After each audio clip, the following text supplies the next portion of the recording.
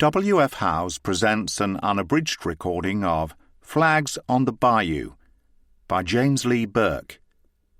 Narrated by MacLeod Andrews, Michael Crouch, Dana Gurrier, Marin Ireland, January Lavoie, Ray Porter, and James Lee Burke.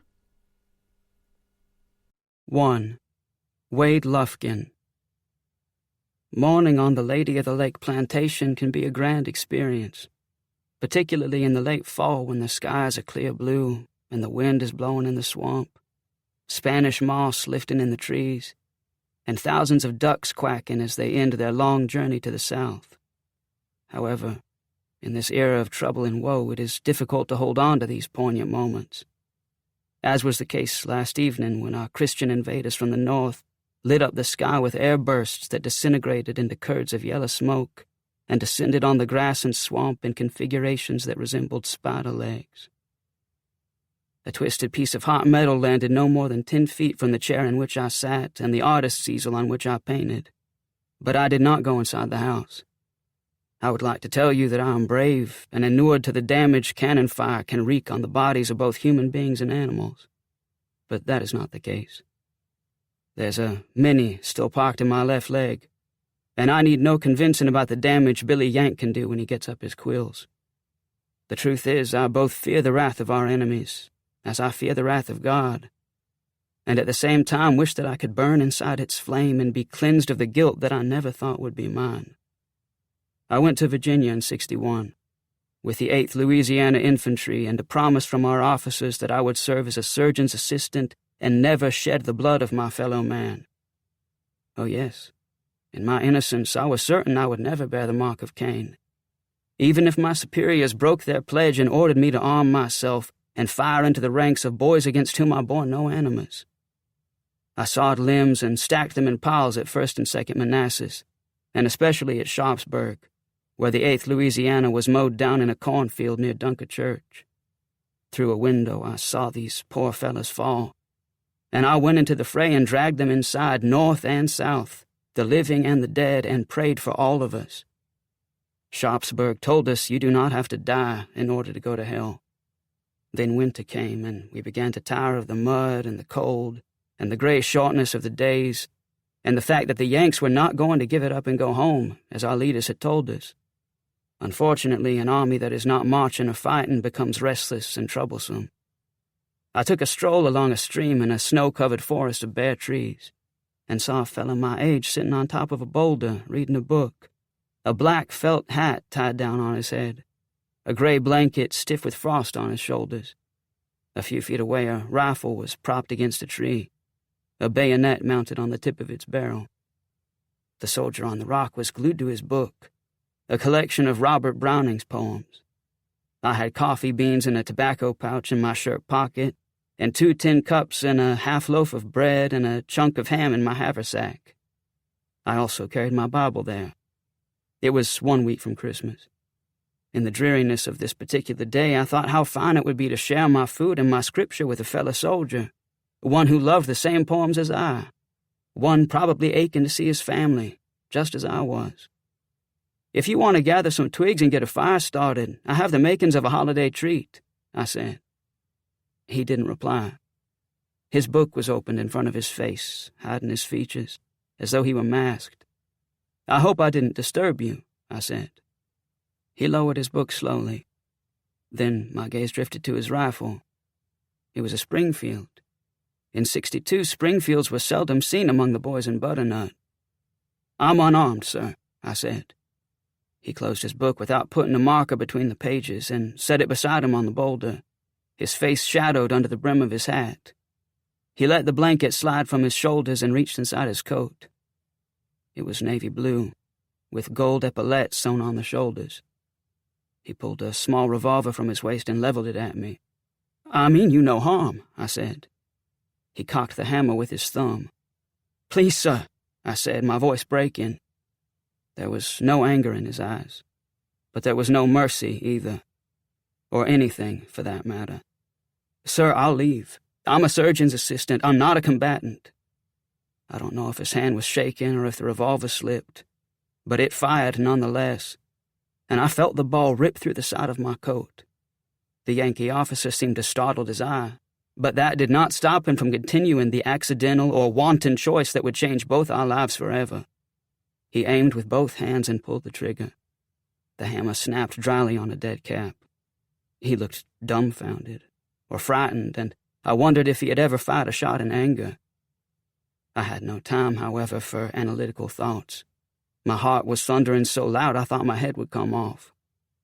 Then a creature inside me I didn't recognize took hold of both my body and my mind. "You bloody bastard," I said, running for the rifle. "You'll pay for that."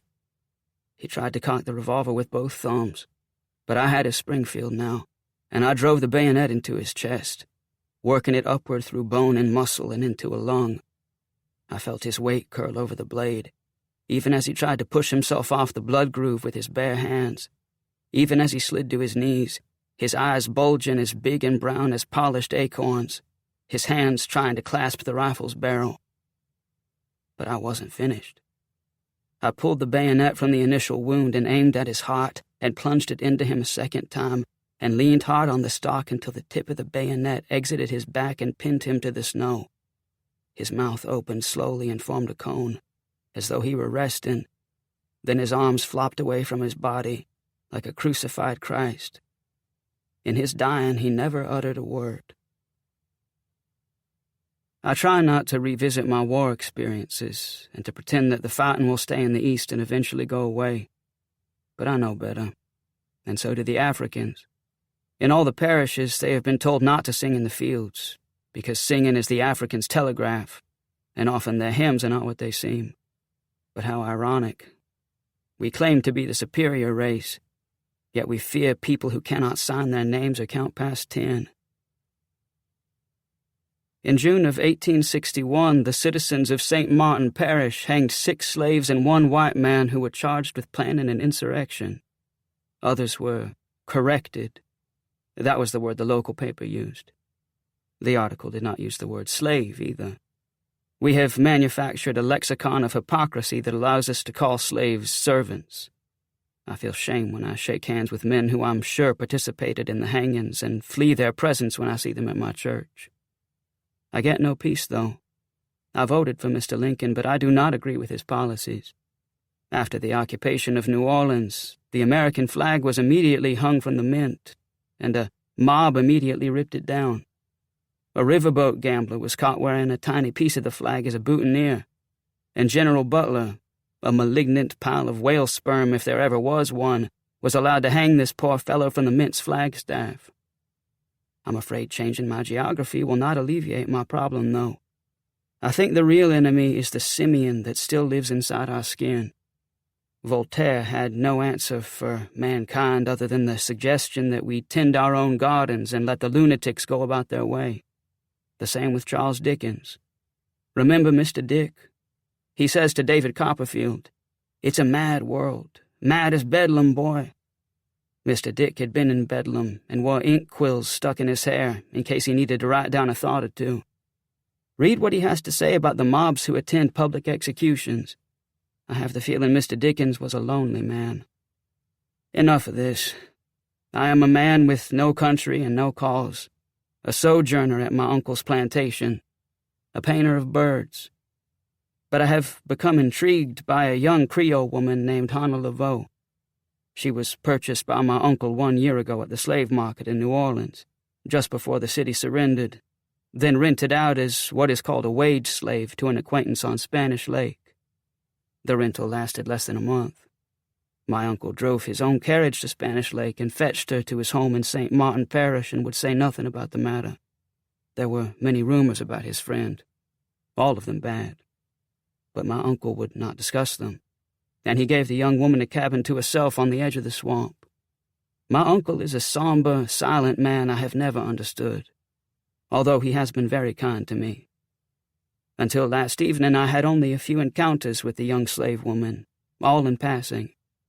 Supposedly, she spoke Spanish and French and had been a slave in the West Indies, where every kind of cruelty and hardship seemed to have been visited upon the Africans who were brought there. Some of my uncle's Africans say she has magical powers. However, They tend to witness magical events with regularity in order to survive the world the Middle Passage has fashioned for them. Yesterday evening, when the Yanks started bursting cannonballs above our heads, I learned that she was of a strange mix, the kind an authoritarian society does not countenance for very long. When the first shell exploded, my uncle and his family went into the cellar, and the Africans huddled in their cabins by the swamp's edge. The sun was red, the shadows of the slash pines as sharp as razor cuts. But one shadow that fell across me and my easel was certainly not that of a tree. "Ain't Master afraid of cannon?" a voice with a French accent said. I twisted my head around and looked up at her face. She had a shawl over her head, like a cowl, but I could see her features. Her skin was a dark, golden color. Her eyes the greenish blue you see in coral pools in the Caribbean. "I am not a master," I said. "Then what are you?" "A slave, or a servant in our culture, does not speak in the second person to white people." A shell burst above the swamp, and a second later shrapnel struck the water and made a sound like a child throwing gravel. "I'm an unemployed soldier," I said. "Can you read?" "Yes, sir. I've misplaced my eyeglasses and my leg hurts. Can you fetch Mr. Audubon's book Birds of America from the table behind the front door? Please bring a chair for yourself. I need to start the fires in the hearths, sir. That's part of my job. We don't need to notify the Yankees of our presence, Miss Hannah. You should not call me Miss, sir. I can call people what I wish." The light was drawn down in the sky, but I could see her eyes inside the cowl she had made of her shawl. They were looking straight into mine. "Your uncle can sometimes be strict," she said. "Do I have to yell at you, Miss Hannah?" I replied, but I smiled when I said it. "Bring a lamp with the book and the chair. Make 2 trips if you have to." "No, sir, I can't do that." She began to walk away. Her dress was to her ankles, her dark overcoat belted tightly around her waist, her leather shoes old and probably as hard as iron. The sun had set the western sky aflame. I thought I heard the ripple of small arms fire, like the popping of Chinese firecrackers. She stopped and turned around, as though finally aware that the weapons of liberators killed the innocent as well as those who serve the Prince of Darkness. But I was wrong. "Your uncle took me away from the bad man at Spanish Lake," she said. "I was a cook with Southern soldiers at Shiloh Church. My little boy was with me there." Her voice was cracking. "Pardon?" "I lost him in the smoke and the shooting and the tents burning." Her eyes were wet. The booming of cannon and the explosion of shells had increased, and someone was moaning in one of the cabins. "I don't know where my little Samuel is, sir."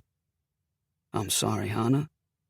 She walked toward me, as though I were the source of her unhappiness, the redness in the sky mirrored in her eyes. "I'll get him back. My life is not important. I'm not afraid of Yankees or rebels. I'll die for my little Samuel." "Don't say these things to others. You understand me?" "I'll get your book, sir." "Please answer me, Hannah. I'm your friend." She walked away. The cannon had stopped, and the mallards resumed their quacking in the shelter of the swamp. The sun was an ember on the horizon, the air damp and as dark as a bruise. I blinked and rubbed my eyes.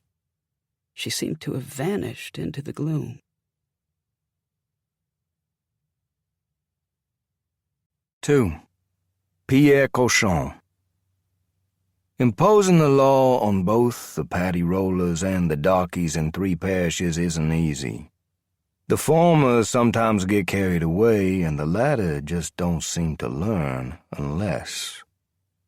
Don't know what unless means? It's better you don't. It's not quite sunrise, the fog rolling out of the swamp, glistening like a rainbow.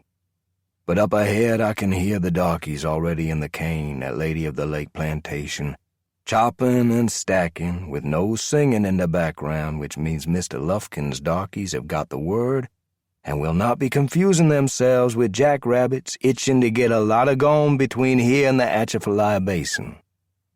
Last week, 3 of them in New Iberia stole a jug of syrup and a bag of corn and a cane knife and took off.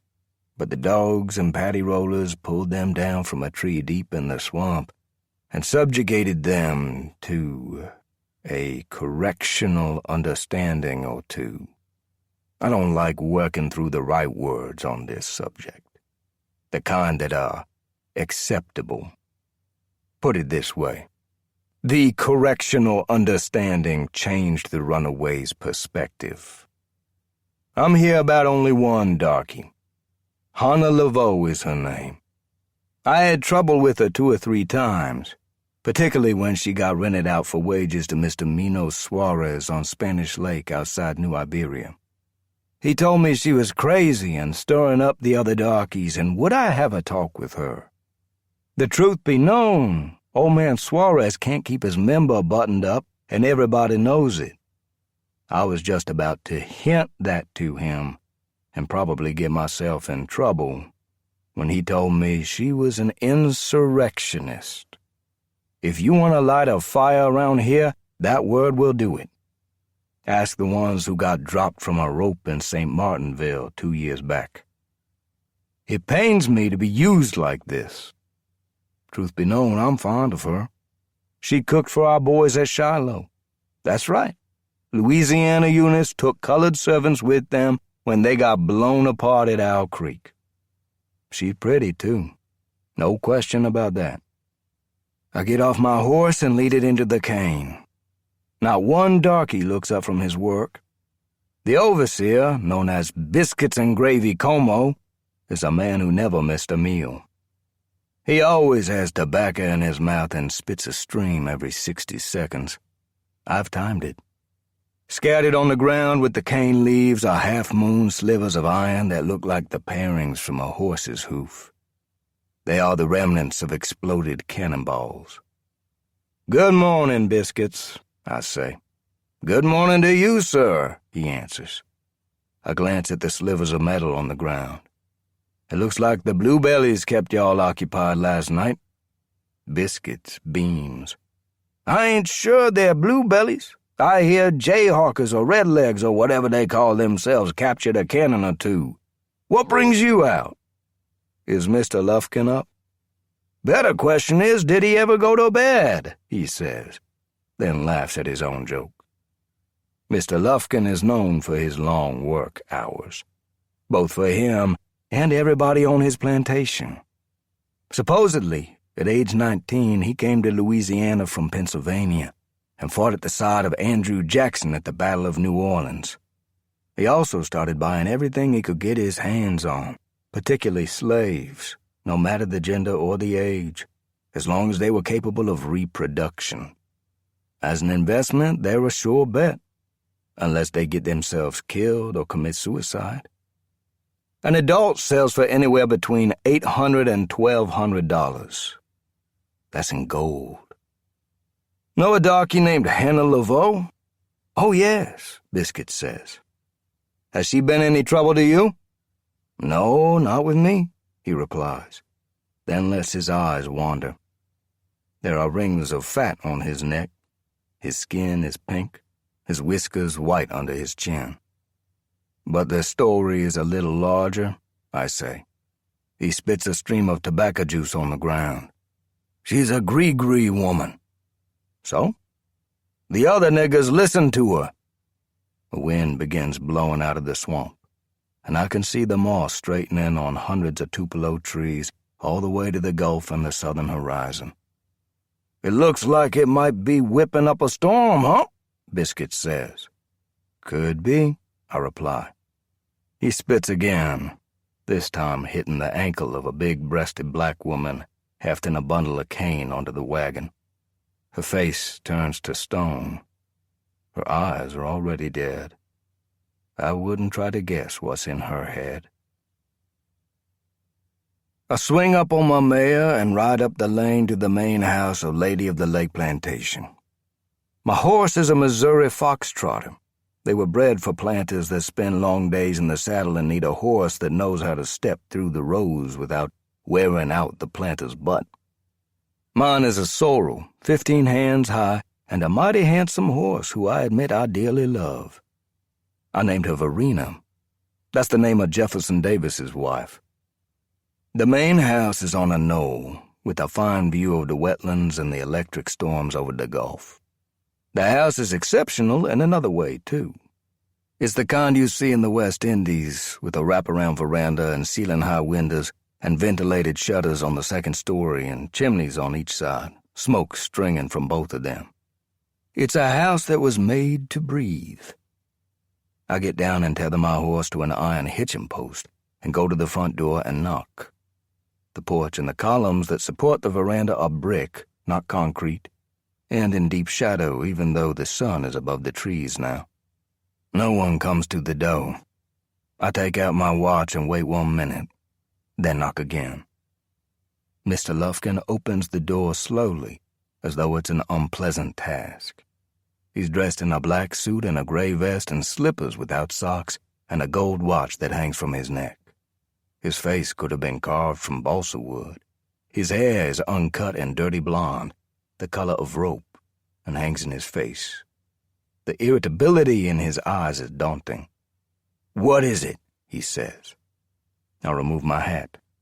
"I'm Constable Pierre Cochon, Mr. Lufkin. I have a report from Mr. Suarez of New Iberia. He owns a plantation on Spanish Lake. I know who Mr. Suarez is and where he lives. What do you want?" "To discuss any knowledge you may have about a servant named Hannah Laveau. The issue is talk about insurrection." "I see. Go around to the back." "Sir? Are you deaf?" He closes the door in my face. I put on my hat and walk around the side of the house. 2 black women are washing clothes in a tub. They're both giggling. I give them one look and their faces drain. Mr. Lufkin opens the back door. I want him to explain what has just happened, to say, "You'll have to pardon me, Mr. Cochon. We're cleaning the house right now," or "We're repairing some damage done by Yankee cannon," or "Mrs. Lufkin is ill and not dressed now." Anything that would undo the insult that he has just delivered me. "Are you going to come in or not?" he says from the open door. "Thank you," I say, as I remove my hat again and step into the kitchen. I pull the door shut behind me.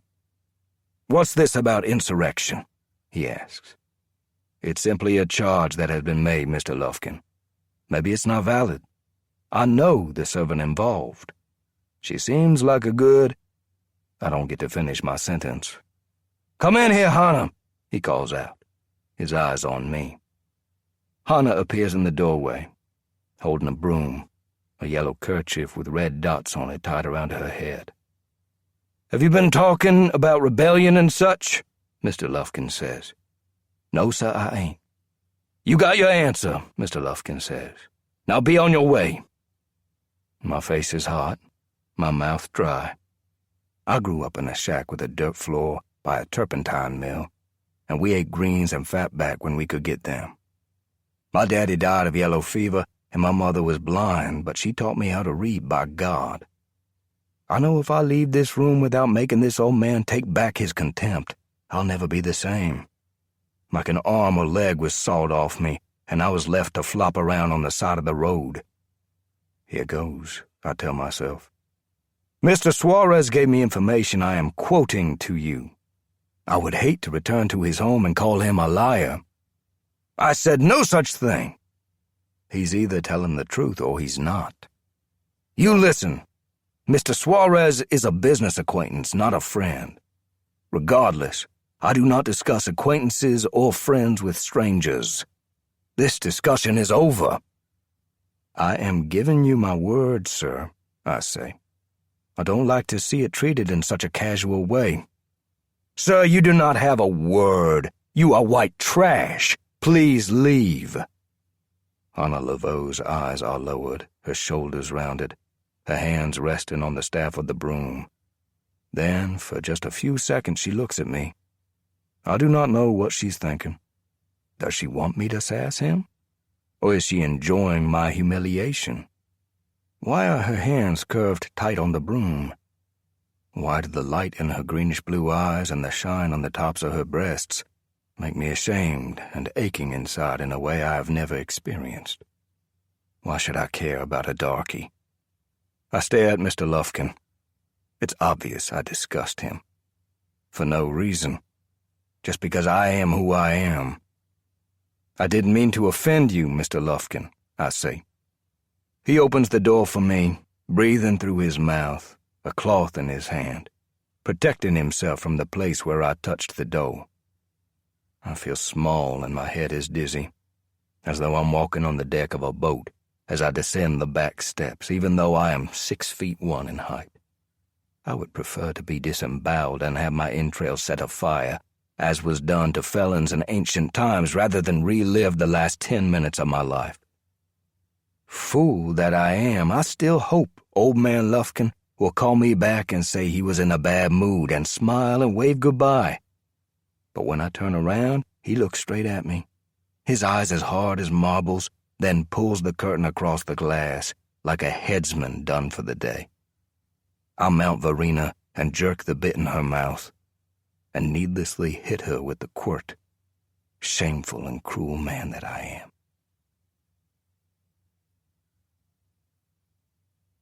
3. Hannah Laveau. Master Lufkin wasn't fair to Mr. Cochon, no, but that's because he can't forgive himself for renting me out to Master Suarez. On my second night on his plantation, Master Suarez gave me the best cabin in the quarters and said I could have anything else I wanted if maybe in a couple of days he could visit with me after the field workers were done and the sun was down on the lake and the wind had blown away the mosquitoes and the workers had washed themselves and eaten their supper and gone to bed the way the servants do, and then him and me would talk about the West Indies. Then maybe I could see my way to lie with him, and after we were done, he would give me any job I wanted and buy me nice things.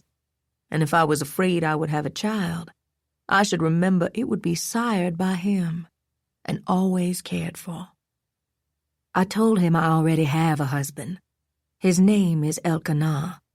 We were bound by a preacher, but Elkanah jumped the broomstick with other slave women and then was sold away, and I was left barren and alone.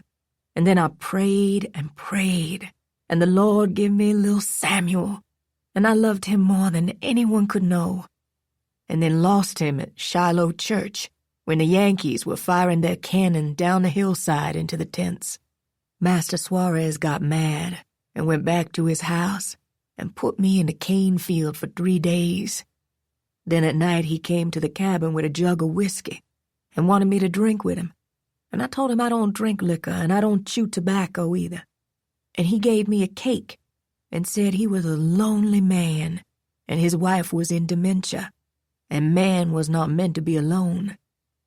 He said all that information was in the Bible and Eve was made to comfort and console man, so we wouldn't be doing anything wrong if he could lie with me. And I told him no, and then no again, and he took off my underthings and hurt me bad and kept on hurting me. And when I told him how much he was hurting me, he did it even harder. His mouth all over my face so I couldn't breathe, until I was weak and crying and knew I was going to die. Then I did something I have never done. I made pictures in my mind about things that would happen to Master Suarez, things that would make sure he never attacks a black woman again. Right after I saw those pictures behind my eyes, I didn't feel anything at all, like my insides had been emptied, leaving nothing but a cavity full of light. In my mind, I saw my little boy Samuel, and I knew that one day he would find me, and we would go where coconut trees and pineapple plants grow, and the rain falls when the sun is out, and the fish fly over the waves, a place where evil men will never find us again.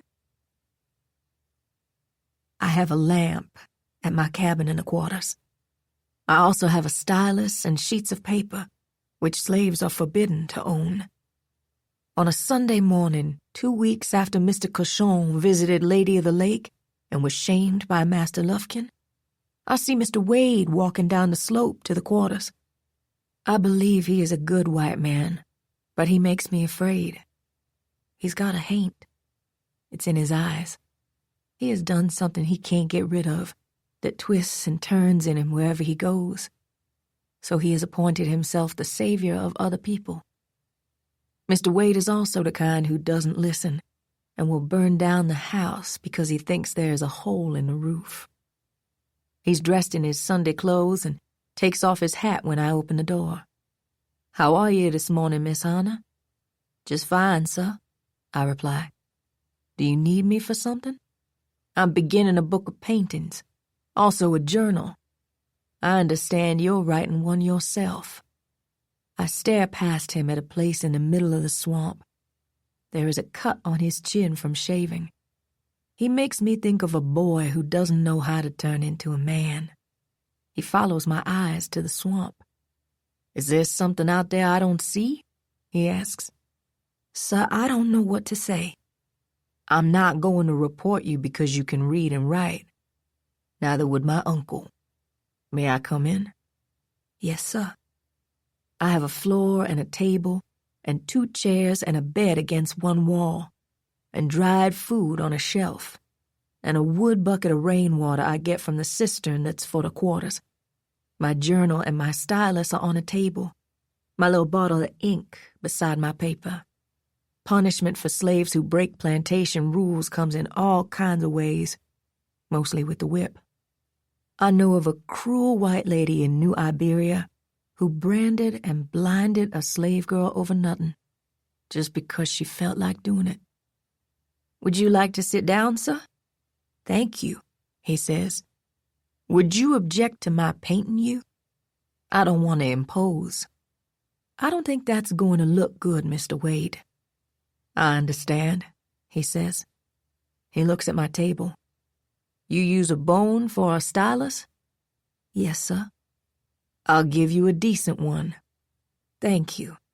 But I use animal bones to give them back their life. That's in the Old Testament. We ain't supposed to hurt the animals." He smiles at me. "You're an unusual lady, Miss Hannah." "Sir, I ain't supposed to be called a lady." "I know that, and I know the bind you are in. I carry a mini-ball that I acquired in the service of an odious cause. Would you grant me a degree of respect, please?" I drop my eyes and say nothing back to him. "Would you sit down?" he says. "Yes, sir." "I came here for another reason. It's about Mr. Suarez. A couple of constables want to question you." I feel like a cold hand has reached inside my chest and squeezed my heart. I have to breathe heavily to keep air in my lungs. "Something happened to Master Suarez, Mr. Wade?"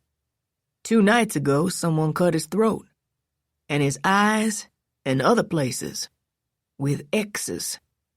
That's the sign of the hex, isn't it?" "Yes, sir. The gree-gree." "I don't have anything to do with the gree-gree. I've already told these constables you were here 2 nights ago, and nowhere near Spanish Lake." I make him look me straight in the face. "How come they think I did it?" "Because they know Mr. Suarez's history with his slaves." "Is one of the constables Pierre Cochon, Mr. Wade?" He takes a deep breath.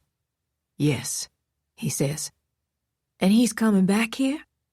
After Master Lufkin threw him out?"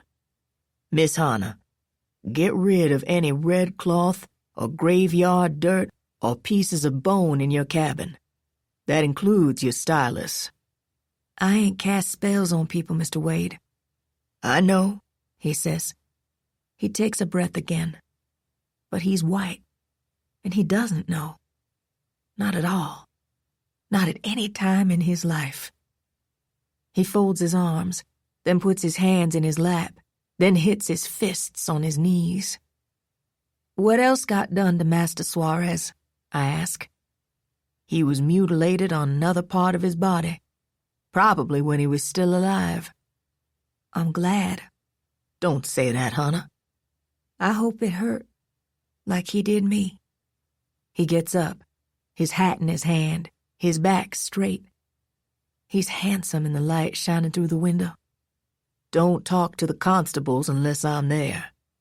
"What's going to happen to me, Mr. Wade?" "I don't know, Hannah.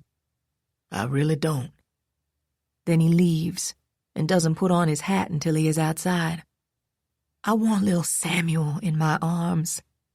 I want to hold him against my chest and bury my face in his little boy's smell and feel his arms around my neck. And I want the two of us to go outside and dance in the sunshine and the wind and see God's glory spread all over the world. But in my world, that will not happen. Bad people are going to get me. For some reason, it seems that's supposed to happen. Like good people don't have a chance. And I don't understand why.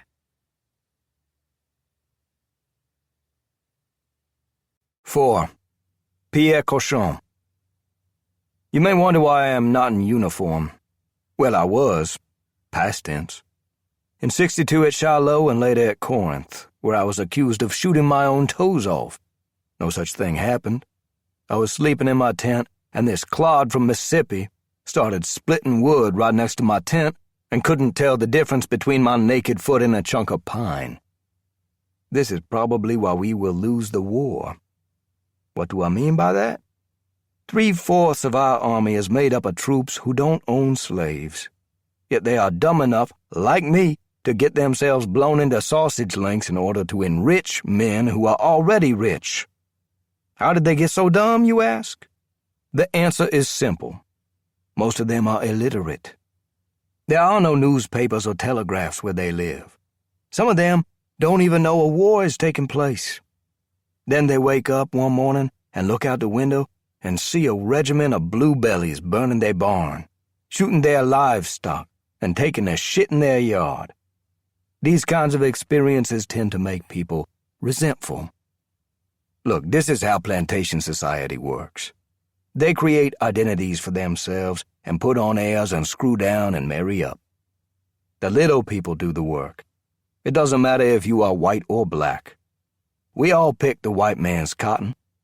Maybe it is not like that in the North. I have never been there. Although I have read the Irish in New York broke the water mains and drowned 300 darkies in their basements. Herman Melville wrote about this. It's Sunday and I'm between New Iberia and St. Martinville and on my way to Lady of the Lake. The road is winding because it follows Bayou Teche. Teche is an Indian word for snake. Live oaks grow on each side of the road and form a canopy that makes me think of a church when the sun shines through the leaves.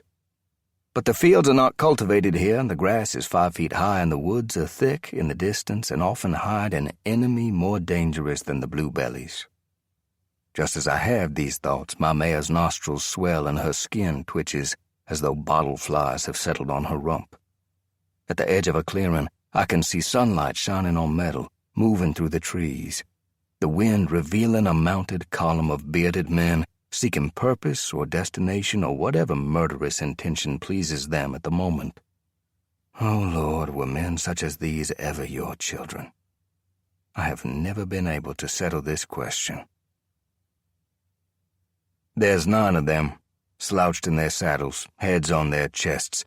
The marks, I suspect, of late-night Saturday activities or of burning down a settlement. They are dressed in a mixture of sun-faded bluebelly and reb uniforms and red and white checkered shirts and gray breeches with a red stripe down the leg, in the same fashion as the irregulars prowling Kansas and Missouri. The leader in the column is a man I've heard a lot about, but have never seen up close.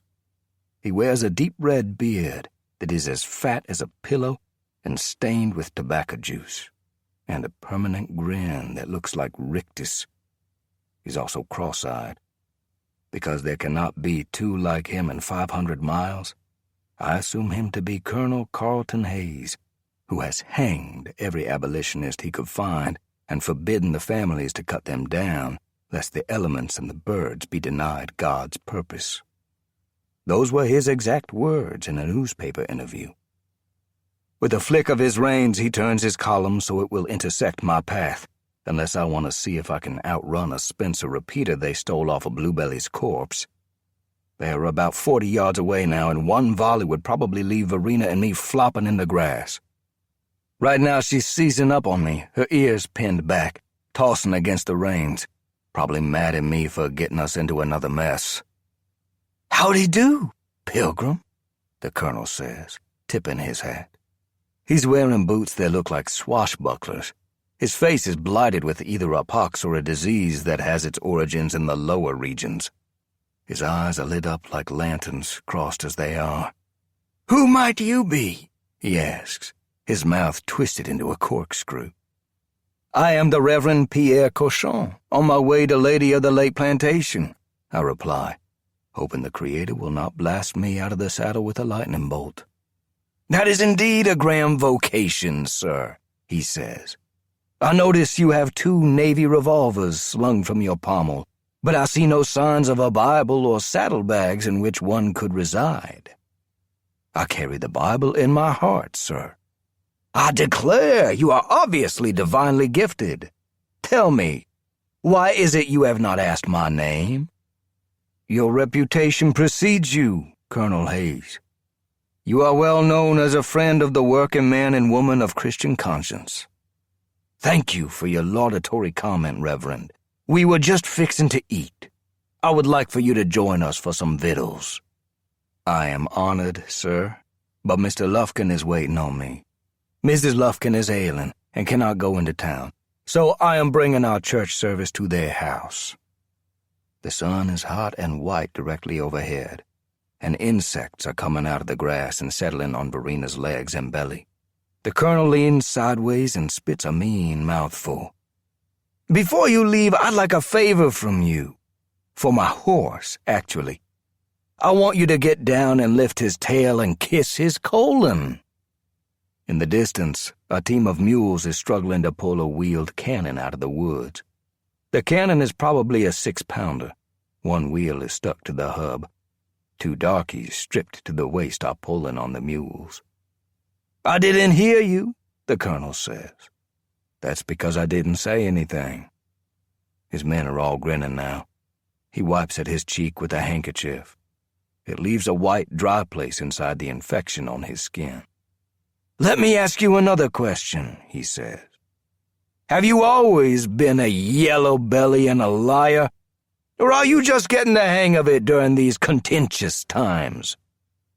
I hear someone in the column cock a weapon, and I thud my heels into Verina's sides, and we're off and running, with me as low in the saddle as I can get, and Verina flying, barely touching the ground, quail bursting out of the grass. The colonel and his men are all popping at once, their horses swirling on one another, which is probably the only thing that saves my life and Verina's.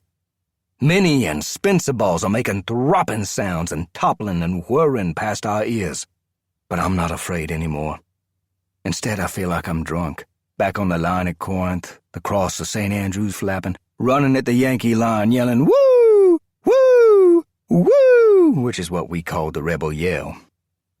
I free one of my Colts from its holster and cock and point it backwards, without aiming, and fire 2 or maybe even 3 rounds at the red legs, then gallop across a narrow wood bridge on the Teche and get inside the shadows of the trees on the far bank and swing down, both hands filled, and pour it on Colonel Hayes and his boys, who have got themselves into a bottleneck at the bridge and do not seem anxious to ingest a chunk of lead to go along with their hangovers. I get back on Verina and go out of the trees in a trot, feeling a whole lot better about myself. I even think about being an ordinary man, healed with his weapons, loyal to his conscience and his own concept of the Creator, not a Lilliputian working for the planters and other rich people who wouldn't take the time to piss on me if I was burning to death. In fact, the whole day seems to be opening up to me. The sky's blue, the wind cool, the herons pecking on themselves along the bayou, and hundreds of robins clattering in the live oaks. Yeah, even people going into a church house at a shady crossroads, which means Hayes and his bunch won't be dogging me, at least for now. Then I start thinking about Hannah Laveau again, and the way Mr. Lufkin debased me in front of her. I can't get it out of my head. The same with her. She's a voodoo woman, a darky white man can't get their eyes off of. Maybe an insurrectionist. I know better than to mess with that kind. They're looking for a tree, and they usually find it. The lynching in St. Martinville in '61 included a white man. That could have been me. Many a white man hates me because I enforce the law to his detriment. But I don't care about that. What tangles my mind most is the image of Hannah Laveau holding the staff of the broom when Mr. Lufkin was insulting me, like she wanted to give me power, like we were on the same side. Another thing bothers me too. When I took the pose of a preacher, I thought it was to outsmart a murderous man, Colonel Hayes. That was not the real reason. I have never figured out why the stars are in the sky, or what's on the other side of eternity, or why good people suffer. I have yet to meet a preacher who could answer those questions. Was I wanting to be the one? I have 5 more miles to go before I arrive at Lady of the Lake, and my head is fixing to fall off. Frankly, I would like to shoot old man Lufkin and be done with it, but that's not going to happen. There's only one way I can bring him down for treating me like a bag of garbage. I have found out that Mr. Lufkin owed a sizable amount of money to Mr. Suarez. If I can prove that Hannah Laveau was sent to kill Mr. Suarez, I can hang that old man on a meat hook. These are not healthy thoughts. 5. Wade Lufkin.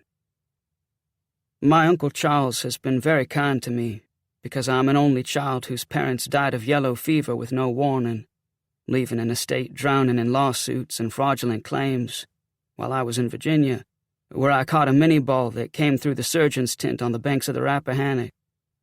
So perhaps I seem hypocritical when I say that my uncle is strict with his slaves and his animals and the poor whites who come to his door and work for wages, such as biscuits and gravy como. But unfortunately, it's the truth. My uncle was reared a Christian, just as I, and has always known you cannot own another human being and call yourself a follower of our Lord. I believe my uncle fights constantly with his conscience and lays his anger on others. For Uncle Charles, the war is not about the division of a nation. It's about the division of Uncle Charles. He is not a happy man.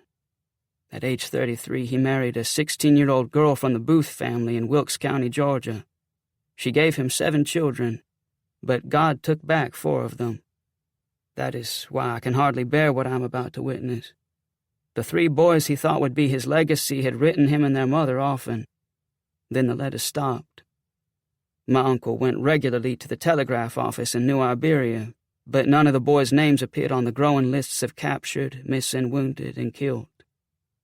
Then, weeks after the fighting at Chickamauga, the sheriff and a physician and a Catholic nun from Grand Coke came to the house when Uncle Charles was in the fields.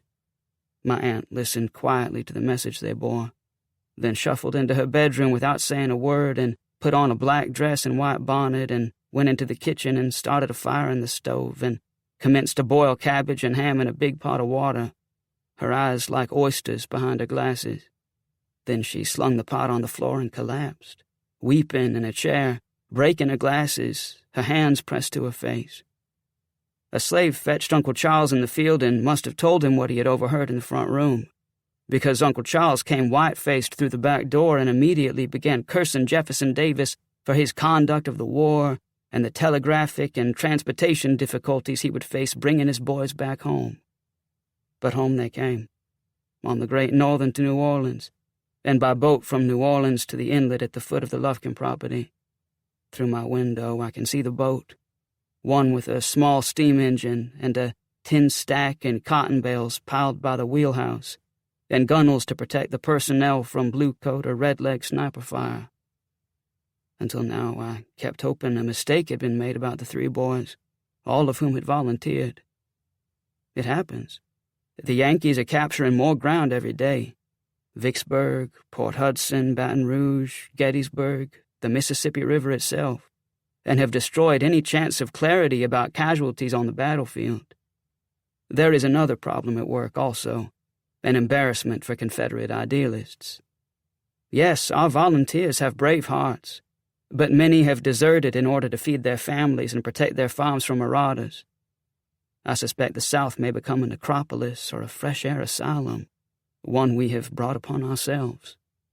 If the North has wanted to sow chaos, they have succeeded. In my view, William Sherman is a detestable man whose methods are no different from Attila's. Ash heaps are his hallmark, and ruination and simple-mindedness his weapons of choice.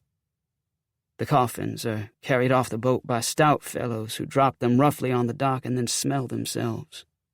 The day is unusually warm, and I forgive them for their lack of breeding and their disrespect for the sensibilities of others. But I am afraid the origins of the problem do not lie with the weather. According to a letter from a mortician in Chickamauga, the boys died when a single shell from a siege mortar exploded in their trench. Death was immediate, but the mortician advised that the coffins be kept sealed and the burial take place in a cemetery close by the battlefield. Uncle Charles would have none of it. He railed about the mortician, the incompetence of Jefferson Davis, and the lack of trains in Louisiana. I joined him and his wife and a half-dozen slaves and walked toward the dock. The wind is blowing, a dirty froth scudding on the surface of the bay, the sunlight's reflection like a bronze shield. In the distance I can see a solitary rider on a sorrel horse riding toward us. I rub my eyes and look again, hoping my eyesight is playing a joke on me, because I cannot think of a worse time for the reappearance of that dolt Pierre Cochon. The men who unloaded the coffins are about to climb onto their boat. "Get back here!" Uncle Charles calls out. They do not try to mask their hostility. I suspect all of them are Irish. New Orleans is full of them. A man scrolled with tattoos leans over the rail and blows his nose in the water, then wipes his hand on his pants. "What would you have us do?" asks a big fella, a black-haired Celtic pagan if I've ever seen one. "Open the coffins," Uncle Charles says. "The fuck you say?" the big fella replies. "Don't you dare use that language to me." "In your ear," the big man says. "If you weren't such an old shite, I'd stuff you up your darky's ass. Give me your name, you Irish filth." The captain of the boat, dressed in a navy blue suit and a cap with gold braid, a bearded jolly man I know well, comes out of the wheelhouse and throws a prizing bar on the dock. "Stop all that nonsense down there," he says. "That includes you, Mr. Lufkin." "You'll hear more from me," Uncle Charles says. "Oh, I'm sure," the captain replies. Uncle Charles picks up the prizing bar. He has now put himself in a trap, but I think that is what he has been doing most of his life. He stares at his wife, Aunt Emily, his knuckles ridged on the steel bar, obviously wondering what he should do next. "Let these men alone," she says. "They have done their job. Now we must greet our sons."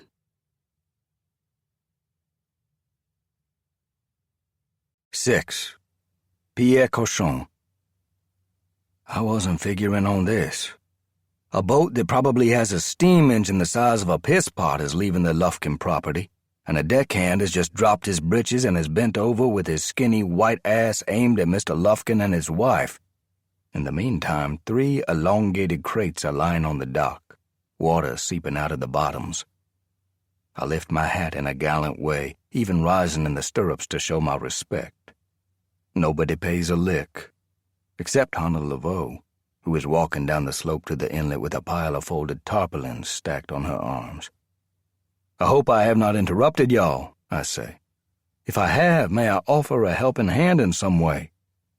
I might as well be a dog turd floating in a punch bowl. Old man Lufkin sticks a prizing bar in one of the planks and cracks a board loose, then backs off and clears his throat and has another try. His wife walks down and helps, and the 2 of them bend the nails back and tear the boards loose and lay them down carefully one by one. I have to hand it to them. I don't think I could have done it. From my horse I can smell it. I can also see inside the box.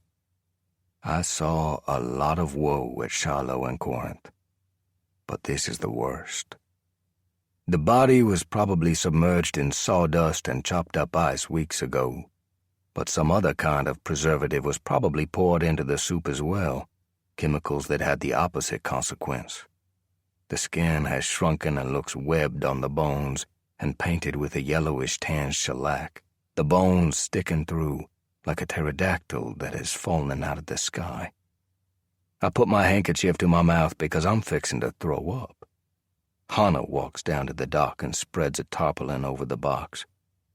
Goddamn if that girl doesn't outthink us every time. I should turn Verena around and head back to New Iberia, but both of us are mighty tired after the gunfight with the Redlegs.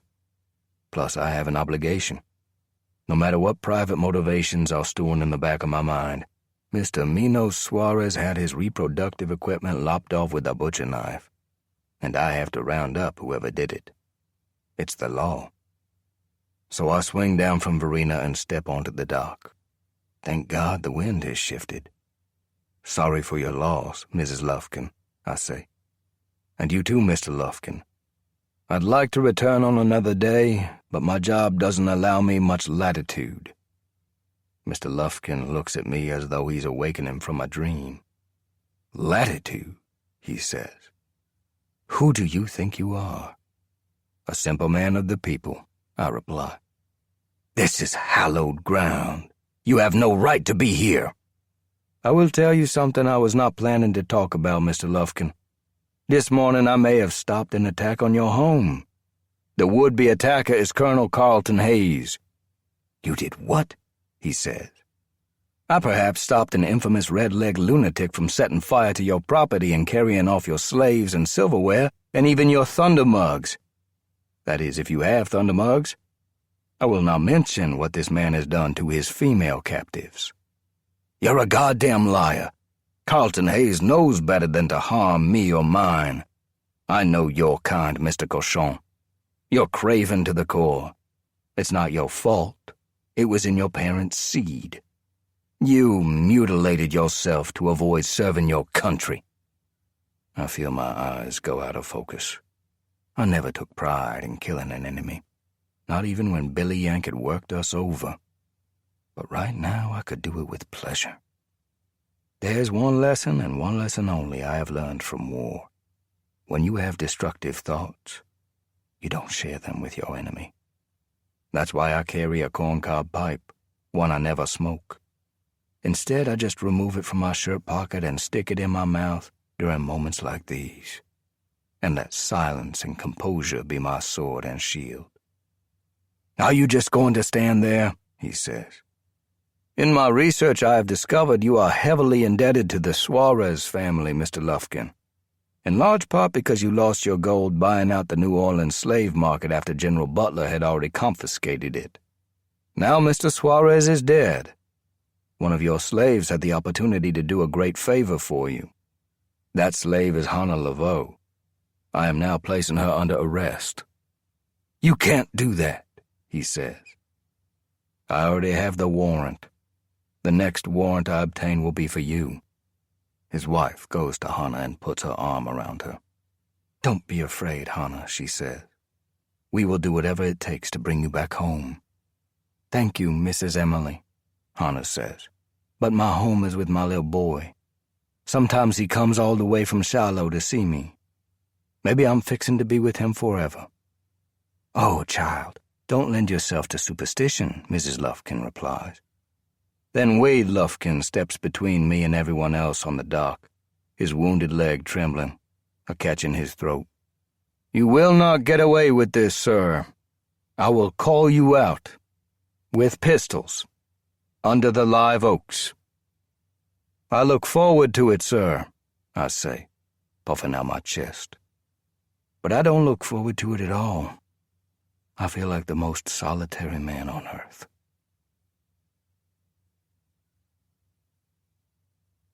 Seven. Hannah Laveau. In New Iberia, people call this squat, dark building behind the courthouse the Negro Jail. It has iron bars on the windows, but the rest is made of logs that are notched, but not debarked, as though this ugly building is unnecessary, as though the plantation owners can handle their own problems. They don't need the sheriff. They got everything in hand. I have one room and a floor of smooth clay and a wood bed with a wood block for a pillow. I also have a water bucket made of wood and clean water inside it, and another bucket to use for private things I have to do in the corner, where the jailer can't watch me. Through the window I can see the moon and Main Street and the live oaks and Bayou Teche and the columned houses that are hung with carriage lamps, and at night look like wedding cakes all lit up. I have been here 4 days now, and each night, just as I am falling asleep, I see my little Samuel smiling at me inside a gold light. Then I fall asleep, and he stays with me on the edge of my dreams and keeps me safe from evil men who break in and steal, the ones the Bible talks about. If I can, I am going back to Shiloh to find the people who may know where Samuel has gone. The Confederates were spread out at the bottom of a hill near a place called Owl Creek. It was evening, and the soldiers were happy because the Yankee cannons on the hilltop were silent, and the Yankees on our right were beat, and beat bad, and pulling back for the night. Then Colonel Mouton and General Beauregard had an argument in the tent by the ambulance wagons. Colonel Mouton came through the flap and flung it back against the tent pole and rode out in front of us on his big horse, a purple plume in his hat, his face as flat and empty as a roof shingle, and said everything had changed and that he and his men were going up the hill. Their faces turned gray, like they ate something dead in the soup, and they couldn't hardly force themselves to move. Then they began dropping their haversacks and canteens and fixing their bayonets on their rifles and pinning their names on their shirts. The drummer boys had already started rolling the assembly with their drumsticks. That sound still brings chills to me. Colonel Mouton dropped his plumed hat on the tip of his sword and held it in the air and turned around in the saddle and yelled, "Damn it to hell, our cause is just, boys. Long live the Southland. Form on me." And that's what they did, like they didn't have minds of their own. They followed him up the slope, like men bent against the wind, their shadows rippling along on the grass like they wanted to hide. The trees on the hilltop were dark green inside the shade, the clouds aflame like God had set heaven ablaze.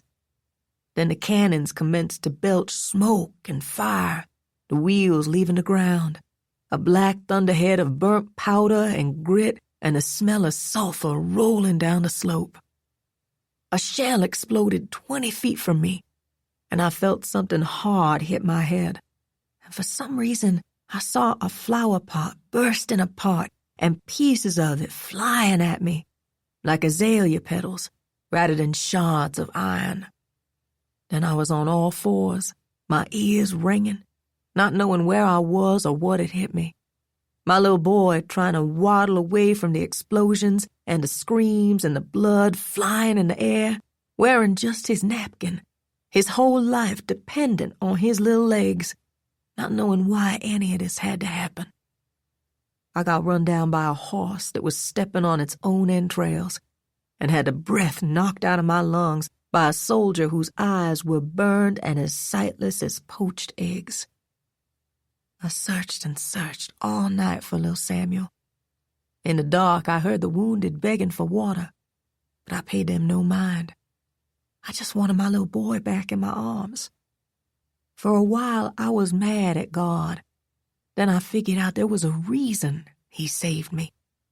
I became more and more sure of that, because in the morning, everyone around me was dead. And I mean dead. Because hogs were grunting all over the battlefield, and there weren't any complaints from the bodies on the ground. In fact, the soldiers' pockets were always pulled inside out. And in the middle of all this, I was still walking around with not a speck of blood on me.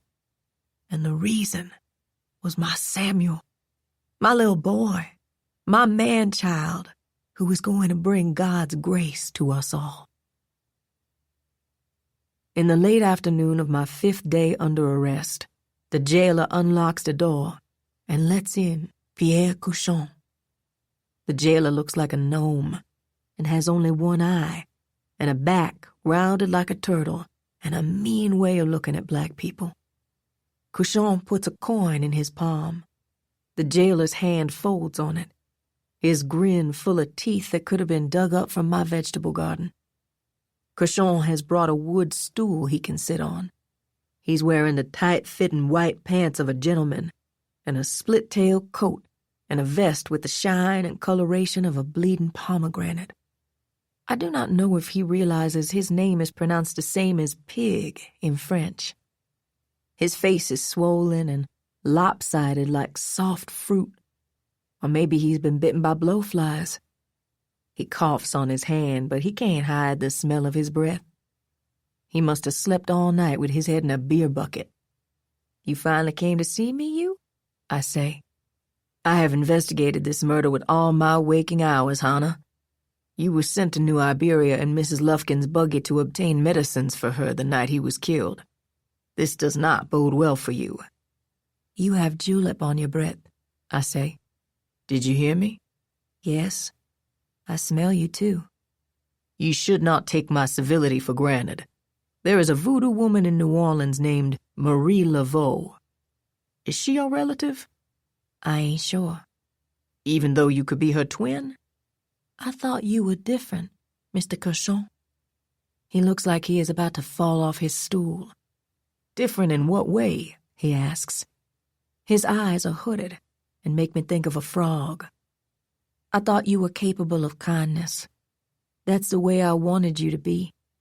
But you ain't." "I'm just carrying out the law, girl. I took an oath." "I ain't a girl. You listen, sir. I prayed for you when Master Lufkin called you trash. I wanted you to stand up for yourself, but you weren't able to do that. I feel sorry for you." He lifts his face into a shaft of tea-colored light shining through the bars in the outside window. He looks like his seat is hurting on the stool. "Marie Laveau is your second cousin. She's a witch. Some people think you're an insurrectionist. Witches and insurrectionists get the same treatment in Louisiana. Know what that can be?" I can hear rain falling on the banana fronds outside the jail window. I try to think about the rain and nothing else. "Would you like to be trussed up and soaked in lamp oil and set on fire? Is that what you want? It happened during the insurrection of 1811. "Burn me, and I will die and go to heaven. When you burn, you're going to stay burned. And burned and burned. How do you like that?" "Hannah, there are 3 slave women who swear you were on the Suarez property when he was murdered." "I ain't interested," I say. "You weren't there?" "No." "Then if you didn't kill Master Suarez, one of his slaves did. Testify for me. Swear they told you Mr. Lufkin had a bounty on that nasty old man's head." "Because Mr. Lufkin ain't like that. He's grouchy, but he ain't a murderer." He removes a flat bottle from his coat pocket and twists out the cork and takes a sip, then screws the cork back in place. "Help me and I'll buy your freedom. With your intelligence, you could set up a number of businesses in New Orleans." "You can't buy what can't be owned. The Yankees are all over Louisiana. We're going to be free any day now. All I got to do is wait." "You have it backwards, Hannah. Louisiana has not surrendered, even though it is occupied. Lincoln is emancipating only the states that have surrendered. Louisiana is never going to surrender." I have heard nothing about this. I search his face. He keeps his eyes on mine and doesn't blink. This time I know he is not lying. I feel sick all over. "I know about your little boy at Shiloh," he says. "If he is alive, I will find him and bring him back to you." I try to swallow, but cannot do it. "Do we have an agreement?" "I don't know, sir. I'm not sure about anything now. Can I have a drink from your bottle?" He looks at the door. It is built of oak and has rusty spikes driven in the planks and rusty bars in the viewing slot and rust on the padlock.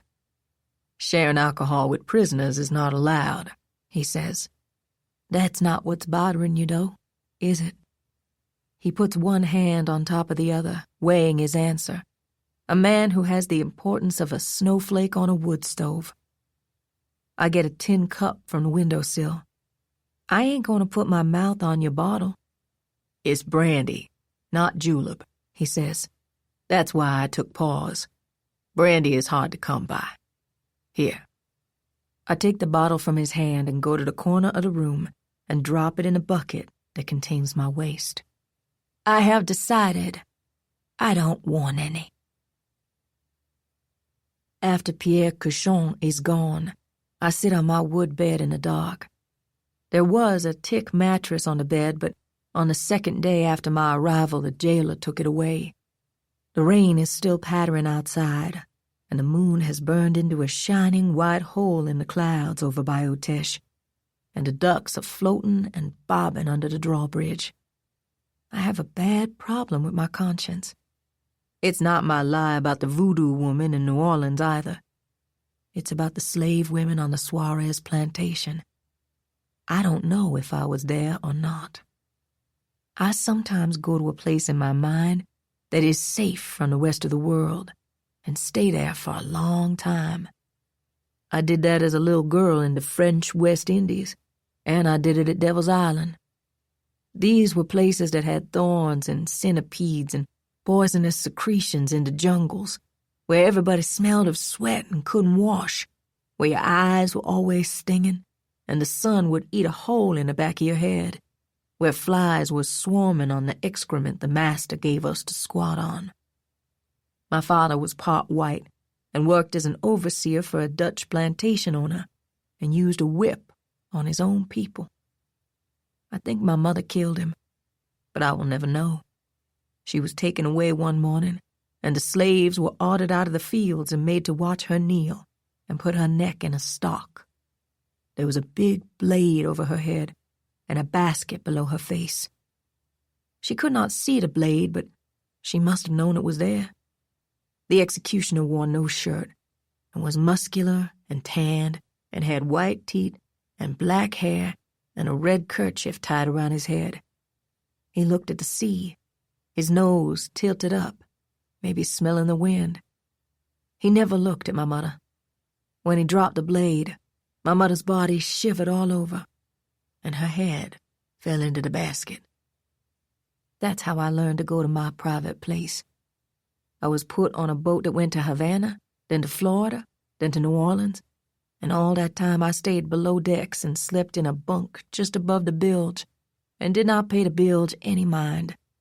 Instead, I listened to the water whispering messages to me on the other side of the hull, messages from the porpoises and seagulls, or maybe from God. I was real close to him then. When the sailors were drunk and talking about what they had done to the black girls under the forecastle, God told me not to listen, that these were evil men and would pay a price for their deeds. And he also told me the fish of the sea and the birds of the air would always be there for me. That's why animals and birds were the first creatures loaded onto Noah's Ark. They were first in importance. But maybe I have done something very bad. I did not go into my private place when Minos Suarez attacked me. The pain was greater than me, greater than willpower or the ability to push his breath and his mouth and his saliva off my face. So I had hateful thoughts about him and what I would do when I was untangled from his limbs and able to make him hurt the way I was hurting. Even then I knew the kind of injury I would have to inflict upon him in order to make his pain the equal of mine. As he got off me, his naked body silhouetted against the moon, his chest heaving, I could feel my hand curling around an imaginary knife that one day would be real. When that day came, I would strike at the places I knew would hurt, and not simply seek an eye for eye, but instead probe deep into places even he didn't know existed, twisting my wrist, my fingers entering the wound with the knife's hilt. You ask me if I killed Minos Suarez? I can't answer that. I just hope God ain't mad at me.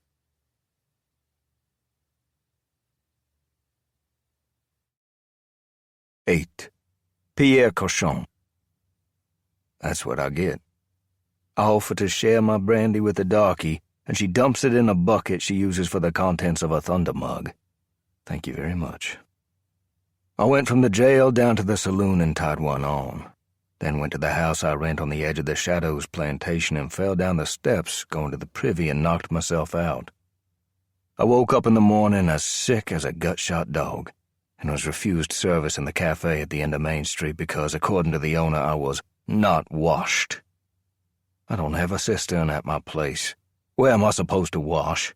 In the goddamn bayou? If the leeches don't suck you bloodless, the mosquitoes will carry you off. So I go down by the courthouse and buy a breakfast from a food concession run by a free colored man and sit down on a bench and eat. There are bluebellies sitting 20 yards from me. There is also a Yankee gunboat moored behind the Shadows, and Yankee officers living in the Shadows. In fact, I pay my rent to the officers in the Shadows. There is no question we are not only occupied. Billy Yank has his boot on our necks, but he also has his boot on the slaves' necks. Announcements have been nailed up along Bayou Teche from Opelousas to the salt water that slaves are still under the authority of their masters. If you ask me, they got genuinely screwed. No matter how the war ends, nothing will change. There are only two forms of income here, sugarcane and cotton. Who will work the fields? The people who own these mansions up and down Main Street that are fit for Napoleon? The big mistake the bluebellies have made is their treatment of civilians. They let the enlisted men rape black women and loot the houses and businesses downtown and push the pews together in the local Episcopal church to make horse troughs. How's that for smart thinking? Little towns have long memories. As I walk away from the food concession, somebody nails me with a pine cone between the shoulder blades. I turn around and see 3 bluebellies on a bench grinning at me. They look like they've been on the grog all night. "Could I help you, fellas?" I say. "Heard you got shot at Corinth," one of them says. "Not exactly," I answer. "I was shot at Shiloh. At Corinth, I was injured in a wood chopping accident." "Excuse me," he says. "I heard you were shot in the back." "That is correct," I reply. "I was so far ahead of everyone else, the enemy had to shoot me in the back." The 3 of them are laughing now, and I let it go and walk away with a smile fixed on my face. But that's not how I feel. I do not like bluebelly humor. No, sir. I go home and heat some water on the stove and shave and try to clean myself up. As I look at my face in the little mirror on the drain board, my hand is trembling, my razor unsteady on my throat. The whites of my eyes still pink from all the bust-head whiskey I consumed last night. Hannah Laveau made a fool of me. The funny thing is, I don't blame her. In fact, I admire her. She could sell hot chocolate to the devil and snow to the Eskimos in Alaska just with that humble smile she has. However, the times and the society we live in do not allow for charity of the spirit, north or south. A pound of flesh is a pound of flesh. You either buy it or you sell it. Textile mills, gun factories, cotton gins, or a colored family on an auction block, the Bible gets short shrift when it comes to money. Take a stroll through the graves at Shiloh and ask those on the ground what they think of things. I have another problem, too. Thinking about Hannah fires up certain elements in my construction that do not resolve themselves easily, unless I visit the tents on the edge of town that light up at sunset. I was always a mess with women, probably because I didn't have a father, and my mother was blind and taught me there was no greater sin than violating a woman's purity, and that meant keeping my hands to myself. So somehow I always ended up with women who were of an unusual nature. My first wife was a Chickasaw half-breed who gave her own height as 17 hands the way you measure a horse, and whose face could make a train turn on a dirt road. My second wife was a cleaning woman at the state asylum. I thought that was a big step up, until I forgot our first anniversary and she almost beat me to death with a bedpan. I walked down to the saloon at the end of the street, not far from the tents that light up at sundown. Bayou Teche is rising with the tide, the fog rolling off the water, cold and smelling of fish roe and so thick I can hardly see my hand. It should be a grand moment, because in many ways southern Louisiana is the Garden of Eden, and to be enjoyed to the fullest. But I know my drinking is already mortgaged today, and I will spend my hours figuring out my alternatives and end up at the place where I started, sick and weary and just plumb disgusted with myself. It's not that bad, you say? I'm afraid it is. I can let old man Lufkin get away with rubbing my face in it, or I can condemn Hannah Laveau to a horrible death, or I can let her go, even if she is guilty of killing Mino Suarez, ensuring I will live out a life of penury. These kinds of thoughts hurt my head. The saloon is wreathed with fog and has ventilated bat-wing doors, as though to prove there is nothing to be afraid of inside. It's warm there, and clean, and the bartender is smiling at me. I hold up 4 fingers to show him how deep I want him to fill my mug. "A gentleman has been looking for you, Mr. Cochon," he says. "Oh," I answer. "Someone who owes me money?" He points at a figure behind me. It's Wade Lufkin. 2 other men are standing close by. All 3 have the certitude and posture of educated men who wear expensive suits and can look at people such as myself as though gazing at a bug on the end of their noses. One man carries under his arm a thin, flat, dark-stained wooden box with brass hinges. "I told you I would call you out," Lufkin says. "Are you prepared, sir?" "Prepared for what?" I say. "Said like the coward you are," he says. It is truly a bad day to have a hangover.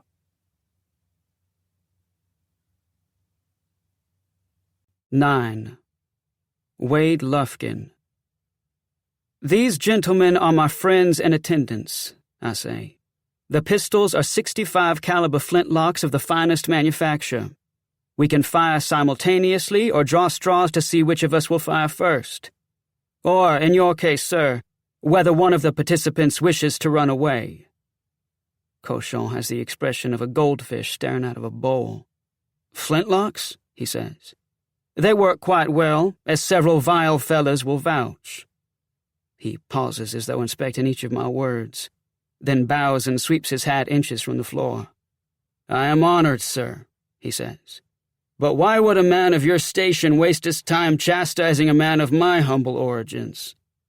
A healthy community should tidy itself up from time to time. I am only too glad to help. Is there a particular place you would like your remains delivered?" He raises one finger in the air, as would a professor lecturing in an auditorium. "Sir, I am amazed by your eloquence and the way you do not contract your words, as people have been doing since the 17th century. I do the same in order to sound smarter than I am. But I am a poor example compared to you, good sire. My congratulations." I do not know if the problem is inbreeding, congenital syphilis, or a benighted seed spread by the prison colonies in Georgia, but there is a group in the Southland for which there is no cure. I am not being unkind. They have been with us since Ham left the Ark and fouled a continent. He is still waiting for me to speak. "This morning you reduced the rations of water and food for Hannah Laveau. I have known some loathsome men, but you, sir, are the lowest of the low. I did not reduce her rations. The jailer told me he was acting on your orders," I say. "Your people put that man in charge of the jail, not I." I am holding my gloves in my right hand. They are made of felt, but with a quick snap of the wrist, I sting him just below his left eye. A solitary tear runs down his cheek. It's not from pain. It's from something else. He never blinked. In my life, no one has ever looked at me in the way he is looking at me now. He turns his head and looks out the window. "Is that a hearse outside?" he asks. "It is," I reply. He nods. ".65 caliber, you say? You mean the pistols?" He doesn't answer. "Yes, they are .65 caliber, I say. No one else is in the saloon, except the bartender and my 2 attendants. The felt on the billiard table has a strange glow in the light of the oil lamps and makes me think of an open casket. The cuspidors and footrail at the bottom of the bar have this soft look of butter. The 58 Mini in my leg is throbbing, as it does sometimes when pressed against the bone. I can smell the coldness in the fog outside and the smoke from a cook fire where the prostitutes have set up shop on the edge of town. The horses hitched to the hearse are nickering under the trees, the plumes on their brow bands bobbing in the grass. "Mr. Cochon," I say, "just promise me you will leave the area." "No, sir, you will not receive that promise," he says. "But if you do not object, let me get down a hard-boiled egg and a pickled pig's foot before we go outside. There are only two kinds of people who talk like that, those with damaged brains and those who have nothing to lose. I think in my wisdom I have picked on Job in order to have my duel."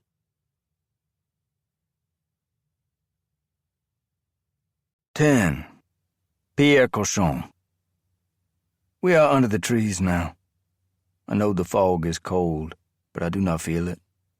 The only feeling I have is where the tips of his gloves touched me.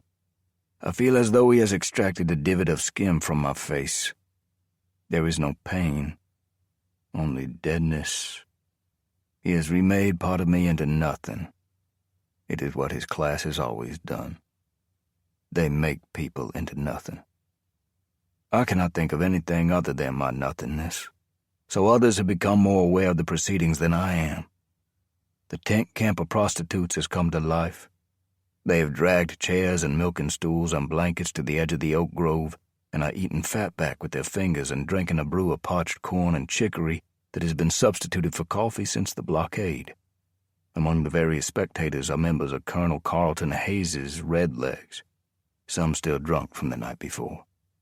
I can see no blue bellies, though. I suspect they are at church. This is a very strange war we are having. Yankees and Rebs come and go. White trash like the Red Legs attack and terrorize and rob both sides and see if they can outdo William Sherman in scorched earth diplomacy. Most of them breathe through their mouths and think the words "Dred Scott" are a warning to stay away from Scottish people. Colored troops are captured and sold into slavery so they can stoke up all the other slaves. The Yankees have sunk boats up and down Bayou Teche and now cannot get past the boats they chopped holes in. I am convinced this war was caused largely by people who had too much time on their hands. By the way, the Yankee general overseeing the invasion of southern Louisiana is Nathaniel Banks. He was a bobbin boy in the textile mills of Massachusetts when he was 12. Guess how he is getting even with rich people. I look about me and have only one thought. I hate to die for the entertainment of a bunch like this. Lufkin's attendant has opened the box containing the 2 pistols and now walks toward me with the solemnity of a funeral director. He offers me the box as though it holds the Holy Grail. "The protocol requires you be given first choice, sir." "Can I have both of them?" I say. "Should I repeat myself, sir?" "No, you've done your job. I don't mean it badly. Frankly, I am very afraid." I lift one of the pistols from the velvet molding. It feels as though it is magnetized and will not allow me to raise it in the 45-degree position the duel requires. My heart is beating. My throat is dry as an ashtray. But I'm determined to brass it out. "You can go back to your owner now." The attendant looks me dead on and leaves no doubt about his feelings for me. "And be sure to give your wife my best," I add.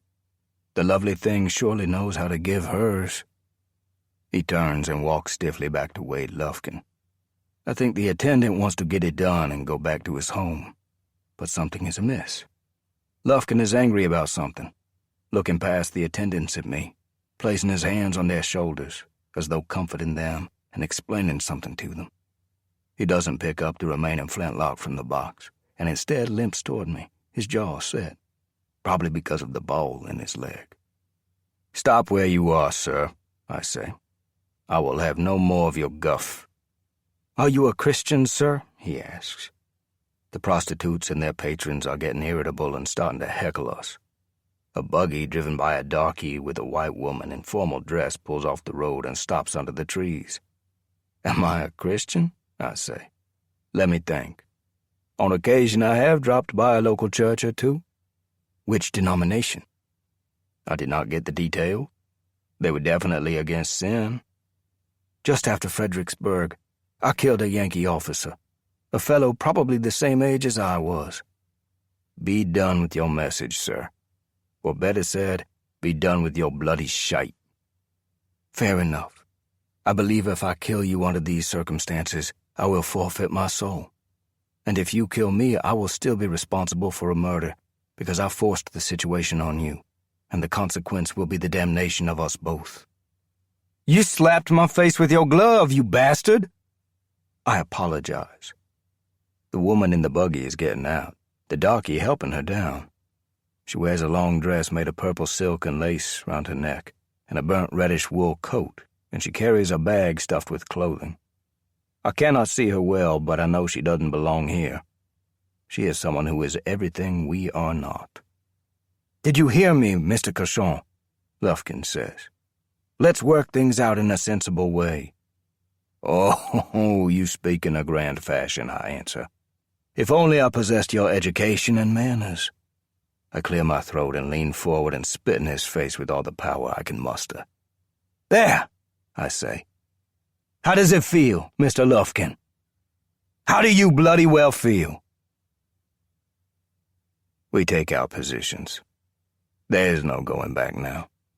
Our audience has quieted down as though death has a greater behavioral influence on them than life. I suspect that may be the case with all of us.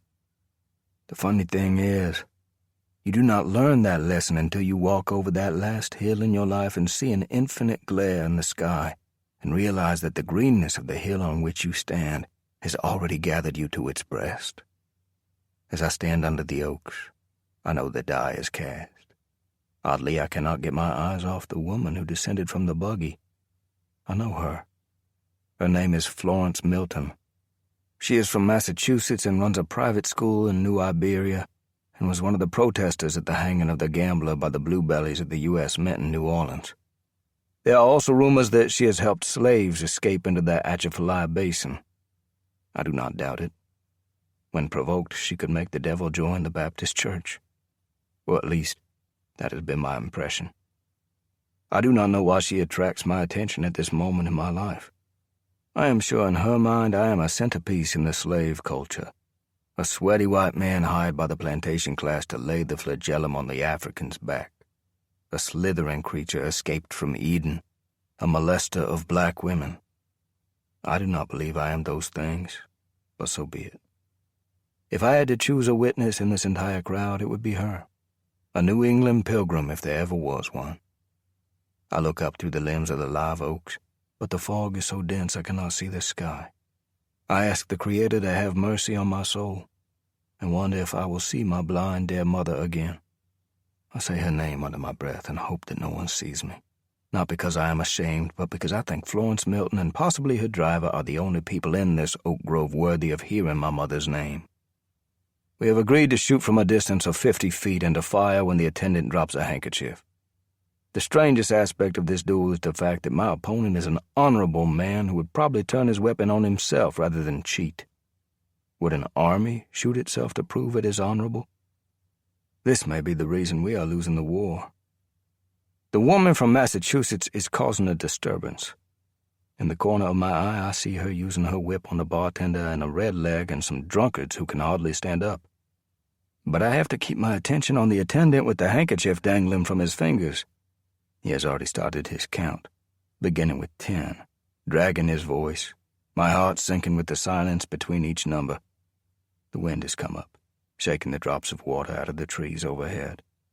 The backs of my legs are quivering, my colon puckering. I cock the hammer and with one eye aim at Wade Lufkin's chin so the ball will have 2 kill zones, the center of his face or the top of his chest. 8, 7, 6, the attendant counts. This is a pagan ritual, the Milton woman shouts. Have all of you lost your minds? 5, 4, 3, the attendant counts. This is a blasphemy in front of God himself, the woman yells. Shame on all of you. 2, 1, the attendant says, almost in a whisper. As soon as his fingers open and the handkerchief drifts into the wind, I pull the pistol's trigger. The flint strikes the steel next to the pan, Then there is a spark and a flash and a split-second pause before the charge explodes and the .65 caliber ball leaves the barrel. Wade Lufkin fires almost simultaneously, and the air fills with smoke and the smell of cordite. I cannot tell if either of us has struck his target. I lower my pistol and keep waiting to die. But nothing happens. Nor do I hear Wade Lufkin cry out. Maybe I have missed him altogether, or maybe he is dead. In honesty, I hope it is the former. I walk toward him, off balance, drained of energy or strength of any kind, my right hand tingling. Lufkin is on all fours, looking up at me as a surprised dog might. No, that is not true. He sees nothing. His face is scarlet with blood, his eyes pooled with it. Pieces of his scalp are gone. His pistol lies on the ground. The barrel is split. The hammer and flash pan blown apart. He tries to get to his feet, then falls with one leg twisted under the other. He seems to have gone mad, grinning and rotating his head blindly at the crowd. "Stop your moaning, ladies," he says. "Break out the champagne and give me a big kiss. Fuck Jefferson Davis. I love every one of you." 11. Florence Milton. Yes, you heard me right. I called it pagan. If the Irish are not shooting one another, they are fist-fighting. When they are not fist-fighting, they are drinking. That is why I called this business under the trees an offense against God. Dueling is a ritual designed to hide a murder. The superstitions of Rome and the Celtic race in general have no place among us.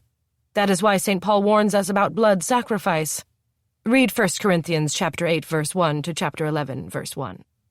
My driver, Jerome, takes me straight to the courthouse, which is only a short distance from the Negro jail, another blister on our souls.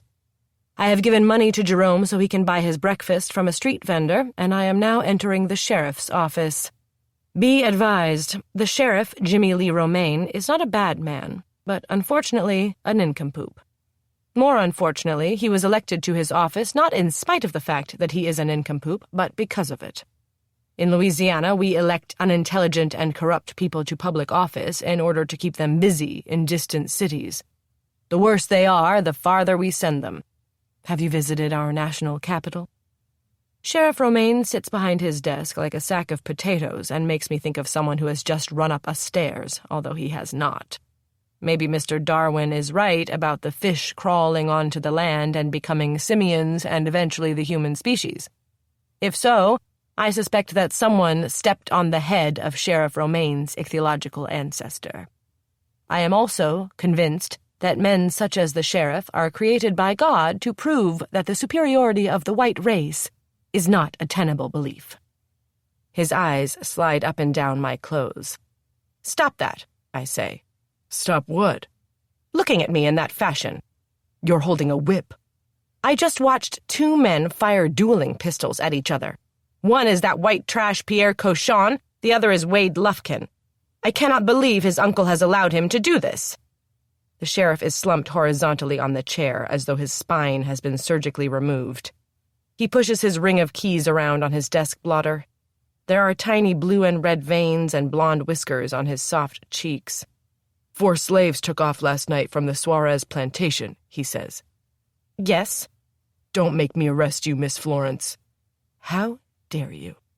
He yawns, then finally puts a hand to his mouth. Wade Lufkin wasn't hurt, was he? Why don't you go out on East Main and see? I could certainly do that, he says, if it will change anything. But he doesn't move. Instead, he looks at the cemetery through the window. Most of the crypts are built of brick and mortar. The ground is soft, and the weight of the caskets has cracked the concrete at the bottom of the crypts and is taking the entire structure down. Most of the dead are victims of yellow fever, a scourge whose origins are a mystery. We have even fired cannon into the swamps in hopes of diminishing the terrible toll it has taken in our community. I have clothes for the colored woman in the Negro jail, I say.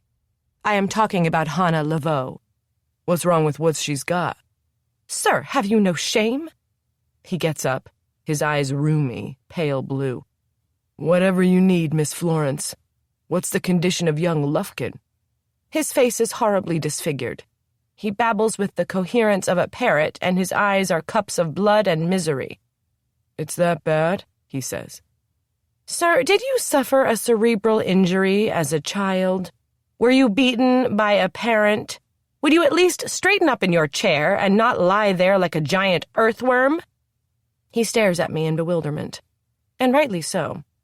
I have no idea of what I am saying or why I should ever place myself above others, particularly this bumbling creature who probably cannot count his toes with an abacus.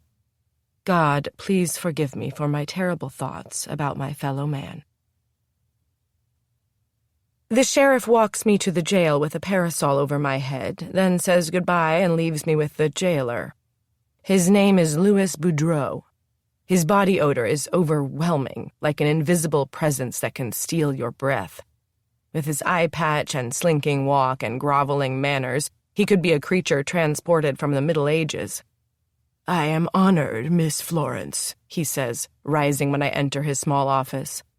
"I would like to speak to Hannah Laveau. I have also brought her some clothing and a blanket." "She already has those things," he replies. "I have been told that. I would like to give her these, regardless." "Certainly," he says, bowing his head. "Place them on the table. Be assured I will give them to her." His good eye is a-glitter as he waits for me to leave. The dirt on his skin could be matched only by the interior of a chimney. "I would like to speak to her, please." He looks at a watch on his desk. "I do not know if that is possible now. She is going to be questioned shortly." "Questioned?" "Some officers of the law from New Orleans are here." "Are you harming that girl?" "No, we do not do that kind of thing," he replies, grinning. The gums of his teeth are eaten by tobacco juice. "Two Negro men have told me that the Laveau woman has been denied food and water." "Which Negro men are we speaking of, Miss Florence?" "Please don't address me as Miss Florence, Mr. Boudreau. This tradition is intended to indicate familial fondness coupled with social formality. That is not our situation." He makes a sucking sound and lifts a ring of keys from a peg on the wall, his solitary eye focusing on me like the point of a spear. "Coming, Miss Milton?" "It is Miss Milton, isn't it? I'm pretty sure I got that right, didn't I?" Hannah is sitting on her wood bed. Her feet are bare and dusty. The hem of her dress rests on the tops of her little feet. She looks thin and sad. Her knees close together, her hands folded in her lap. She raises her eyes to mine but does not speak.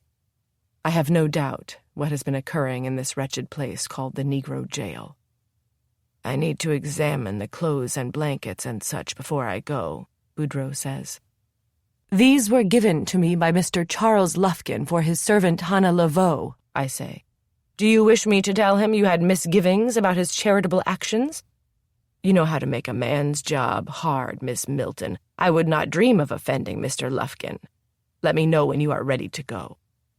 He goes out of the room, leaving his odor behind, and bangs the door in place and locks the chain, then drops the keys loudly on his desk. I sit down by Hannah and put my arm around her. "Tell me what he has done." "I can't." "You don't trust me?" "If I talk about it, it becomes real. When I go inside my secret place, it's not real. That means God has been taking care of me. That means I'm going to be all right, Miss Florence." I stroke her shoulders and the back of her neck. I want to cry. "No. I want to kill Louis Boudreau, and I want to kill all the other men who empower him."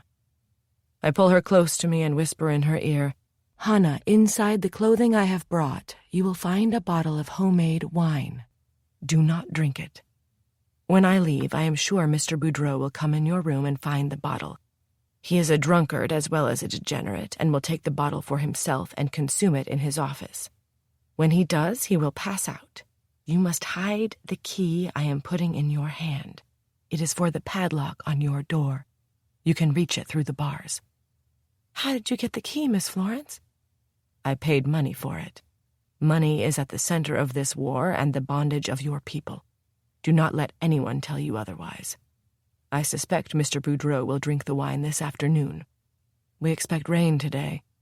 I will have people waiting for you. Miss Florence, is something real bad going to happen to me? Is that why you are doing this?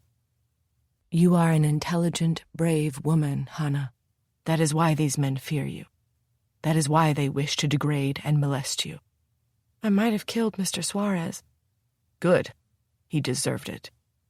I ain't ever heard you talk like that, Miss Florence. I pat her on the back. I can feel her heart beating all the way through her body and her thin dress. We ladies have to stick together.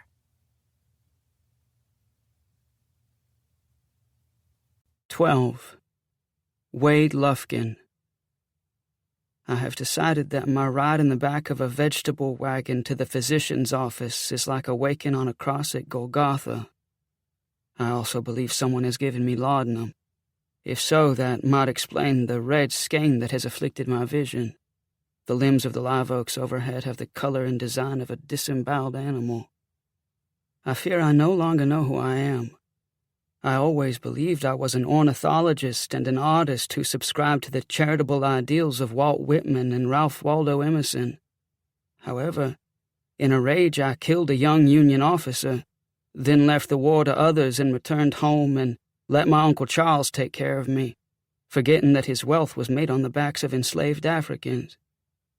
Then, in a burst of martial sentiment, which is the most poisonous drug a human being can ingest, I looked down at the remains of my 3 cousins in their coffins and challenged Pierre Conchon to a duel, giving no thought to the possible loss of my soul and the fact I had just become the thing I hated. Ask our Savior for forgiveness and be done with it, you say? Do you think I have not tried? That goes to the very heart of my problem. When I solicit forgiveness, I get angry simultaneously. I asked the Lord's help before the duel, but the duel went forward regardless. I could not stop it without besmirching the Lufkin name. Where was our Lord then? He said his yoke was a mild one. My opponent, a crude and licentious man, was left unscathed. My face will probably remain a study in horror, one that will make the kind at heart weep and children flee. A mild yoke? Really? You say I manufacture sorrow and loss and deliberately seek morbidity. There is something I haven't told you. When the .65 caliber pistol blew up in my face, another event occurred, one that was more startling than my wounding. The young officer I killed in Northern Virginia took physical form right next to me, squatting casually by my head as I lay on the ground, my ears deaf from the powder's explosion. His blue wool jacket was stiff with dried blood, his long johns showing where I pierced him with the bayonet. "Are you here to guide me to a better world?" I asked. "Oh no, laddie," he replied in a Celtic accent. "You have hell to pay." Then he laughed. "Because I killed you? I acted in self-defense. Your problem is of another kind. You think you're a bloody saint. I didn't want to go to war. I became a non-combatant. In some ways, I took greater risks than the soldiers who had weapons to protect themselves. That's rot. You punctured my organs with glee." "You lie," I said. "Ah, listen to yourself. The genteel evangelical, the defender of the slaves, particularly when there is a lovely African thing waiting to be picked off the tree. Yes, I am talking about the darky delight named Hannah Laveau, who has your lower aspirations tingling. I was never improper with her. You have no right to say that." "Maybe not," he said. "But you're still a fraud. You take no side and place nothing of value in the arena. You will probably end up a schoolteacher, telling tales about yourself to children, sometimes hitting them when you're angry. I don't think you're the man I killed. I think you're an evil spirit." "Could be. You'll be finding out soon. Here's an addendum for you. You will not be going to the place where your cousins are, the ones who died at Chickamauga. Goodbye, laddie." The wagon wheel hits a pothole like a ball-peen hammer snapping my collarbone. I can feel blood issuing from both my eyes. The tree limbs overhead are still red, but are now shuddering with the cawn and shot of carrion birds. I slept on and off for 5 days in my bedroom on the second floor of my uncle's house. I ate little because the stitches in my face began to tighten, so that chewing was a torment, as though my head were covered with a wet leather hood that was shrinking by the hour. My closest companion was the laudanum on my night table, and I no longer cared whether I became an opium addict or not. In fact, the Pink Lady, as we used to call it, was a lovely friend to have at my beck and call. Now I am in my 6th day in my bedroom, and my vision has somehow been returned. One of the surgeons has said that blindness can be caused by emotional trauma, and its restoration tenuous and not to be taken for granted. A servant removes the chamber pot from under my bed. He is elderly, bent over, his hair gray. He wears a faded black coat and a white dress shirt with frayed cuffs. "What is your name?" I say. "Christopher, sir," he says, standing by the bed, holding the chamber pot with both hands. "Do I know you?" "Yes, sir, for many years." "I'm sorry you have to do this for me." "It ain't no trouble, sir." I am propped up on my pillows. Through the windows I can see the swamp and the hard blueness of the sky, and a long yellow bay that is white-capped, as if thousands of seagulls are flying low over the water. "Is it warm outside, Christopher?" I say. But he's gone, and I don't know where. I hear footsteps on the stairs. Then Uncle Charles sits down by my bed. "Are you feeling a little better, my fine young boy?" "Yes, sir." Uncle Charles speaks more endearingly as each day passes. All of his children are dead. The remains of his 3 sons who died at Chickamauga contained bits of iron as thick as your thumb. He removed them from the bodies with his bare hands. "You may be an idealist, but you're a grand one," he says. "My wife and I love you as we would a son. As I love you and Aunt Emily, Uncle Charles. The surgeons have high hopes, but we must be patient." "Patient about what?" I try to smile, and my face tightens with pain. "The surgical remedies that are available." He has removed all mirrors from the room, nor would he allow the servants to bring silver vessels or wide-bladed silver knives near the bed. "You have been very kind to me, Uncle Charles. You mustn't worry." He leans forward. His breath is like a feather on my skin. He has reached that elderly stage when the breath is always sweet. "A great shadow has fallen on our way of life, son," he says. He has never called me son. "The last of my children have been killed by the Yankees. You have been mutilated by an evil man. Eventually the servants will run away, and our home will be taken from us through the guise of taxation." "Maybe it's God's will," I reply. "No, the devil himself has his hand in this, young Wade. That is why we have to undo his snares and not flinch at the methods that have been forced on us." He has the soft features of the colonial patricians from whom he descends. His hair is silvery blonde and looks almost angelic hanging in his eyes. For just a moment, the strident figure who ripped a fortune from an Edenic land is gone from the room. In fact, his voice is as soft as his face. "Do you understand what I mean?" "No, sir," I say. "We have to fight back in kind and pray it not be held against us," he says. I do not want to quarrel with him, nor do I have the strength. "Uncle Charles?" "Yes," he says. "Could one of the servants bring me a mirror, please?" He takes a breath. "The body heals itself, but we have to give it time. I need to see who I am, sir." The light goes out of his eyes. "You are a brave soldier and a fine young man, Wade. Don't ever forget that, no matter if misfortune should take you to the grave. You're a Lufkin." I fall into a warm sleep and do not wake until afternoon, when shadows are on the ground. The window is half open, a breeze ruffling the curtains. I can hear a pig squealing and know that it is being slaughtered and is fighting for its life. I also hear shotguns booming in the swamp, killing the ducks and robins and raccoons that will go into the huge cauldron of gumbo that will be the field worker's supper. But this is the world in which I live. Pain and the killing of harmless creatures not only sustain us, they have made my family rich. But what is the alternative? A monastic life? Do the monks not kill small creatures? What about the Yankees and the burning of our homes and the rape of the colored women? Is this the place where we work and play in the fields of the Lord? I sit on the side of my bed and pour a tablespoon of the pink lady and put it to my lips. Then through the window I see an image I'm sure is a mirage.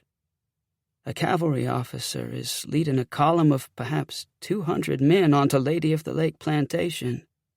The officer wears swashbuckler boots and a tall hat with a wide, finger-smeared brim. Uncle Charles has given me a telescope to watch the birds through the window. I focus the lens on the officer's face. His beard is dark red, his cheeks festering or glistening with a liquid of some kind. He leans from his saddle and spits. At the back of the column is a mule-drawn cannon. The teamsters are black men. One has no shirt, another wears Yankee trousers. There is no question about the rest of the column. Their red legs, unshaved, their uniforms weather-faded, their expressions either dissolute or vacuous, some sleeping in the saddle. They wear every kind of revolver and broadknife and musket and cut-down shotgun imaginable, the sign always of irregulars and robbers. They also carry spincers. And some have human heads tied to the cantles of their saddles, the hair so long it could belong to women. The column forms a huge noose around the house. Its leader gets down, a saber on his side, and walks to the front door, out of my line of sight. Then I hear his fist pounding on the front door and the walls of my bedroom vibrating. In my mind's eye, I see Uncle Charles opening the door, berating a misfit for the disgrace that he is, and telling him to get off the plantation. But that is not what is happening. I hear their feet coming up the stairs. Then my bedroom door opens, and I am looking at a man whose face seems luminescent with disease, his mouth misshapen with scar tissue. "This is Colonel Carlton Hayswade," Uncle Charles says. "He is going to help us." "I understand you have had a go of it," the colonel says. "Not really, sir. A scrape that I brought on myself." "You have a brave attitude, then. I've gotten into a sordid situation or two, but I didn't handle it as well as you." "I am familiar with your background, sir." He nods, then says, "Do you find my background objectionable?" "He's not a judgmental sort, Colonel," Uncle Charles says. "Oh, I know he's a good lad," the colonel says. "What is your business with my Uncle Charles?" I ask, more brazenly than I have ever spoken in my uncle's house. "You're out with it, are you?" the colonel says. "My business is with you. Pierre Cochon is spreading rumors that you are a liar and a functionary of the Blue Bellies and a practitioner of miscegenation. More specifically, he says you have been intimate with a black wench named Hannah Laveau." I look at Uncle Charles. He is staring out the window. "Your men have human heads hanging from their saddles," I say to the colonel. "Maybe the heads of women." "No, that is not correct," Hay says. "Those are red bones who raped a white woman. Their heads will be on pikes outside St. Martinville before the sun is set, a reminder to the Negro population as well as the red bones." "Uncle," I say, but he continues to stare out the window. "Uncle Charles," I say. "The enemy of my enemy is my friend," he says, turning around. "Our boys gave it their best, but they're outnumbered and without food and ammunition. In a short time we will be at the mercy of the Unionists, many of whom are depraved. Colonel Hayes will not let us down." "That's right, son," the colonel says. "In Missouri and Kansas I rode with both James Lane and William Clark Quantrill. You know the lesson I learned? Ride for yourself and your family. No one else gives a bloody fuck." "Sir, you're in my uncle's home," I say. "It's all right," my uncle says. "These are troublesome times, Wade." "Think this over, Uncle," I say. "We haven't told you everything," he replies. "Hannah escaped from the Negro jail. Before she left, she emasculated the jailer, Louis Boudreau. I'm sorry. I know you had kind feelings for her. Hannah wouldn't do that, I say. She did it, Wade, he says. There's a good probability she did the same to Mino Suarez. You have to be a realist, son. It's comforting to believe the pen and the paintbrush are mightier than the sword. But those are the words of dead Quakers.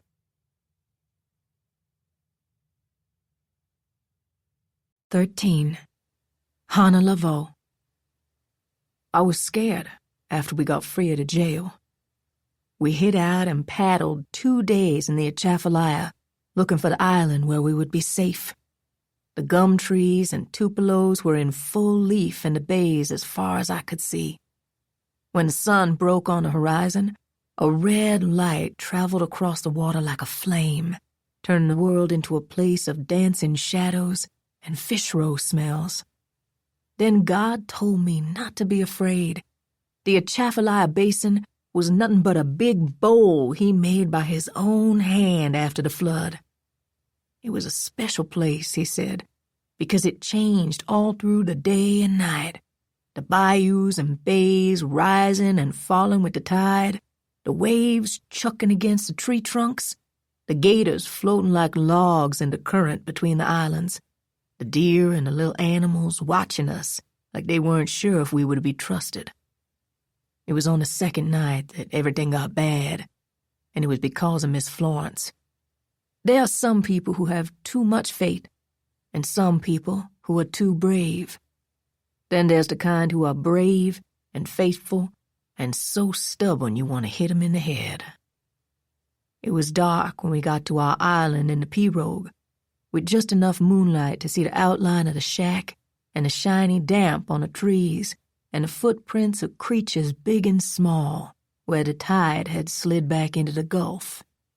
Miss Florence got out of the pirogue first and drug it up on the silt, almost knocking me down, then told me to finish getting it out of the water and to unload our food and clothes and blankets. I told her to let me get a fire started, that it ain't good to walk in the dark, no. But she would not listen.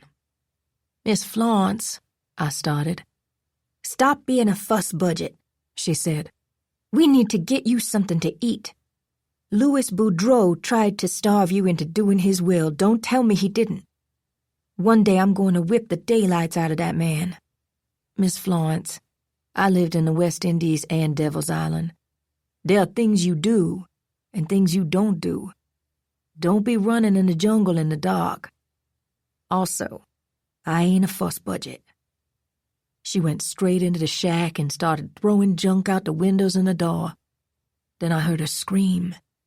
I ran to the shack. She was standing inside, slapping at a cottonmouth moccasin wrapping itself around her neck and arms, one that was almost 3 feet long. It must have fallen off a shelf where a cypress tree had grown through a window. Oh, God, don't let me fail now, I thought. Even though I know I ain't that brave, let me be brave now.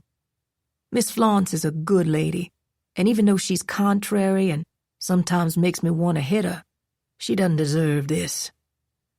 So God made me mad at the snake, and I slung it around and hit its head on a chair and flung it on the floor and stepped on its face and jumped up and down on it until it stopped squirming. Then it squirmed one time, and I slammed the chair on its head one more time, and it opened its ugly mouth and died. I know I have to help Miss Florence or she's going to die. Field workers and the ones who log and clear swamps know about snakes. Bending over is work that nobody wants. If you get snake bit in the neck or the face, the chances are you will not make it back to the overseer. He will not be happy to see you either because he will probably be blamed, and he will also have to clean out the nest.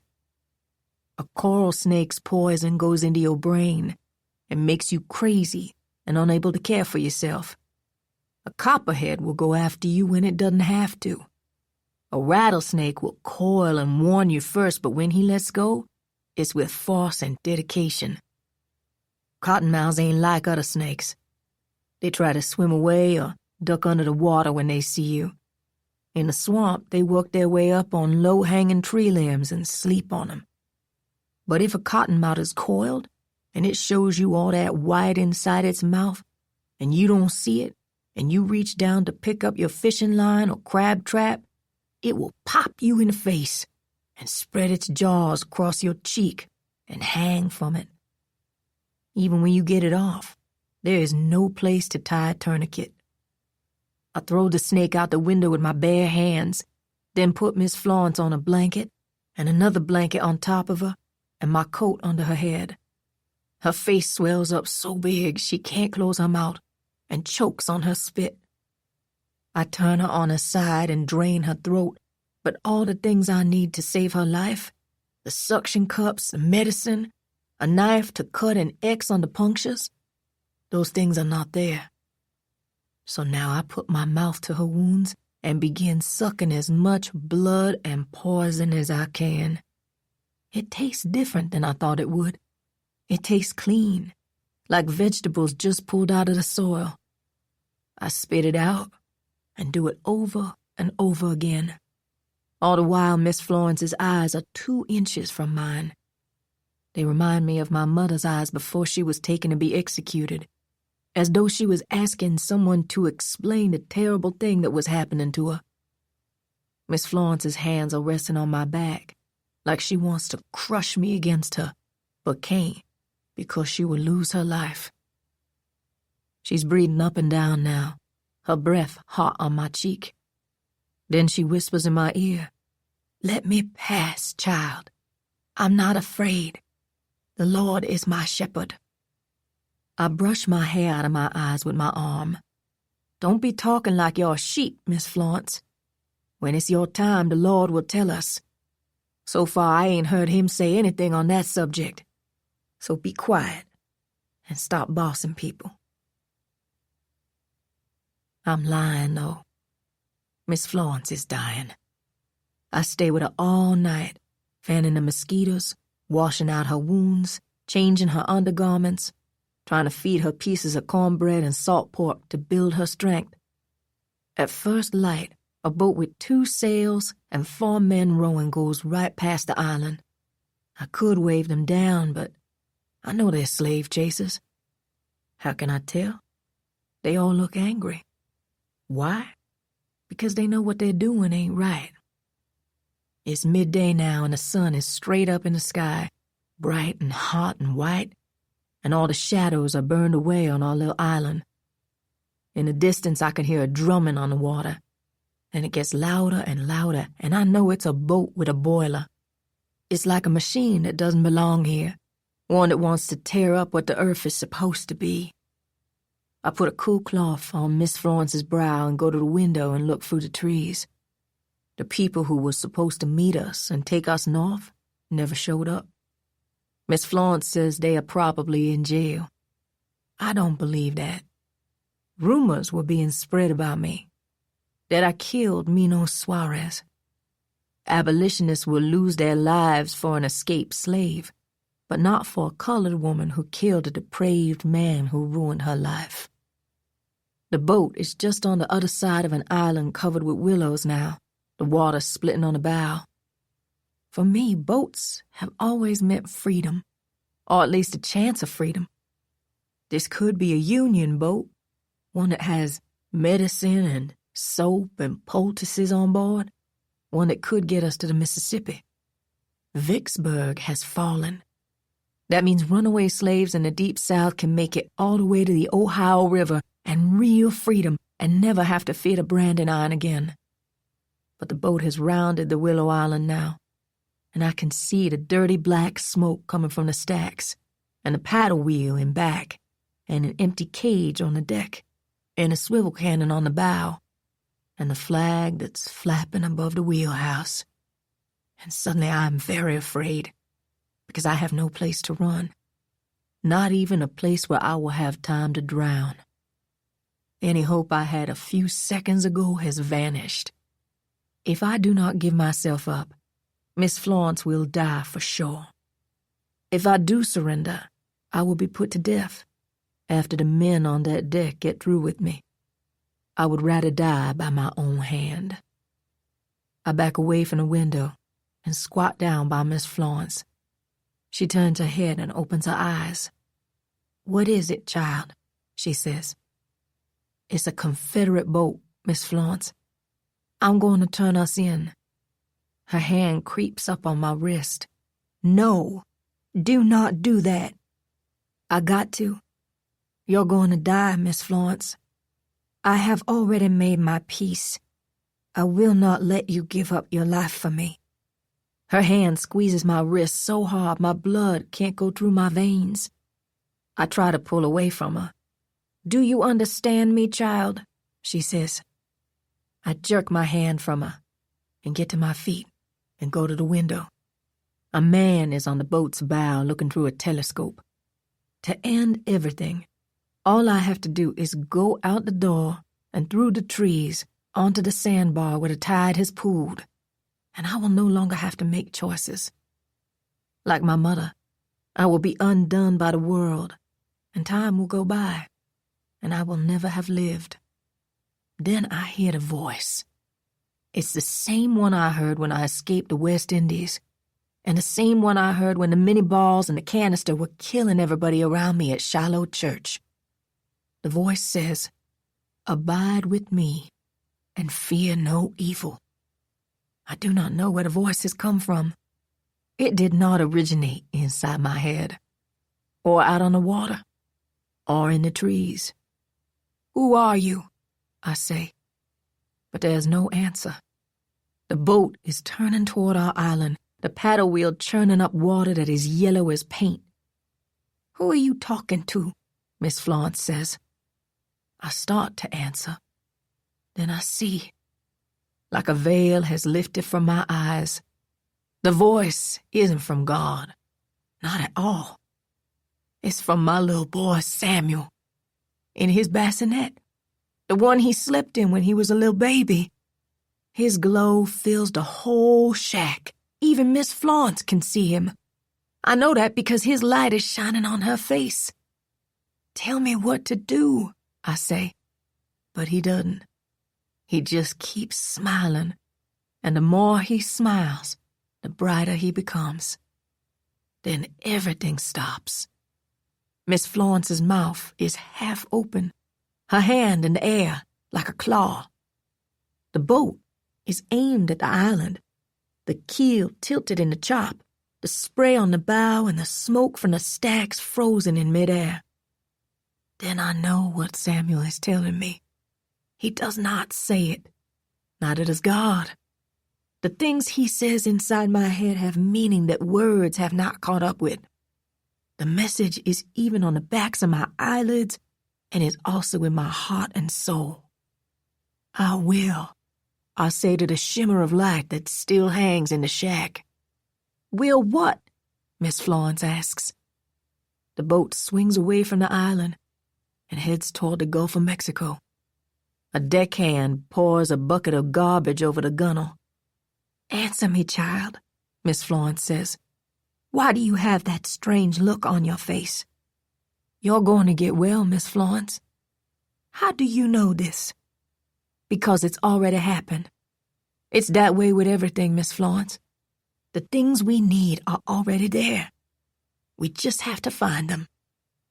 Can you do me a favor?" "What?" "Don't call me child." She puts her fingers on my cheek. The look I saw in her eyes earlier is gone.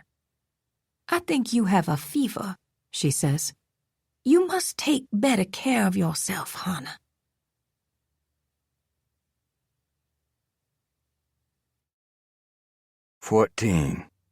Pierre Cochon. I do not think things are working out for me. Wade Lufkin blew off his own face, but nonetheless the blame will be placed on me. Lufkin's society doesn't just screw down and marry up. They screw everybody they can. The first thing they do is find out how much money you have. Then they proceed to take every dollar of it. You know how my regiment got blown to hell at Shiloh? The officer who was supposed to be on our flank was Major Ira Jameson. He didn't show up. Just like that. In the middle of a war. He was somewhere else. We went up the slope into canister and mortar fire with the evening sun in our eyes and got enfiladed. Their firing line cut us down like wheat in a field. In 15 minutes, 40% of our boys were dead or wounded. I could hear them in the dark all night. Pray you never hear that sound. It's like the wind moaning, or people sobbing under the ground. I have heard rumors about Major Ira Jameson. People say he knows the future. We will lose everything we own. King Cotton will be King Poverty. Without slaves, there will be no cotton crops, at least not ones that produce over 3,000 bales a season, such as Angola plantation. The rumor is that Ira Jameson already has an answer for our labor problems. Convicts will be the new slaves. These are the leaders we serve and admire. But I cannot change these things and should not brood on them. As a constable who serves the governor of the state, I am obligated to enforce the law. Unfortunately, I struggle with 3 impediments. 1, I bear enmity toward the Lufkins and would like to see termites reduce their home to sawdust and the lot of them blown out to sea. 2, in order to get even with Charles Lufkin, I have to prove he sent Hannah Laveau to murder Mino Suarez because Lufkin owed Suarez money. 3, the information I have gathered about the murder of Mino Suarez and now the jailer Louis Boudreau has come from slaves. Nothing slaves say about anything is trustworthy. This is not their fault. When they tell the truth to their masters, they are usually whipped. I forgot my conversation at the jail with the sheriff Jimmy Lee Romaine who found Boudreau's body. He said there was a broken wine bottle on the floor, but no splatter, which meant he had drunk it all when he hit the deck. The padlock on the door to Hannah's cell was open, the key still in the hole. It was raining hard, and wet footprints were around the body. It was hard to tell if 1 or 2 or 3 people had trekked in and out. But one thing was for sure. The person who sexually mutilated Louis Boudreau made sure it hurt, because poor Boudreau's eyes were open, sad and stupefied, a tear sealed in one eye, as though he could not believe the thing that was being done to his body. When the sheriff stopped talking, he stared out the window at the rain. His red and white whiskers and blue eyes and baby flesh made me wonder if infants can be a half-century old. "You have any candidates in mind, Jimmy Lee?" I asked. He looked out the bars at the smoke and fog on the bayou. The sky was blue-black. The oil lamps were burning in the windows of the shadows, where the Yankees now have their headquarters, even if the owners are walking around in their midst. "I have my speculations," he replied. I waited for him to go on. "Hannah Laveau could have done it," he said. "Or anybody who's been around this stink. Hell, take your choice." That's our sheriff. This morning I went to the home of Florence Milton and knocked on her doors, and even looked in the privy. Everything was locked up, including the privy. Whenever a slave takes off for the Atchafalaya, I usually find a way to talk with Miss Florence without putting her under suspicion. That might sound contradictory considering the vocation I'm in, but Miss Florence volunteered in a Reb field hospital when we got our butts run through the grinder, along with Sterling Price at Corinth. He was a son of a bitch. Our battalion station tents had no laudanum. You have never heard a scream until you have listened to a man whose arm is being sawed off. I watched her. She stood her ground and didn't flinch, blood all over her dress and face. I don't care if Miss Florence frees thousands of pygmies or Watusi and marches them into the governor's mansion or into my backyard. I will always be on her side. Also, she has a roomful of books in the back of her home, and before the secession, she would have soirees on her back lawn on the bayou and serve lemonade and read Nathaniel Hawthorne to us. She looked much younger then. I think her worries about mankind have taken their toll. Most of the audience was illiterate, and many couldn't speak English, but they always seemed the better for the experience.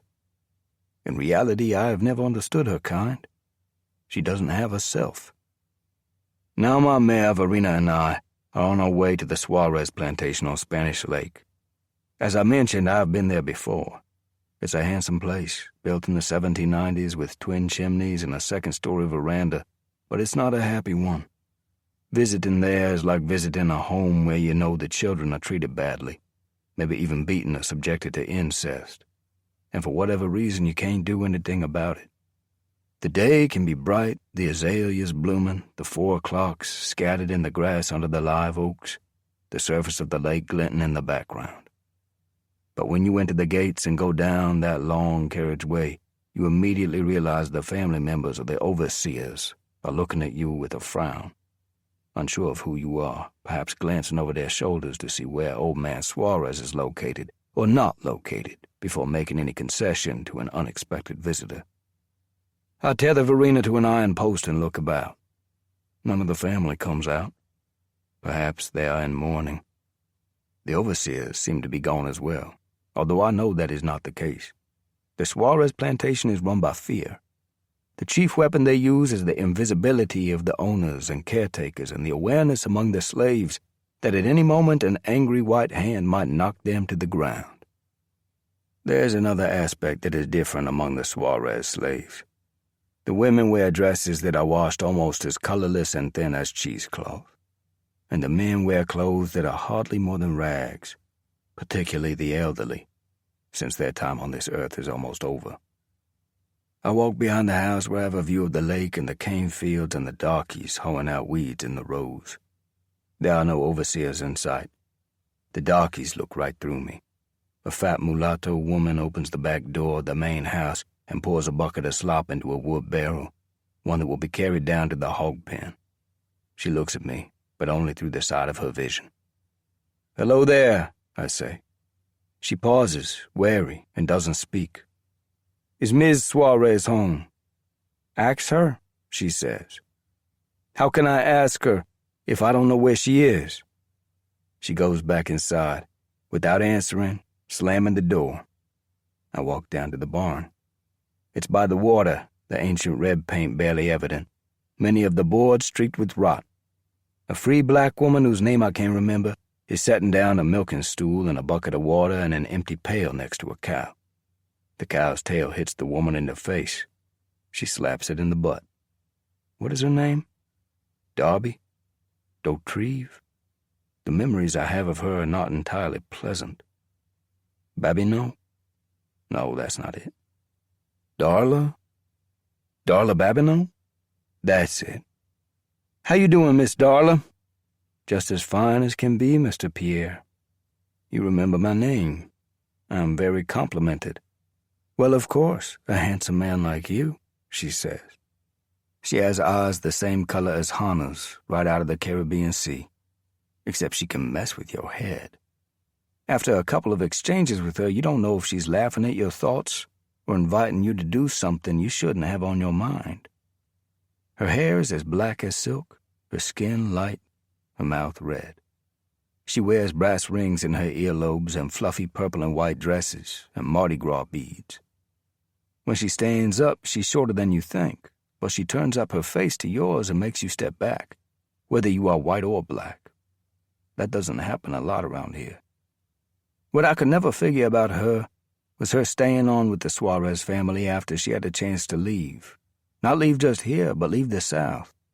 4 or 5 years ago, a German man with 2 sword scars on his cheek visited old man Suarez for a couple of weeks, then paid him $1,100 for her manumission, and left without any explanation. Instead of going with him, she stayed behind and shucked corn and cleaned thunder mugs and milked cows and cooked for a nasty old man who should have been dropped upside down in his privy's honey hole years ago. "Would you be knowing where Miss Suarez is, please?" I ask. "Is that what people call lace curtain Irish, Mr. Pierre?" See what I mean? "I would appreciate if I could just find out where Miss Suarez is, Miss Darla." "Miss Suarez is in town, so now you know," she says, and winks. Darla is seated on the milk stool now. She dips a rag into the water bucket and wipes off the teats on the cow's udder. She looks at me over her shoulder. "Can I do something for you?" I clasp my hands in front of me and look up at the clouds, my face meditative. "I wonder if you can tell me about Hannah Laveau's situation with Mr. Suarez." She begins to pull on the cow's teats, the milk pinging inside the tin pail. "Situation? she says abstractly. I don't know exactly what that is. I think you do, Miss Darla. Not me, no, she says. I would like to help you, though. Are you sure I can't help you, Mr. Pierre? Just a little bit? I hate to admit this. My face actually gets red when women talk like this. And they do, I mean the ones in the saloon.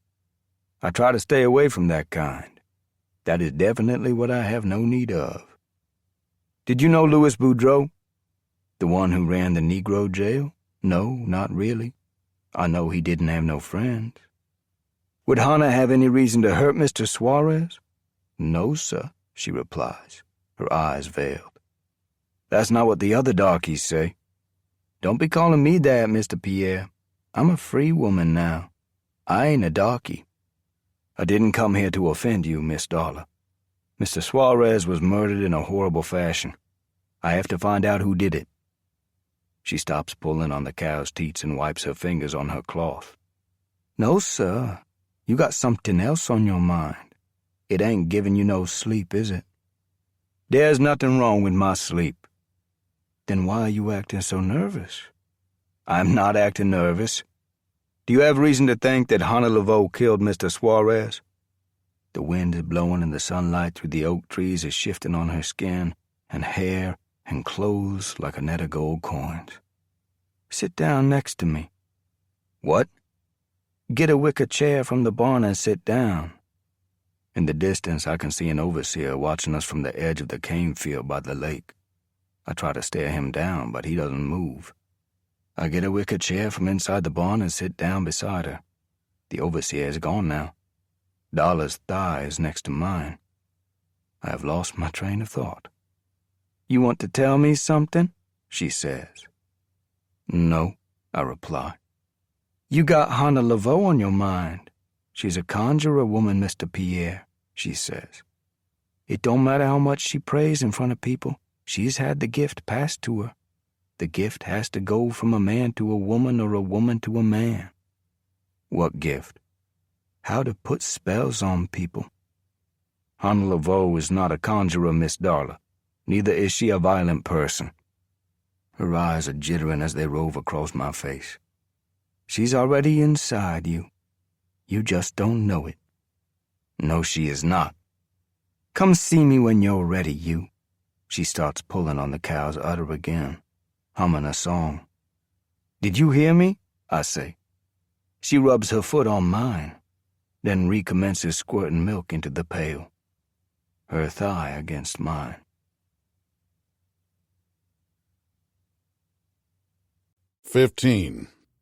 Colonel Carlton Hayes. I am well known for my egalitarian views. My flag is the Cross of St. Andrew, which is the flag of Scotland, and does not represent the South or the North. Documents and governmental mandates are little more than words written on the wind. The world you live in is the one you carve. And I have carved it with my sword from Missouri and Kansas down into Texas, and now in Louisiana, and have not lost a battle or the loyalty of one soldier, and I have drawn them from every kind of background and race. I make no claim on philosophic knowledge, but I have come to several conclusions about the nature and travail of mankind. We are born alone and die alone. In between, we can think about heaven or hell and which is to our liking. I plan on visiting both. When the smoke of this war clears, the name of Colonel Carlton Hayes will be branded on his enemies and lauded by the common man, because that is what this war is all about. In the meantime, many have told me there is no better tactician in the war than I. Not Forrest, not Sherman, not Jackson, although they are very good. I will be a little more specific. The Jews in the synagogues mocked Jesus and said, "Physician, cure thyself." Jesus gave them the dust from his sandals. I will give Jews and Gentiles alike a lot more than dust. When I cleanse a town, it stays cleansed. You ask about the affliction on my face? It is the work of the devil and the wenches in his hire. But I wear my disease as I would a trophy I have pulled from the flames. I lift my face to the light and let it shine as a testimony to my purgation of all that is evil in the world. I glory in the scars on my body, the blood-red color of my beard, the crossed eyes others have mocked me for, until I came to town. It's night now, and we are encamped along the edge of the swamp at the foot of the Lufkin property.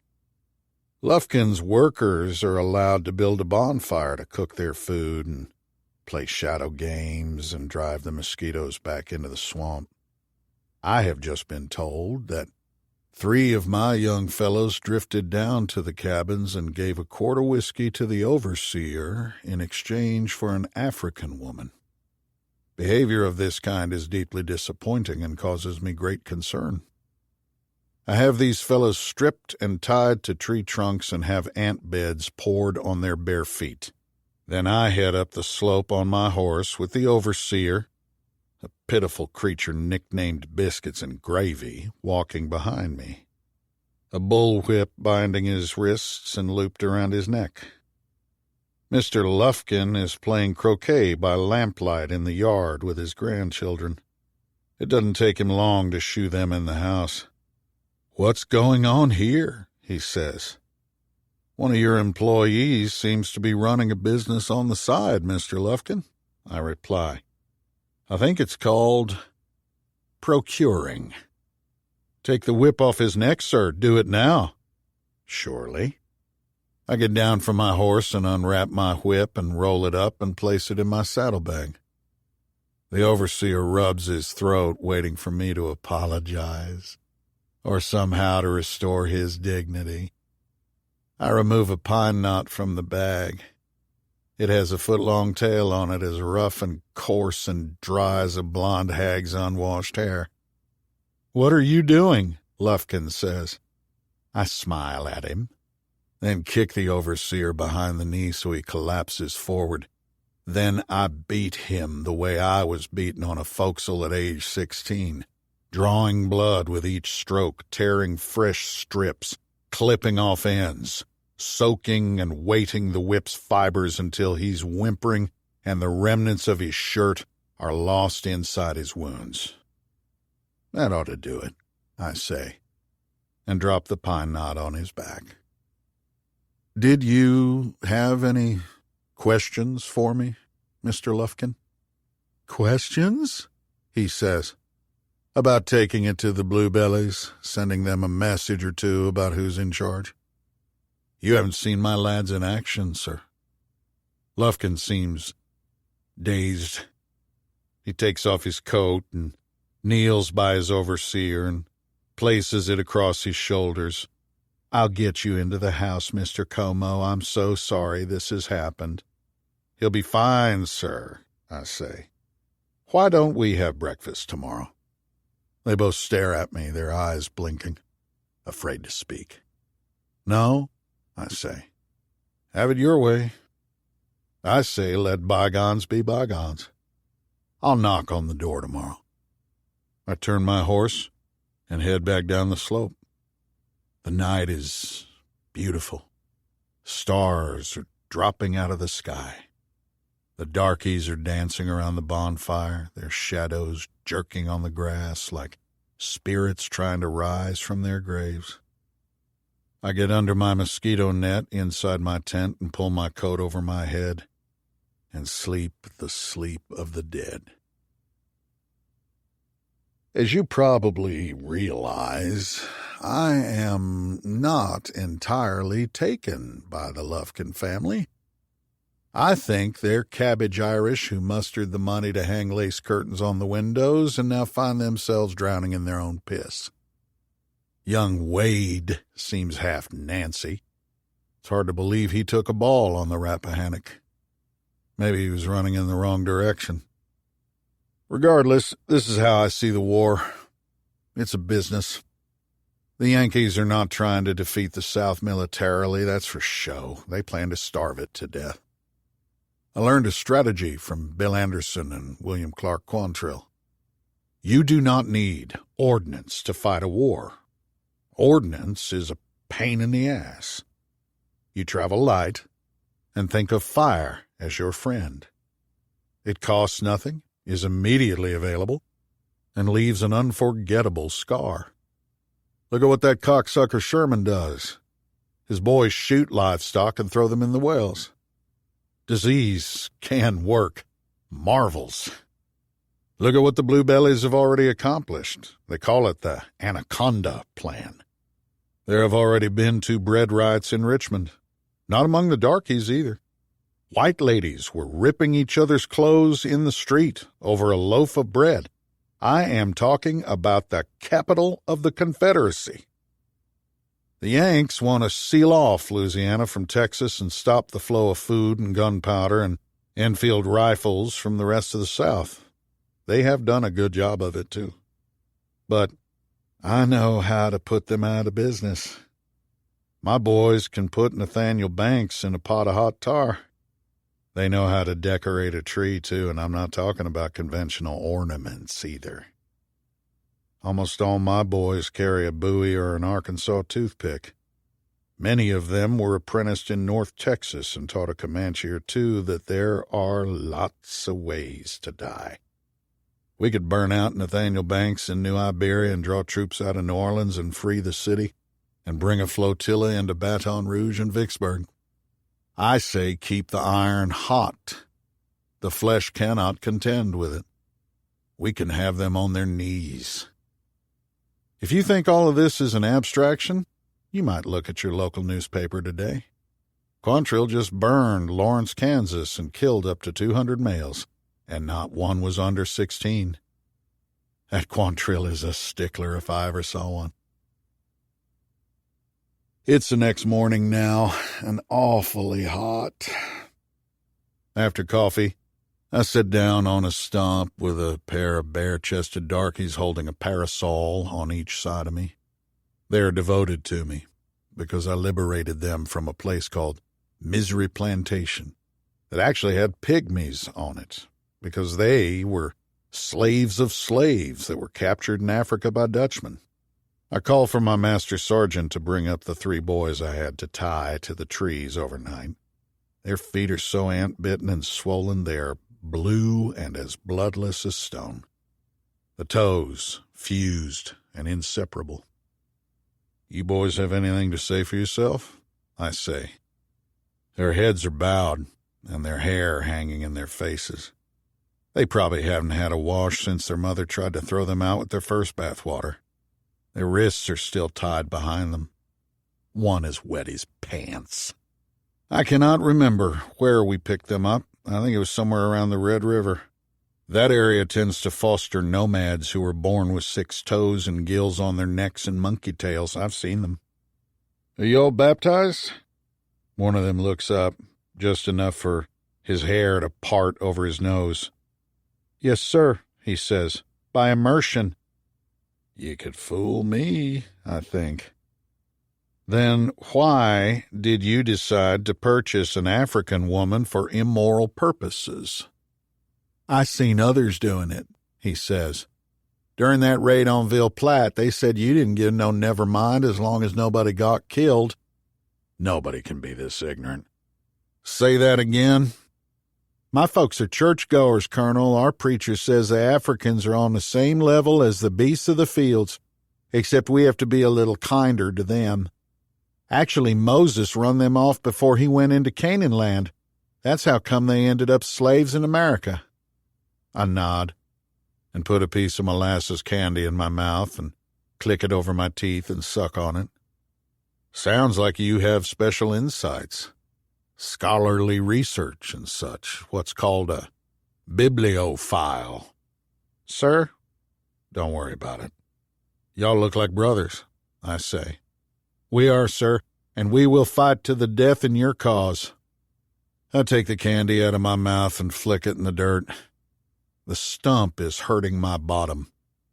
I also have to admit, I cannot believe the stupidity of the people who follow me. It's astounding. There is no equal to poor white trash when they get their hands on a Bible. I'm surprised we don't have people practicing infanticide on street corners. What's your opinion on this, Master Sergeant? I say. He has a black beard and black eyebrows that are as bristly as rope, and wears a sun-faded Union capey that somebody spit tobacco juice on. He stares at the bay. The reflection of the sun on the surface is like hundreds of knives. We're in bivouac, Colonel, he says. There's bluebellies crawling all over that swamp. These boys knew better. What do you recommend, Master Sergeant? His eyes are receded, his jaw tight, like a drill sergeant. That's a hard one, sir. The sun is in the boys' eyes. Their wrists are obviously hurting and their upper arms shaking. There's salt on their lips and their armpits are soggy with sweat. I address the only boy who has spoken and who I am sure is the oldest. Your parents are devout, which means they will understand the level of mercy with which I am treating you. We can either execute your two brothers and let you take the news and their belongings back home, or we can shoot you in their stead and let them carry your remains home so you can have a decent burial. I open the cover on my pocket watch and squint at it. What is your answer, boys? They are terrified. One of them groans, but I cannot tell which because the wind is blowing off the bay now, hot and dry and smelling of dead shellfish, flapping the canvas behind me. The groan is like the sound an animal makes when it's caught in a metal trap and knows it will have to chew off its own foot. One of them, I know not which, starts sniffling. The oldest boy straightens his shoulders and flips his hair back with his head. Take me, he says. What's your name? Private Shea Longtree. I did not hear the words sir or colonel, or is that just my poor hearing at work? My name is Private Longtree, sir. You are a son of a bitch, sir. I shift myself on the stump again. The two Africans holding parasols over my head are black as tar and running with sweat. Their eyes seem to have no color, like zombies that clawed their way out of a grave. Cut them loose and put them on latrine duty, Sergeant, I say. Yes, sir, he replies. I wait for the boys to react, but they don't. I suspect they're afraid I will change my mind.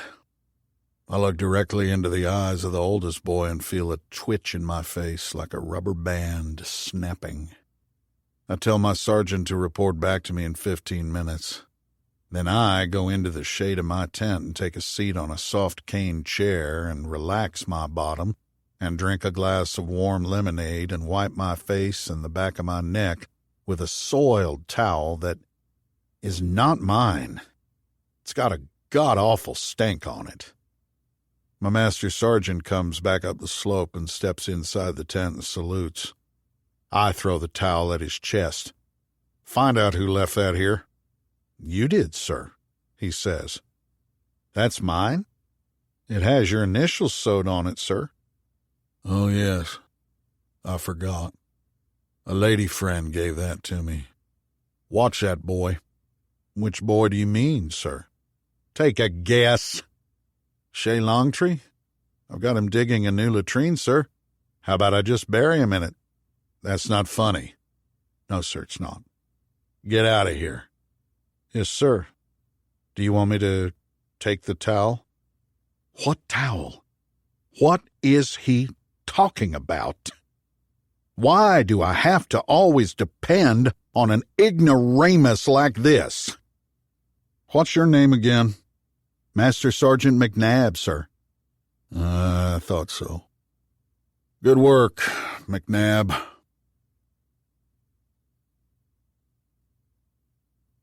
"16. Hannah Laveau. We ran out of the little food we had, and I made do with a flying fish that smacked the side of the shack and crabs I bought from some fishermen. They spoke only French and didn't seem to know much about the war or even care about it. But there's a reward on runaway slaves, and I can't be sure that they won't report me to the slave catchers who prowl the Atchafalaya and have no mercy.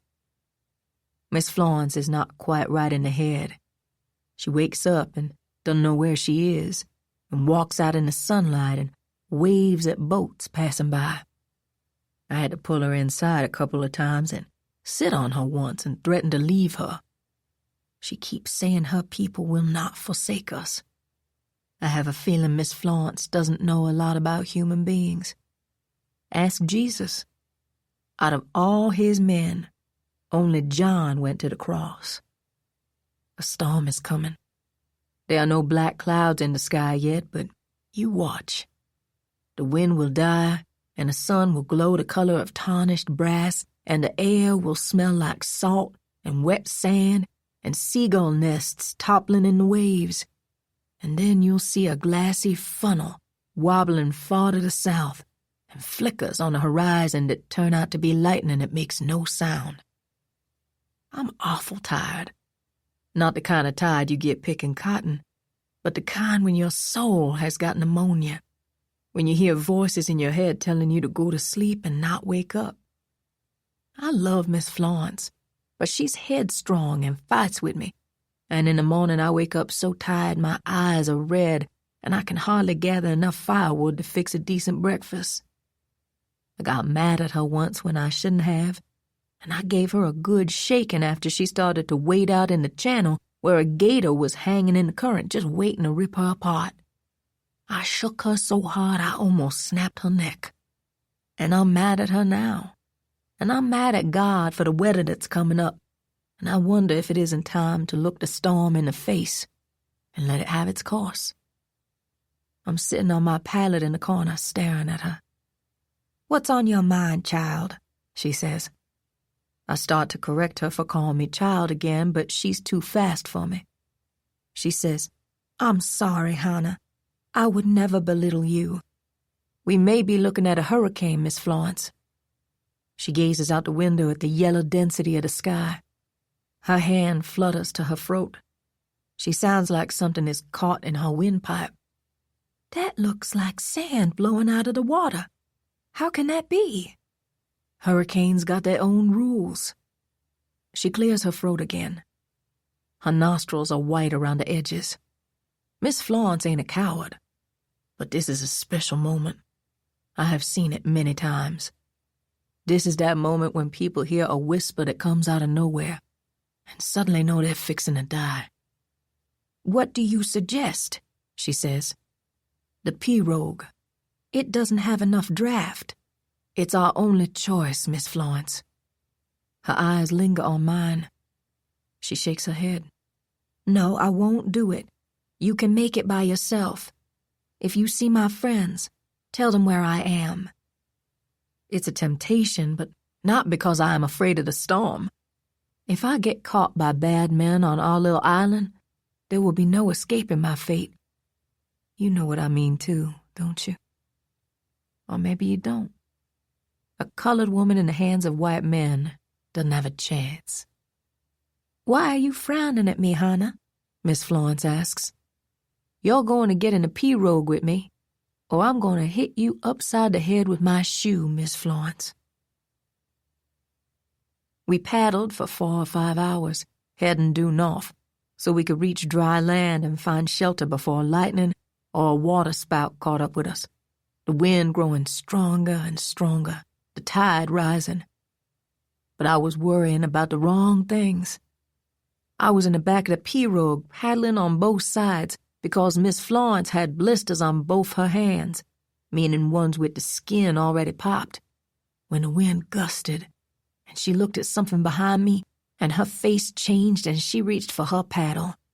"We must hurry," she said. "Oh, Hannah, I fear this may be it. I have failed you. I'm so sorry." I did not know what she meant. Then I turned around, and I knew. I had heard about these, but had never seen one. The wave was over 10 feet high, rushing toward us, scouring up the sand and shale and rotted vegetation in front of it, crowning but never toppling or flattening, instead streaming with bait fish and a dirty yellow froth, feeding itself, uprooting dead cypress trees like they were celery stalks. Then it was under us, lifting us into the sky, twirling us like a stick, pushing us through trees that were flooding to their tops, their limbs crowded with small animals that were drowning. The clouds broke open and poured down on us, so hard the rain felt like drops of lead. My head was spinning. In the corner of my eye, I could see another boat. It had a paddle wheel and 2 smokestacks and a cage on the stern and a Confederate flag on top of the pilot house. And I knew that something terrible was about to happen, the same way I felt when Master Suarez removed his clothes and used his body to take away everything I owned. Suddenly I am in the air, and so are Miss Florence and the pirogue. The tidal wave is swelling under us, like the back of a whale. Alligator gauze 6 feet long, belly up in the froth, their backs broken, their gills as red as razor slits. A stink like offal rising from the water. Then I see the Confederate boat directly below us, its deck sloshing, the steel door on the cage swinging in the spray, white men clutching the bars to keep from going into the water. The pirogue crashes on the deck and breaks in half. For a moment, I think my spine is broken. Miss Florence slides by me, clinging with her nails to an empty wood box that wouldn't stay afloat 2 seconds. I always thought I would accept death when it came. That's when I believed Lil Samuel would be waiting for me. But there's nobody on this boat except the kind of men who wear dirty clothes and raggedy beards and have hungry eyes. One of them grabs me like he's grabbing onto a log and is going to float me underneath him so he can keep himself from sinking. Then the wave is gone, rushing northward through a bay of flooded tupelos that look like grave markers in a cemetery. The water is flat now, the rain gentle, the sun shining. Dead fish are everywhere, and others are skittering around sideways like they're only half alive. Miss Florence is trying to get up but slips down twice and hurts her knees. There are 2 men on the deck and 1 in the pilot house, and all of them are laughing at her. One of them was on board the boat that delivered Mr. and Mrs. Lufkin's dead sons to the dock at Lady of the Lake Plantation. His eyes are locked on mine, his teeth white when he grins inside his beard. I know his thoughts before he has them. I know what the sunset will bring that evening. And I know what it may bring for Miss Florence, too, because men like these are hunters and do not share. And if they do, they leave no evidence lest their companions use it against them. We are placed in the cage, the door padlocked behind us. Pieces of a reddish-brown seaweed called sargassum hang on the bars. It grows in the waters around Devil's Island and in the West Indies, places I never wanted to see again. It's wet and ugly and thick and has white creatures in it. And now it's here, dripping on the tops of my feet because I have lost my shoes. It's here.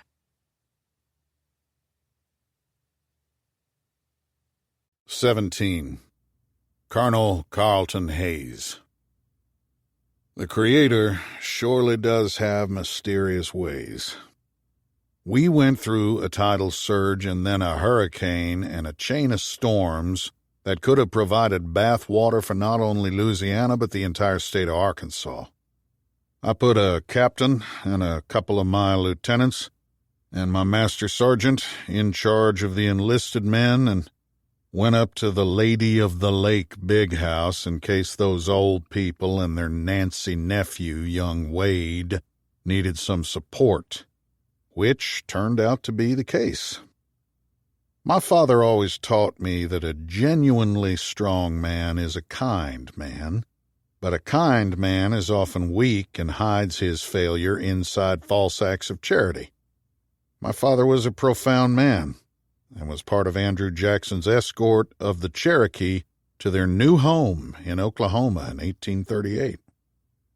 Old man Lufkin had come down with a fever and a pain in his right arm that left a tremble in his face, and his wife tripped on the staircase while she was carrying his food up instead of using a servant. And in the meantime, young Wade got hold of a mirror and saw what he looked like and went out in the hurricane and started shouting and shaking his fist at the thunder.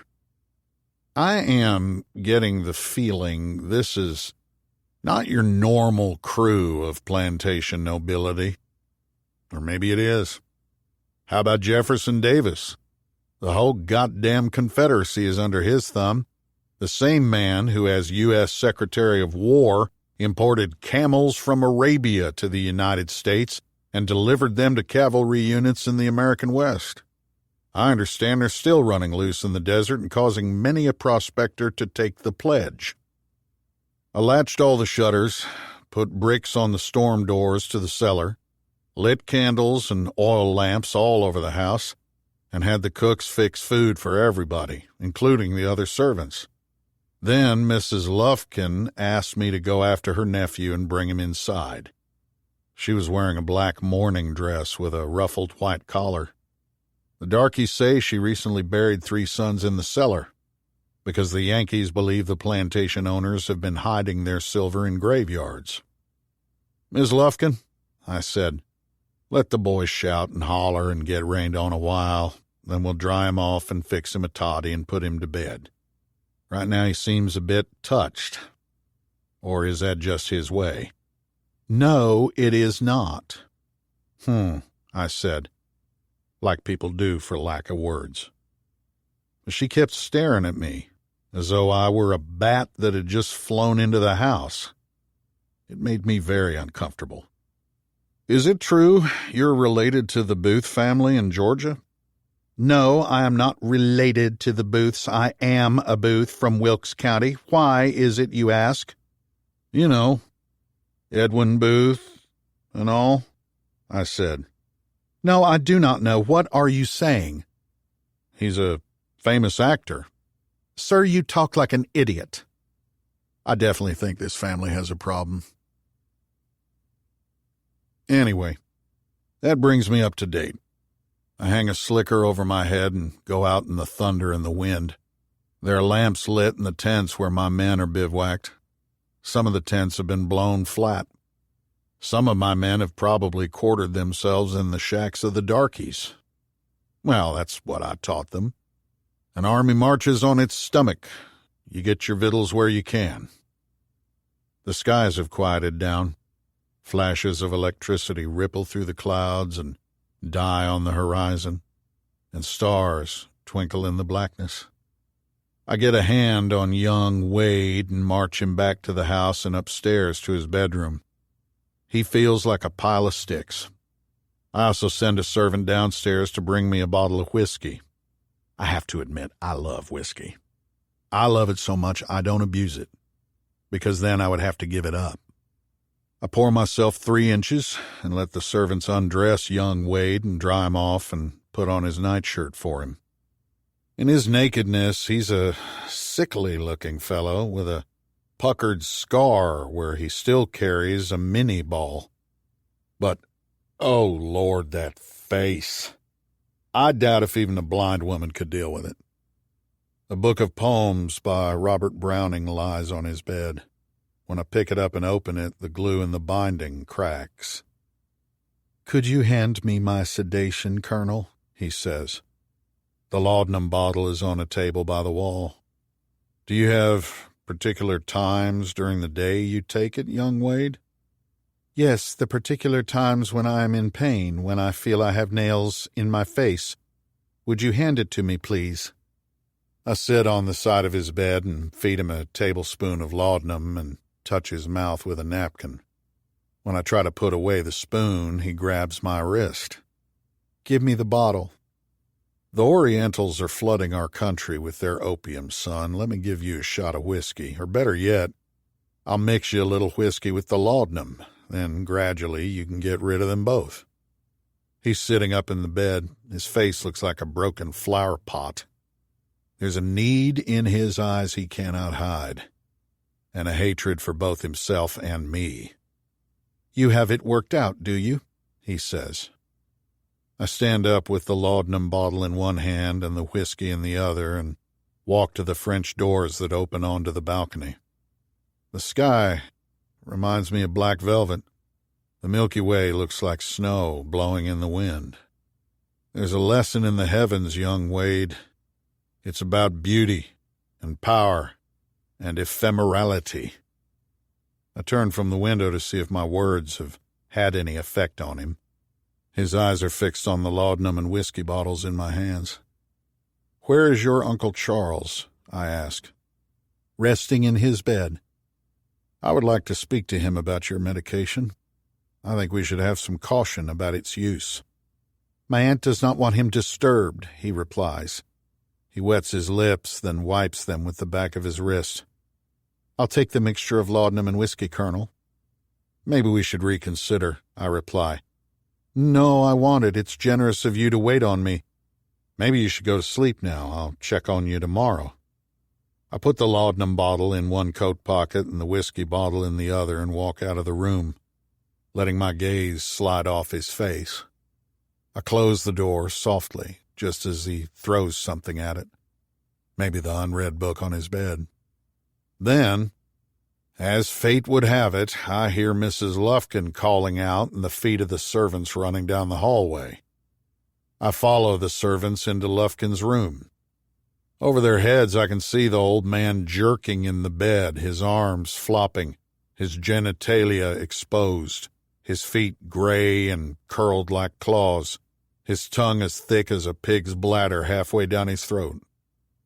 I see nothing I can do to help, so I go back to young Wade's room to get out of the way of others and serve the family in that fashion. A lad like young Wade needs an authority figure in his life, a boost of the spirits, a kind word. That's what my father used to say. In fact, he said it again and again and again, all the days of my young life, until the day I shot him.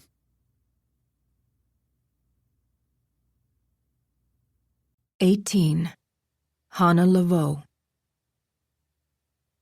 The boat is rocking in a lagoon, bumping against a sandbar, the evening sun a red coal beyond the flooded trees on the western horizon.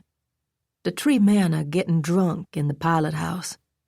They speak in both French and English, but only in French when they speak about Miss Florence and me. They have dirty minds and dirty ways and keep looking over their shoulders at us. Earlier they shot an alligator for fun. The pistol is British, like none I have ever seen. You can cock it or not cock it. They took turns using it.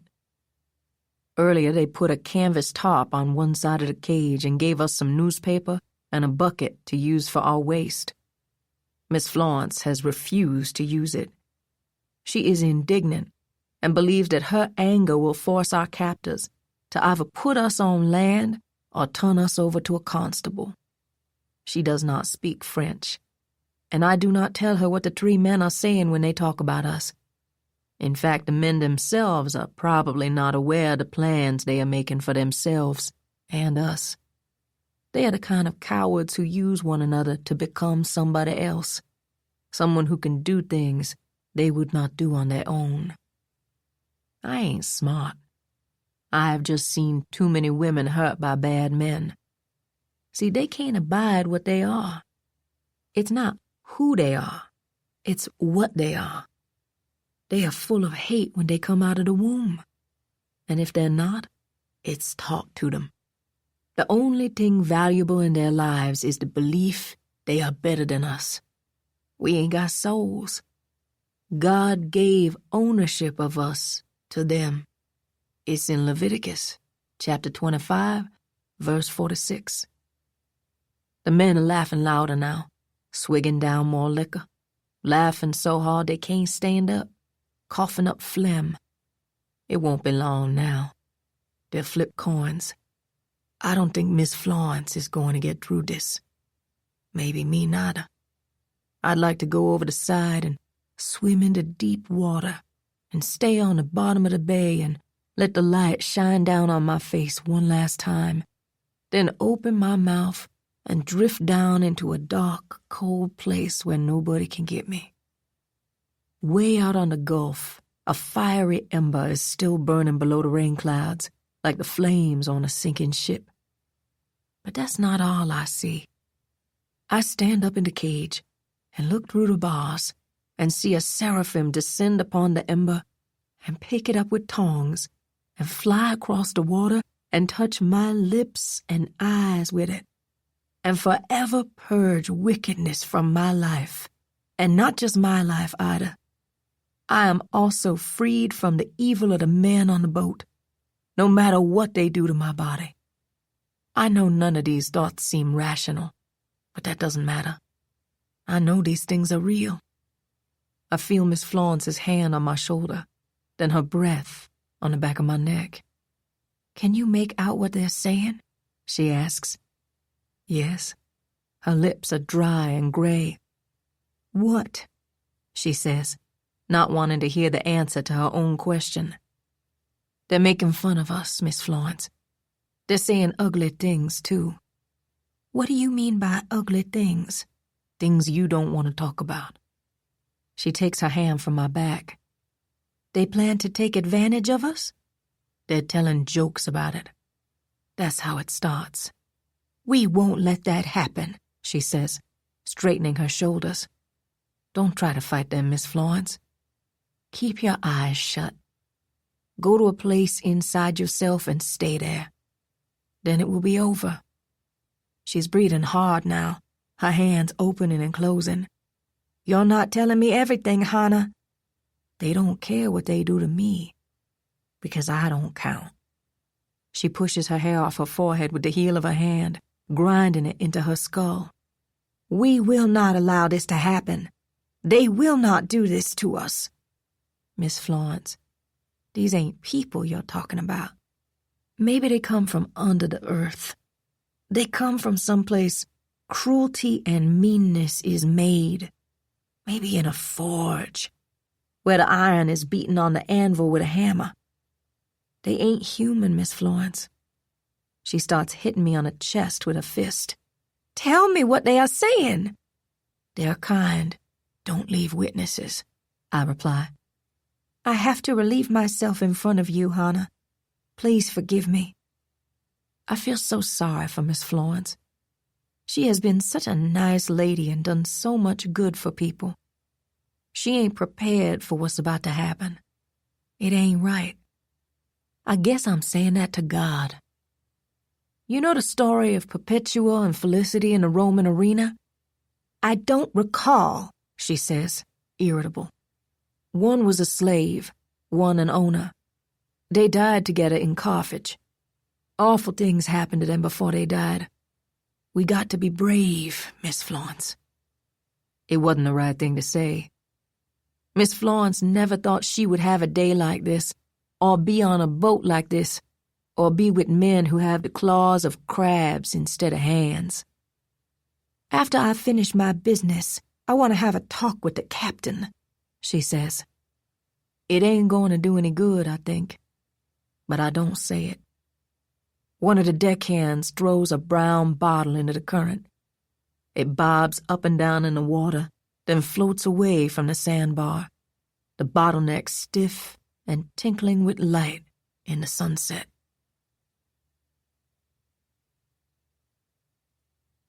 19. Florence Milton. My dress has not dried. My skin and hair are matted with debris. The sun is completely gone, but the bay is still lit, as though the earth has pulled the light under the water. I have to make a confession. My behavior and my rhetoric are largely a pretense. I am afraid, and I am ashamed to admit that. As an educator, I always taught my students, who are members of the plantation culture, that they should never bear an animus toward their servants or the poor, because a lack of charity is the sister of fear. Now I find myself sick in the stomach, weak in my legs, and dry in the mouth. My eyelids feel like sandpaper. The mental image of these men putting their hands on me makes my scalp shrink and tests my continence. I am not only afraid and ashamed, I'm angry at myself. I was in a surgical tent at Corinth, and canister with lead balls in them were exploding all over the cotton field, the canvas jumping each time a ball went through the tent. I stayed with the surgeons and those poor boys on the stretchers while their friends were running. Even when the tent was burning, I stayed. And I was proud of myself. I press my forehead against the bars of the cage. Hannah does not think I understand these men, but I do. They will take me first, and because I am plain and have never used cosmetics, and because I am educated and have a New England accent, and because there are rumors I am part of an underground railway, they will sexually degrade me and pretend their desires are irrelevant and they are simply straightening out a Yankee abolitionist who had no business south of the Mason-Dixon. Then they will kill me and weight my body with chains, or more probably eviscerate me, and fill the cavity with bricks and sink my remains into the depths of the Gulf. When they tire of raping Hannah, they will sell her into a brothel in Galveston, or for a great deal of money to French aristocrats in Mexico. These are not simply dark imaginings.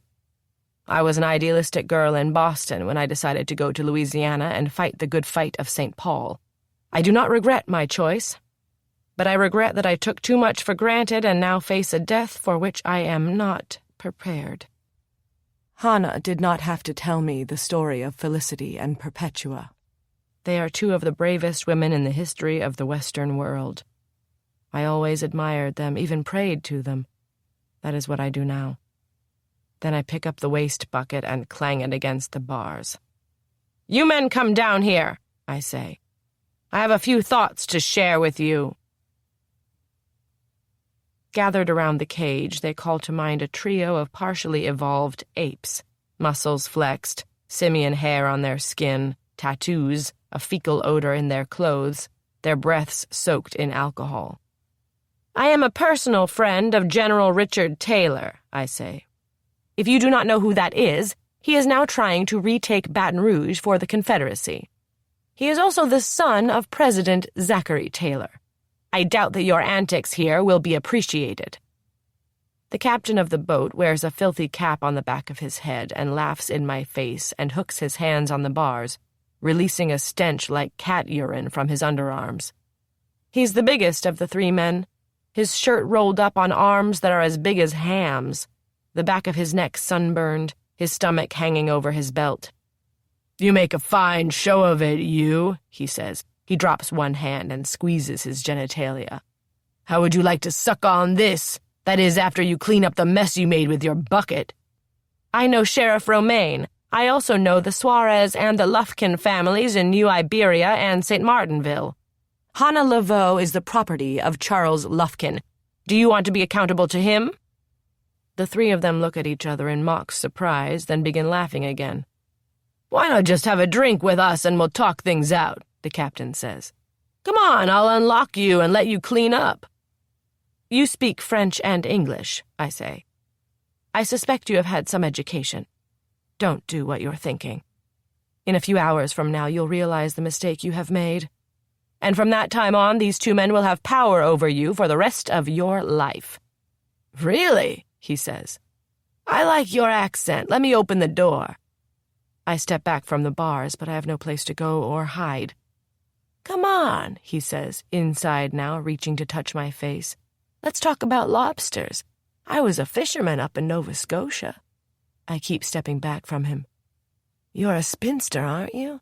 You're also a member of the Underground Railroad. Do not put your hand on me. There's two things you don't quite understand. The man to your right is my son. The one on the left is my brother. And I'm Claude. Glad to meet you." Then his fist explodes in the middle of my face. They drag me by my clothes and my hair across the deck, picking me up and throwing me down, hitting me everywhere they can.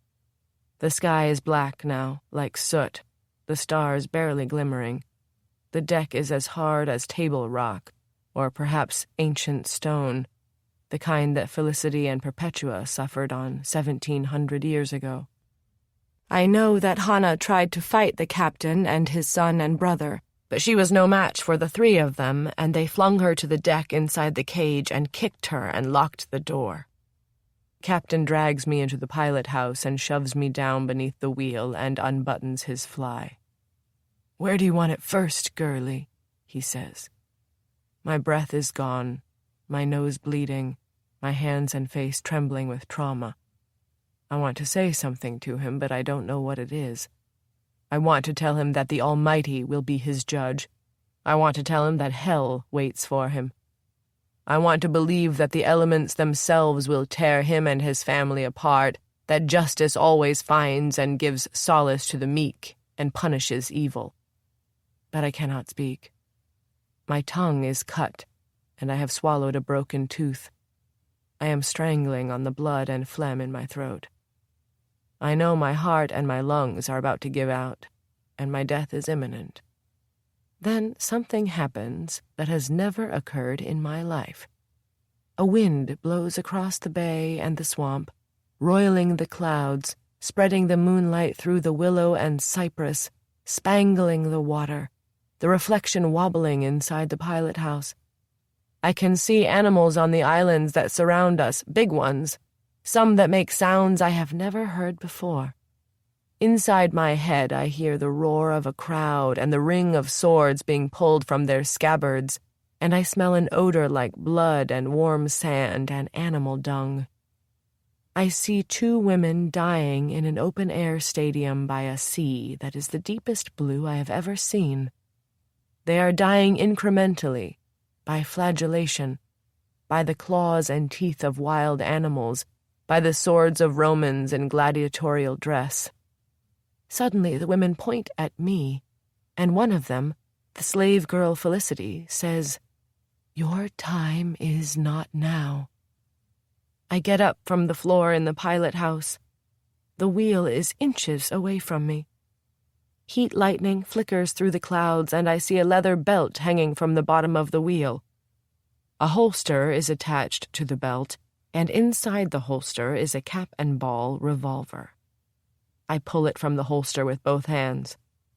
The weight alone tells me this is not an ordinary revolver. It's huge. The chambers are loaded. The caps are clean. I lift the sight on the barrel into the face of the captain and pull back the hammer with both thumbs, then squeeze the trigger. The flame is a foot long. I have never seen a man so surprised. His mouth looks like a fish's when the fish is skimming across the surface of the water. His hands are in front of him, the palms vertical, as though he is trying to prevent a train from running over him. Then the back of his head splatters across most of the helm. The other two men are backing away from me. They're speaking French, then English, then French. The only word I hear over and over again is no. I cock the hammer a second time and shoot one man through the throat and the other in the stomach. They are both on the floor now, curled into balls. A red bubble puffs from one man's mouth. The other man has his arms clapped over his ears and tries to speak, but cannot. I cock the hammer with both thumbs so as not to slip, because I am shaking all over now.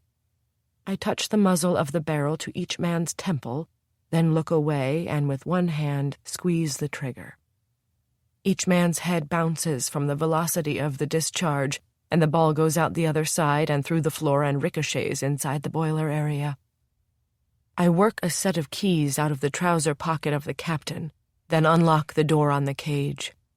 I try to explain to Hannah what has happened, but my hearing is temporarily gone and the words I speak are better lost on the wind. The vision I had of an ancient Carthaginian amphitheater is one that few will believe. Maybe that's better.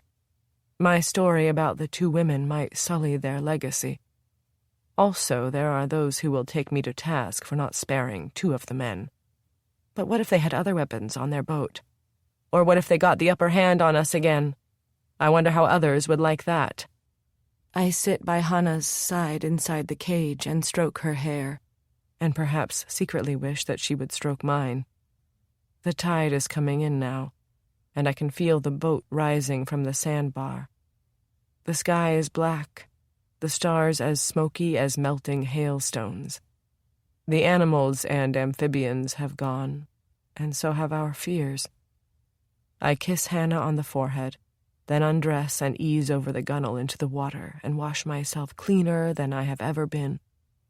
Then I wait in the stillness of the world in hopes I can reteach my heart that all streams flow into the sea, but the sea is never full.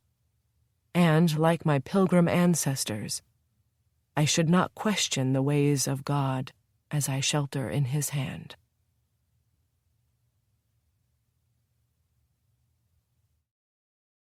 "20. Pierre Cochon. How in the name of suffering Jesus am I supposed to fix all the problems that have been dropped on my head?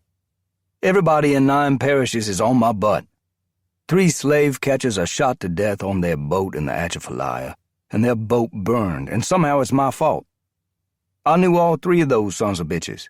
The only question for me is why somebody didn't shoot them a long time ago. Anyway, people are spotting their underwear and think there's a slave insurrection about to bust loose any minute. A few think Florence Milton had a hand in the escape of Hannah Laveau from the Negro jail and in the killing of the jailer and also in the killing of the slave catchers. I'm afraid they are probably right. Frankly, if I have anything to do with it, I'm going to see both women get a lot of gone between here and the Ohio River before a lynch mob gets to them.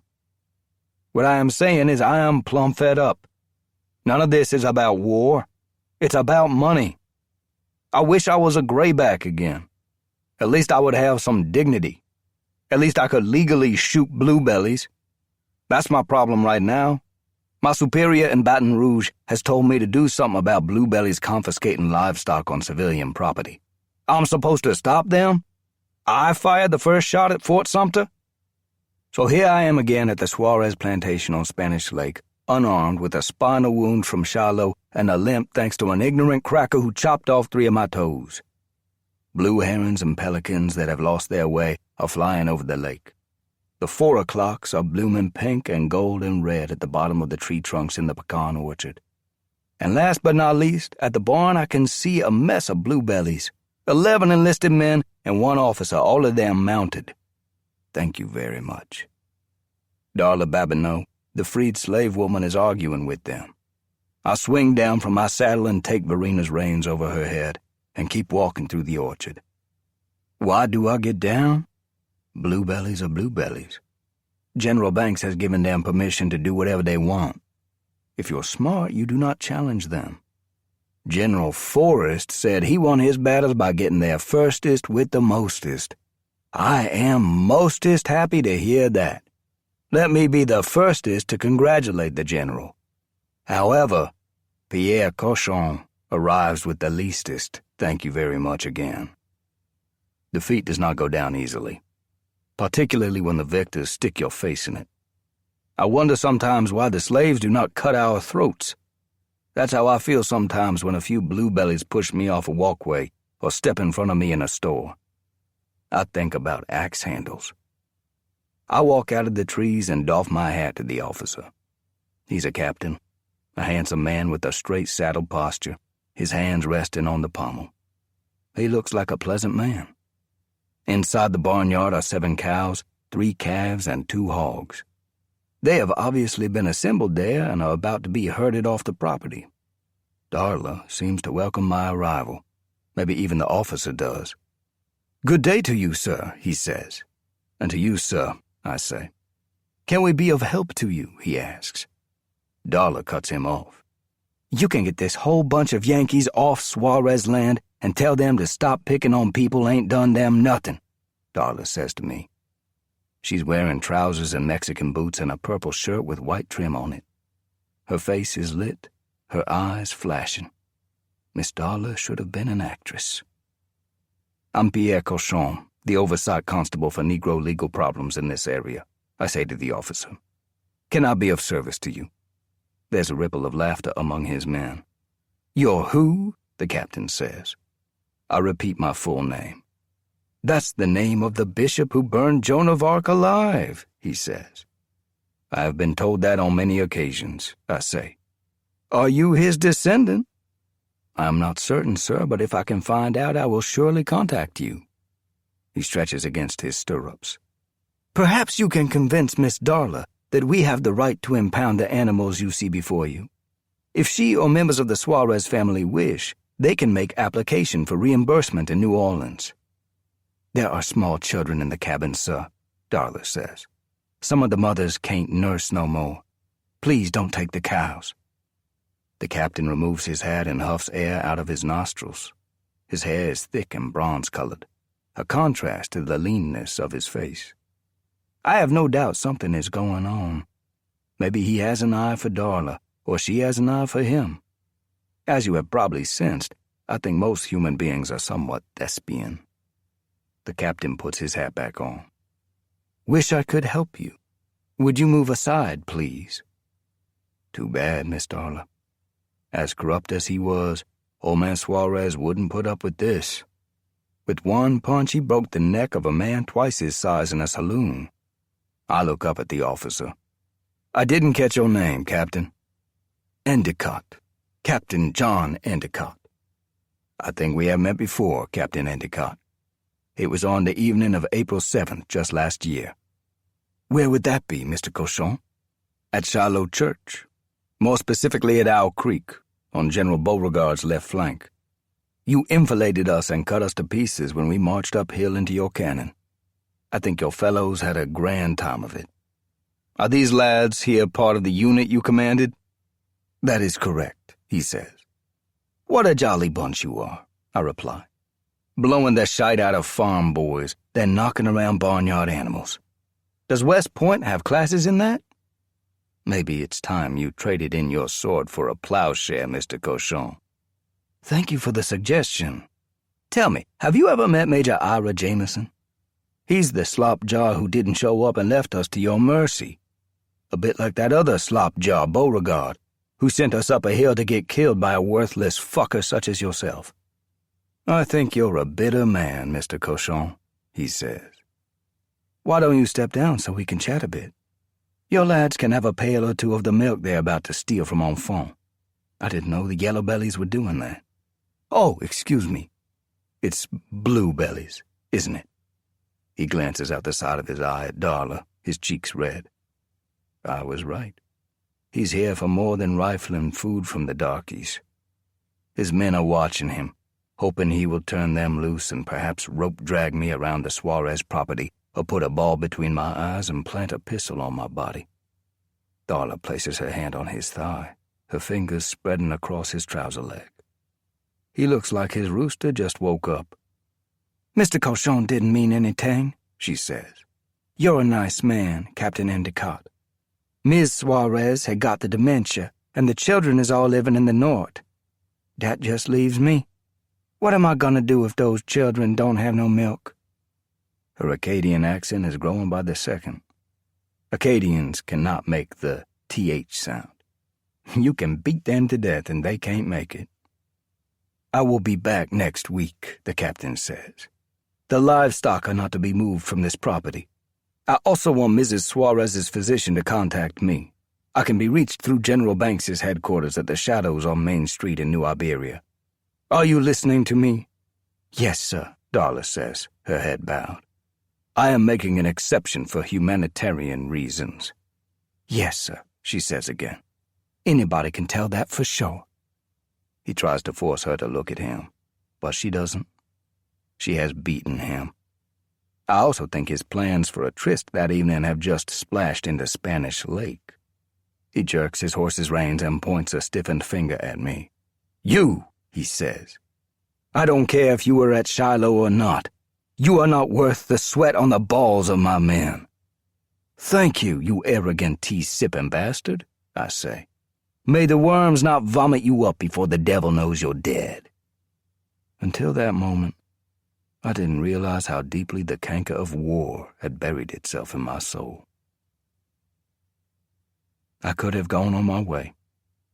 But I didn't. Sometimes at the end of the day, I go to a dark place I cannot rid myself of. I think about my blind mother and want to be with her. I also want to be with the children with whom I played. We were a tattered bunch, but the best children, white and colored, and old people I ever knew. They told us stories on their galleries in late summer while the fireflies flickered like pieces of burning string in the trees. I also think about the boys who were at my side when we went straight into Union cannon, 12-year-old drummer boys rolling the attack, the stars and bars flapping, the flag bearer undaunted by the fusillade aimed at his chest. Strangely, I want to tell Darla all these things. I am not predatory. I live celibate and have never visited a brothel. Nor do I wish to capitalize on my race. I would just like to be with Darla, the way children are together. Or with Hannah, who, to my shame, I was willing to sacrifice to get even with old man Lufkin for treating me as he would white trash. I think people of color are superior to us in many ways. They are a kind and loving people, and that is why we seek them out when we are ill. But I cannot deny my lower passions. I wake throbbing in the morning, my dreams filled with images that are embarrassing. By anyone's measure, I am a foolish man. I long for my childhood and my mother, even though we lived in penury. And yet I work in servitude to people I despise. Also, I fought for a cause I don't believe in. But nonetheless, I wish to be a grayback again and hear my commanding officer shout in his paternal fashion, "Form on me, boys! Form on me! By God, we've got them licked!" "Mr. Pierre?" Darla says. "Yes?" "You don't look good. Come sit with me. It's a nice time of day. I'm fixing to crack some pecans." And that's what we do, well into the evening, when the entire sky is aflame. "Can I tell you a secret, Mr. Pierre?" she says. "Sure you can. I saw Master Suarez dump a fortune out there in the lake." "How would he do that?" "Soon as New Orleans fell, he said, 'We're gonna lose.' He collected all the gold and silver in the house and nailed it in a barrel and rolled it down the slope and sunk it out on the lake. I seen him do it." "Don't tell this to others, Darla." "I ain't. I'm just telling you." The lake and the flooded trees in it look like they are on fire. I stand up from my chair. "I have to go now." She stands up also. "Take me inside the barn, Mr. Pierre." "That would be an abuse of power, Darla." "No, it ain't. Men did that to me many years ago. I killed one man and almost killed another. They were both white. Ain't nobody bothered me since. You're a different kind of white man, Mr. Pierre." "I have to ask you something." "What?" "Did Hannah kill old man Suarez?" "I ain't got nothing to say about that." I look at the sunset. I feel like I am watching the end of the world, but I don't know why. I pick up her hand and kiss the back of it. "Nobody ever done that to me," she says. "See you later." "Why'd you do that?" "I fear for you." "Good night, Darla." "Come back here," she says. "Please, Mr. Pierre. I don't know what you're doing, you." But I keep walking and don't look back. The dark energies within the society I serve are unpredictable and can be so cruel you question the existence of God. I hope I haven't opened a door I can't close.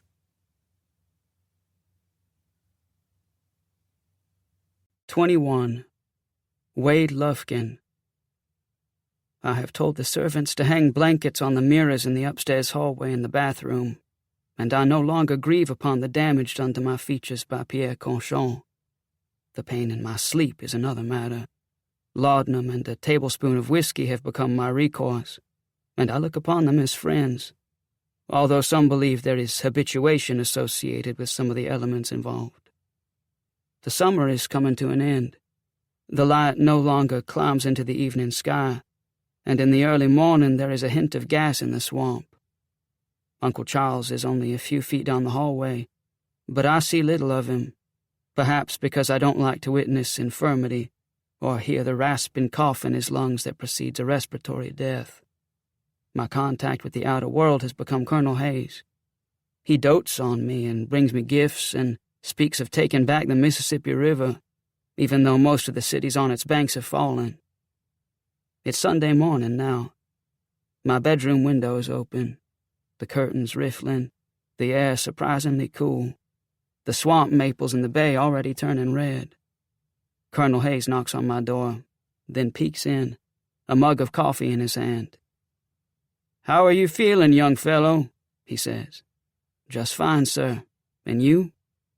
He sits on the side of my bed and puts the coffee in my hand. Coffee is a treat these days. He picks at something on his fly, then releases it. "I have to be out and about, so I thought I would check in with you first," he says. "Out and about where, sir?" "You'll be hearing about it. It's nothing to worry about. I may be bringing some units from Missouri, fellas who have already made their mark." I nod my head. I gave little credence to the colonel's stories about Missouri raiders. Yesterday he was speaking of Cole Younger and Frank James. Who are Cole Younger and Frank James?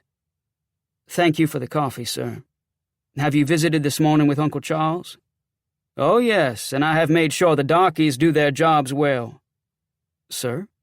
"You have to be on top of them. Give them an inch and they'll take a mile." "That is not our way here, sir." "Oh, I know. I meant no harm." He gets up from the bed and pats my shoulder. "Keep your ear to the ground, young Wade.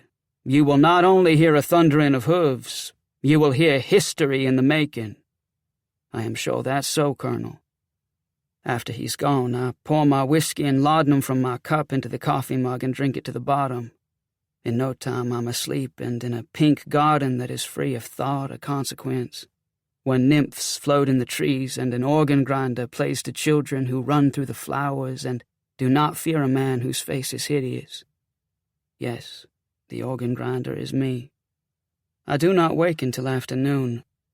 When I walk to the window and look to the south, the entire encampment of the colonel and his men is empty, except for the trash and liquor bottles and dead campfires they have left behind. I hear no thunder of hooves on the ground or horns blowing along the road to Roncesvalles. I see nothing other than a dirty scar on the earth left by a man who picks at his fly. Maybe I have learned a lesson. Maybe for the Lufkin family this is the end of the war. Maybe for us that day has come when the lamb will lie down with the lion and there will be no more death. We are religious people. These things are in Isaiah, in the book of Revelation, and in the promises of our Lord. So how can we deny them?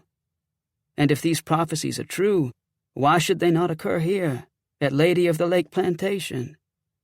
I wonder if indeed an enormous change is about to take place in my life, one that is spiritual, one that will rid me of the young officer I bayoneted to death in Northern Virginia.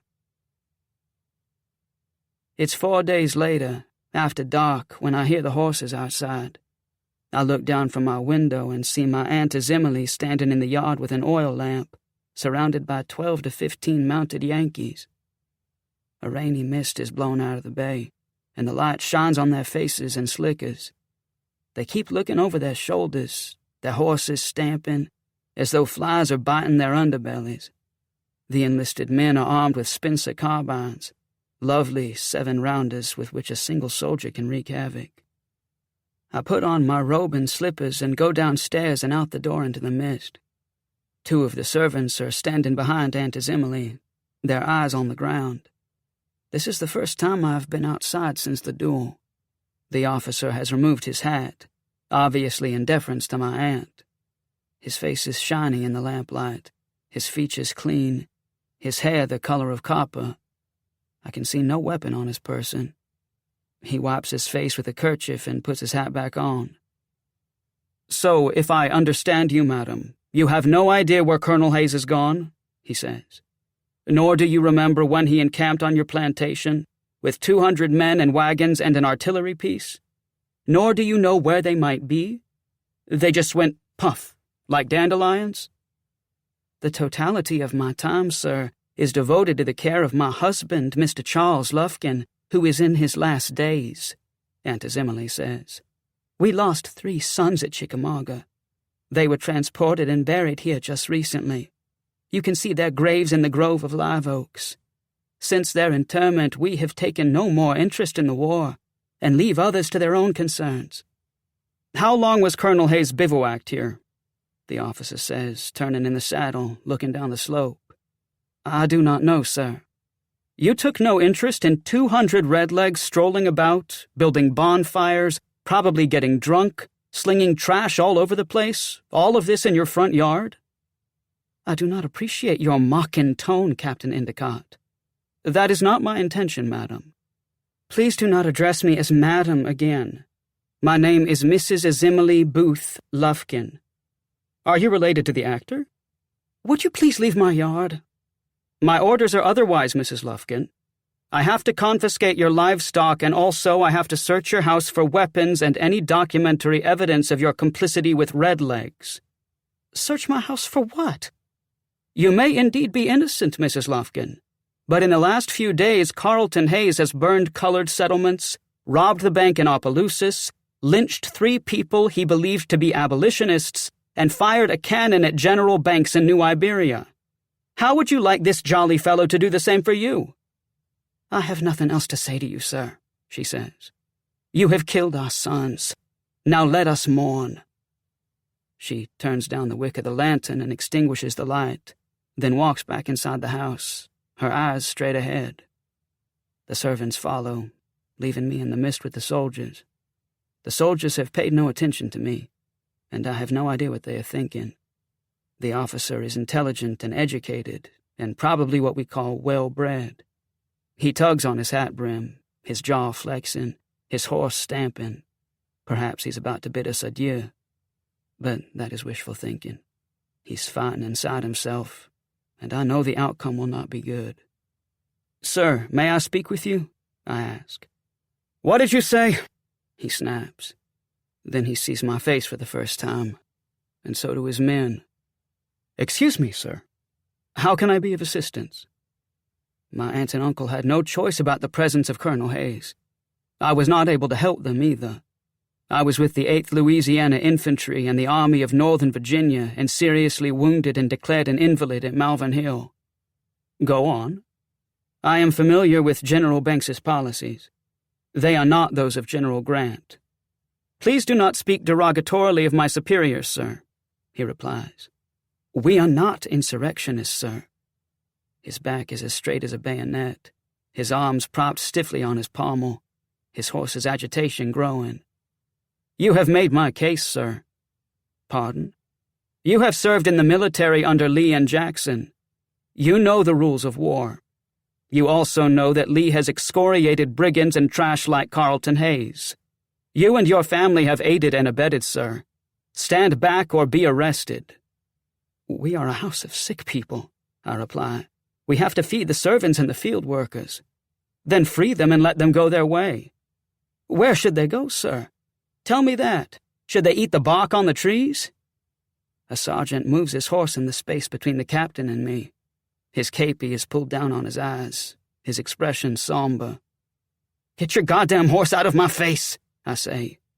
He makes no acknowledgement of my statement, but eases the reins just a little and touches his horse's belly with the heel of his boot, enough to make his horse knock me backwards in the dirt.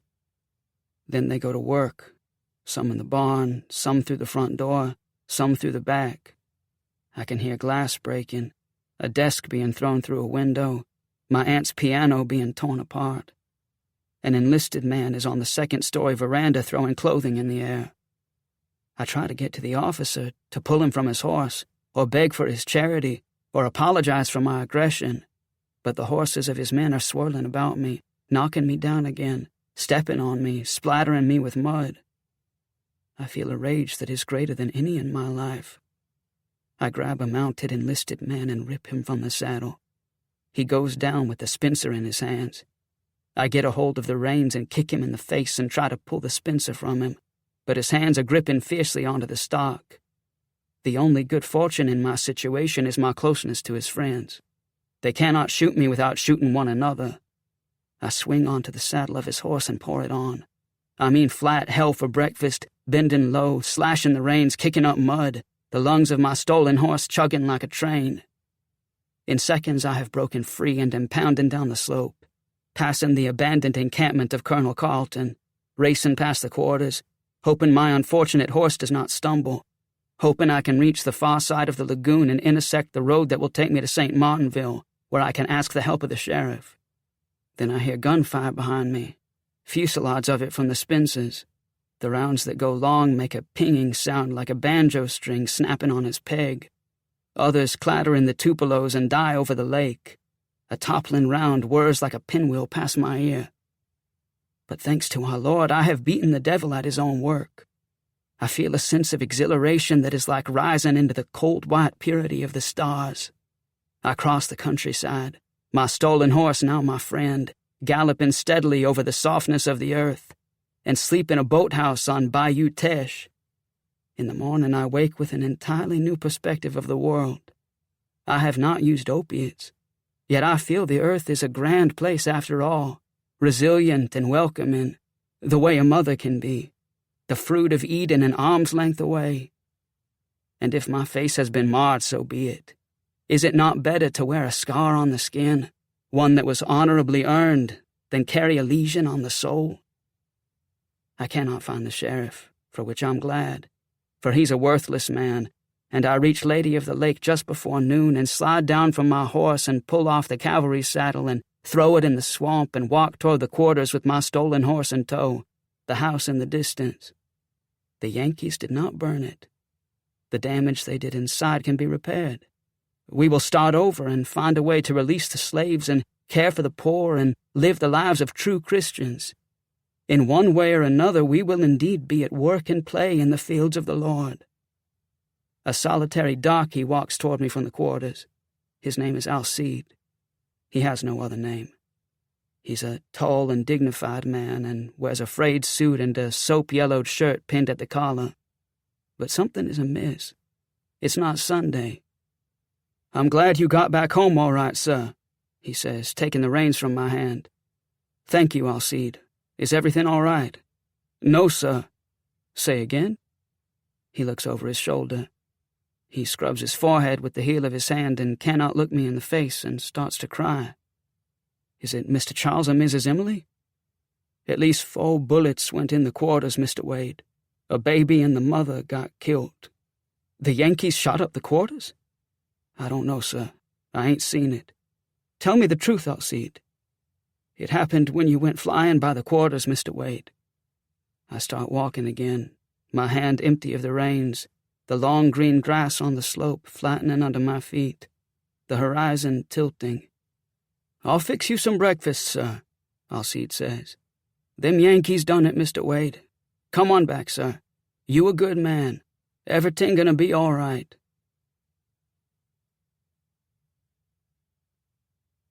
"22. Hannah Laveau." I have been hungry sometimes.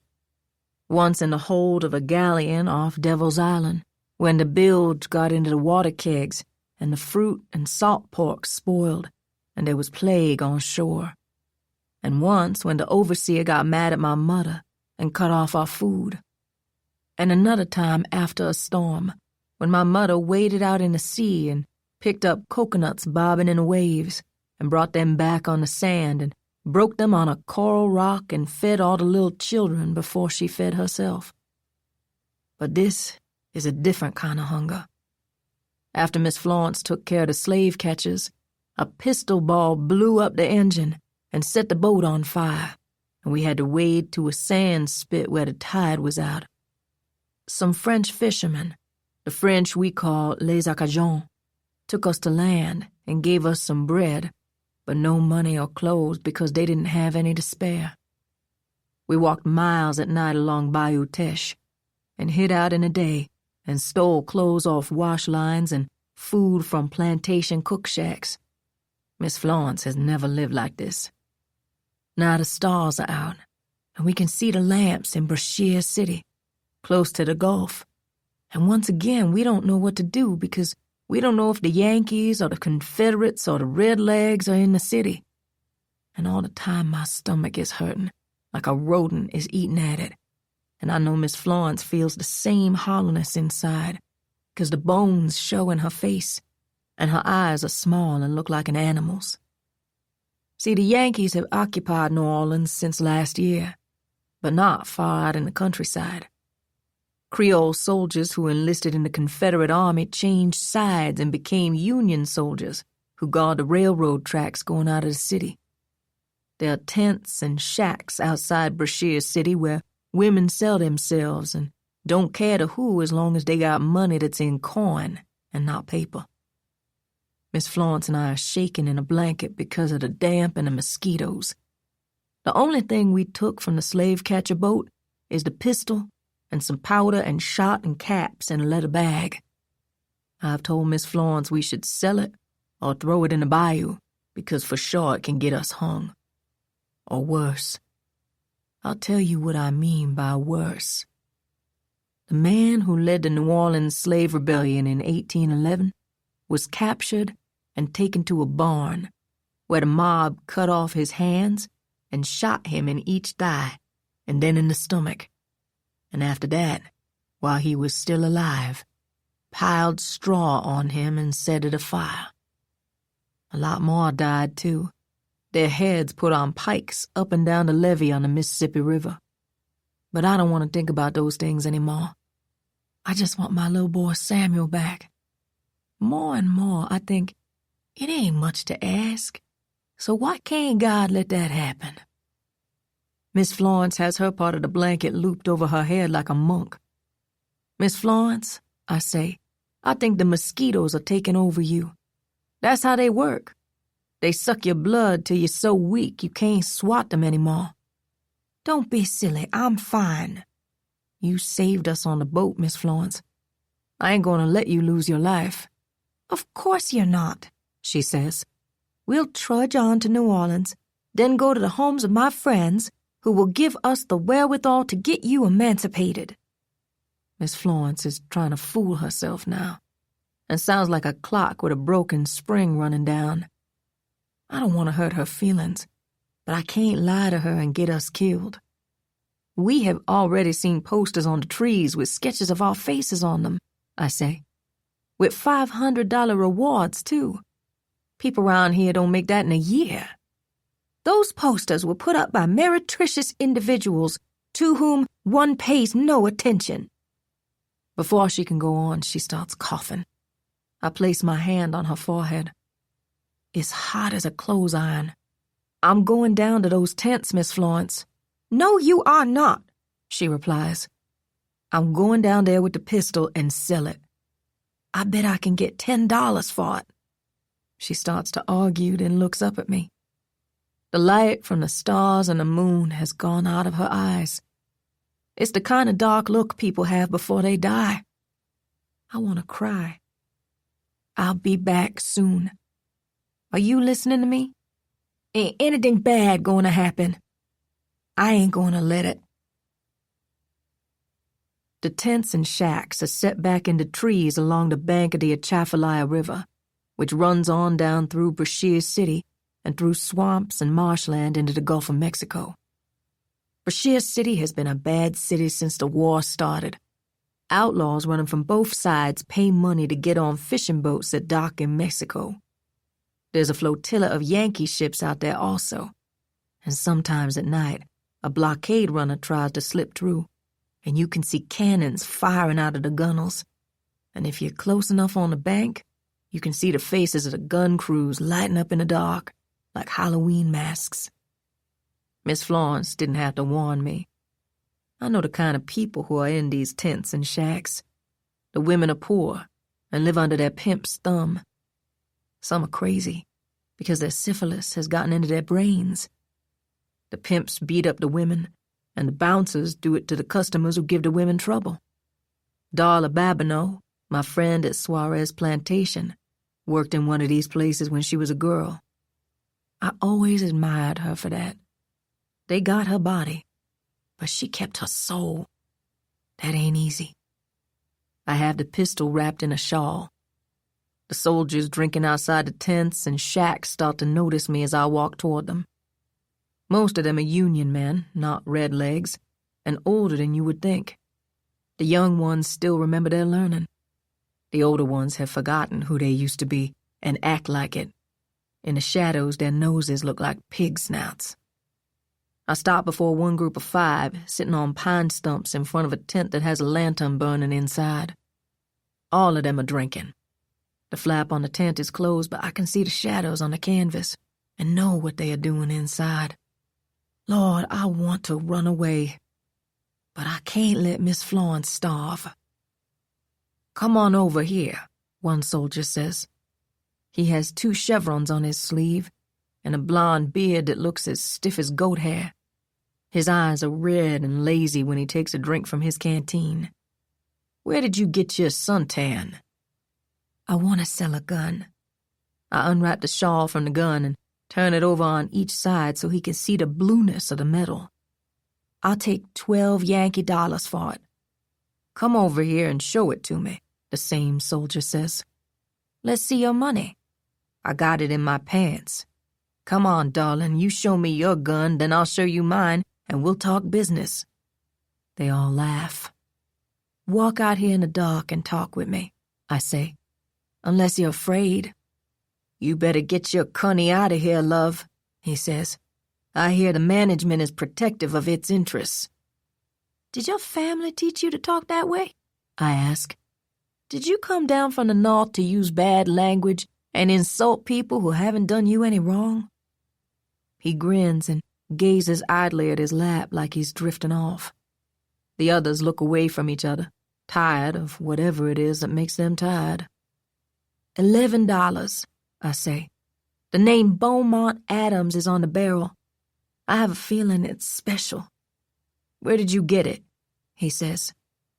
"The Confederates left it in a ditch after the fight at Nelson's Canal in New Iberia."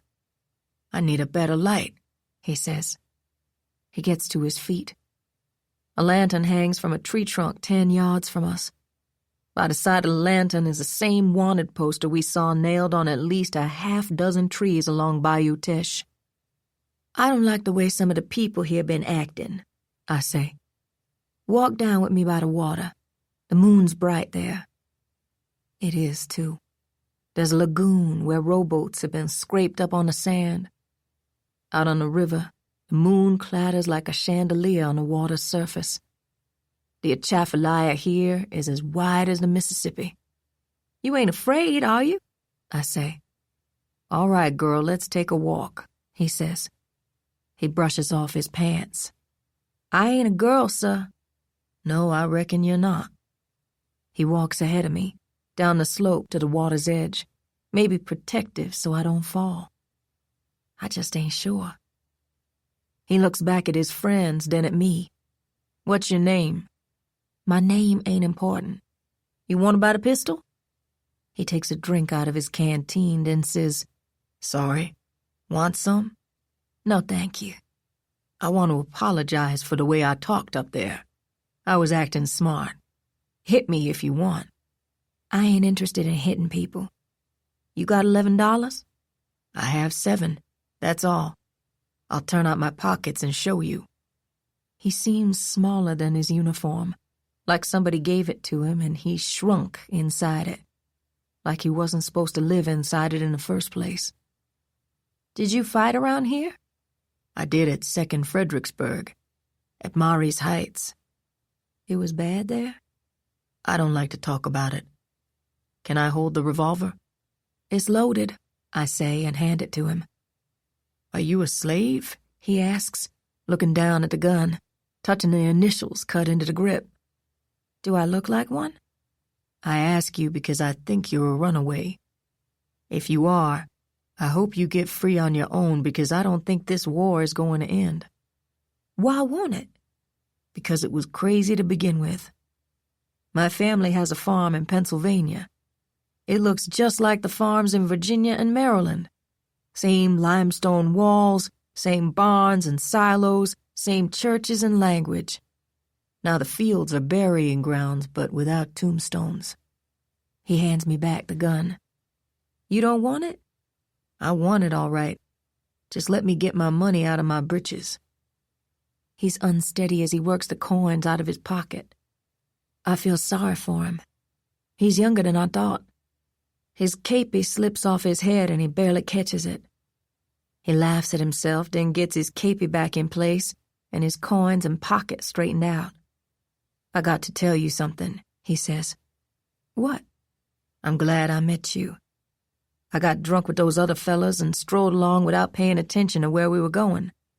If it wasn't for you, I would be feeling real bad in the morning. You want to tell me your name?" "No, I don't. But I don't want to offend him either. My name is Hannah." "Like in the Bible?" "Yes, sir." "You're a nice lady, Miss Hannah." He's smiling. He reaches out and squeezes my hand. He makes me think of a little boy, maybe the kind I want my little boy to be. Then his eyes shift. "But you had better go along now." "Sir?" "Just go, Miss Hannah." I look around, my heart starting to trip. I don't see anything. What's wrong? Then I hear feet running and noise from the shacks and tents. Then a shrill laugh and somebody baying at the moon. "An extra show, boys," somebody yells. "Hannah, get out of here," my soldier friend says. "Don't just look at me. Run!" It's too late. A big man comes charging out of the slash pines, his black hair and beard as wild and thick as a lion's mane, his skin grimed with coal dust, probably from a ship's boiler, his boots hard-tipped, probably with steel. His eyes are burning with rage. "Thought you'd steal our business, did you, girl? I'm gonna split you up the middle," he says, grinding his teeth and crashing over my soldier friend, then driving his fist into my face, wrapping me in his stink. I have never been hit so hard. I feel as though the bone behind my nose has been pushed into my brain. Nor have I ever felt such pain, except when Master Suarez took me. I'm on my knees now, the gun and the $1 coins scattered around me, my fingers splayed on my face, blood sliding in rills down my forearms. But I cannot put together what is happening. Miss Florence is next to me. Her mouth is opening and closing, but her words sound like they are being spoken underwater. The soldier has gotten to his feet and is swaying back and forth, his forehead split. Something is wrong with his arm. One shoulder is lower than the other. He's inches from the big man, patting him, his mouth making words that are as round as walnuts, but making no sound. Why is the soldier patting him and dusting him off? I thought he was my friend. Then I understand. He's trying to quiet the big man down. But Miss Florence has picked up the revolver. Since she shot the slave catchers, she's learned she doesn't have to cock the hammer to pop the shell. She squeezes the trigger, and the big man goes straight down, as though through a trap door in a scaffold, his jaw hanging open, one eye blown through the back of his head. Then she turns the revolver on the soldier. "No!" I shout. I am waving my arms now. "No! No! No! He's a friend! Listen to me, Miss Florence! Don't hurt him! Oh, God!" But I feel I'm imagining my words rather than saying them. Miss Florence fires the pistol again, and the ball goes right through the heart of the gentle soldier from Pennsylvania. I think I scream, but I'm not sure. I run through the trees, slipping on the pine needles, the lower branches slapping my face and tearing my clothes. I run and run until my lungs are on fire. Then suddenly my hearing returns, as though someone has clapped his hands on my ears. Miss Florence is calling my name, puffing her way up the incline. She lifts her right arm in the air. Her hand is clutched in a fist, her face bright with victory. "I've got the money, child," she says. "Enough to find our friends. Those men back there can't hurt you anymore. Did you hear me, dear Hannah? Why are you crying, child?"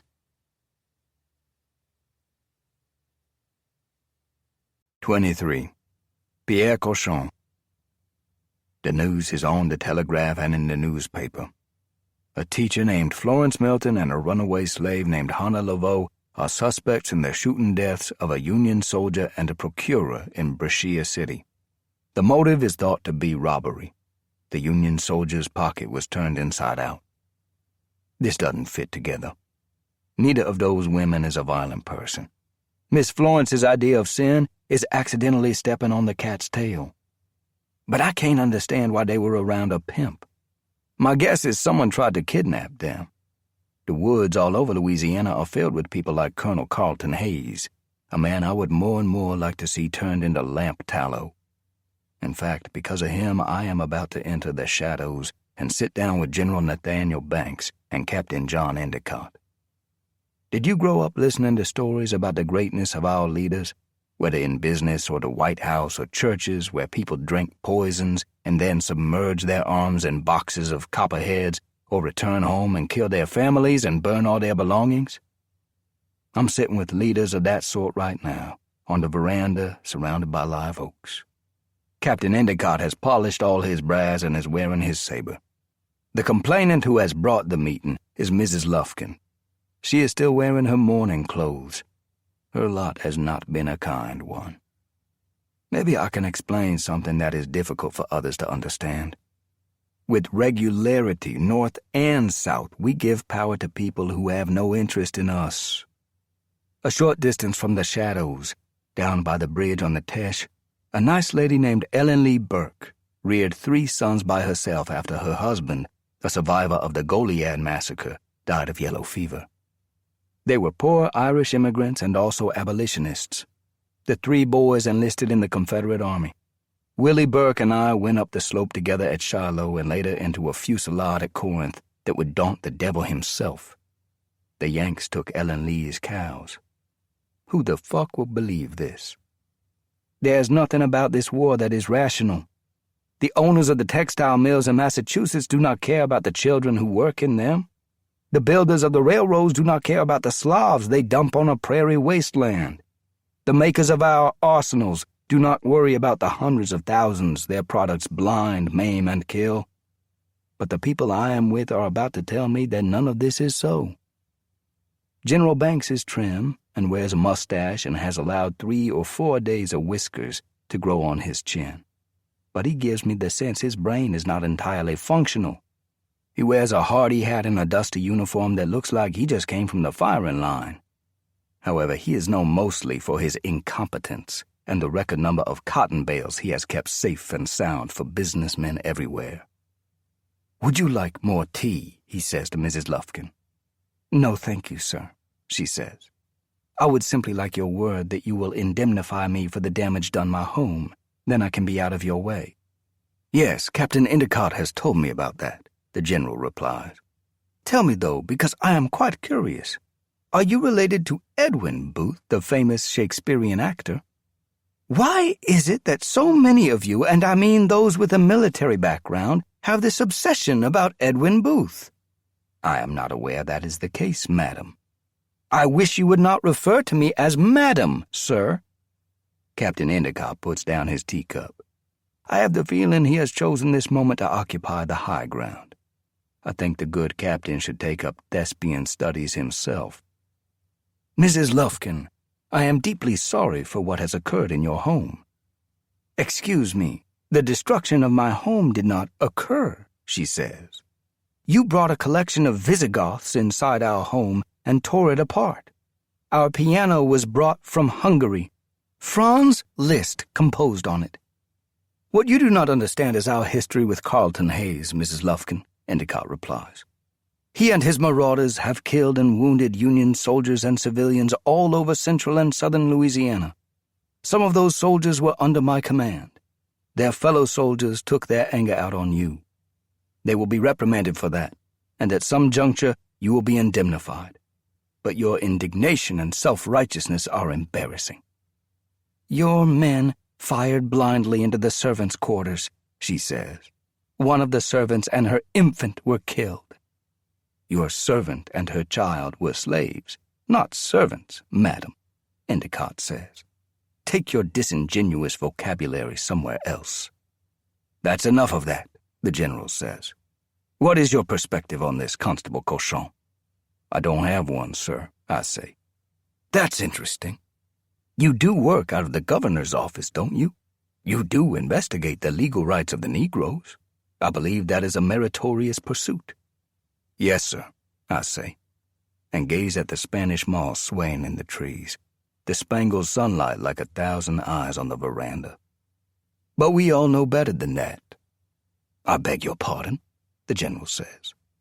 I do no good for anyone, General. Then what are you doing here? I believe some innocent people are going to be killed. Their names are Hannah Laveau and Florence Milton. Your soldiers are putting up reward posters everywhere they can. Do you have evidence of these women's innocence? I know them, sir, I say. Unfortunately, they seem connected to 5 dead bodies. Do you have an explanation for that? 3 of the dead were slave catchers, I say, and immediately put my foot in it. You admit they might have had a motive, the general says. I meant that this particular trio of misfits were hated by many people, sir.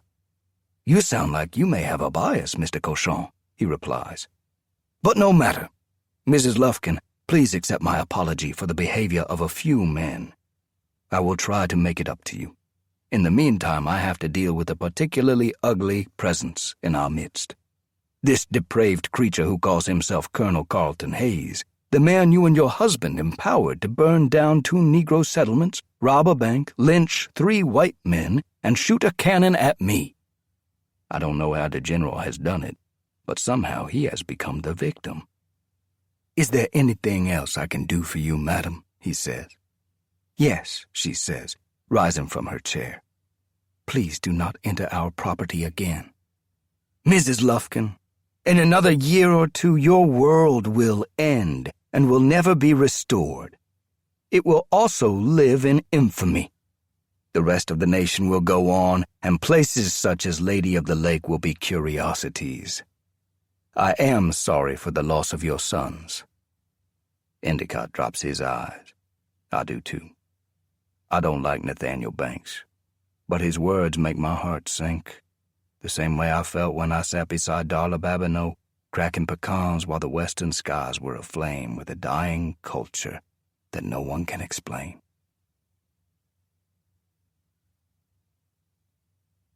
"24. Colonel Carlton Hayes."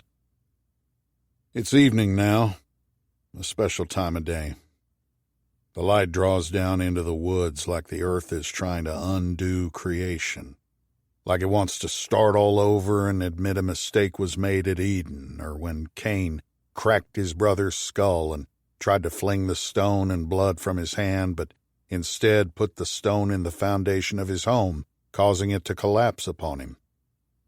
Like Cain, I have my weapons, fire and such, at my fingertips. The fire burning the farmhouse by the woods is spreading now, scattering the shadows with sparks, flame, and the curds of smoke from a whiskey still we did not know was in the barn. Rogue Confederates fired at us from the house and forced the situation on us. Now we sit by a deserted road lined with 10 mule-drawn sugarcane wagons aimed at the Red River. The wagons are full of darkies, their faces mournful. Soon they will be sold to a slave broker from Texas, an unnecessarily violent man, a Comanchero I do not like to deal with. However, in war, one has to make concessions to practicality. Some of the slaves are descended from pygmies. That's what I said. The original group in Africa owned pygmy slaves themselves, and when the Dutch raided the village, they chained and packed the bunch like lines of butterfly cocoons in the hold of the ship and sent them on their way. In this case, to a place called Misery Plantation. I didn't make up the name.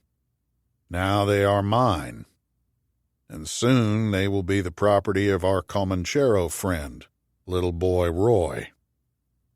Hardened and indifferent, am I? I knew Robert Lee down in Mexico in 46. He was a young artillery officer who blew the shite out of women and children. He also allowed his men a frolic at Chambersburg, Pennsylvania, and rounded up the darkies, escaped and freeborn alike, and shipped them to the auction block in Richmond, along with that study in egotism Jeb Stuart. who captured 60 black federal teamsters outside Washington and sold them into the cotton fields. In their mind, I am ill-bred and coarse. I guess they are right. Also, I guess it's permissible for a gentleman to kill children and women as long as they are peasants.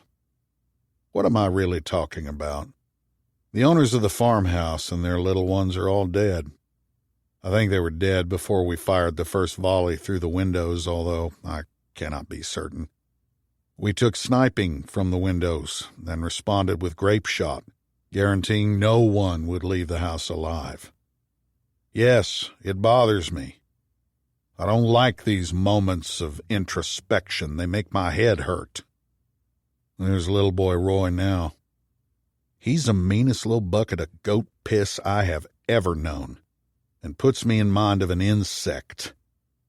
He has a pinched face like he's constipated, and wears a Hardy hat, a stovepipe affair mashed at the top like General Banks's hat, and pointy Mexican riding boots and oversized canvas breeches always falling off his ass. I will admit I don't get into this boy's path. There are stories about him I don't want to think about, and neither do you. If I get through this war, I am going to make sure little boy Roy is put in an insane asylum. I mount my horse and meet little boy upwind from the burning house. I raise myself in the saddle and doff my hat. "How do you do, sir?" I say. "I hope you had a pleasant journey." His face is in shadow, and I have no idea what he is thinking or what kind of mood he is in. He doesn't acknowledge my greeting. "Is something wrong, little boy?"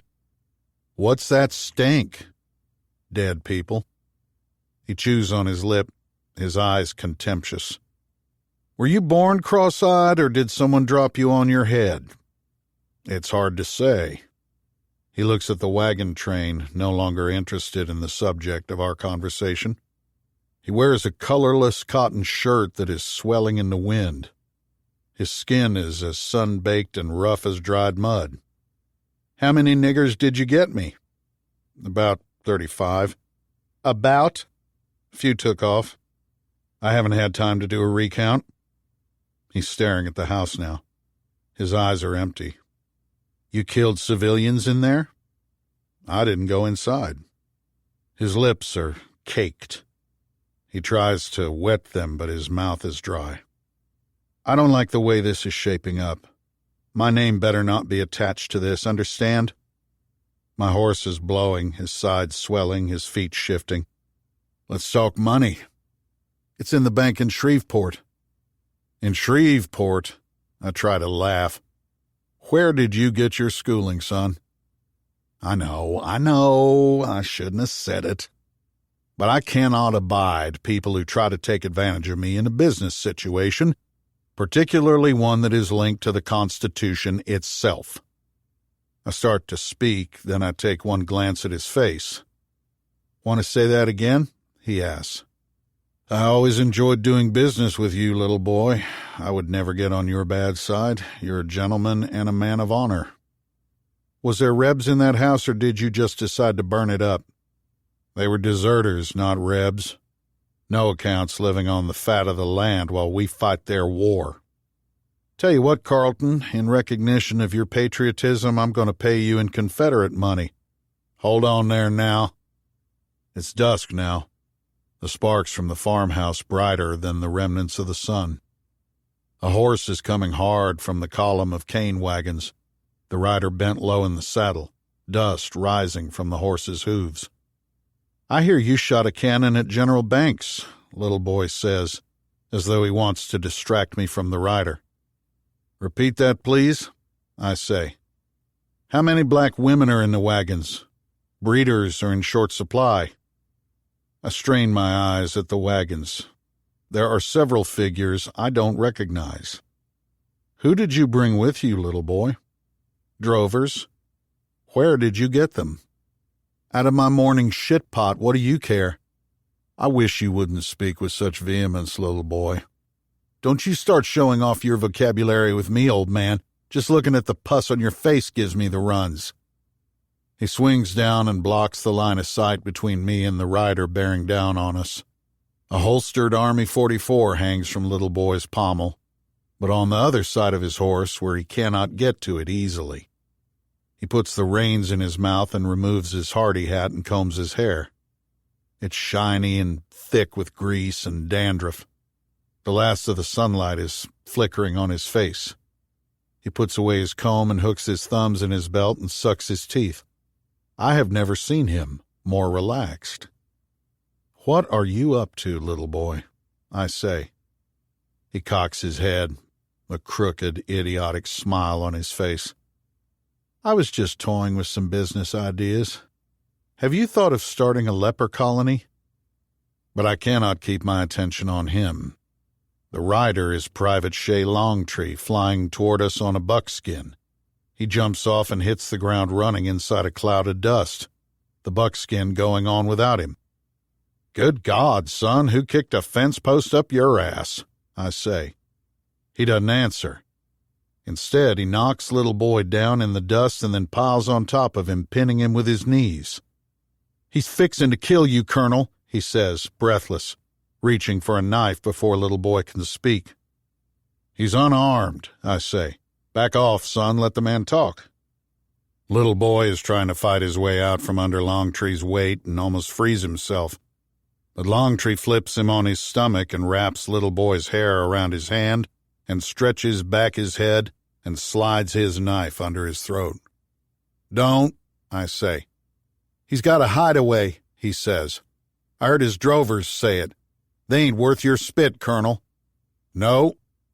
He peels back little boy's head and rips the knife across his throat, slicing his windpipe in half, then rises from little boy's body, staring at it, as though he's not quite sure what he has done. I can't deal with this.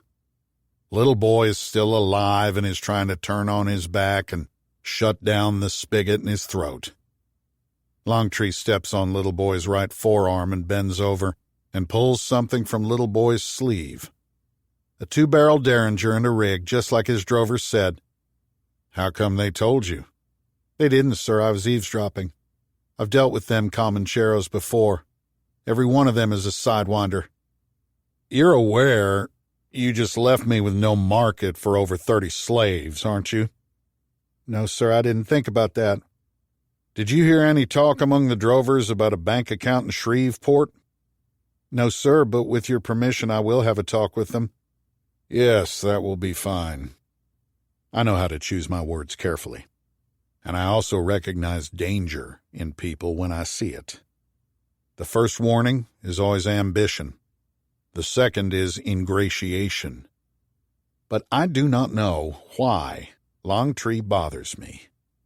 Again and again I want to excoriate him, then I feel ashamed. I look down at little boy. His face lies sideways in a pool of blood that is twice the size of his head. "I'm promoting you to sergeant," I say. "Sergeant? Me?" "Are you familiar with the work of Machiavelli, Sergeant?" "No, sir, I don't think so." "I think I have an edition I can loan you," I say. "Yes, sir, I'm sure I'd like that. Do you want me to talk to them drovers?" "Yes, please do. I think I will take a nap in my tent. Let me know what you find out, then we'll be on our way." "What about the slaves?" "Tell them to go back to Pygmy-town." "Sir?" "Tell them they're emancipated. What the hell am I going to do with pygmies?" "They ain't all pygmies, sir." "Let me put it this way. Is it easier to liberate a bank in Shreveport or feed and clothe and doctor people who hate you?" "I never thought of it that way," he says. There has to be a better way to make a living than this. The fire has died in the farmhouse, and the stars are bright and winking overhead. I fall asleep quickly in my tent, a handkerchief sprinkled with camphor on my face. In the distance I hear men screaming, but assure myself that I am dreaming. I wake shivering in the false dawn and wrap a Union blanket around my shoulders and try to remember my dreams. But I have no memory of them, or even of the events that led up to the death of little boy. or to my freeing of the Negroes. These mental lapses make me wonder if I have some undiagnosed medical problems. When I step out of the tent, I can smell fatback and coffee made from shelled corn cooking on our breakfast fires. I eat with my soldiers and have a jolly time of it, actually. The darkies are gone. I have no idea where. The wagons are empty, the mules still hitched. I mount up at the head of the column just as the sun rises above the trees and streaks across the earth. 5 bodies are suspended from the archway of the plantation. They all have on the same pointy boots worn by little boy Roy. The archway must be over 30 feet high, and the nooses that hold their bodies were pulled all the way to the beam. So the bodies look unearthly, floating above a world that doesn't want them. My master sergeant catches up with me. "Where are we headed, Colonel?" he asks. I stare at him, but cannot remember his name. "East," I say. "East, sir. That's toward Baton Rouge. It's loaded with bluebellies, Colonel." "I see," I reply. "Let me think on that a while. Yes, we have many options, don't we?" Many indeed. "You say there are bluebellies in Baton Rouge? I thought they moved on. Maybe we should tidy up the place, cut off a few heads. What's your opinion?" His mouth opens slightly, but no sound comes out. What a strange fellow. Well, these are odd times.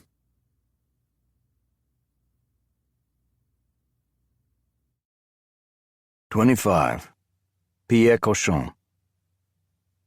The days pass and the night air smells of burning leaves in the backyards along Bayou Teche. The cabin I have rented at the Shadows is a lonely place, and when the sun turns a soft orange in the west and slips into the dust from the cane fields, I feel a longing that verges on despair, but I do not know why. As a child, I was often given to spells. My mother said that was because I was special, that I was given sight into the future because she was blind. Except there was a catch. No one would believe me. When she would tell me this story, her eyes would fill with tears, and she would fold her arms around me and press my face to her bosom and her cheek to my head. Her pain was for me, though, not for herself. It's at evening tide when I miss my mother most, and I think about the boys in field hospitals I heard cry out for their mothers before they died, and I understand the nature of their loss, like sliding down the sides of the earth, and I look toward the west and the dying of the sun, and I want someone to drive nails through my wrists and bare feet.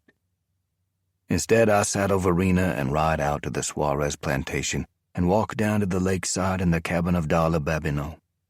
The sunlight still clings to the cypress and tupelos and the lichen that undulates like soured milk when a fisherman rows past the flooded woods in the center of the lake. An oil lamp is burning inside Darla's cabin, a reckless expense for someone of her means. She opens the door before I can knock. Her face is swollen on one side, to the extent that her eye is squinched and watery. "Are you all right, Miss Darla?" "I have a bad tooth." I look at the ground around the tethering post. "We had rain just 2 hours ago. Who tied his horse here?" "What do you want, Mr. Pierre?" "To see how you're doing. The horse that was tethered here was shod with Henry Burden's shoes. Only Union cavalry have them. May I come in?" "Why ax me? I ain't got no title on it." She sits on a cane chair in a corner, away from the lamp. I step inside and close the door and sit down across from her. She has on a fluffy white dress down to her ankles and a purple jacket. "It ain't what you think," she says. "Endicott hit you, didn't he?" "I ran after him and fell. I was mad.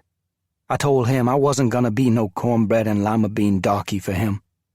"You thought he was going to take you up north?" "That was the way he was acting.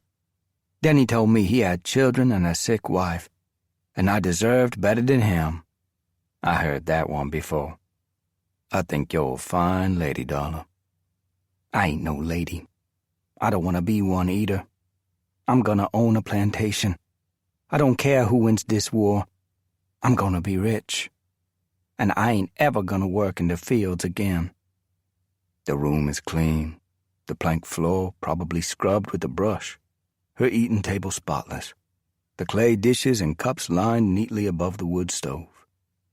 Can you take a walk with me? I say. To go where? And do what? I don't know. I like you, Miss Dollar. I have funny notions. I think you do, too. That don't make no sense. You remind me of my mother. She was a dreamer. She always said the dreamers are the ones who make the world a better place. Can I ask you something, Mr. Pierre? Sure. You think I'm no good? Because that's how I feel. What did Endicott do to you, Miss Dollar? He had me. Then said he didn't want me no more. That's what he did. I'll pick up my chair and set it next to hers and sit down again. You listen to me. You're a strong woman. Endicott is unworthy of you. He's a weak man who seeks approval and uses his power to take food from the poor. He doesn't deserve to wash your feet. A tear is brimming over the edge of her watery eye. Thank you, Mr. Pierre. I smile at her. I have to ask you a question, though. About what? Did you kill Mr. Suarez? She looks at the floor. Her hair is parted as straight as a ruler, the ends of it tied with a ribbon on each shoulder, the way a little girl might wear it. She lifts her eyes to mine. She rubs a scar on her throat.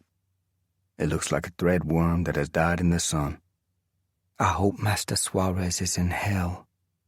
I hope he remembers every colored woman who carried his child. She waits for me to respond, but I don't. She still calls the man who raped her by a title. You ain't gonna say nothing? I'm afraid for Hannah Laveau, Miss Dollar. What am I going to do about Hannah? Can you tell me that?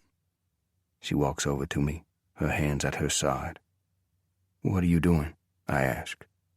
She presses my head to her chest. I can hear her heart beating and smell the heat in her skin. Out on the lake, I can hear the grunting of an alligator in rut, its tail thrashing in the shallows. But the season is wrong. Gators mate in the spring. But this one is tearing into its mate, rolling with it in the mud and salt grass, wreaking havoc, regardless of the consequence.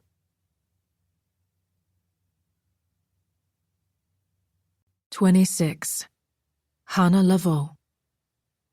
We are inside New Orleans now and protected from the Confederates.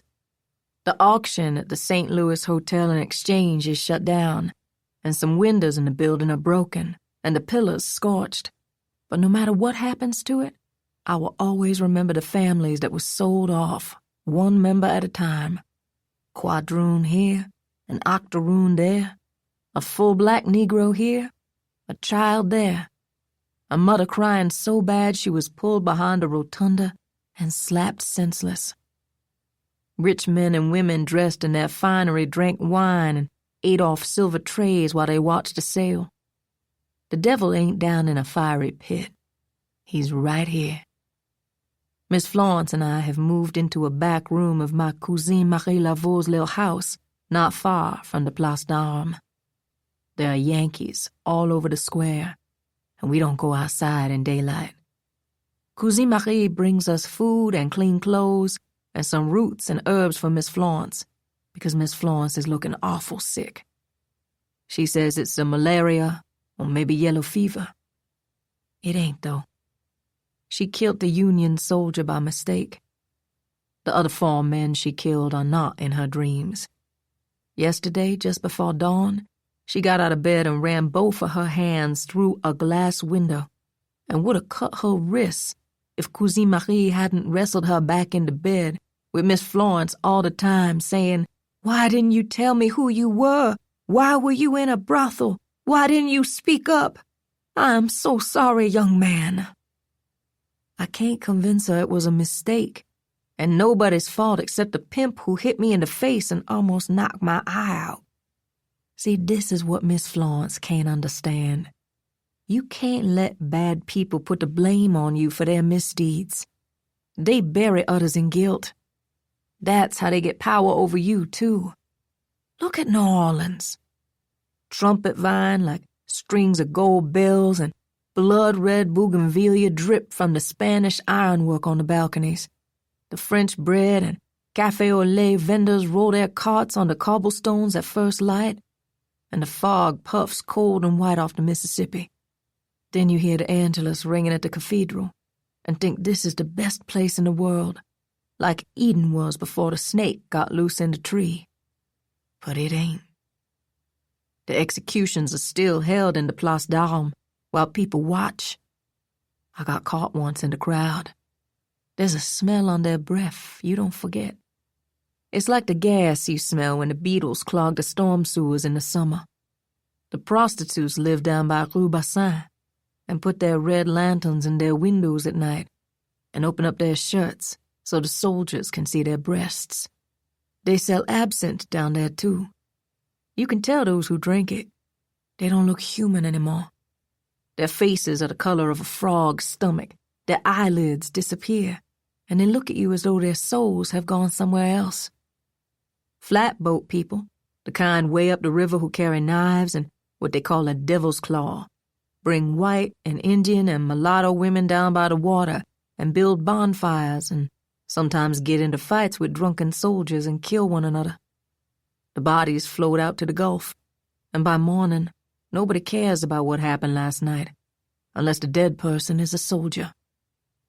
Hundreds of black and colored people still dance and make a storm-like kind of music with African drums and bells and banjos and reed pipes on Congo Square. Visitors like to watch them from their balconies, but I believe the music and the dance are about the voyage from Africa in the hold of a ship, and if the visitors knew the thoughts in the heads of the people dancing in the square, they would be afraid. Only a few minutes ago, Miss Florence said she wanted to give herself up. What she doesn't understand is that she would be giving both of us up. There was no witness to the shooting of the slave catchers and no witness to the shooting of the pimp and the poor Union soldier. Miss Florence would probably go to the walls in Baton Rouge, where the women are not allowed to speak and got to wear chains outside the cell, and I would probably be hung. Cousine Marie tries to comfort the condemned in New Orleans. She sits all night with him, then walks with him in the morning to the scaffold. She says she has never seen a greater form of torture. They can't eat, they can't sweat, they can't even speak going up the steps. They are so thin and scared that a strong wind could blow them away. I fussed at Miss Florence this morning. It made me feel bad. She has risked her life so many times for others, even tending wounded Confederates at Corinth. Cousine Marie has a tiny little dog that curls up on Miss Florence's face. Dogs are a good judge of people. That little dog knows a good or bad person with one sniff. What am I going to do? Cousine Marie says she can get both Miss Florence and me on a steamboat going up the river to St. Louis. But I've got a big problem with that. My little boy is out there somewhere waiting for his mother. I have got to go back to Shiloh and find somebody who saw what happened to him that terrible day the graybacks went up the hill into the canyon. God ain't going to walk away from us now, is he? He ain't ever let me down before. Why would he start now? I don't want to think about these things. I feel miserable, and I want to break things, just like Miss Florence did. So this is what I say to God. You got to help me, sir. I can't do all this on my own. It ain't fair. You take me all the way to New Orleans and leave me between the Mississippi River and half the Yankee army. It just ain't fair. I look out the back window at the alley and the banana plants growing along the rain ditch, and I see a man I think I know. He's wearing a white suit with a shimmering green vest decorated with black diamonds. But he's unshaved, and his hair is uncut, and he looks like he slept under a train car, or maybe got dragged by it, 'cause his face makes me shudder. It looks like someone gouged it with a spoon and sewed it together with wire, or like the masks people wear on the Day of the Dead. He hammers on the door with his fist, enough to shake the room. Oh, Lord, that can't be him, can it? Not for Lady of the Lake, the kind and handsome man who wanted to paint birds and never hurt anyone? God, don't let that be Mr. Wade. He's pounding again now and kicking the door at the same time. I ease it open and try not to show my thoughts when I look into his face. Oh, Lordy, deliver me up. Don't let me hurt this poor man's feelings. Is that you, Miss Hannah? He says. His breath is rife with the same smell of sewer gas that Cousine Marie described smelling among the people who gather for the hangings in the Place d'Armes. What are you doing here, Mr. Wade? I've come to fetch you and the abolitionist woman. He looks up and down the alley. I can't be out here. Please come in, sir. He steps in quickly and shuts the door behind him, pressing against it with his back. You know a Yankee officer named John Endicott? No, sir. He has a murder warrant on the pair of you. He'll hunt you down. I know his kind. He and his men killed a woman and her child in the quarters at Lady of the Lake. Sir, I don't understand. The Yankees might be bad, but they don't... You don't know them, he says. His eyes are quivering.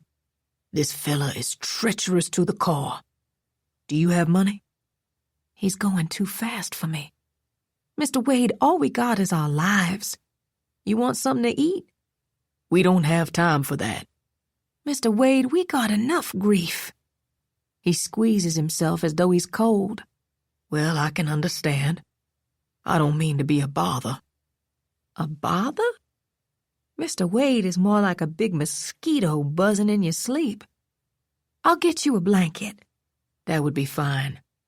You don't know how good it is to see you, Miss Hannah, he says. It's like the old times.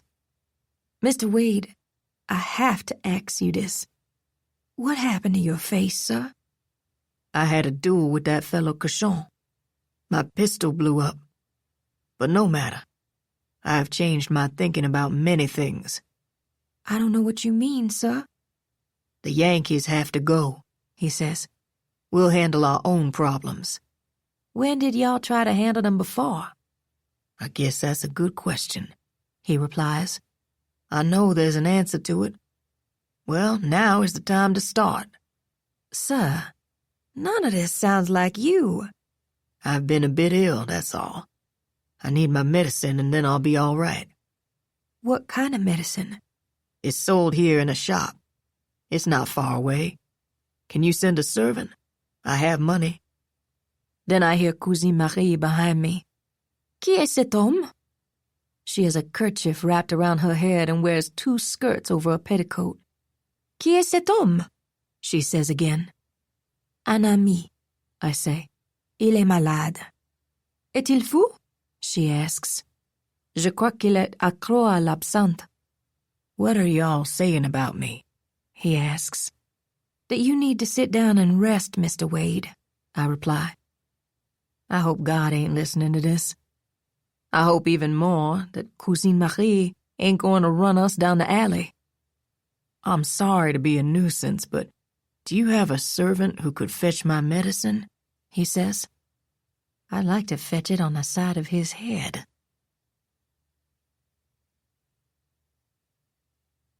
"27. Wade Lufkin. They put me on the couch with a blanket and a pillow, and when I awaken they are gone, and through the curtains I can see the autumnal light and the rain clouds stacked like bruised peaches in the sky, and banana fronds ruffling in the wind, and I wish for the return of my youth and my conscience and the innocent world in which I was born. Sleep is not my friend. The rifle and pistol balls that killed the enslaved mother and child were meant for me. They died in my stead. That's what my dreams tell me. In daylight I can convince myself that Captain Endicott and his men are to blame, just as they were to blame for the destruction of my aunt and uncle's home, My regiment never fired blindly with small arms into a civilian area, and I never saw another unit do so either, though artillery was another matter. With time, atrocities will happen, and one side will provoke the other, and each will take revenge in turn, and we will go home with secrets we share with no one. That's the reality of war, not the quixotic babbling of poets. A fresh suit and underwear are draped over a chair. In the bathroom there is a tub half filled and a block of soap on a wood table next to it. A bucket of warm water is on the floor. I am not sure when I arrived in New Orleans. I know that today is Friday. I know that I am to meet with men I do not trust, but with whom I must make an alliance. I also need to put aside my guilt. My aunt and uncle at Lady of the Lake cannot be abandoned and left to the incompetence and crassness and stupidity of men like Generals Banks and Butler. Would Rome have been a better place if Nero or Caligula or Caracalla had been allowed to continue their madness? How about Aaron Burr? What if Thomas Jefferson had not been there to put the bloody sod in a cage? I walk down the alley toward Rue Bassine. The sunset is glorious. The second-floor balconies grown with potted flowers. All of the apartments and houses have ceiling-high ventilated shutters. The courtyards have arches and wishing wells and piked gates, and are paved with bricks and planted with crepe myrtle and magnolia trees, and dark green clusters of spearmint grow in the cracks of the bricks, and you can smell the richness of their scent in the late hours of the day. Above me, the sky is ribbed with strips of pink cloud that resemble piano keys arching into eternity. Can we not remake this into a perfect world? Did not Roland feel the same surge in his loins as he journeyed on to Roncevaux, his sword jingling, his armor clinking, his horse swelling and blowing under him? Are Roland and I so different? Did he not have to use thieves and mercenaries and murderers in a noble cause? Am I worse than Lee, who sent 55,000 men up the slope into Canister at Malvern Hill? My sins are not near theirs, I tell myself. Then I realize the level to which my foolish thoughts have sunk. As I approach Rue Bassine, a fecund odor, one that is similar to decomposition, replaces the pillows of balmy air drifting intermittently off Lake Pontchartrain.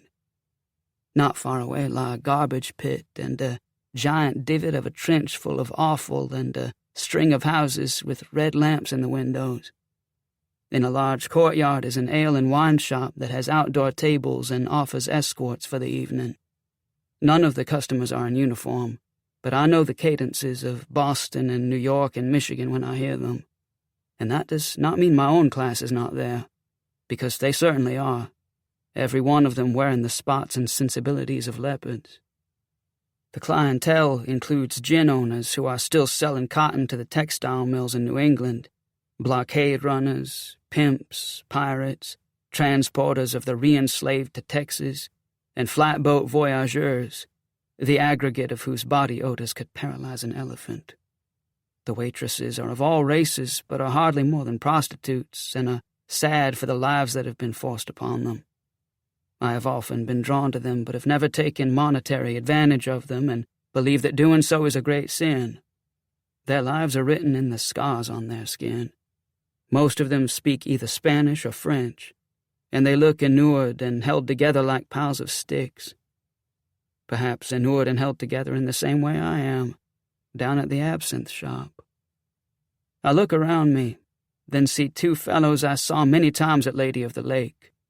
The younger of the two has a body as supple as a coach whip and a face with the angularity of an axe blade. In Georgia, his kind are called crackers, and everywhere else trash. They might make good camel drivers, but other than that, I don't know why they were created. The other man is named McNabb, and acts out the role of a master sergeant for Colonel Hayes, although he is now dressed in a suit stiff enough to contain the smell of a corpse.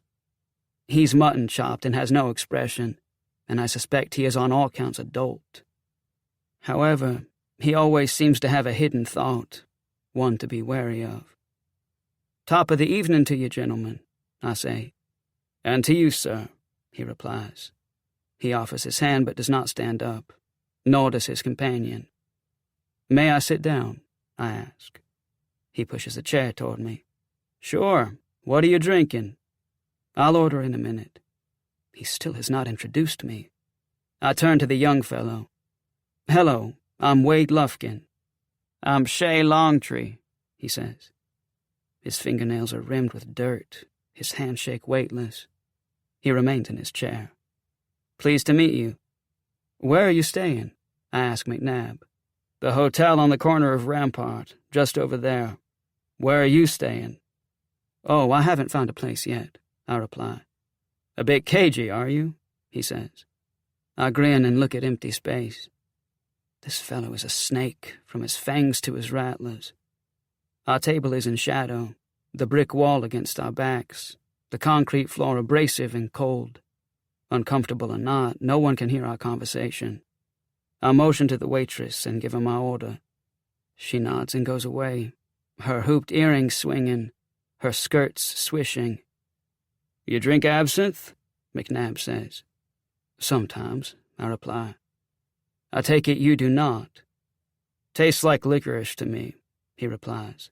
Is it really made from wormwood? Let's get you a glass too, I say, raising my arm to the waitress. McNabb leans forward.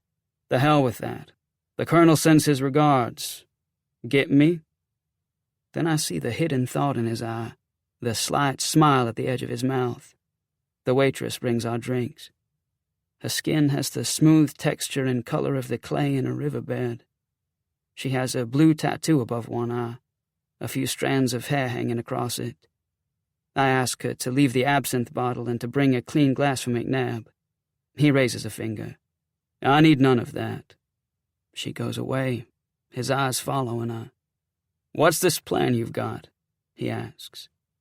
This plan is to take advantage of General Mouton keeping the Yankees tied up while we retake Baton Rouge and force Grant to give up Vicksburg and let Forrest drive every Yankee soldier out of Mississippi. That, in turn, can hinder Sherman's obvious desire to take Atlanta. This can change the direction of the war. Sounds like shite to me, McNabb says. Where are the weapons for all this?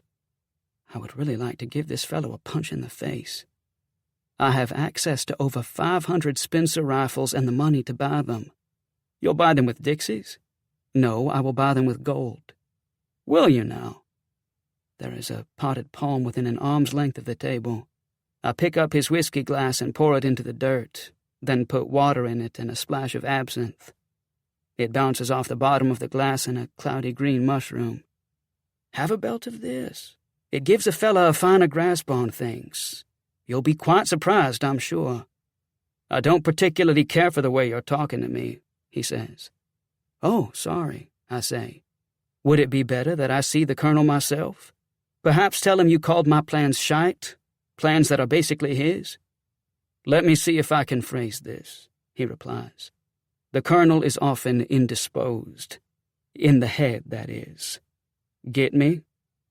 Yes, I do think I get you, I say. I deal only with you. It don't mean that at all, says the young man named Longtree. There's a glare in his face, an odor like a dead rodent on his breath. He turns to McNabb. The Colonel has his bad days, but he gets things done. He pauses to drive home his point, then looks back at me. Where can we get the Spencers? Sir, not far from our table are two gentlemen who have been running Enfield rifles up the Atchafalaya River for the last 2 years, I say. There are also spies in this courtyard and British military observers here. Would you be a little more reserved with your vocabulary? The young fellow, Longtree, looks around, then back at me. I didn't say who, I said where. There are people here who can read lips, I say, but his density seems impenetrable. You reckon we can actually take back Baton Rouge? I fought there at the graveyard. The Bluebellies loaded their cannons with grape and blew corpses out of the crypts. I never saw anything like it. In answer to your question, yes, we can take back Baton Rouge, I say. Longtree stares at McNabb as though sharing a communal moment, his eyes as bright as Christmas morning. I say we tell the Colonel to light the torch, he says. Watch your mouth, McNabb says. I think the Colonel is a great man, Longtree says. Don't be talking to me like that. What did you mean by light the torch? I ask. It speaks for itself, he replies. He pulls back his coat and exposes the butt of a cap-and-ball Remington revolver. There are people you can't teach. Read the book of Revelation. I drink my mixture of water and absinthe, then pour a straight shot and knock it back and rise from my chair. I put several coins on the table. The clouds look like spun gold against the purple sky. The floor seems to be tilting under my feet. Please tell the Colonel I will be in touch in the next few days. You've got your dander up, have you? McNabb says. Not at all. This has been a delightful occasion. How do you know where the Colonel is? Longtree asks. Our waitress is a Confederate agent, I say. I tip my hat to them and walk out of the courtyard. Then I realize that my joke at the expense of the waitress could have a terrible consequence, considering the intellectual level of Shea Longtree or even McNabb. I go back to the courtyard, but both men are gone and I can't find the young woman who waited on us. I wonder if my talent for hurting others will ever cease. I deliberately dig my fingernails into my left cheek and leave a wound I am afraid to look at. It's dark outside now. I'm sitting in the front room with Miss Hannah and Miss Florence and Miss Marie. The street lamps are lit, and through the curtains I can see horses pulling a public car down the tracks on the neutral ground. The absinthe is worn off, and I can feel the return of paranoia and a tightness in my body that is like sinew scraping against bone. I am not sure that I am altogether welcomed by Miss Marie. She is a handsome woman in a plump way, but suspicious of strangers, I suspect, particularly a fellow with a face like mine. The great irony of my evening is that I am with women of color who speak Spanish, French, and English, while only a short time ago I was with two cardinal examples of the white race who can barely speak their own language. There is something you must understand about the contradictions of the South. It is not one society. The elevated and wispy echoes of our mother country that you hear in plantation society have been taught us by British tutors. Listen to their round vowels.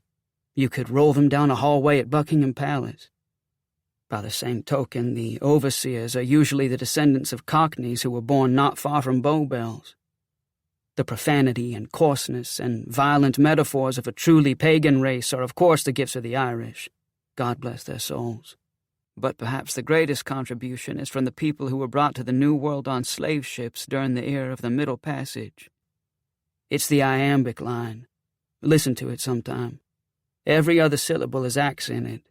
Any British poet would immediately recognize it. I cannot thank you enough for your hospitality, Miss Marie, I say. I have always heard that you are a kind lady. I hope I have not caused you any inconvenience.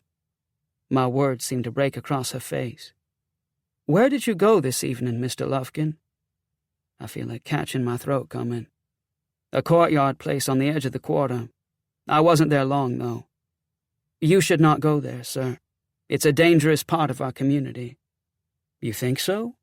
I say disingenuously. But she has brought up a subject that has been bothering me since I returned from drinking with McNabb and the young fellow Longtree. I have the feeling the waitress was Creole, bilingual perhaps, maybe from the islands. She has a blue tattoo above her eyebrow. That's Gabrielle Lemoyne. She's from Martinique. She waits for me to speak. Really? I say, clearing my throat. Does she have friends? People who walk her home? That sort of thing? Why do you ask? As you say, it's a bad neighborhood. Her eyes will not leave mine. Well, I should be going to bed, I guess. What happened there, Mr. Wade? She says. Nothing, really. I was making a joke with a fellow. That's all. A joke about Gabrielle? This woman should have had a job with the Spanish Inquisition. Not anything that was unseemly, I reply. Just a casual remark about Confederate agents. You did that down on the Rue Bassine? Yes. She gets up from her chair. Good night, sir, she says. I hope you sleep well. Then she walks out. My throat is dry, my heart thudding. Miss Hannah and Miss Florence pick up the tea dishes and go into the kitchen without speaking. I follow them in. They are washing the dishes in a bucket, their backs to me. Neither will acknowledge my presence. I meant no harm, I say. Miss Florence finally turns around. Her face is gray, her eyes hollow. Leave the absinthe to the devil. It will drive you mad. I know, Miss Florence. I've developed a bad liking for it. I'm not sure what to do. I wait in the silence that follows, hoping that Miss Hannah will speak to me. But she doesn't. I go into the room that has been allotted me, along with a couch and a blanket and pillow, and lie down and soon fall asleep. But I will get no rest. In the early hours, Hannah Laveau comes to me. I do not know what to make of it. Not now, nor probably ever. She kneels by the couch and strokes my forehead with her fingers. I can feel her breath on my skin. There is a glow around her, a soft radiance, the color of butter that has been browned. Hannah? She doesn't answer. She leans down and kisses my forehead, then my lips. God loves you, she says, and walks away, as though she has been subsumed by the darkness itself. I sit up on the couch, searching the room with my eyes. Come back, Hannah, I say. Please. There's no reply. I spend the rest of the night rolled up in a ball, an unrelieved, unbearable throbbing at work in my lower regions. What is the dawn worth if your nocturnal hours are a torment, your simplest thoughts a tin of worms? Will the touch of a woman's lips always be denied me? Will I never have peace? What the hammer, what the chain, in what furnace was thy brain? I say to myself. Poor William Blake. I have the feeling you suffered the pains of the damned. I wake early and walk into the gaseous vapors of the dawn and sit down in the Café du Monde on Decatur Street and order café au lait and beignets. My words to McNabb and the young fellow Longtree were true. The estate my parents left was eventually cleared of entanglements, and the money was placed in a Minnesota bank where it would be safe.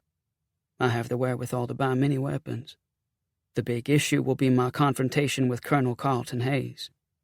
I will finance his private army, but it will no longer be under his control. It will be dedicated to goals that are humane, democratic, and Jeffersonian, and most of all, to the abolition of slavery. What's to lose? Sherman is a hero in the North, and Jubal Early in the South. With leadership like that, the Republic should be an ash heap within 5 years. The fog is so thick I can barely see the cathedral on the other side of the Place d'Armes, much less down on the river, where the bluebellies and flatboaters cavort at night. Then I realize something is wrong. I hear people yelling and a horn blowing. The curds of fog and steam are as tangible as cotton puffing across the river's surface. I walk down the slope where I can make out some Union soldiers throwing ropes weighted with grappling hooks off the bank. They sink into at least 2 feet of fog before they splash on the river's surface. Then the soldiers retrieve them and work their way down the bank. I feel a terrible sense of alarm. Why? Because we teach ourselves to be unafraid and not to listen to those warnings and doubts and fears that have been with us since man was created. Last night I convinced myself that Hannah Laveau's visit to my room and her kiss upon my forehead and mouth were only a dream, one that I used as an opiate so I didn't have to think about the danger to which I may have exposed the Creole waitress. For whatever reason, perhaps because my parents owned slaves, my greatest fear has always been the same. I would harm the innocent. Have I done that now? What was the name of the waitress? Gabrielle? Dear Lord, let this be just another dream. Now I think Hannah's visit was real. I also believe she had a prophetic vision of a tragedy, one that I was directly responsible for, and in advance she was telling me I was loved by God. I can see the river more clearly now, and the grappling hooks arching in the air and splashing in the water. Then a soldier shouts out, "I got her! Somebody get a net!" Oh, shite! You don't want to see this one, boys! 28. Florence Milton. I have followed young Wade for reasons I am not sure I understand. Maybe he's a kindred spirit. My life has changed greatly since I shot and killed the young Union soldier near the brothel tents. I see his dying face from sunset to dawn. No, that is not correct. I see the surprise, then the realization that his life has been taken irrevocably. His mouth is open, his eyes fixed on mine, as though he can hold his body erect and prevent his knees from buckling if he can only hang on to the person who has shot him through the heart. His eyes slide away, and then he curls on the ground like an infant in the womb and breathes his last, at rest somewhere beyond a veil I cannot see or penetrate. I do not think I will ever sleep again. Hence I do not try. I lie with my eyes open and let the images of the night have their way. Gargoyles are gargoyles. They are not symbolic. If you invite them into your life, they do not go home easily. People are starting to come down from the Café du Monde, lifting their feet so as not to slip, cautiously approaching the edges of the Mississippi River. The soldiers are pulling a body from the water in a shrimp net. It's obviously a woman. Her skirts and petticoat are soggy with water and mud and garbage people have thrown in the current. The soldiers drag the body up onto dry, grassy land, then peel back the net from her skin and clothes and hair, which allows her arms to flop dead cold beside her. Young Wade is at the front of the crowd, staring down at her. "Better step back there, fella," a soldier says. "Bring a lantern over here," Mr. Wade replies. "Do you think you know her, sir?" the soldier says. He has 2 chevrons on his sleeve. "A coroner will be here momentarily." "I said bring a fucking lantern here," Wade says. "Contain your language, sir," the soldier says. "Here, we've got your lantern. Did you know her?" Mr. Wade takes a kerchief from his trouser pocket and squats by the woman's body and wipes the hair from her forehead. "What are you looking at, sir?" the soldier says. "A tattoo. She's a waitress on Rue Bassin. Her name is Gabrielle." "A waitress, is she?" the soldier replies. "They're hard to find on Rue Bassin." "Shut your mouth, Yank," Mr. Wade says. The soldier is young and makes me think of the one I killed. I want to tell him not to disrespect the dead. I want to save him from the regret that eventually follows callousness and the sneer of the quick. But the boy, and that's what he is, says, "I'm sorry, sir. Something terrible was done to this lady. We see a lot of them like this. It's not fun to pull them out of the drink." Wade walks away and either ignores or does not recognize me. There seems to be no emotion in his face. I catch up with him on the slope and touch his arm. He turns, his kerchief still knotted in his hand, a leaf or a smear of mud on it.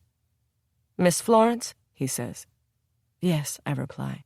"Where are you going, young Wade?" "To pay my bill in the cafe and take a walk." "Would you mind if I accompany you?" "Perhaps another time, if you don't mind. I need to sort out a few things." "Do not compound your grief, sir. I certainly do not agree with the politics of your family, but on a personal basis, I have always admired them. Your mother's courage is a model for all of us. Haven't all of you paid enough penalty for the society in which we live?" "That is very kind of you, Miss Florence. Maybe we can have lunch today. Perhaps a picnic. We can take along Miss Hannah and Miss Marie." "I am in my middle years, sir, so I can say things a younger woman cannot." "I think you are in love with Hannah Laveau, and for whatever reason afraid to admit it." "What I am saying, sir, is that you cannot bring back the woman who was so cruelly murdered. Do not ruin your life. Release your heart. Tell Hannah your feelings for her." "That is very good advice, Miss Florence, but I have the face of a monster, if not the soul of one, and I do not delude myself into thinking otherwise. Look at the sun on the front of the cathedral. That's the glory of God at work. Now look at me. Do not mock yourself, sir, and do not indulge in self-pity. I agree. You're a grand person, Miss Florence. Let's have that picnic. In a short time I will be back with a basket full of groceries." "Sir, Hannah and I are wanted criminals. Frankly, you do not seem to understand the realities that surround us." "Well, we can eat inside." I give up. Good day to you, sir. And to you as well, he says, tipping his hat, bowing at the waist. As a New Englander, I have to admit there is no equal to the manners of Southern gentility. They're grand on the field of honor and go down with a sonnet on their tongues. But why are they always on the wrong side?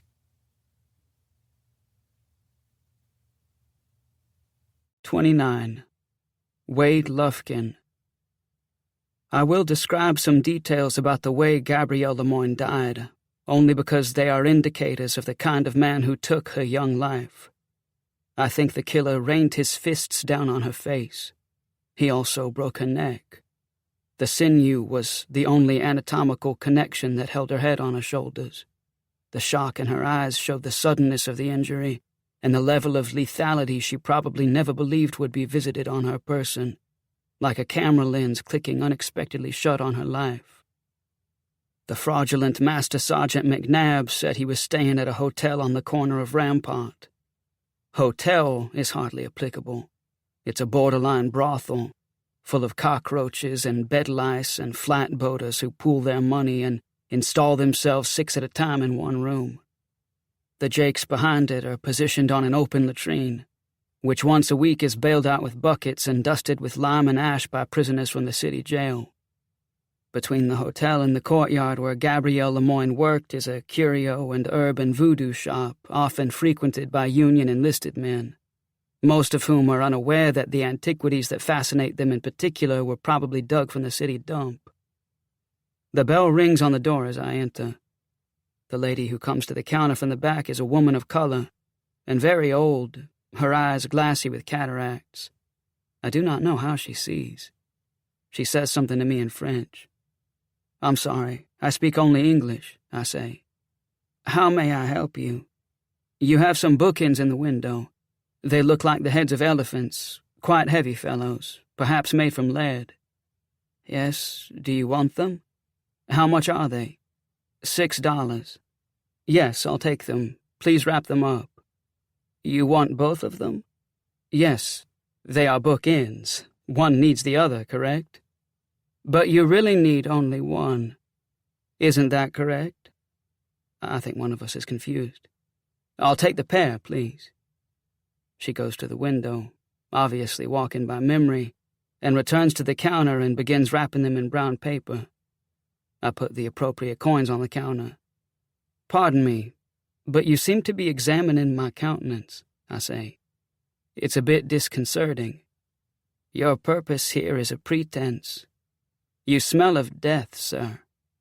What? It's in your glands, not just in your clothes.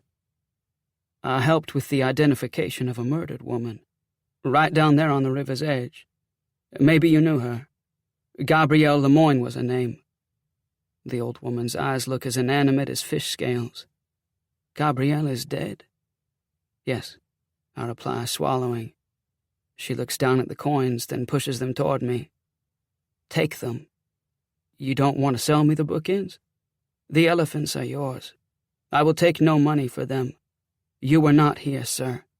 Please do not speak of my shop. Have I offended you? She walks through a curtain of beads into the back of the shop without answering. I stare at the beads swinging back and forth, then accept the fact that someone has seen deep into my soul. And I cradle the elephants in one arm and walk to the hotel on the corner of Rampart Street. The fog has lifted, and seagulls are lighting on the garbage behind the building, squeaking like mice, their beaks laden. But I cannot get the old woman out of my mind. The concierge is a gelatinous creature, his chair about to explode under his weight, his lungs wheezing, his bulging scrotum the size of a bowling ball. I know no fucker by that name, he says. None by the name of Longtree? I just told you. No one registered by the name of McNabb? Do you pound shit in your ears for a living? I am getting nowhere and am about to give up. How about Smith? Yes, we have several by that name. I place a silver dollar on the counter and hold it down with my thumb. How about a Smith with a lovely girl of color from the courtyard across the way? He works the coin from under my thumb. At the head of the stairs, second door on the right. What does this Mr. Smith look like? I am a poor man. My wife is dying, and the two of us live just across from the Jakes. Do you want your fella bad enough or not? I place 2 more silver dollars on the counter. He's a walking stump and leaves pecker tracks and food crumbs on the sheets, he says. He will also gouge your eye and cut out your balls and have them with his eggs. He left with the girl in the early hours but came back by himself. Tell him where you got this and I'll cut your balls out myself. Thank you for your candor. I just want to deliver a gift to my fellow, as you say, and I'll be on my way. My best wishes to your wife as well as yourself. He frowns, his eyes clouding, and tries to figure out what I just said. I walk up the stairs with my twin elephant heads, the banister wobbling in my hand. I put a pencil across my teeth and tap lightly on the door. "Who is it?" McNabb's voice says. "Message from Colonel Carlton," I say. McNabb opens the door a crack. There are scratches deep in his face. I shove the door and knock him backwards, then close it behind me. Pardon the ruse, but I had the feeling you might be unavailable this morning. There are 2 bunks in the room, and trash on the floor, and a broken loaf of French bread on a wood table. The air smells like laundry that is soured in a water closet. His hand is pressed to the middle of his face. "You broke my nose," he says. "Sorry about that. It doesn't look bad, though. Here's my handkerchief. Or you can pack some cotton balls up your nostrils. What are you doing here?" he says. "I heard you had a romp around the neighborhood this morning. Looks like someone got a nails in your face. If you're not careful, you'll start looking like me." He pinches his snout to stop the blood draining over his upper lip. "I'm going to let this pass because of the Colonel, but don't misunderstand the gesture," he says. "I don't see your paladin from the wilds of Texas," I reply. "What's the young fella's name? Longhedge or Hedgehog? Something unusual." "Longtree, you idiot." "Thank you. Where is the lad?" "He's back with the Colonel. Now haul your snooty ass out of here before I notify the authorities." "I was going to give you a present, or perhaps send it to the Colonel. Do you have a personal library?" He has a rag cupped on his nose now. It's bright red in the center. He sniffs loudly. His words are nasal. "I'm done with you. Get out." I unwrap the elephant heads from the butcher paper. I had a strange conversation with the lady who gave me these bookends. She seemed to know their future and would have nothing to do with them. She also thought I might have need of only one of the bookends. He points his finger at me, as stiff as a rod. "Leave." "Why did you murder Gabrielle Lemoyne?" "My guess is you raped her. Then she fought back and you beat her almost to death, and then broke her neck and threw her in the river." "I got into a fight with a drunk bluebelly." "Bluebellies fight with their fingernails?" "Let me explain things for you, Mr. Lufkin. If it wasn't for your money, the Colonel would have gutted you and filled the cavity with rocks and sunk you in Bayou Teche. Now get the fuck down the stairs or I will drag you down there myself and stick your head in one of the Jakes. In fact, I think I will do that anyway and fill your pie hole with a bucket of shite dipped fresh from the latrine." "You should clean up your language, Mr. McNabb." He takes a gambler's single-shot hideaway from his belt. "Guess who killed the cunt from the courtyard? You. I just hung the bird around your neck." He cocks the hideaway with his thumb, the beginnings of a smile at the corner of his mouth. But that is the last thing he ever does. I was right about the origins of the bookends. They were definitely formed out of lead. The artisan shaped the trunks of the elephants into comfortable handles so a bibliophile could move them around easily on bookshelves and desks and library shelves and other cozy places. When I insert my right hand inside the circularity of the elephant's trunk, the heft and balance are perfect, the weight comparable to a cannonball the size of a grapefruit.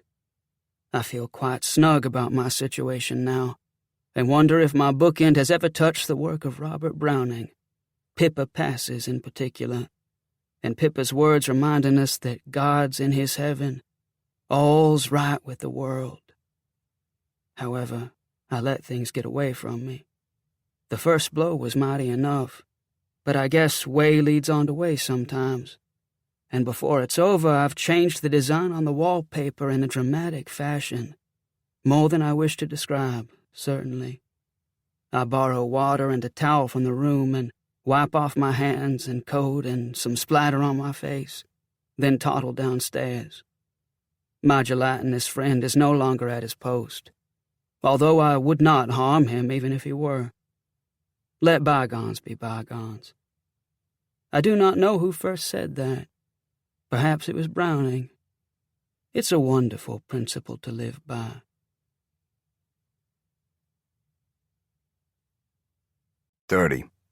Pierre Cochon. As I have stated, I don't admire the collection of political clods I work for. But they are storehouses of information, and get it through the telegraph, female consorts in Baton Rouge and New Orleans, and spies everywhere. The people who still have their money plan to keep it.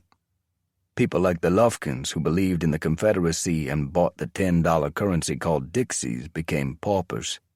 The smart people are not philosophically oriented. They know we are going to lose, and they let nothing get past their kin. And that includes the goings-on of unlikely players such as Colonel Carlton Hayes. The word is he has 700 irregulars under his command now. Give that some thought. How would you like an army of 700 ant-eaters sucking the ground from under your feet? I've also heard talk about Florence Milton and Hannah Laveau and Wade Lufkin. It seems on both sides no one wants this unlikely trio killing people, whether that includes slave catchers, procurers, Union soldiers, or the latest one, this fellow McNabb, whom, it seems, Wade Lufkin pasted all over a room in a Rampart Street whorehouse. I don't care what happens to Lufkin, but I worry about Miss Florence and Miss Hannah, particularly Miss Hannah. I wronged her and put her in jail, and because of my false pride I used her to get at Charles Lufkin, who now is paralyzed and bereft by the loss of his 3 sons at Chickamauga. I have learned a lesson from this. You don't need to seek revenge against your enemies. The bastards eventually fall in their own shite. I did not mean to use that term in regard to Charles Lufkin. I don't like him, but he's elderly, and the loss of all his sons must be unbearable. The man I have in mind is the fellow who left us enfiladed at Shiloh Church, so William Sherman could rip a hole in our flank like a shark tearing meat from the side of a porpoise. The real bastard and motherfucker I'm talking about is Ira Jameson. He was in New Iberia only yesterday, having lunch on the overseer's veranda at the Shadows plantation. I wanted to shoot him. To simply walk up to his table, pull a pistol, stick it in his mouth, and shoot him. But that would be letting him off light. Unless you were there, you cannot imagine the carnage at Shiloh. The only ones I have heard describe a similar experience in the war are the Yankees who went up Maury's Heights at Fredericksburg 5 times in one afternoon and slipped on their own gore, and the Graybacks who charged Cemetery Ridge, barefoot and wearing rags in 95-degree heat, and for 1 hour and 40 minutes were cut down like wheat, until 8,000 of them lay dead or mortally wounded, while the bluebellies at the top of the hill tamped the butts of their rifles and chanted, "Fredericksburg, Fredericksburg, Fredericksburg." But it was Shiloh that showed the world the animus we bore one another. Brother and child and father, baptized in the same churches, bayoneting one another in a filthy trench that had once been a peach orchard. I also have Darla Babineau on my mind. Hannah, too, but it's Darla who has gotten inside me. It doesn't seem natural. She's there when I wake. She's there when I sleep. She's there when I saddle up Verena and ride out to the Suarez plantation for some fraudulent reason I have manufactured. I am not talking about my physical attraction to her either. In fact, I do not want to think in an unseemly fashion about her, even though she is very attractive and knows a great deal about men. I just like her. I like being with her. I like the way she smells. She's a friend. 3 evenings passed, with the sun no more than a spark inside a pile of rain clouds. I placed my face between her neck and bare shoulder, and let it stay there a long time. I breathed on her and tasted the salt in her skin and hooked my fingers in her hair. "What are you thinking?" she asked. "I'm not sure." "Don't lie to yourself, no," she said. "I think I want to go off with you. Far away. Maybe to an island in the South Seas. What we gonna do there? I don't know. Grow pineapples and coconuts." "But you don't want to do nothing here?" she said. "I don't want to be like that blue-belly Endicott." "He's nothing like you. You're a good man. Something else is holding you back, ain't it?" "No." "Yes, it is," she said, stepping back from me. "Tell me what it is." "Maybe you can't let go of the Suarez plantation. Maybe it's your home. We didn't make the world we was born in, no. But that don't mean it tells us what to do. I told you I ain't gonna work in the field again. I meant it." Then she went inside her cabin and closed the door. I stood still in the shadows, the cicadas singing, my head drooped. I do not know how long I stood there. Then I went back to my quarters in New Iberia and dreamed about shooting Ira Jameson. Actually, it sounded like a good idea. I have often thought that a short open season on people could rid us of many problems. Now it's dusk again, and I tether Verena to the pecan orchard and feed her a dried apple, then walk down to Darla's cabin. She loves to bobber fish in the evening. Tonight is no exception. We put the cane poles and carved sticks we use for floaters and the metal nuts we use for weights and a can full of redworms and night crawlers in the rowboat, then row among the flooded trees, the sacalay and bream and goggle-eye perch rising to the surface, dimpling the water like rain rings. But this evening we do something different. Or rather, Darla does. She puts a grappling hook and a coiled rope in the bow of the boat. "You want to throw it in?" she says. "Or you want me to?" "I'll do it," I reply. "But I don't believe old man Suarez rolled a barrel of silver and gold into the lake." "I told you I seen him do it." "Oh, I believe he rolled a barrel into the water, but it probably contained his dirty underwear. He was too greedy to separate himself from his wealth." She laughs, then puts her hand over her mouth. I take her hand away. "Your laughter and your smile are beautiful, Darla. Why do you try to hide them?" "We were taught not to laugh around white people." "Now you can tell those white people to kiss your foot." "I done worse than that." "Don't talk about it," I say. I know she's talking about the white man she killed and another white man she almost killed, to say nothing of the possibility she helped old man Suarez to an early departure. "You hear me, girl? Pull up the hook and throw it again. And don't call me girl. This is messing up our fishing. Just throw it a few more times." The wind is cool, the cypresses starting to turn gold, the last heartbreaking descent of the sun sinking into the lake, its red glow wobbling under the current with an eye-watering brilliance. "I love you, Darla." "You ain't never said that to me."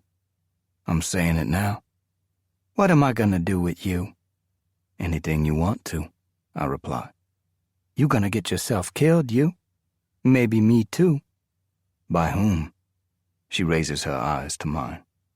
"They're out there. Everywhere. They're mean and they're cruel. They hate themselves and take it out on our bodies." "I know what they are. I enforce the law for them, Darla. There's an island over there." "With the willows on it? I know where it is and what it is. I know what's on it, too. I told you before to take me into the barn, Mr. Pierre. You didn't want to, no." "Don't call me mister." "Throw out the hook." I fling it angrily in a long arc and watch it splash and sink in the current. I begin pulling it in, hand over hand, then it snags, the rope bouncing and tightening, beads of water dripping from the hemp. "The bottom of this lake is full of cypress logs, Darla. Some of them are 200 years old. They've turned to stone." "Get us closer, Mr. Pierre. I told you I ain't gonna be nobody's cornbread darky. The only thing that's gonna make me different is money." I pull the boat to the spot where the rope is perpendicular to the lake's surface. I don't know why, but my heart is booming. I think it's because I fear stealing from the Suarez family. Not because of what they could do to me, but because I will become like them. Pull it up, Darla says. No. Why? She says, her face filled with disappointment. I want you. I don't want the bloody treasure of people I hate. And I hate every fucking one of them. Her chest is rising and falling, a shine in her blue-green eyes. She wipes her mouth with her hand, then looks into space and then at the water. She works her way past me and sits on the edge of the bow, bumping me with her rump. What are you doing? I say. I ain't doing no thing. When I say I ain't doing no thing, that means I ain't doing no thing. She wraps the rope around her wrist and cinches it across her palm, and with both hands pulls the hook free from whatever it had penetrated down below. The boat is caught by the current now, drifting toward the island covered with willows, with no way to accurately return to the spot we have just left. Master Suarez used the cabin on that island for duck hunting, she says. He blew feathers all over the water. He made me watch him do it. He said one day he'd get me a gun. He never did that, no. Know why? He didn't have time because he was dead. And now I know what old man Suarez's fate was, and who killed him. And I don't care that I know this, and I'm proud to be with the murderers. I row us onto the island and feel the hull scrape on the sand. Then I get out and walk through the shallows and help Darla onto the small beach. The willows are bent in the wind, the long slender leaves flickering like knives. I hoist her over my shoulder and dance like an Indian all over the beach, while she laughs and kicks and pounds my back, her skin turning to gold in the sun's last light.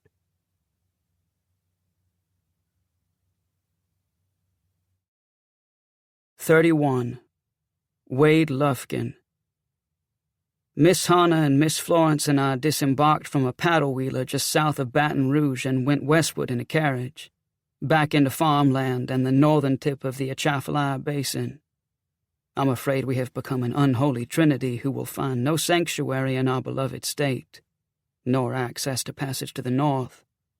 Had not a college friend of mine on board warned me that we would be arrested in Baton Rouge, the three of us would already be in chains.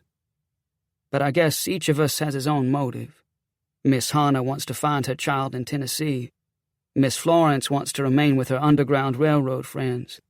And I want to sanitize the state of Louisiana and pretend that honor and spirituality can surmount the horror I see in the eyes of others when they first look at my face.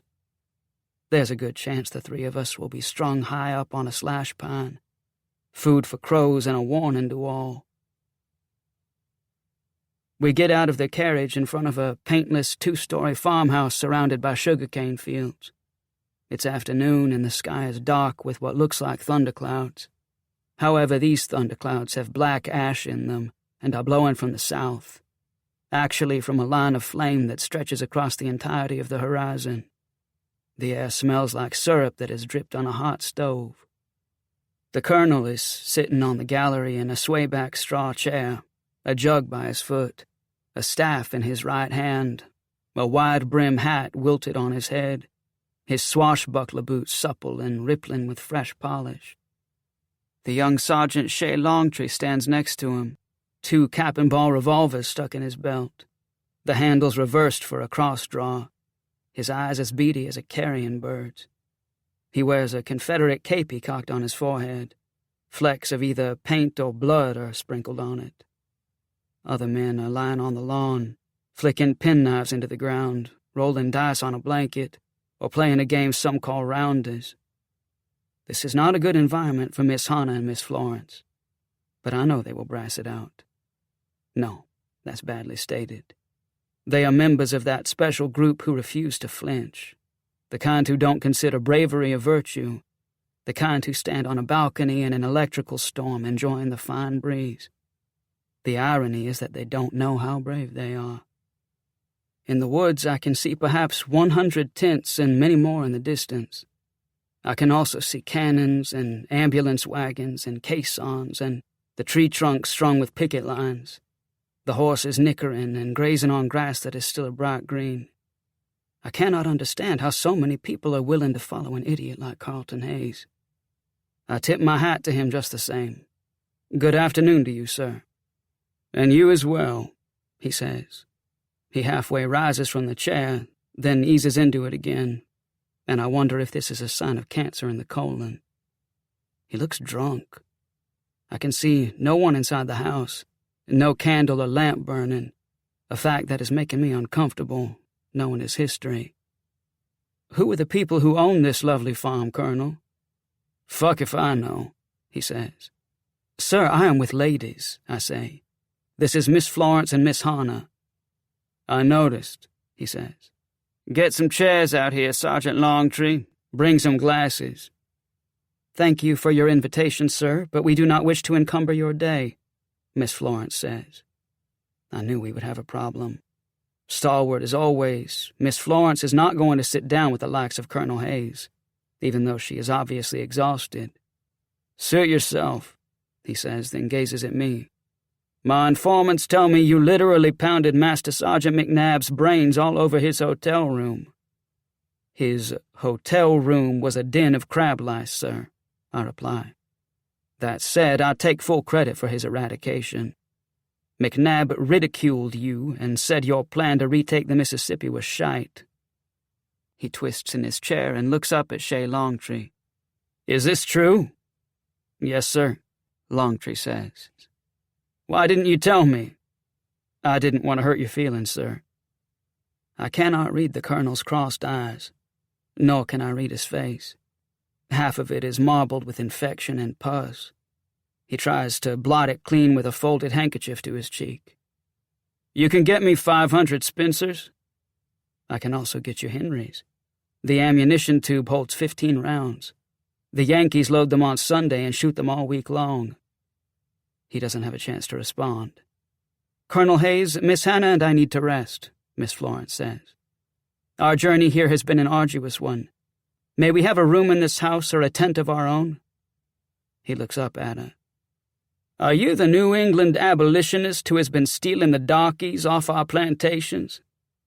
Miss Florence's back stiffens, her white blouse now gray with perspiration and sticking to her skin. No, I am the New England abolitionist who has helped free African families who have been whipped and banded and worked to death in the fields, thanks to people such as yourself. The Colonel stifles a burp. You know anything about nursing? I studied medicine in Boston and helped care for the dying in 2 yellow fever epidemics. I also cared for Southern wounded at Corinth. You think you can do anything for my rash? Sir, your infection is far more serious than a rash. How and when did you first contract it? Don't worry about that, he says. I just need the right treatment. I will see what I can do, she says. All this time, Hannah has said nothing, a fact apparently not lost on Hayes. You staring at me, girl? I ain't a girl, sir. Why you got that look on your face? Somehow you know where my little boy is at. I lost him at Shiloh Church. But you know how I can get him back. What is she talking about? He asks me. Miss Hannah hears voices, sir. But I think they are real and not to be treated otherwise.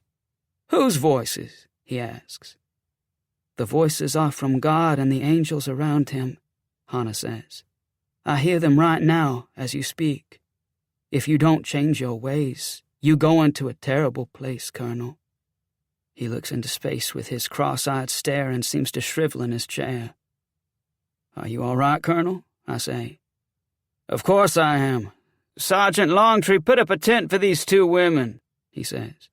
Put a guard on it. Give them whatever they want.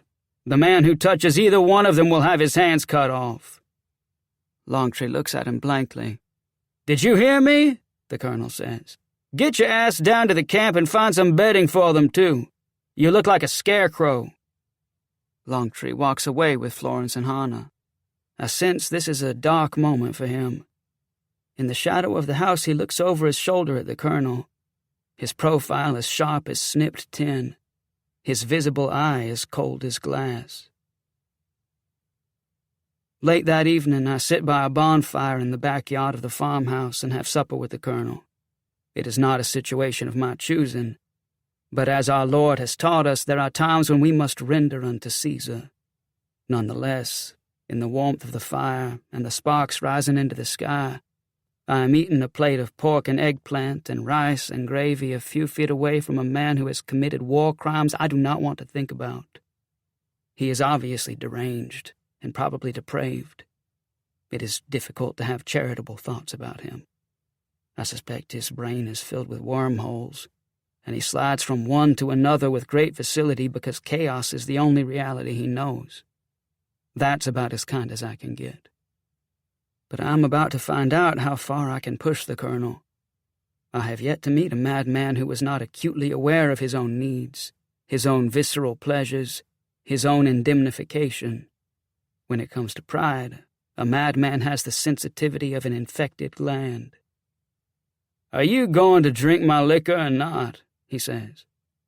"I have been trying to get off the grog, Colonel, but thank you just the same." "Grog and absinthe are not the same." "That is true." "Well, then?" "Yes, sir, please. I'll have a drop." He pours from his jug into a tin cup and hands it to me. It goes down like kerosene.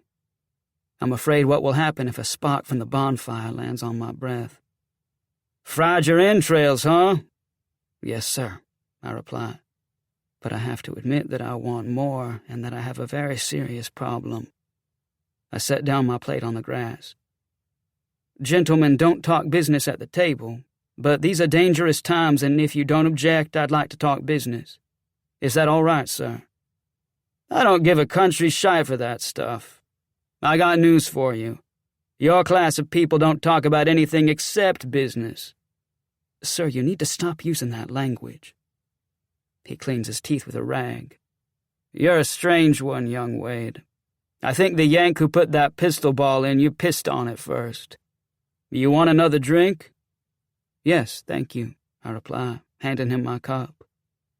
"Colonel, I will probably never marry and never have the pleasure of children or a legacy. That means I must find another choosing. Do you know what I am saying, sir?" "That you have nothing to lose?" he says. "I won't argue that." He sips from his cup and watches me as he would an insect. The putrescence on his face makes me think of white mold on a broken tomato. "I will buy all the ordnance that is available and that I can afford. But there is a caveat. We will share command. There will be no abuse of civilians, private property, abolitionists, enslaved people, or captured bluebellies." I wait for his reaction. He is an unpredictable and violent man. I suspect he has weapons concealed on his person. I cannot imagine dying at his hands while he looks on in curiosity. He stretches his legs and stares at the stars. "The Creole woman," he says. "Why does she think I had anything to do with her child getting lost at Shiloh?" "I don't know, sir." "Then you find out." "Have you heard anything I've said?" "About sharing command? I'm all for it. You can start with cleaning the latrines and burying the garbage and feeding 900 men. I thought it was 700. That's because you spend most of your time with crazy people like those women." He gets up from his chair and reels in a circle and waves his staff and almost falls into the bonfire. "You talk to the woman, you hear me? I will not go to hell for the sins of others. God damn it, don't you grin at me. I'll brain you." "I'm not grinning, sir," I said. "I have lost the muscles in my face. I cannot control my expressions." "I'll brain you anyway. Why have you brought this curse on me?" "What curse?" "For the sins of Ira Jameson. For what he did on the slopes above Owl Creek at Shiloh. I hate all these patrician sons of bitches. Don't you lay their fate on me." The moon is orange and as big as a planet above the trees. The Colonel raises his fists and rails at the sky like an ancient Babylonian seeking a god he can blame for the tower he has helped tear down. 32. Hannah Laveau. It's dark now, and I turn down the lantern in our tent and lie down by Miss Florence. Our bedding is made of canvas and straw and long-stem grass and army blankets and a pillow for each of us. The 2 boys who fixed our bedding were shy and respectful, and said they were the brothers of Shay Longtree, the sergeant who was lectured by Colonel Hayes in front of Miss Florence and Mr. Wade and me. One of the boys asked me if I had been to Mississippi. I told him I had not. He said he had heard it was a big city and that most of the people there were born with 6 toes. Miss Florence laughed. I'm glad she could do that because I am real scared for her. Sometimes she can't hold down her food and she vomits it up and starts shivering. Then she has coughing spells and cries when she thinks I'm not around. I caught her burying a handkerchief that had a spray of blood on it. I think I'm going to lose her directly, and I just can't bear the thought of it. Somebody hits the side of the tent with a pine cone or a dirt clod, then a rock. I light the lantern again and stick my head and arm out the flap. Don't you have better things to do than disturbing people's sleep, Sergeant Longtree? Can I come in? Simple mind is as simple does. What is the matter with you? I brought some camphor for Miss Florence. You can rub it on her chest. It's good for coughs. I stole it from Colonel Hayes. I turn off the lantern. The stars are bright through the tops of the trees, the pine needles spinning down on us. So far, no one in the other tents has heard us. I pull the sergeant inside, then put my fingers on his lips before he can speak, and place one hand on his shoulder and slowly press him down on the grass. I speak as quietly as I can, hoping he will do the same. The Longtree family has not spent much time schooling their children. Don't you give these other men ideas about coming in my tent, no, I say. I ain't gonna do nothing like that, he replies. Will you stop squeezing my face? Then hush your mouth. What is it? Miss Florence says, her eyes watery in the dark. It's all right, I say. It's just a sergeant bringing you some medicine. That's very nice of him, she says. But I think Sergeant Longtree has something on his mind besides medicine. Except it's not what I think either. Miss Hannah, you was talking earlier about the colonel going to hell and losing your little boy and such, and it got me scared. I joined up to be on the right side of things. You've hurt people? I done worse than hurt. I thought it was okay if it was in order. Then I started avoiding my reflection, like looking in a window glass or a barrel of rainwater. I didn't want to see my eyes. Why not? I ask, although I already know the answer. I looked into a stream just 2 days ago and I didn't know who I was looking at. Who did you think you were? Somebody who made me scared? Me and my brothers signed up and didn't think nothing about it. We lived north of the Red River up in Comanche country. They burned people and drug people through cactus. White people done it to them, too. So you think you're like the Comanche now? Yes, ma'am. A hung man. I see them in my sleep, twisting on the rope. You need to get away from Colonel Hayes, I say. What are y'all doing with him? I don't know what to say. Fortune takes you where it wants to take you. But I feel like I am telling a lie now. You killed somebody, Miss Hannah? There was a soldier from Pennsylvania. I wanted to sell him a gun. There was a fight and things got mixed up. That poor boy lost his life because I was meddling. Don't cry, Miss Hannah, he says. Don't take my hand either. Nobody got to take care of me. I can't believe how prideful I am acting. I feel Miss Florence's hand on my back, the sweat pressing against my blouse. I was supposed to be saved when I was baptized, the sergeant says. I don't feel saved at all. I think I'm going to hell. I slap him on the cheek, something I have never done to a white person. Don't you say that. Don't you ever. He's stunned. No, ma'am, I won't. I'll do whatever you say. Just tell me what to do. But I got nothing to say. My words are used up. I want my little boy. That's all I know. Now I know what people mean when they say they ain't got no place in this world. Then I say something that seems like meaningless words echoing in a barrel. I'm just a wayfaring stranger and going to see my mother. She said she'd meet me when I come. I'm going over Jordan. I'm going over home. What are you saying, child? Miss Florence says out of the darkness. I don't know, I answer. I got no business helping anybody. My little boy is dead and I got no home in this world anymore. I ain't any better than the women in those tents where the soldier from Pennsylvania died. I'm just a different kind of whore. I hear the flap close as Sergeant Longtree flings it behind him. Then the heavens break loose and hailstones rain down on our tent, hitting so hard they feel like rocks. The colonel sends for me in the morning. I put a shawl on my head and shoulders and walk up to the farmhouse where he is eating on the gallery. He has half a fried egg in his mouth. You want some? He asks.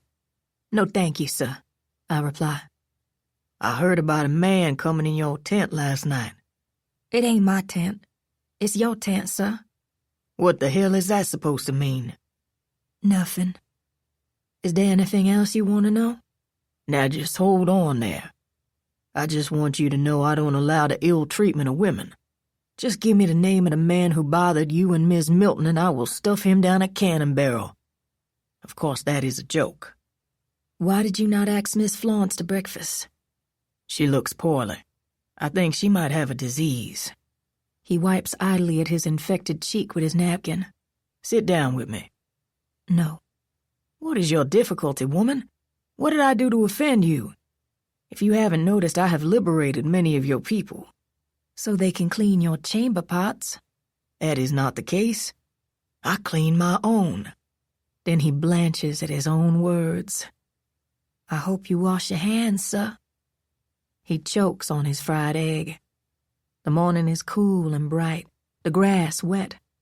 In the distance is a lake with a plantation and a blackened cane field next to it. A cannon shell bursts high above the lake, its pieces trailing down to the water. The colonel pays no attention. I want to talk about my soul, woman. I lower my head and try to hide inside the shadow of my shawl. Did you hear me? He says. You didn't see or hear the cannonball explode, sir? It's the goddamn bluebellies. Ignore them. I don't know anything about your soul, sir. You said God talked to you. The voices talk to me. I don't know where they come from. Listen, I'm doing some business with that son of a bitch Ara Jameson. It's just business. I'm not responsible for what he did at Shiloh. I am. What? I should have run away with my little boy, no matter how much they punish me. I'm not worthy to hear God's voice. He looks truly disturbed. You shouldn't be talking about yourself like that, he says. Truth is truth. He drops his napkin on his tin plate. You've ruined my breakfast. What's it take to get you on my side? What do you want? And don't tell me nothing. Everybody wants something, no matter how rich or poor they are. Will you stop looking at the ground? Get me to Shiloh Church. Help me find my little boy. That would take a miracle, Miss Hannah. And I have run out of my share. Then I do something I can't understand. I begin walking up the steps. What the hell are you doing? He says, his crossed eyes going up and down my dress. I'm sure searching for weapons on my person. Stay back, Miss Hannah. I don't know what you're up to, but I don't want you messing with me in front of my troops. It's not seemly. God damn it, what are you doing? I place the heels of my hands on his eyes and cup my fingers on his forehead. I can feel the disease and the heat and the liquids that ooze from his flesh. Mother of God, woman, are you trying to humiliate me? Do I have to hit you? I'll do it. He shoves his chair backwards. I wipe my hands on my shawl and fold it and place it on his table. He's crouched, as though he fears I will touch him again. Then his face becomes convulsive, and he straightens up and feels his eyes with his fingertips. What did you do? Jesus Christ, what did you do? He runs for the inside of the house, then returns with a hand mirror. I don't believe this. You unlocked my eyes. My God, woman, where are you from? But he can't finish the sentence. The Yankees explode another shell overhead, the echo rolling across the land, the sunlight and every leaf trembling in the pecan tree next to the farmhouse.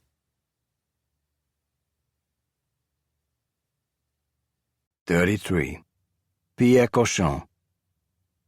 I should have known Captain Endicott would come back into my life, or rather, our lives, since Darla Babineau and I have jumped our own broomstick. For me, that's as binding as taking your vows in front of a preacher. Actually, I am disappointed in the captain. There was one lieutenant at Corinth who crawled out on his belly to drag his wounded back home and was so brave the graybacks wouldn't fire on him. I think Captain Endicott is cut from a different cloth. Anyway, I believe he got wind of us. There are no secrets on the plantation. I don't know if he is moved by jealousy, greed, or just meanness. Bad pennies don't tell you their motivation. They just keep showing up until they wear a hole in your britches. He woke me up at my rented cabin by the shadows. The sun was just barely up, like a tiny yellow flame in the live oaks and Spanish moss. It takes me a few seconds to convince myself I'm not experiencing a bad dream. "Excuse me, Captain Endicott. Is there any reason on earth that I should be breathing your nasty breath in the early morning hours?" "You're about 2 whiskers from a firing squad, Mr. Cochon," he replies. "I thought you would be interested." "A firing squad composed of bluebellies such as yourself?" I say. "No, I am not interested. Most of y'all couldn't hit your foot with a shovel." "Oh, humorous man. Try this out, laddie. You are a sworn officer of the law. However, your employer, the state of Louisiana, is no longer a state. It is the property of the United States Army. That means you are the property of the United States Army. That means you can be tried for treason." He looks around the room. "I love your decor. Would you mind informing me of the treasonous act I have committed?" "Conspiring with Darla Babineau to steal the Suarez plantation, which is now in the custody of the United States Army. It's not a difficult concept. Maybe with pencil and paper you can work it out." "You slept with her, you bastard." "She told you that, did she? But it doesn't matter. You've stepped in it, Reb. I think I would like to get up and knock you down." "Would you?" He drops a piece of paper on my night table. "This is a warrant for her arrest. I haven't signed it yet, but if you give me an eye's blink of trouble, I'll have the pair of you in front of a wall." Can they do this to me, you ask? They tore up the Lufkin plantation and killed a mother and infant in the quarters. They confiscated Ellen Lee Burke's dairy cows. They looted New Iberia. Women had to take refuge in the Catholic Church in St. Martinville. They would like to put Hannah Laveau and Florence Milton in irons or perhaps in gibbets. It seems that big or small, the Bluebellies can do whatever they wish. But the center of his charge, conspiring with Darla to cheat the Suarez family out of their property, disturbs me deeply. The widow Suarez has been losing her faculties for years and evidently now has no more to lose. She is not alone. There are many women in the plantation culture who stay heavily medicated because of their husband's behavior. But for me it is awful to think that Darla would take advantage of such a pitiful lady. Then again, I do not blame her for the death of Mr. Suarez. Any man who strikes a woman is a moral and physical coward and deserves a thrashing and then some. A man who rapes a woman deserves whatever fate is imposed upon him, including a bounce off a tree limb. Old man Suarez raped Darla, or at best coerced her into lying with him. Since I jumped the broomstick with Darla, I have bad dreams about what was done to her. And when I wake, I am possessed with images of his hands on her body and images of Captain Endicott and the power and control he now has over our lives. I saddle Verena and ride her out to Spanish Lake, once again entering a fiefdom filled with contradictions. An Arthurian world gone astray, a rejection of Judeo-Christian religion, a moat and drawbridge and castle that will probably become the shelter of Visigoths or simply a pile of burned rubble. Inside the pecan orchard, I can see the hoof prints of many horses. I recognize the print, too. I can also see the stripes of urine where men have recently pissed on the tree trunks. In the clearing down by the edge of the lake, I see Darla hanging wash. except she's dressed in her purple jacket and white blouse with ruffles and black dress, her hair brushed and shiny, her face rouged, her complexion darker somehow, even though the sun is shining directly on her. She turns and looks at me, a clothespin in her mouth. "Was he here?" I ask. "Who?" "Endicott." "Yes, to see Miss Suarez." She didn't call her by her first name with the title in front of it the way most people here do, showing familiarity and respect simultaneously. "What did he want?" "I don't know." Her eyes go away from me. "What are you thinking, you?" "Not much. Endicott says he can send us to prison.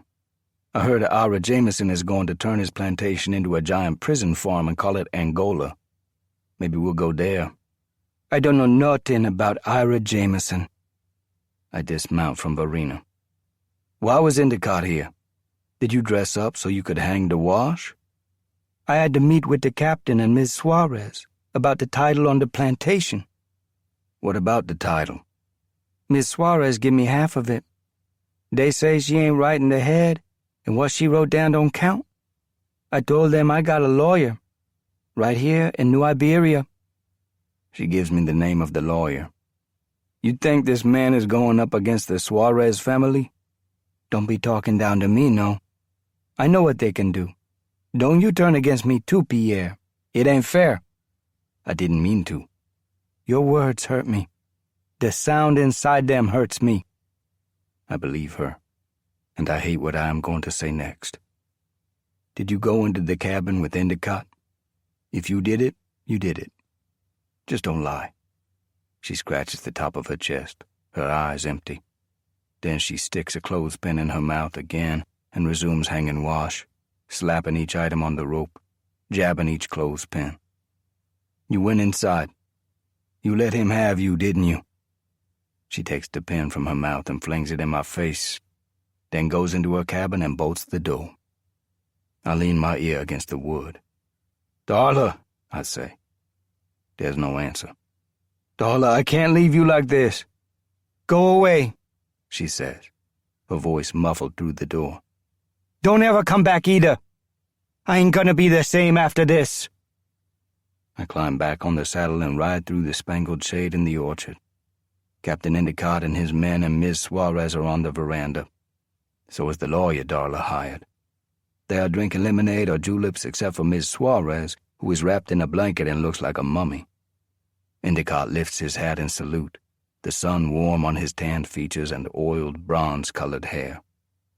I want to put a big one in the middle of his face, one no less than .58 caliber. I should not drink. When I do, I remember every wrong thing I ever did. And the next day I feel twice as bad. How smart is that? Just the same, I got loaded. In the same saloon outside of which I dueled with Wade Lufkin and watched his face explode when he pulled the trigger. But that's not the only bad memory I have about Lufkin. He wanted out of the duel. He wasn't a coward. It just went against his grain. He was a gentle person, an artist, a man who tried to avoid violence but brought an inoperable mini-ball home from the Rappahannock. I showed him no mercy and forced him to continue a lethal and foolish ritual. I think I will pay for this. I do indeed. It's the following morning and I'm still drunk and stumbling around in the mist. The owner of the saloon has barred the door and has threatened to summon the sheriff if I don't get off his porch.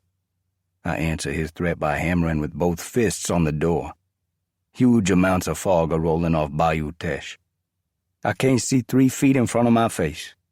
Even the prostitutes in the temp brothels are shouting at me to shut up.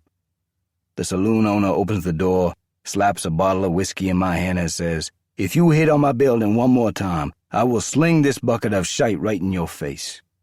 Then he makes the sign of the cross. I suspect this is to remind us that he's a religious man and from dear old Ireland, bless his soul. I said I never visited a brothel. That is true. But that is where I am headed. Until I stop and pull the cork from the bottle and drink at least 5 inches of it straight down. It might as well have been the backup from a sewage line. The taste is ghastly, the smell enough to burn out your nostrils. I fall backward into the weeds, sure that I'm a goner. I also think I'm having a seizure.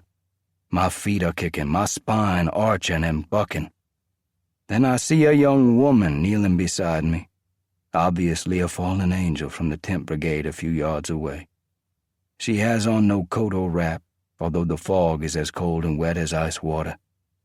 I can see her shoulders now. They're exposed and have the soft hue of a candle. A nimbus floats around her hair, as on a Byzantine saint. I feel her fingers on my chest. Then she eases me on my side and holds her palm in the middle of my back, probably to prevent me from strangling on my own saliva or vomit. Then I realize she is pulling out my pockets. I am sure you are a grand girl, and I wouldn't offend you for the world, I say. But I think between you and the whiskey I have gotten myself a case of the red scours. Pardon the expression, but I know of no better term for bloody diarrhea. This lass is undaunted, however, and works my wallet from my pocket and disappears into the fog. I feel hideous, sodden with my own excretions, laden with guilt over Wade Lufkin and Hannah Laveau, and now Darla and my desire to sink my troubles in the girls of the night. A half hour later, I am in the Negro jail. My friend, Sheriff Jimmy Lee Romaine, said it was empty and he was doing me a favor. Beyond the bars and the window, the rest of the world goes on. The sun climbs into a blue sky, and at mid-morning 2 boys climb up on the bars and watch me relieve myself. I hope no one else does me any favors. I paid a fine of $2 and had to borrow it from the sheriff. My wages are $50 a month in Confederate money, so $2 in coin is hard on my resources. I go back to my rental cabin at the Shadows and bathe with a bucket of water drawn from the cistern, and put on clean clothes and eat a lunch of cold cornbread and sorghum. I am determined not to be defined by all the mistakes I have made in my life. I am also determined not to lose Darla. I don't care if she is a murderess. Old man Suarez had it coming, and so did the other men who molested her. The fact she took advantage of Ms. Suarez's demented condition is more complicated. The Suarez family used up a good part of Darla's life. Also, Ms. Suarez must have known her husband was a predator. Portraying plantation owners as victims is a hard go. Put it another way.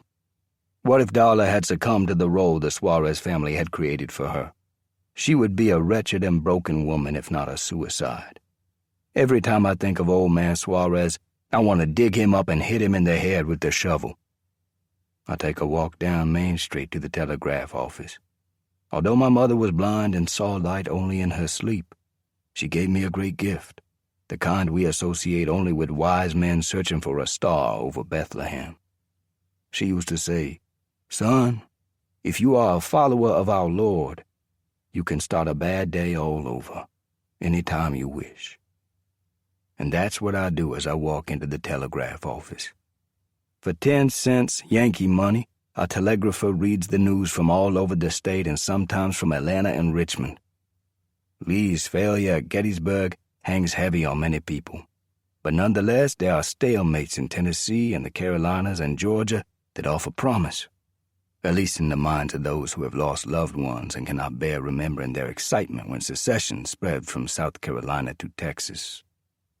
The news right now is about the skirmishes in Louisiana, brought on by a man who would seem in rational times to have no power or authority in political events or fighting wars, or sweeping sidewalks and picking up dead dogs. That person, of course, is Colonel Carlton Hayes, whose tangled eyes and syphilitic skin are nothing compared to his tangled and syphilitic brain. The telegraphic news states that Colonel Hayes's irregulars are making inroads on Yankee-held territory on both banks of the Mississippi River. Whoever wrote these stories is a numbskull. Hayes's irregulars are gutter rats. The Union strategy is not the possession of the South, but its destruction. Hayes's troops are feeding off the land. He fights under a black flag. His weapons are fire and fear. What greater gift could the Yankees have? Our uneducated population is doing the Yankees' work. Who needs enemies? But what bothers me most in the news is mention of Wade Lufkin and Hannah Laveau and Florence Milton. All of them were seen with Colonel Hayes. I wonder if young Wade has lost his mind. Or more specifically, the pieces of the exploded dueling pistol lodge in his brain, an event that I helped cause. I said I had started my day all over again. Now I have taken back my worries and my guilt. The telegraph begins clicking, the telegrapher dutifully writing down one word after another. Daddy looks at what he has written, his eyes magnified grotesquely behind his glasses. "What is this, sir?" I ask. "Grant has come into Chattanooga. William Sherman's army is expected to reinforce him within days. What's your thought on that, Mr. Cochon?" "I wouldn't know, sir," I say. "Thank you for reading me the news." I walk back down Main Street to my rented cabin at the Shadows. What does the presence of Grant and Sherman at Chattanooga mean? It means the Rebs will be kicked back into Georgia, and it means the Battle of Chickamauga and the deaths of the 3 Lufkin brothers were for naught. It means that eventually the city of Atlanta will fall, and, if Sherman has anything to do with it, be sacked, destroyed, and burned to charcoal. Let people tell you war is grand, and do not reprove them. Let them tell you the jingle of the sword and spurs and the whooshing sound of a mounted knight's armor are the music of a medieval balladeer, and do not reprove them. But never let them tell you there is rhyme or reason to war, lest you join the lunatics who have perpetuated its suffering from the cave to the present. That evening I buy a cigar and take a stroll along the bayou and a short float on the ferry, then head back under the canopy of live oaks that arches over the entirety of Main Street. The sky has turned to lavender and is freckled with birds, a harvest moon above the sugarcane fields, when I see a number of carriages parked in front of the overseer's house not far from the Shadows. This is not an ordinary overseer's abode. It is grand in its own right. Who do I see? That malignant sodomite Endicott. That's who. He's walking across the veranda with a lady on his arm. Other officers are with him, and some of the Suarez family from up north. It is not difficult to recognize members of the Suarez family. They look like frogs. The windows and French doors of the overseer's house are ceiling high, so I can see the candles burning in the living and dining rooms and the amber glow of the liquor bottles that the servants are placing on the serving table. Then I see Darla in the midst of the guests. She is putting a huge silver tray on a serving table. A small roasted pig with an apple in its mouth and a garland of garlic and early potatoes rests in the middle of the tray. Darla is wearing her best dress and her purple jacket and a lavender kerchief on her head, the same beatific color as the sky. I cross the street, not caring if I am seen or not. The humiliation in her face is apparent. Her pain as well. I want to gut Endicott from his belly to his throat. But as an officer of the law, I learned a lesson. Do not go to prison in order to get even with an enemy. When Darla snagged what she thought was a barrel full of silver and gold in Spanish Lake, she willingly gave it up to please me. This is a woman who has nothing. I owe her. I not only owe her, I love her. And I love all the poor people we have cheated out of their souls and their lives. Isn't it time to make the worm turn? I saddle up Verena and ride out to Spanish Lake, skirting the Suarez plantation, and get down on the lake's bank and walk Verena through the shallows to the dock where Darla's rowboat is tied. This time, however, I'm carrying my cap and ball and a treble grappling hook and a crawfish net I took from the barn behind the Shadows. The Suarez home is dark, the stars sprinkled overhead, the lake's surface as black as obsidian. I have no worries about paddy rollers or goons challenging me. Alligator hunters are often on the lake late at night, and so are the fishermen who run catfish lines.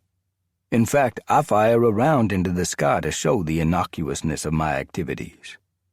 I began rowing steadily toward the island where Darla and I consummated our private vows, then dropped anchor in the approximate area where she, in her innocence, had convinced herself that a fortune lay right under her boat.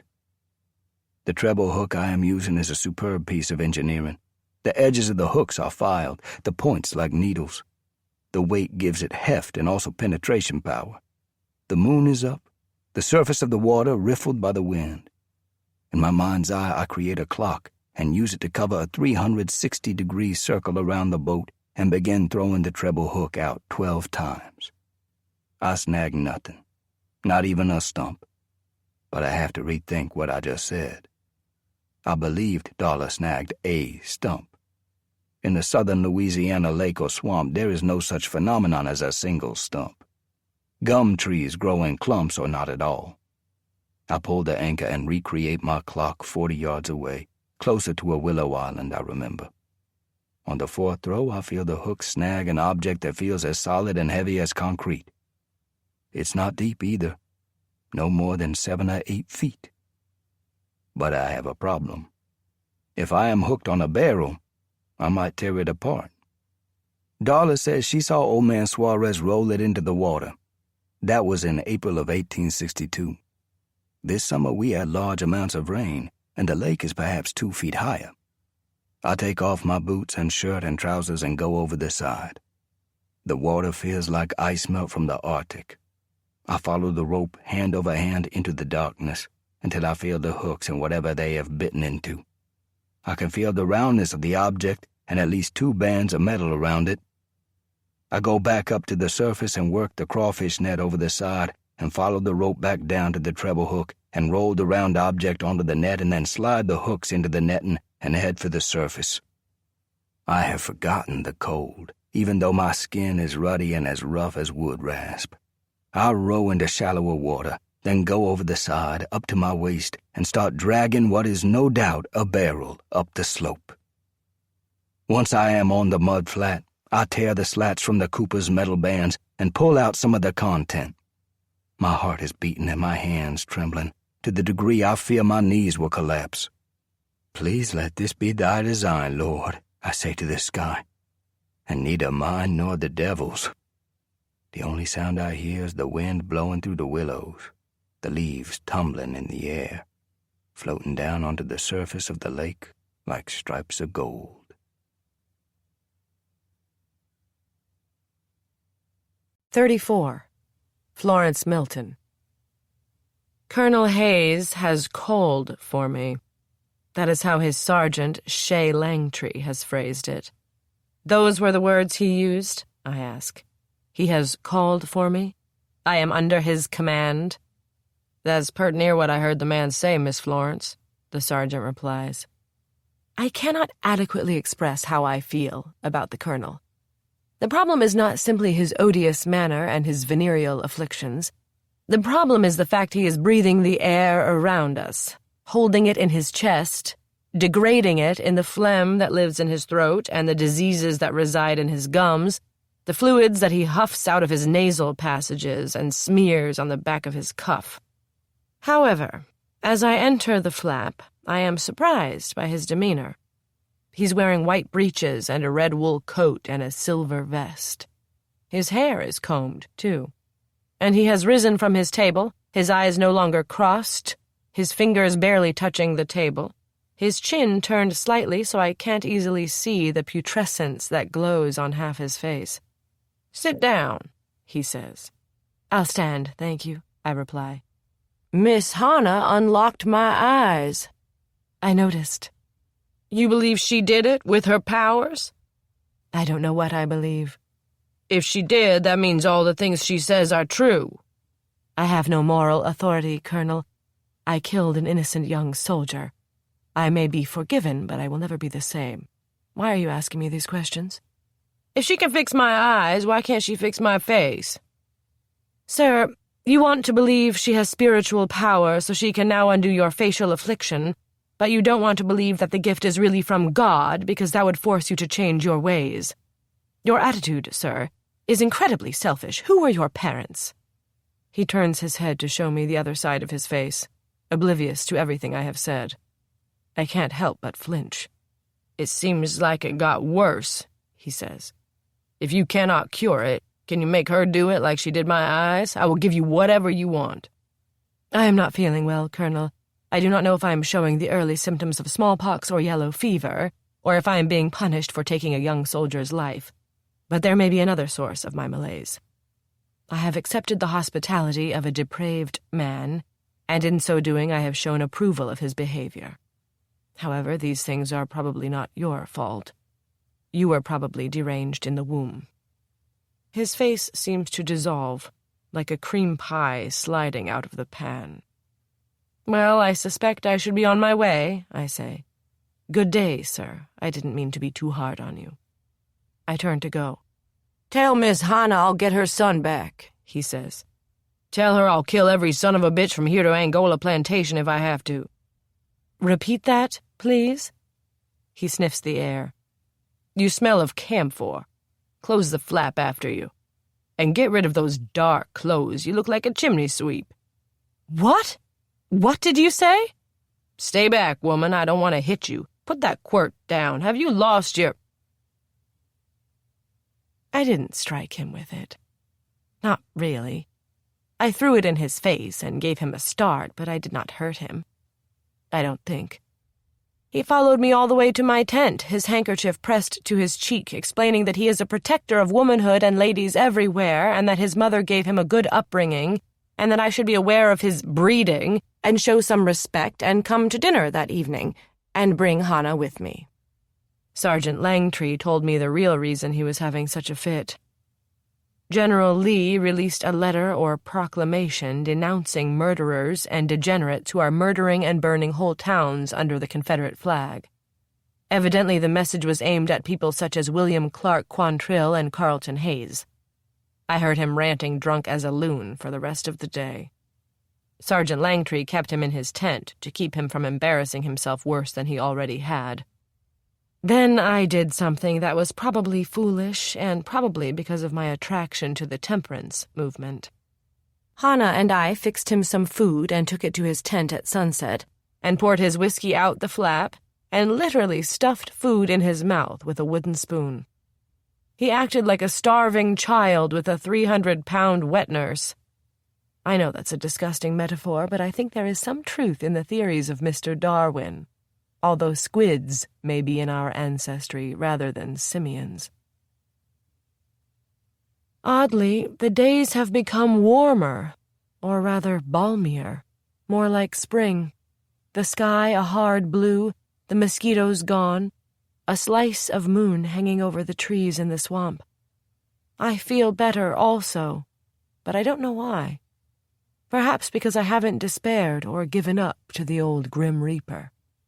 I'm a spinster who believed it was better not to bring more children into the world until we have fixed the ones who are already here. But what have I done? I cannot even think about it. Maybe that is why I feel this moment of peace. My sins are bigger than I am, and as a consequence I leave them with my Creator and think no more about them. That's a strange kind of salvation, I guess. I wonder if my drunken fellow pilgrim Colonel Hayes, with all his vileness, doesn't feel the same way. It's a horrible thought indeed.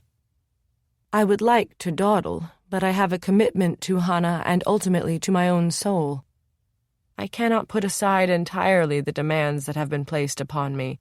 I have to make up for the young soldier I killed, and I have to help Hannah find out what happened to her little boy.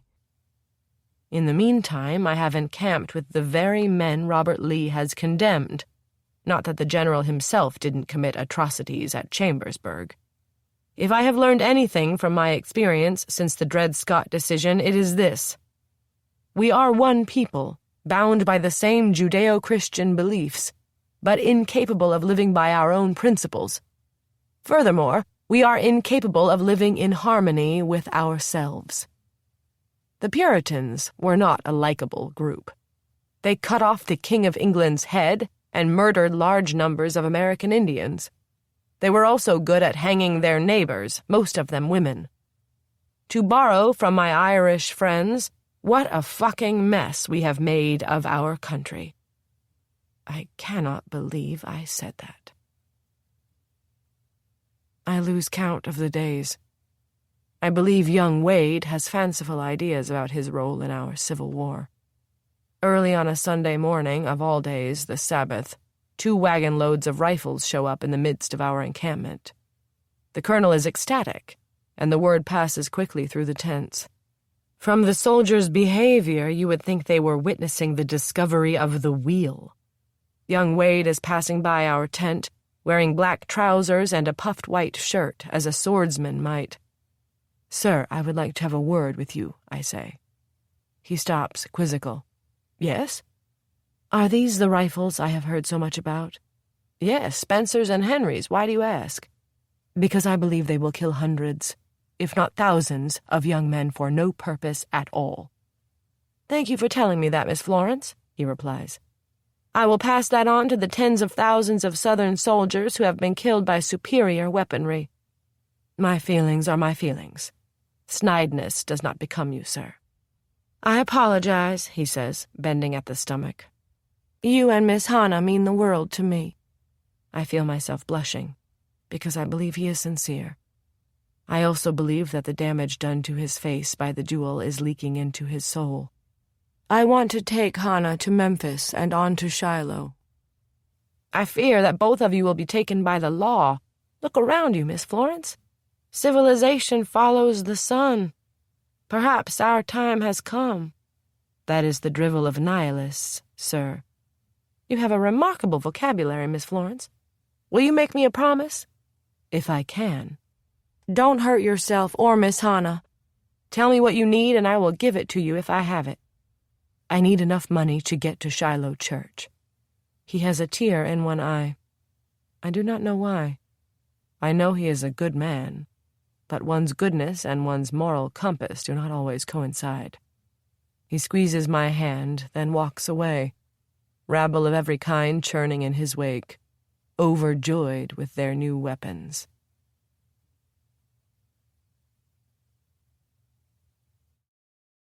"35. Pierre Cochon." I have a hard time deciphering Captain Endicott. I suspect he's a conflicted man who lets 3/4 of his character do the dirty work and leaves out 1/4 to take to church on Sunday. The only credit I can give him is his ability as a detective. Once the Suarez family realized the barrel of jewelry and gold and silver plates and candle holders and coinage had been pulled from the lake, they contacted Captain Endicott and gave him a list of those who might have known about the barrel's presence. Guess whose name was at the top of the list? Not mine. I was second. Darla Babineau was first. I don't think he struck her, but other Africans said he yelled in her face and slammed his fist against the wall right next to her head and degraded and frightened her terribly. I swore I would fix his wagon. However, promises of revenge made inside oneself are poor fare for the victims of a bully. It took a week for him to track me down at my cabin behind the shadows. I was looking forward to it, with thoughts about hanging his guts on a doorknob. So that's where I am now, staring out my door at this handsome, youthful fellow whose career spans from feeding the meat grinder at Shiloh to confiscating cows and bullying colored women to intimidating widows and allowing his men to fire into the quarters at Lady of the Lake Plantation. "What can I do for you, sir?" I say as cheerily as I can. "For starters, how about getting your worthless ass out here? Since you put it in such a grand way, how could I refuse?" I step into the morning light and the warm breeze blowing off the bayou, the Spanish moss swaying in the live oaks overhead. 6 or 7 of his men are dismounted down by the bank, playing mumble-de-peg and rolling dice. I have the feeling the good captain does not want to share his conversation with them. A white canvas bag lies by his foot. "You leave a singular track on a mud bank," he says, "a bit like a duck with half its foot cut off." "Really?" I reply. "You're conducting an ornithological study of some kind? Maybe you should talk with Wade Lufkin. He's keen on that sort of thing." Endicott widens the drawstring on the bag and removes several pieces of the barrel and drops them on the ground, then takes out the treble grappling hook I stole from the barn just 100 feet away. "This pointy little fellow came from the shadows," Endicott says. "I picked it up from where the duck print was. What do you have to say about that?" "Are you trying to sell me one?" I ask. "You know, for an extra $1 or $2? For whoring and things like that? He dips into the bag again and gently unwraps the remnants of the crawfish net. How about this? The weight of the barrel ripped it pretty badly, but the grandson of the Shadow's owner has identified it as his. You seem to be setting new standards, Mr. Cochon. I mean, stealing in order to steal. Do you ever get tired of playing the role of the consummate fool? I heard what you did to Dollar Babineau, Captain, I replied. It takes a special kind of man to terrorize a woman, particularly one who was enslaved most of her life. If it were not for this uniform, I would call you out, sir. Then I would shoot you and plant a toadstool in your mouth and bury you in a dung heap. Say that again, please. You're a cretin. I suspect your mother shit you in her chamber pot. I slap him across the face, blistering and hard, something I have never done to anyone, although I did spit on Wade Lufkin, which I deeply regret. Endicott presses his hand to his mouth, holding back the pain, his lip bleeding. His men are staring up the bank, dumbfounded. He takes his hand from his mouth. You have 1 day, he says. To do what? Use your imagination. He opens a gold watch and looks at it. It's now 9:42. A raccoon will chew off its foot to get free from a trap. I hope you enjoy the experience. I have underestimated Captain Endicott. He knows how to plant fear and uncertainty in his enemies. My mother said the trick was not to engage your adversary and also to make a covenant with yourself, namely, that you will not change the person you are, no matter how much the world hurts you. Grin when they throw their worst at you, and leave them with broken glass in their entrails, she said, because that's the only place they can put their vitriol. It's a fine way to be, son. God, I love my mother. So rather than think about Endicott, I saddle up Verena and ride to St. Martinville and the quarters at Lady of the Lake. The plantation is not looking well. The windows broken by Endicott's soldiers have not been repaired, but just boarded up. The gardens and walkways around the house are untended, the flowers in the hanging baskets unwatered and brown, and the trumpet vine and climbing roses on the trellises knocked to the ground. It's evening by the time I find the husband of the woman and infant who were killed when the bluebellies unloaded on Wade Lufkin as he galloped past the slave cabins. The husband's name is Joe Dupree. He's a big man, shirtless, shoeless, his trousers held up by a rope, his chest plated with muscle, his head as black and hard-looking as a cannonball. He's carpenter in a birdhouse by the edge of the lake. I get down from Verena and introduce myself. I would like to offer my condolences, I say. Thank you, sir, he replies. I don't know Mr. Wade very well, but I suspect he's sorry for what happened. I know that, sir. Mr. Wade never meant no harm. I'm the man who fought the duel with him. The black man nods, his eyes veiled. If I hadn't forced the duel on him, his features would not have been destroyed and maybe he would not have ended up in this kind of trouble. You ain't got to tell me, sir. You have other children, Joe? Yes, sir. 6. That's why I'm fixing this birdhouse. Mr. Wade had all these bird books and used to show them to the children. He could make all kinds of bird calls. I have $100 in coin I'd like to give to you. He looks into the distance, either at the Lufkin house or at the reddish-purple sky in the west or at the beginnings of a turbulence out on the Gulf. I ain't gonna borrow no trouble, he says. No, sir. I done had enough of it. I'll explain to Miss Lufkin where the money came from, Joe. She already manumitted me. She said slavery done caused me enough grief. I just asked people to leave me and mine alone, sir. Well, all the best to you, Joe. You sound like a fine fellow. He shows no acknowledgement of my words and begins tapping a nail into his birdhouse. A great green rain cloud forming over the swamp. Lightning leaping silently through the heavens, a salt spray blowing in the wind, both warm and cool at the same time. At the top of the slope I turn to wave goodbye to him, but his back is to me, and I'm sure it is not by accident. Actually, my visit was self-serving, but that doesn't mean it was unvirtuous.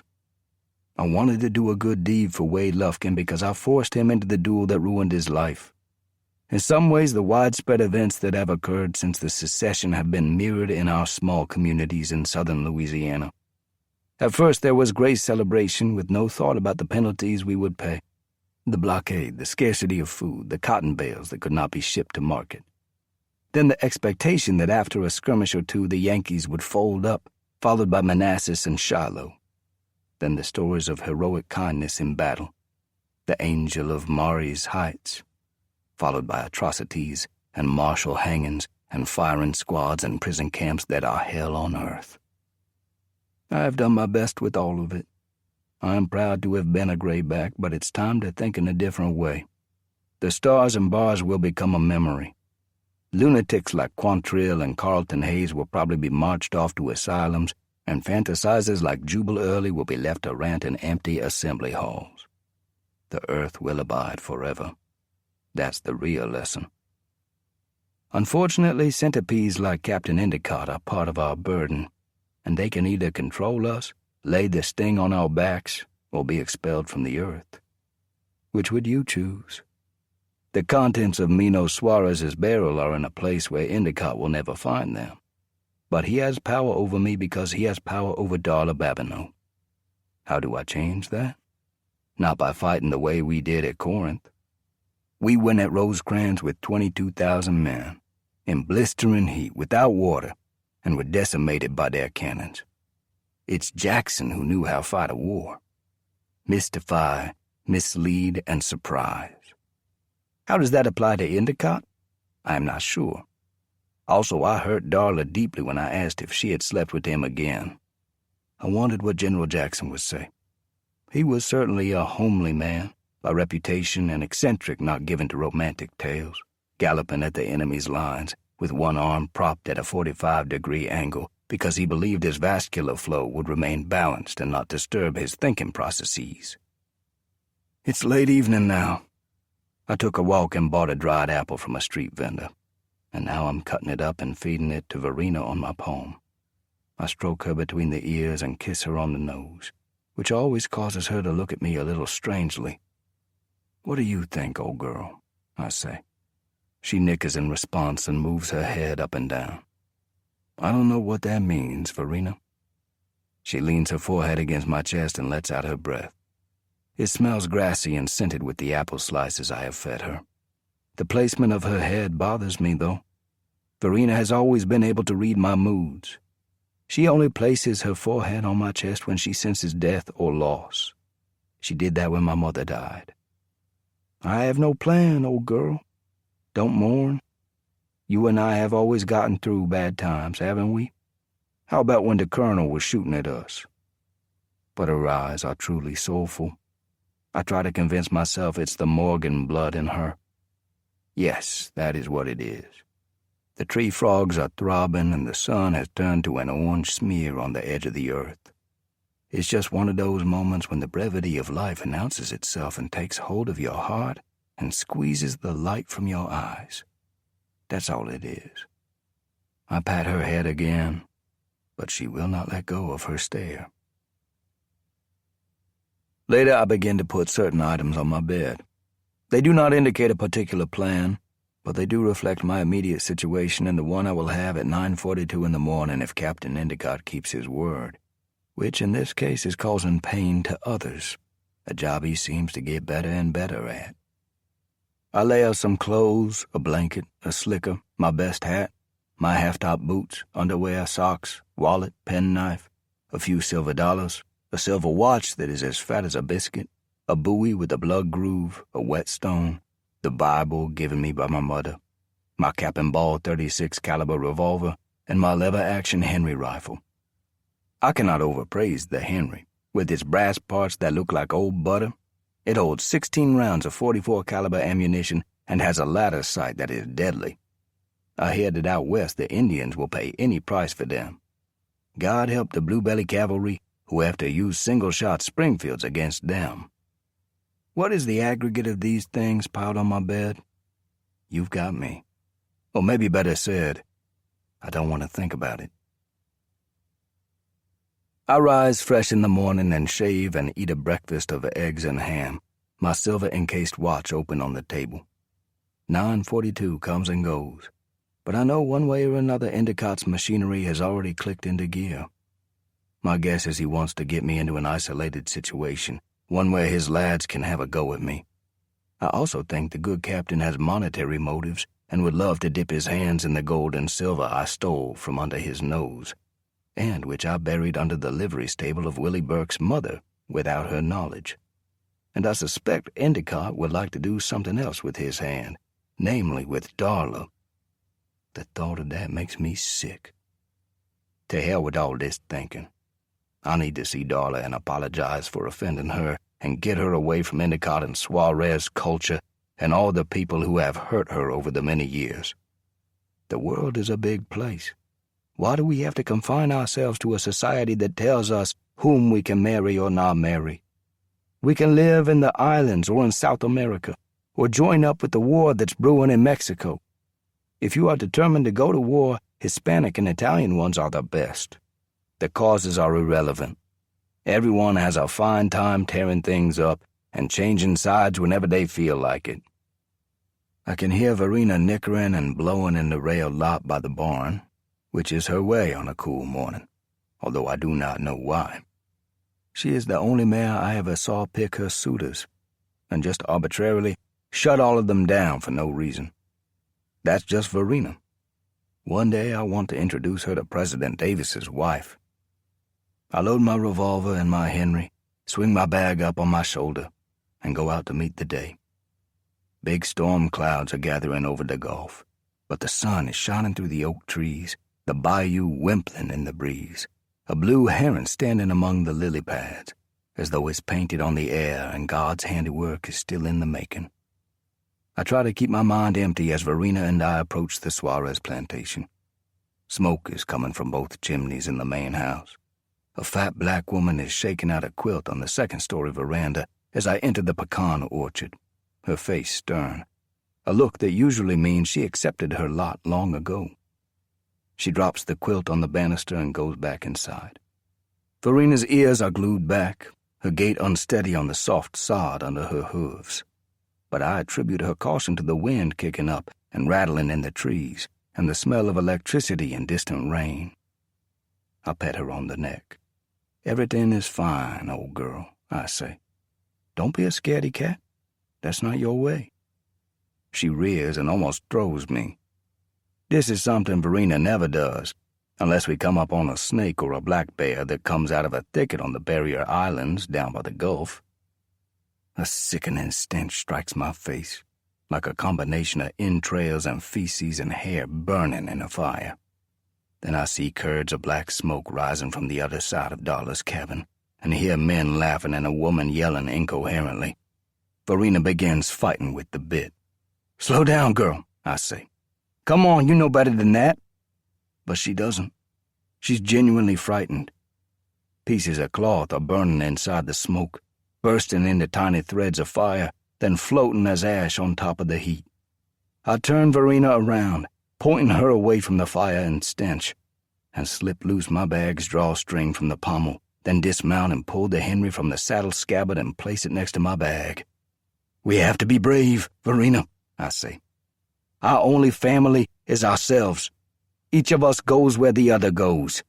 Are you listening?" Her rump is swaying back and forth, her head jerking.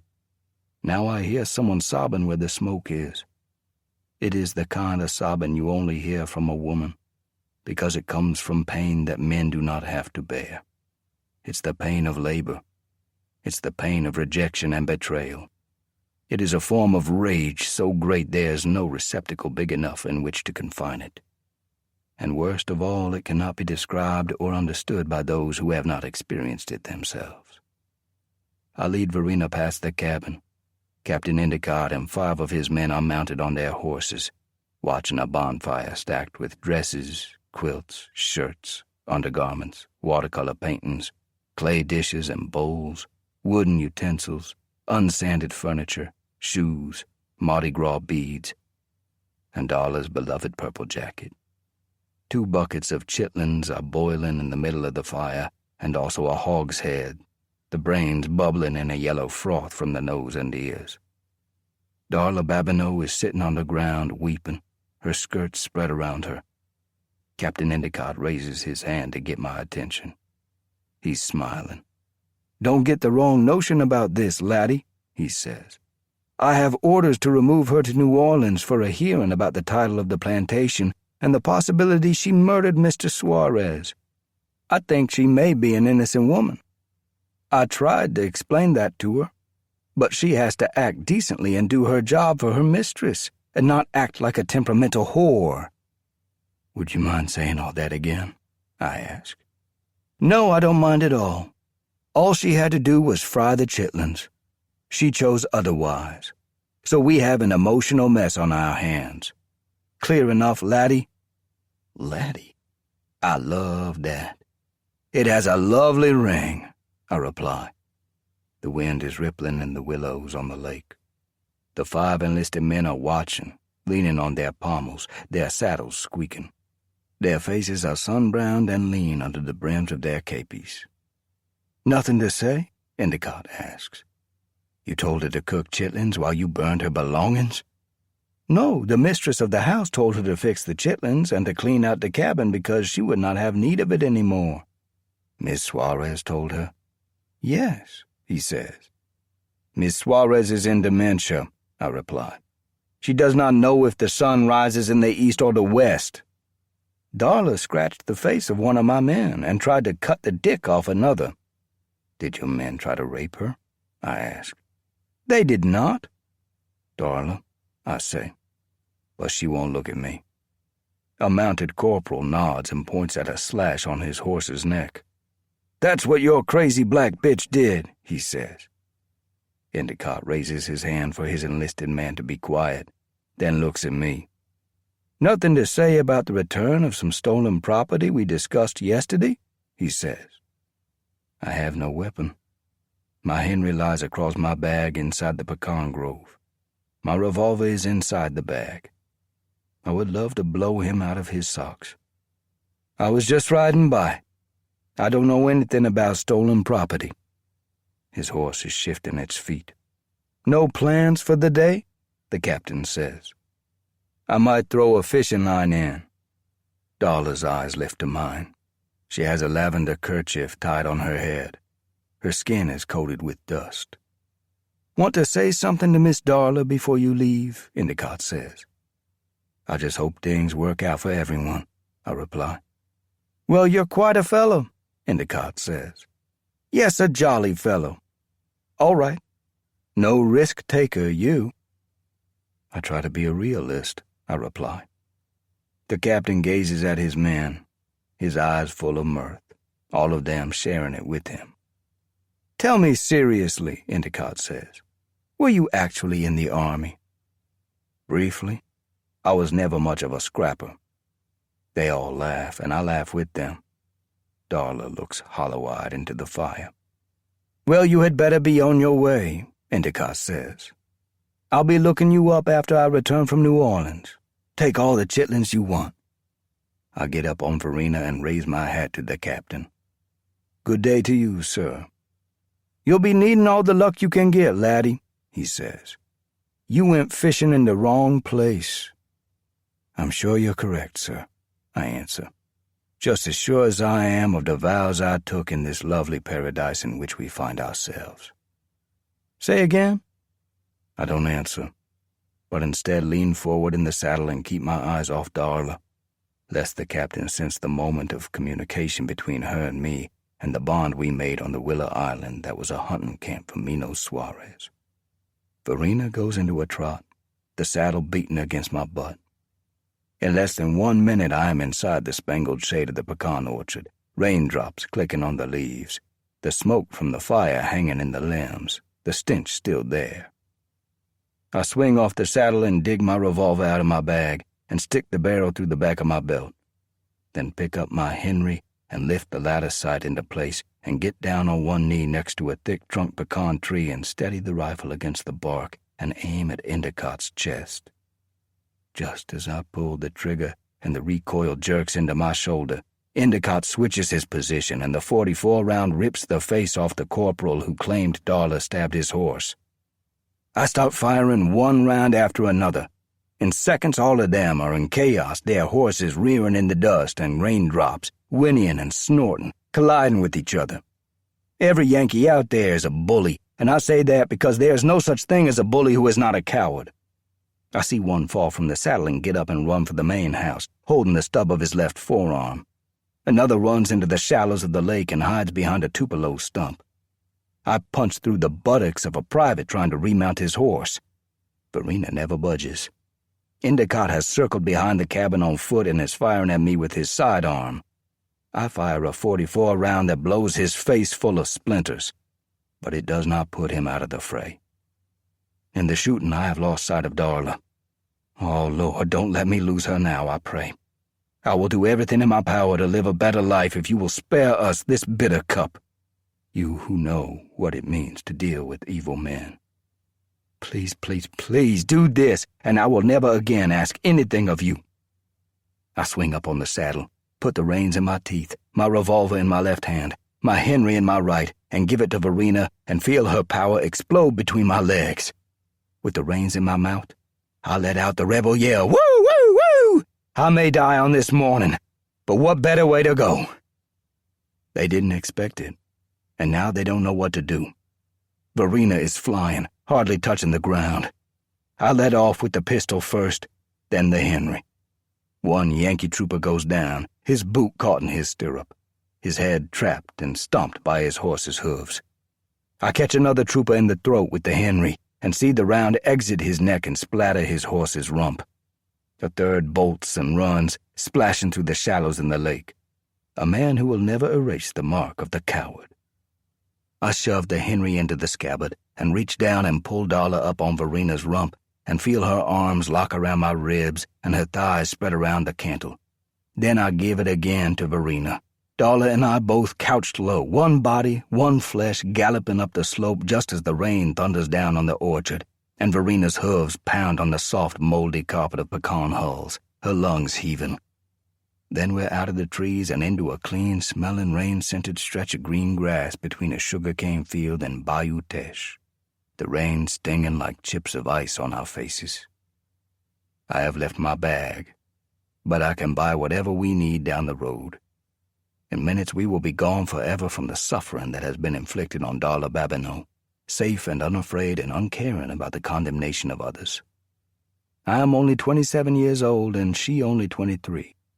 This day will remain a special gift, and perhaps after it will come an unending journey across a wine-dark ocean beneath the Southern Cross to a place that yearns for us as we yearn for it. Perhaps an island where we can break coconuts on the coral and eat the meat with our fingers and never be tainted by the world of vassalage again. It's out there. It's not a myth. We just have to get there. Yes, yes, yes. Verena, her mouth white with saliva, begins to slow as we enter a dirt road along the bayou. I pat her on the neck again and tell her what a wonderful girl she is. Then I realize that something is wrong, but not with her. Darla's thighs are still spread behind the cantle and her face still pressed sideways against my back, as warm as a shirt iron. But her hands are no longer locked on my stomach, her arms suddenly free of my ribs. Darla, I say. There's no answer. Darla, I say again. I try to twist in the saddle and grab her before she falls, but I'm too late. She lands on her back in a bed of emerald green grass dotted with buttercups. I swing off Verena, dropping the reins, and work my left hand behind Darla's head and try to push the grass away with my right hand to see where she is hurt. She puckers her mouth as though trying to regain her breath or to cool a burn on her tongue. Where is it, Darla? Where did they hurt you? Everywhere, she whispers. I turn her on her side, her cheek trembling with pain, her blouse bleeding in at least 4 places, the blood thinning in the rain. She knots my shirt and pulls me closer to her face. I ain't afraid. I love you. You tried, she says. Don't talk like that, Darla. We'll go back. It's too far to town. No. They ain't ever gonna get their hands on me again. Tell Hannah I'm sorry I got her in trouble. It was me killed Mino Suarez. Fuck Mino Suarez. Fuck his family. Fuck the Yankees. You can't die. She fumbles her hand on mine and pulls it to her mouth. I feel her breath on my skin. Then it stops, and her eyes close. God, don't let this be, I say to the sky. I will do whatever you say. She's too good to die like this. But I hear no answer and no sound except the wind and the rain drumming on the bayou and a slave bell clanging on the Suarez plantation. Then I lose my balance and stagger around like a drunk man, trying to hold Verina's reins, trying to remember who I am or to whom I'm praying. Then I hear myself as though there's a piece of glass in my viscera, one that cuts through the chest and throat and leaves me on my knees, beating my fists on the ground, digging a grave with my fingernails. Not for her, but for me. A helpless fool who tries to blow his breath on his lover and unseal her eyes in order to drive the cold from her face, the blueness from her skin, and the stillness from her heart. Then I see 3 Yankee soldiers on a roofed flatboat on the bayou, poling upstream, wearing slickers and flop hats, unshaved, strangely familiar. A cage full of oinking piglets is on the bow, a tarp draped over it, like a harbinger of death and cruelty. Who are you, and what's your business? The shortest of the 3 soldiers yells. Pierre Cochon is the name. I need your help. The fuck you say? He replies. What? I say. It must be the good Lord at work. Stay there. We'll pull in. I have no idea what he means. They push with their poles into the reeds and cattails until the boat nudges onto the mud bank. Remember me? The same man says. I hit you in the back with a pine cone when you were ordering up a breakfast in town. We made fun of you about Shiloh and Corinth. We were pretty much on the grog and regretted acting like assholes. I have a woman here. She's dead or dying. Say that again? I don't like trusting the Yankees, but I have no choice. She's been shot. Punish me, but not her. I will give you everything I have if you can save her life. I can hear the thunder over the Gulf. The bayou is as yellow as clay and full of organic debris, the surface dancing with raindrops. There's talk about you and Captain Endicott, the short man says. Is the captain mixed up in this? Draw your own conclusions. Will you help us or not? What do you want us to do? He replies. Take us to a doctor in St. Martinville. I got news for you, Reb. Every soldier in the Union Army hates Endicott's guts. He never heard a gun fired in anger, no matter what he says. Get your horse and your lady and your ass on board. Anybody who was at Shiloh is our kind of fellow. 36. Hannah Laveau. The colonel will not accept that God unlocked his eyes rather than me, which means he thinks the power is mine, and if I own it, he can take it from me. I am beginning to hate this man. Miss Florence is of the same mind. Wade Lufkin had promised to arrange boat passage for us to Shiloh, but we have had great difficulty finding a means to get us there. We actually got on the steamboat with smokestacks and a big water wheel in back and got almost to Vicksburg. Cotton bales were stacked along the gunnels with Yankee sharpshooters behind them. A deckhand with a Yankee accent said snipers sometimes fired from the banks, but I didn't see anything like that. What I did see were cannons in the woods along the shore. It was late in the afternoon, and the sun was red and wobbling on top of the water, and the woods were dry, and the leaves were dropping, and I could see the wheels on the guns and heat waves rising off the gun barrels. Somebody said that was Grant's artillery. Somebody else said no, they were Rebs, and they were going to scatter grape shot all over the decks just out of meanness, because the people of Vicksburg had to live in caves and eat rats before the city finally surrendered. They said General Forrest was going to drive every Yankee soldier out of the state of Mississippi, and that he was a brilliant soldier who outthought and outfought the Yankees every time they went up against him. If he was so smart, why did he have to make a living selling colored families and little children and pregnant women and even feeble-minded people into the cane fields of Louisiana? I wish somebody would tell me that. A gambler on the boat started following me around with a funny look on his face, like a cat sniffing around a mice hole. He asked me if I was Miss Florence's slave, and I said no. There ain't any slaves anymore, and if he thought different, he should talk to President Lincoln. What the gambler actually meant was, if I didn't belong to Miss Florence, I was up for grabs. He tried to get close to me by the cotton bales after Miss Florence went to bed in our little cabin, so I took off my shoe and smacked him on the side of his head, not once, but twice, and then for good measure on his nose, hard enough to make him more cross-eyed than the Colonel used to be. Except he was dumber than the Colonel and wouldn't give up. Early the next morning, he came to our door with liquor on his breath and showed me a wanted poster with a sketch of Miss Florence and Mr. Wade and me he found on an announcement board by the wheelhouse. He said the boiler room was empty, and I could come down there with him or be turned over to either the Yankees or the Confederates at the next landing. I didn't know what to do. I wanted to kill him and was starting to worry about myself. I was becoming more like Darla Babineau than like my own self, although I ain't blaming her for the time she had to defend herself. "Make up your mind, girl," the gambler said. The sun wasn't hardly over the horizon, the fog still clinging to the river's surface, a warning bell clanging where a Union prison boat blew up and a lot of Confederate soldiers got scalded to death or drowned after they thought they were going home. I told the gambler I would meet him below decks as soon as I got something to eat. "Don't be late," he said, and touched me on the cheek.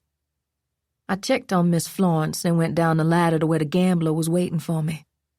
There was nothing but a few board planks to stand on, and bilge was sloshing under my feet and made me dizzy when I looked at it.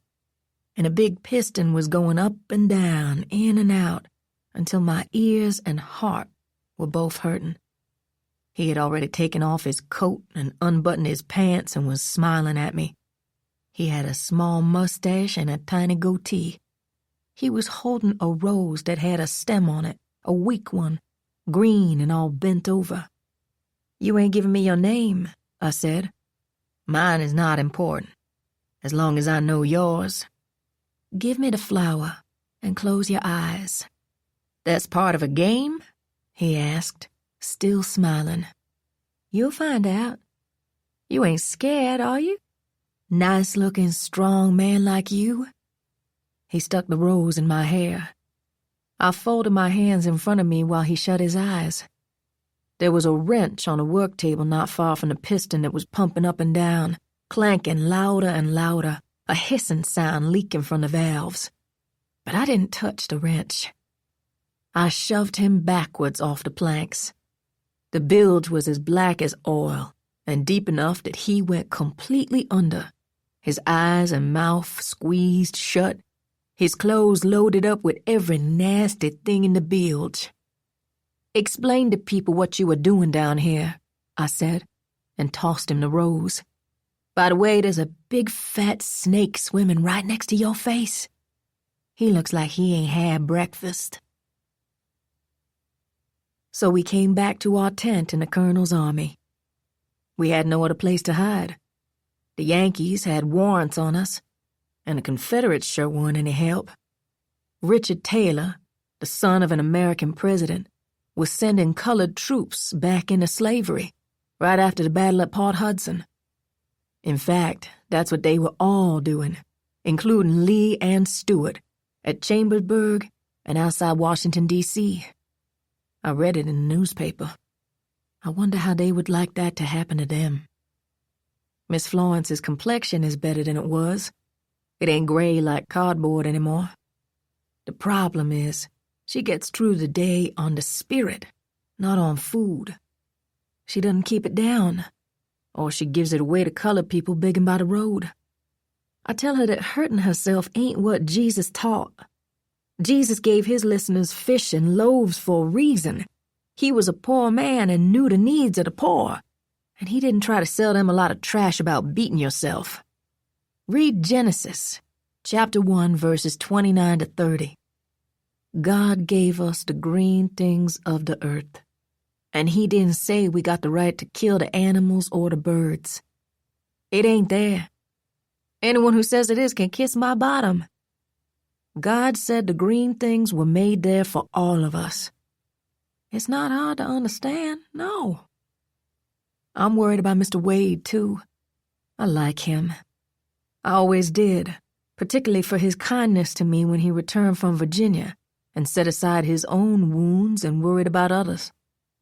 But he doesn't understand how suffering works. If you heap it on yourself, it gets to be a vanity. I think that's what the scarring of his face has become. He has put on sackcloth and ashes that nobody can scrub off. Sergeant Longtree brought me a New Orleans newspaper.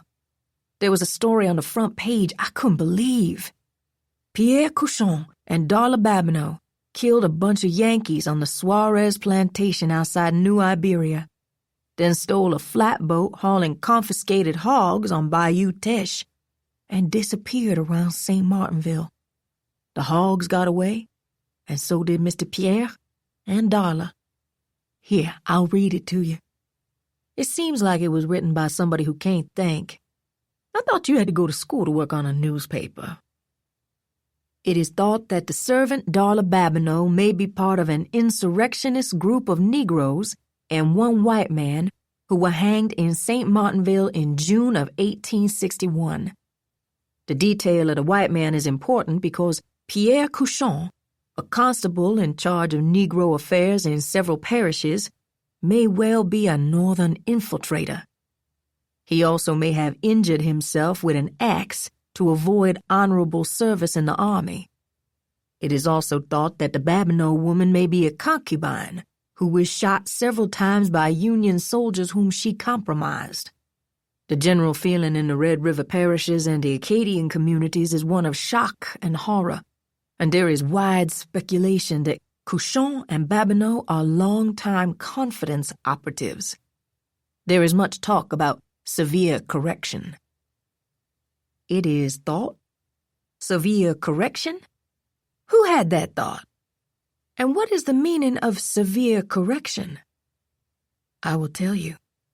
Cutting off people's parts and then setting them on fire. I've seen it. It ain't human. And the person who says it is should have his face pushed in it. The days and weeks go by. It's either late October or early November now. It's funny how time gets away.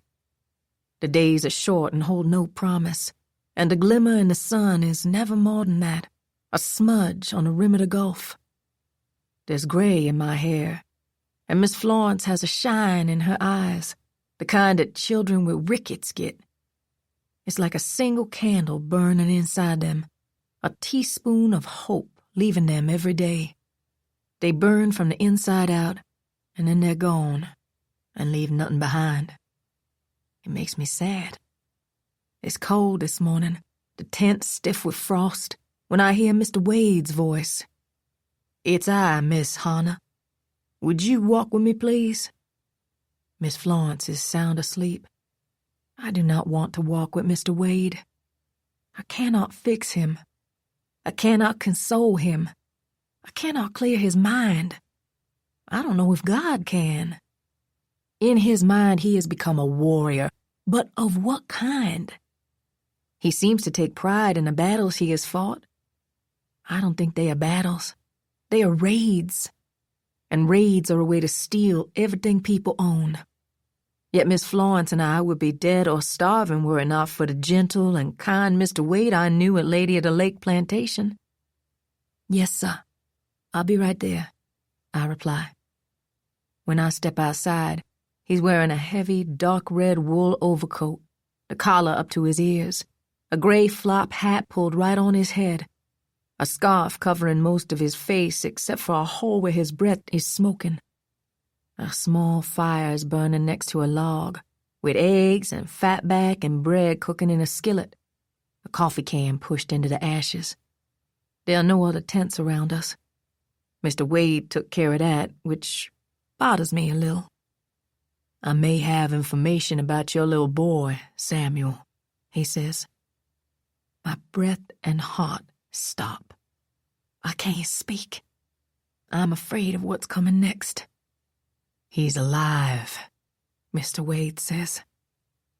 I feel the air come back into my lungs, like somebody pulling a knotted rag out of my throat.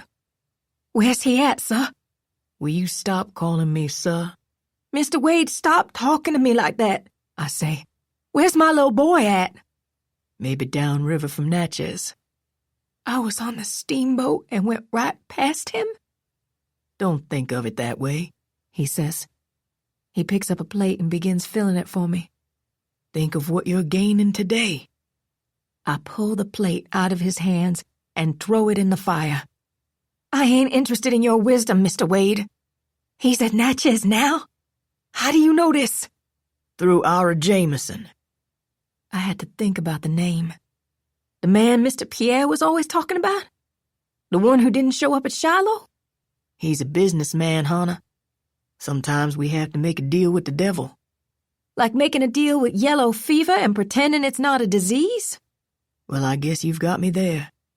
I also have news about other people we know. I ain't interested in news about other people, Mr. Wade. Please tell me how I can get my little boy back. If I got to work for Mr. Jameson, I'll do it. I ain't afraid. Do you understand me, sir? Yes, he replies. I will do everything I can. But I'm talking to you about another issue. I need your help. How? I fear for my soul. Pierre Cochon has made contact with me. He and the former enslaved woman Darla Babineau are not far from us. They want refuge, but I have a hard time forgiving Cochon. About the duel? Yes, and also his locking you in jail. I take care of myself, Mr. Wade. Don't use me as an excuse. Your uncle called Mr. Pierre trash. That's what started all this. It's on your uncle, not Mr. Pierre. I wish I had your objectivity. Then go get some, sir. He almost smiles, then lowers his eyes. You're a grand woman, Hannah. I don't need that kind of talk, Mr. Wade. Don't be doing it. Not at all. Is it my face? No, sir. It is not. It's what you do with it. I shouldn't have said it. St. Augustine said, don't use the truth to injure. I just did it. Mr. Wade stares at the fire, his hands on his hips, sparks blowing in a cone around him, his face as dead as clay. I'm sorry, Mr. Wade, I say. You've been mighty good to us. Major Jameson will arrive in the next few days, he replies, his eyes wide open in the smoke and heat.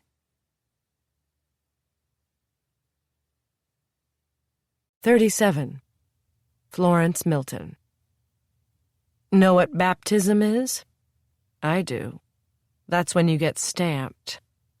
I was 14 years old and way up the Merrimack when I got dunked, right across from a textile mill that made a fortune on the labor of children and filled their little lungs with lint. It was also cold in March, the wind blowing, and me in a white gown with sheer undergarments, when the parson held me in his arms and lowered me into the current. The shock was electric. My teeth were chattering. I clung to the parson's black coat and wanted to crawl inside it. But I also wanted to get away from him. He was a young widower, a homely one, and known for his loneliness and temptations. The gown was not sufficient to hide my frailness, my adolescent changes, my vulnerability. "Take me out, parson," I said. "No, I must take both of us under," he said. "I don't want this, please, I'm cold." But it was not the cold that terrified me. Before I could speak again, he pulled me below the current. The coldness blinded me.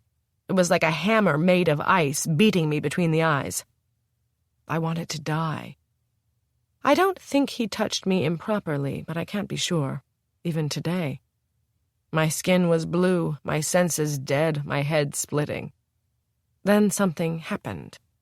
and it had nothing to do with the homely parson. While I was still under water, a white light burst inside my head and created a sack of glowing warmth shaped like an embryo around my body. It was like a sea breeze in summer. I had never experienced anything like it. When he raised me from the water, I had already lost all awareness of him, as though he were an irrelevant adverb trying to modify a noun. It was at that moment I knew my calling, and knew I would adhere to it for the rest of my life. I would march with the women and children in front of the mills in Massachusetts and the sweatshops in New York. I would learn to love the Irish who came over on the coffin ships, and strike with them on the railroads and in the coal mines. I would go into the Southland and help free the colored people. And lastly, I would never fear man or ignorance or evil again. Why am I telling you this? It's because baptism can come in different ways, and it doesn't have to happen waist-deep in a river or inside a church vessel. You'll see what I mean. I knew Ira Jameson before the war, when he was an engineer in New Orleans. He built levees and the streetcar that runs downtown and on the neutral ground arched with live oaks in the Garden District. But I always had the feeling he was just warming up. He had a lean and hungry look, and it was not about the ladies. He worshipped money for what it could buy him and his family. He lived to entertain. There was no form of poverty or human suffering or social injustice that had any influence on him. I never knew a greedier man. Upon secession, he acquired a major's rank and the friendship of General Beauregard, and I wondered at the time if the South had any chance at all. You probably know General Beauregard is another New Orleans product, one who has the singular distinction of firing the first shot at Fort Sumter, which has now resulted in the deaths of hundreds of thousands of human beings and unknown numbers of animals, and undoubtedly many more to come. What a lovely tribute to chisel on one's tombstone. Up the Mississippi River is a place called Angola. Its owner supposedly has amassed millions of dollars in the cotton market. Supposedly he is beloved by his enslaved workers. Tell me, how many people have you met who love being enslaved? How many medieval serfs enjoyed their iron collars? Unfortunately for the owner of Angola Plantation, both the Confederates and the Federals have been raiding it. Not on a lark or for a few drunken hours of theft, the sort of thing Colonel Hayes specializes in, but in earnest, with tens of thousands of dollars of cotton hauled off to New Orleans or up the river to Memphis. I think there will be many opportunities for Major Jameson. His talent is not to strike while the iron is hot. Major Jameson's talent is to strike before the iron has even reached the smithy's forge. A while back I mentioned the theories of Mr. Darwin. I wish to disagree with one of his conclusions. I do not believe we all, apes and humans, descend from a common ancestor.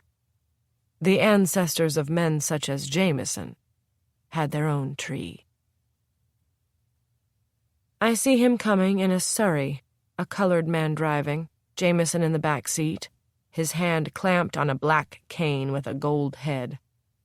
He's probably close to 30, but is barrel-chested and looks older and stouter and more confident than his age group, with a bit of gray in his hair and a bead in his eye. Colonel Hayes and Wade Lufkin come out of their command tent to greet their visitor.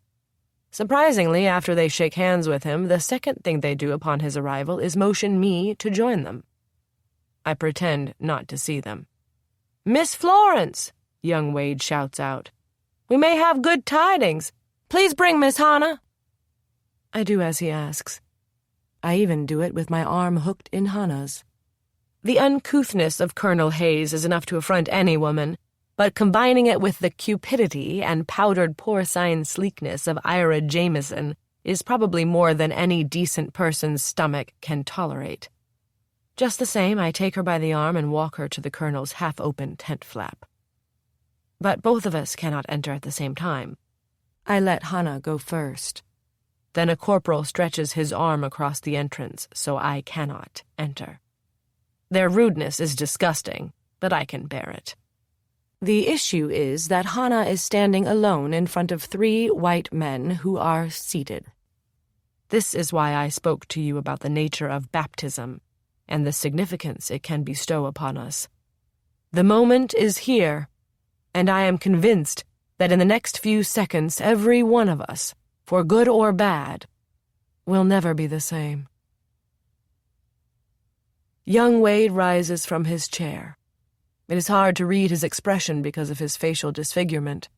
The other 2 men do not move. "Major, this is Miss Hana," he says. "Miss Hana, the Major has made 2 visits to Natchez recently. A friend of his took photographs of the city and some of the servants and the Negro children who were driven from the Shiloh area." Hana nods. She has a plum-colored kerchief tied on her head with red strings on it. The tips of her curls have been bleached by the sun. She looks beautiful. "Thank you, sir, for coming here," she says. Jameson says nothing.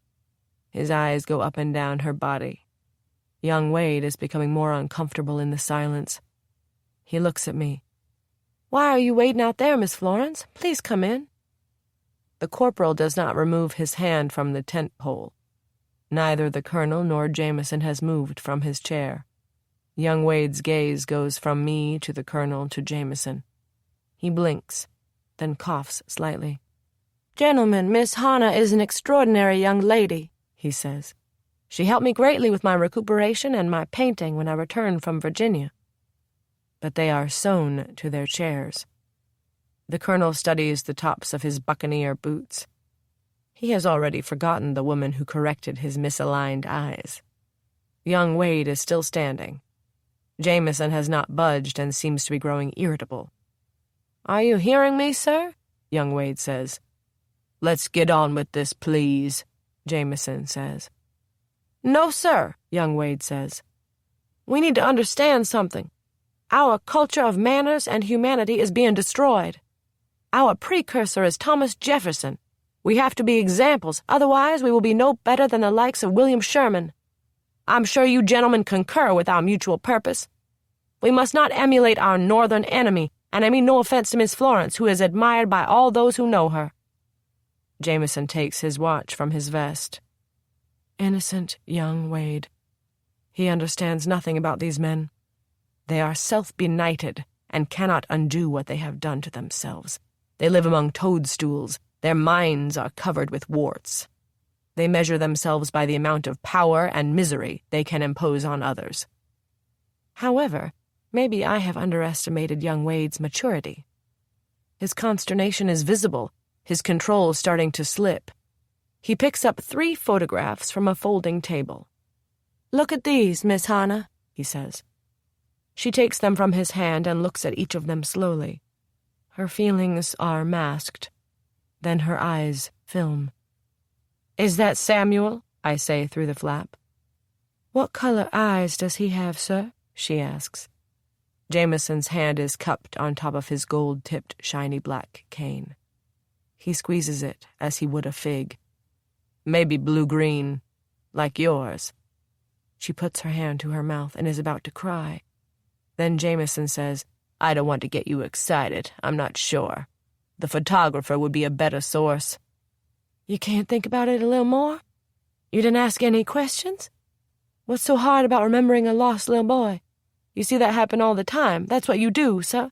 Taking pictures of children but not finding out if they have parents?" Jameson blows out his breath and looks sideways. "I knew I got baited into this one." "Stand up," young Wade says. "What?" Jameson says. "I said get up from your chair before I rip you out of your shoes." "Slow it down a little bit here," the colonel says. "You stay out of this, you miserable old man," young Wade says to the colonel. Then he turns back to Jameson. "You, sir, are a disgrace to the Confederacy. Countless men and boys died because you left them enfiladed on the slope above Owl Creek at Shiloh. I would like to whip the skin off your back. Now you get the hell out of here, and if you come back, be assured I will saw off both your legs.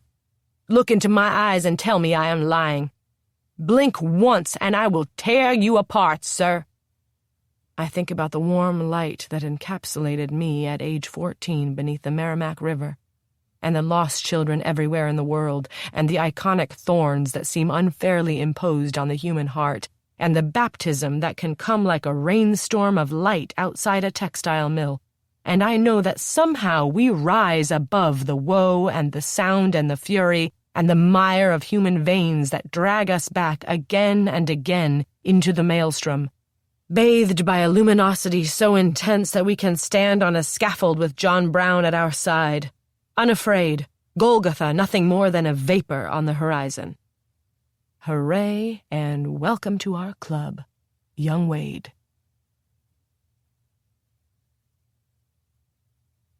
38. Darla Babineau.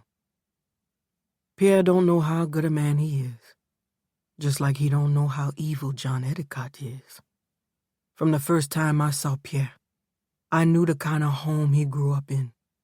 A father who was gone, and a mother who just got by and loved her child more than anything on earth, and told him that the world was a hard and scary place. So he had all the things piled up on him for his first day of school, when a bully probably pushed him down in the dirt. I will never forget seeing him riding through the pecan orchard, a pistol in one hand, a rifle in the other, and the reins hanging from his teeth. One Yankee wet his pants right there in the saddle. Wasn't just him that was scared either. On his horse Verena, Pierre sailed right over the bonfire, shooting with both hands. And all the time I was saying inside myself, he's my man. He's my man. He's my man. Because that's what he was. From the time unto the grave. When I got on Verena's rump, I wasn't afraid no more. I held tight on Pierre and buried my face in the muscles of his back and the smell of his clothes and the cordite and the flashes of the guns. And I hooked my legs in his and squeezed his ribs and kissed his shoulder. Then I wanted to lick his skin and taste the salt in it and bite his muscles and reach up and touch the sweat in the back of his hair, where it grows over the collar. Then I heard a shotgun go off. It made a booming sound, not like the pistols that were like Chinese firecrackers. I felt the pellets cut through my blouse and enter my body, but they didn't hurt. I don't know why. I felt as though I wasn't human anymore. I was flying through the air, the whole earth between my legs, the Yankees scattering, Captain Endicott still shooting, his face full of wood splinters like a porcupine's. But I knew I wasn't going to die. At least not then. It's because of a story Pierre read to me.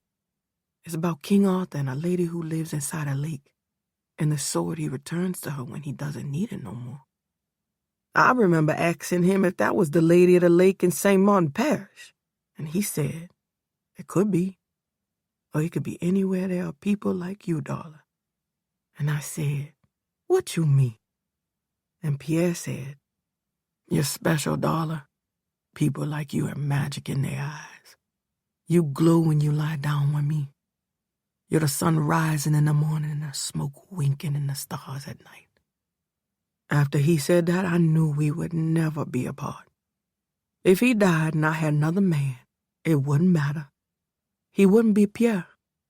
He would just be another man, somebody, a person you talk with or let sweep up or let be a doorstop. Captain Endicott was shouting from the corner of the bomb, nigger, nigger, nigger. I didn't feel a ting. We are hunted by both sides now. I don't care, though. They could kiss my foot. You can think of people as groups or as individuals. The 3 Yankees on a flatboat probably saved both Pierre's life and mine. The doctor who dug the pellets out my back fought side by side with my man at Corinth. The colored man who sold us a stolen carriage had broke out the walls. A prison in Baton Rouge, where the cells are so dark the rats turn white. You know that feeling you have when you live? You wake up in the morning and you know that this is going to be a special day, full of good things, no matter what happened yesterday. That's how I feel. Good things are going to happen. We're just a mile from Colonel Carlton Hayes' bivouac. In the distance there's a lake, and beyond the lake the Mississippi River. And in the early light, fog rises from the fields, and in some places fires are burning. the smoke black, the ashes drifting like dirty snow on grass that is 6 feet high, and full of gators slapping their tails out there with breath that smells like sour mud. We have 2 carriage horses with Verena tied on back. It's the 3rd week of her month, and she has gone into season, which is causing a bit of commotion, because she wants to be with her geldings. Even though they can't do it sometimes, it's still on their minds. The bivouac must be stretched a half-mile long stream that people are here calling a coulee. A coulee ain't like most Louisiana waterways. The water is clean and clear and has a pebble or sandy bottom, and smaller and gentler animals come down to drink from it. Because gators stay in a swamp among dead things that stink in stagnant water, and quicksand and a blanket of green-white lichen that floats as thick as paint on the surface. On the banks of the coulee, cook fires are burning, and soldiers are drilling, and some officers are racing their horses. It looks like a peaceful place, but I know better. I ain't ever seen Carlton Hayes. I don't have to. Every colored woman know that kind of white man. It ain't just himself he disrespects. The big victim is his family. He don't respect his own seed, his own wife, his own children. In his home, he settles every problem with the razor strap. You can hear it sing. The carriage is enclosed and comfortable, and I don't want to leave it.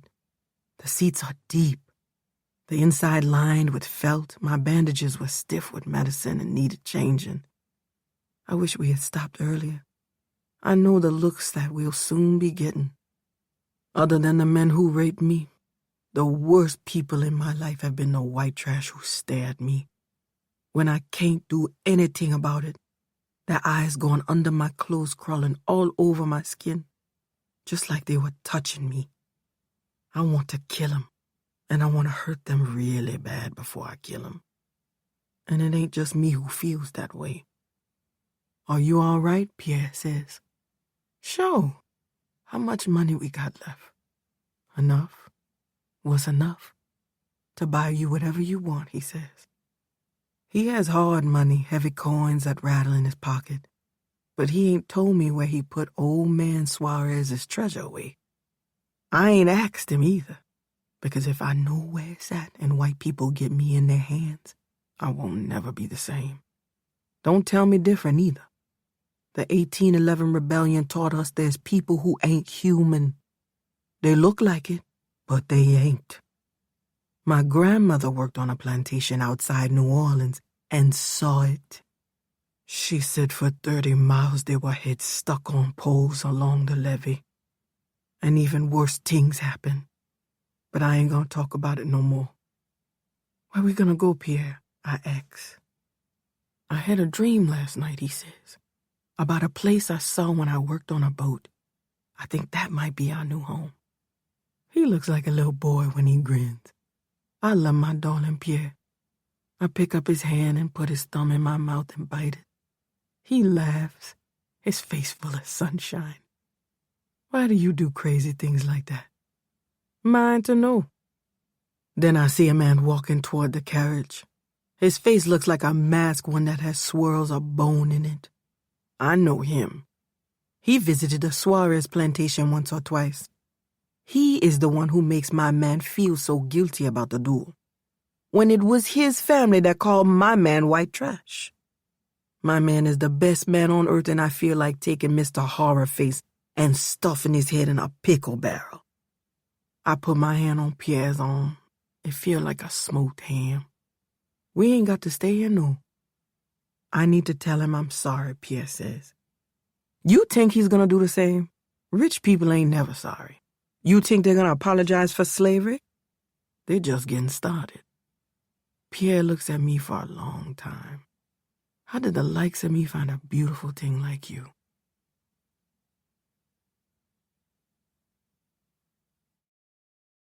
"39. Colonel Carlton Hayes. I don't like the way things are looking here. I have 900 irregulars in those tents, men I brought together. No one else has done that. What did Napoleon say? An army crawls on its stomach? Or something like that. I fed them. I gave them respect.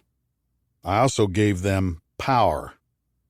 They can go without liquor, they can go without food and womanly delights, but they cannot go without power, or at least its appearance. Our first serious liberation of a village occurred on the Sabine River on the Texas border, an odd place that voted against secession and had a woman school teacher as a mayor. It was evening tide, the sun sliding down in a red ball on the edge of a swamp filled with miles of skeletal trees, all of them looking as if they were about to burst into flame. We walked our horses into town, our faces down, wore out, little more than shadows creeping down the street, harmless and quit for the day, uninterested in the surroundings. The cannon at the rear of our columns, an out-of-date brass artifact that we might leave as a souvenir. Children looked from the windows. A woman crossed in front of us, followed by a three-legged dog. The wind puffed, then blew dust in the air. Both the woman and the dog ran for no reason I can explain. There was a freshly painted church on the street and a saloon with a solitary lamp burning, and a drunk man in a three-piece suit and a crushed stovepipe hat standing on a boardwalk yelling jolly remarks at us, then pissing into the street while he went on babbling. Obviously a happy town character. An old wood building with a second-story balcony next to the saloon had all the aspects of a straddle house. A lively girl or two stepping out onto the balcony, a rustle of their dresses and petticoats, then disappearing, a few giggles leaking from a half-open window. This was at the beginning of the war, when few people knew about the diseases East Europeans were spreading across the country. There were no more than 30 of us. You'd think a town in wartime would invite us into an eating house or just offer us a drink or a bath or just a kind word. Silence always makes people think the worst. The wind started gusting again, cool and smelling of dust. The sun a red diamond splitting apart and flattening through the swamp. Then a drop of rain hit my forehead. I wiped it with my finger and licked it, although I don't know why. At the same time, I saw one of my men stop in the lee of the straddle house and touch his face, just as I had. Except he looked up at the balcony where a girl was standing, her dress blowing to the knees. "You spat on the wrong fella, you Irish whore," he said, and pulled his pistol and shot her dead. Then we were all shooting, and the townspeople were doing the same. Don't claim otherwise. No, sir. They were out to kill us. I was proud of my boys. Maybe we started it, maybe not. Let the historians sort it out. I will tell you one thing, though. Casting blame does no good. No matter how a war or battle starts, you have to finish it. The sooner you end it, the sooner you have peace again. My boys spread through the town, yelling like Indians and shooting through windows and curtains and at balconies and rooftops and even at the people trying to hide behind the tombstones in the town cemetery. I never ciphered out why they thought that was the place to go. Then there was a calm and one final shot at a man hiding in a cistern, and it was over. We did a summary trial in the saloon, and by dawn the whole matter was adjudicated. A couple of iron ball rounds were fired from our cannon. Several houses and businesses got splashed with kerosene and burned. And a couple of bad deeds were done to the school teacher and the drunk pissing in the street, but I have pretty much shut these things out of my mind, war being what it is. Now look at what I got on my hands and tell me if it's fair. A voodoo colored woman cured my eyes but refuses to cure my face. Half of it looks like melted candle wax.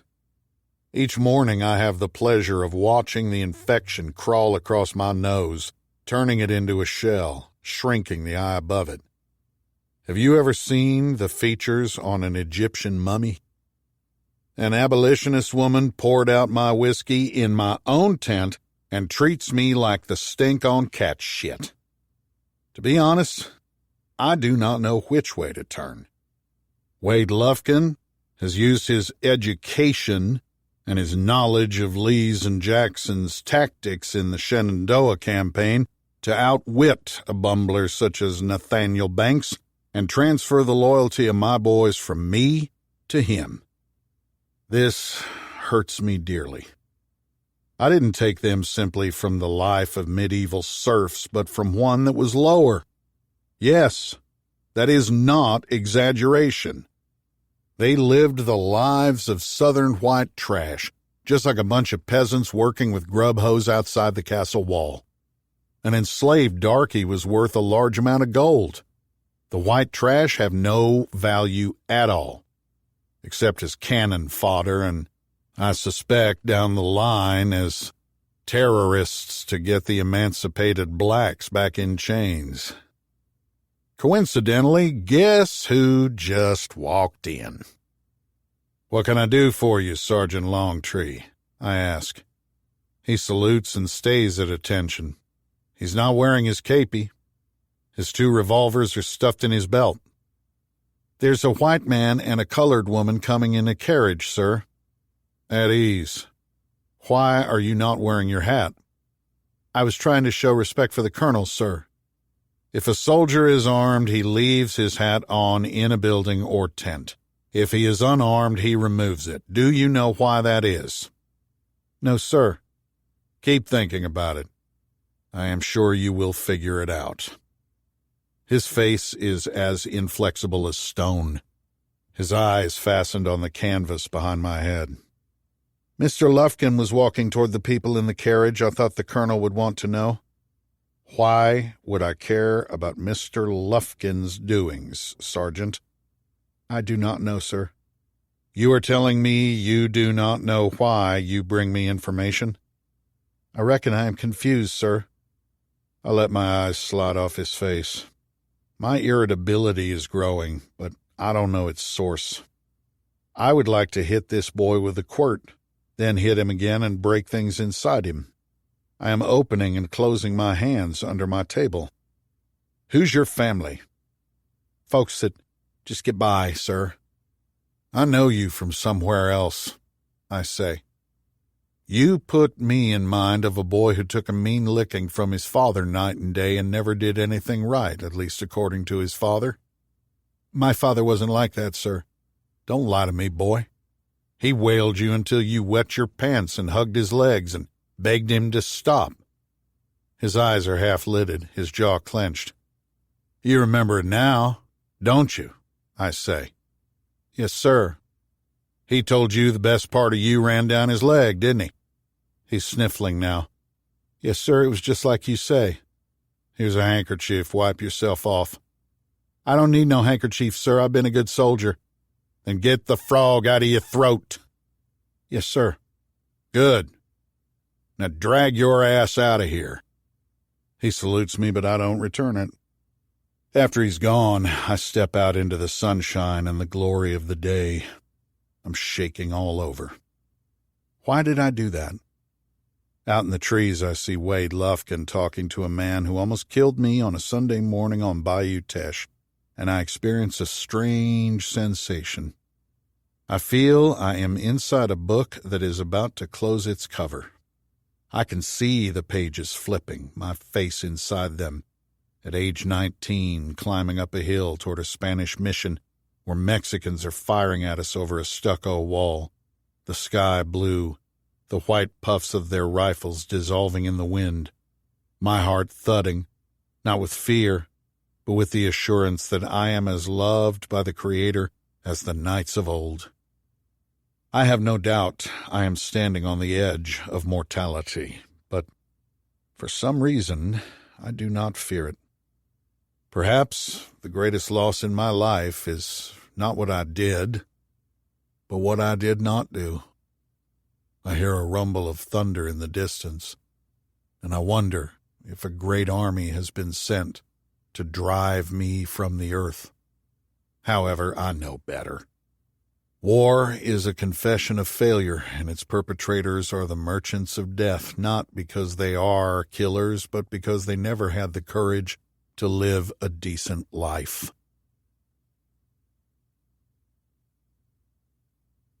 "40.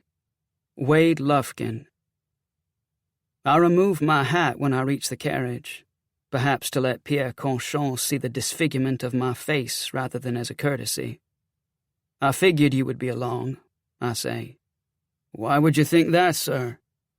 "Unfinished things, I suspect. Or perhaps you have no other place to go." "You're half correct, Mr. Lufkin. May I introduce my friend Darla Babineau? I have met Miss Darla on 1 or 2 occasions at the Suarez plantation," I reply, bowing slightly. "It is very nice to see you again, Miss Darla." She puts a hand on Conchon's forearm and looks straight ahead and does not reply. I keep hearing thunder in the distance, or better said, a rumbling sound, like bowling pins clattering. The sky is yellow, swirling with dust, and smells like sulfur. There is a large green cloud over the gulf, lightning flicking inside it. I can feel Conchon's eyes on my face. "May I be of service to you, sir?" I ask. "I came here to apologize," he says. "You tried to prevent the duel. You did so not in fear, but in conscience. I am the one who forced a heinous act to go forward. I will never forgive myself, sir. But I hope you will forgive me." I let my eyes go flat and stare into the distance. The wind is cool on my face, or the parts of it that still have feeling. I think of the Union soldier reading the poems of Robert Browning on a boulder next to a creek in Virginia, and the bayonet-fixed rifle I drove through his lung. Suddenly I cannot keep places and dates and events in order. The life I lived before the war seems to have never existed. Everything that has occurred since April of '61 seems like stained church glass shattered on a flagstone. I feel the sod shift under my feet. What is the day of the week? The Sabbath? "Are you all right, sir?" the colored woman says. I touch my forehead before I answer. "Yes," I say, "I'm fine." But no words follow, as though I have forgotten how to speak.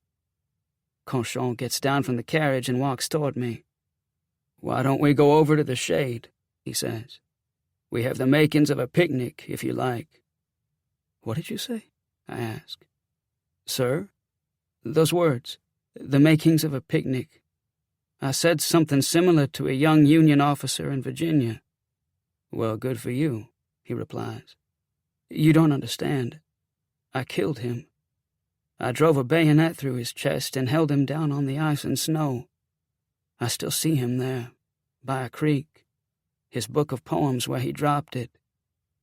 Conchon and his lady look away from me, unable to hide the lights of pity and embarrassment in their eyes.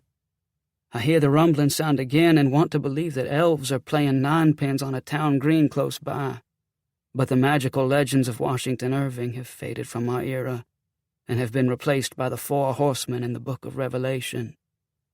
I wonder if the horsemen bear the same scars as I.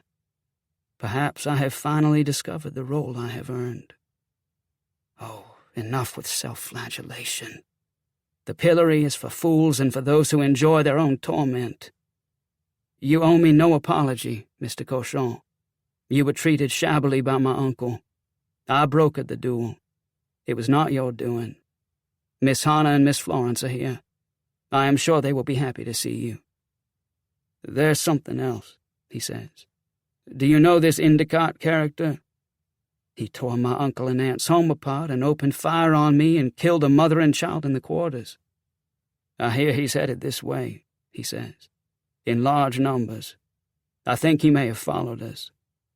"Really? I don't quite know what to say. I feel like wringing Conchon's neck. "You're not a bad fellow, Mr. Lufkin," he says. "Please call me Wade."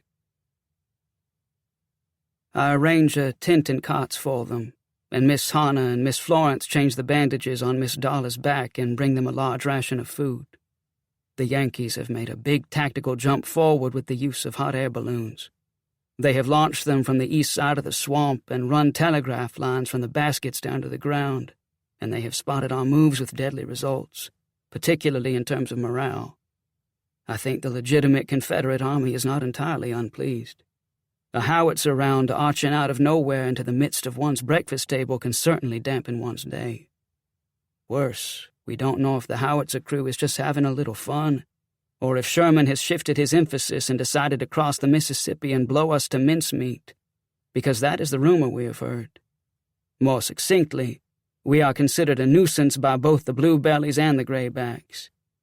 It is not easy to command irregulars. Imagine this situation. The sun is going down in the west. Our cook fires have been buried with wet dirt hauled from the coulee bank. Then in the twilight, a few fellas on the grog start popping at observation balloons and howitzers almost 1 mile away, giving up our position and ensuring a sleepless night. Have you ever wanted to declare war on your own troops? It's afternoon now, and I feel no different than I did in the morning. I feel that the earth is shifting under us, that the greenness in the sky and the smell of the salt and the distant rain are signs not to be dismissed. The natural world is a cathedral. The canopy above the heads of primitive people was the skein between heaven and a church pew made of stone and cushioned with lichen. The industrial surge of the 19th century has cost us our cathedral. I think the deciding battles will take place next year, in '64. Sherman will have Tennessee locked down. Then he will move through Georgia and into South Carolina and turn the South into a charnel house. That is not a metaphor. I think Sherman will make a weapon of hunger and destitution.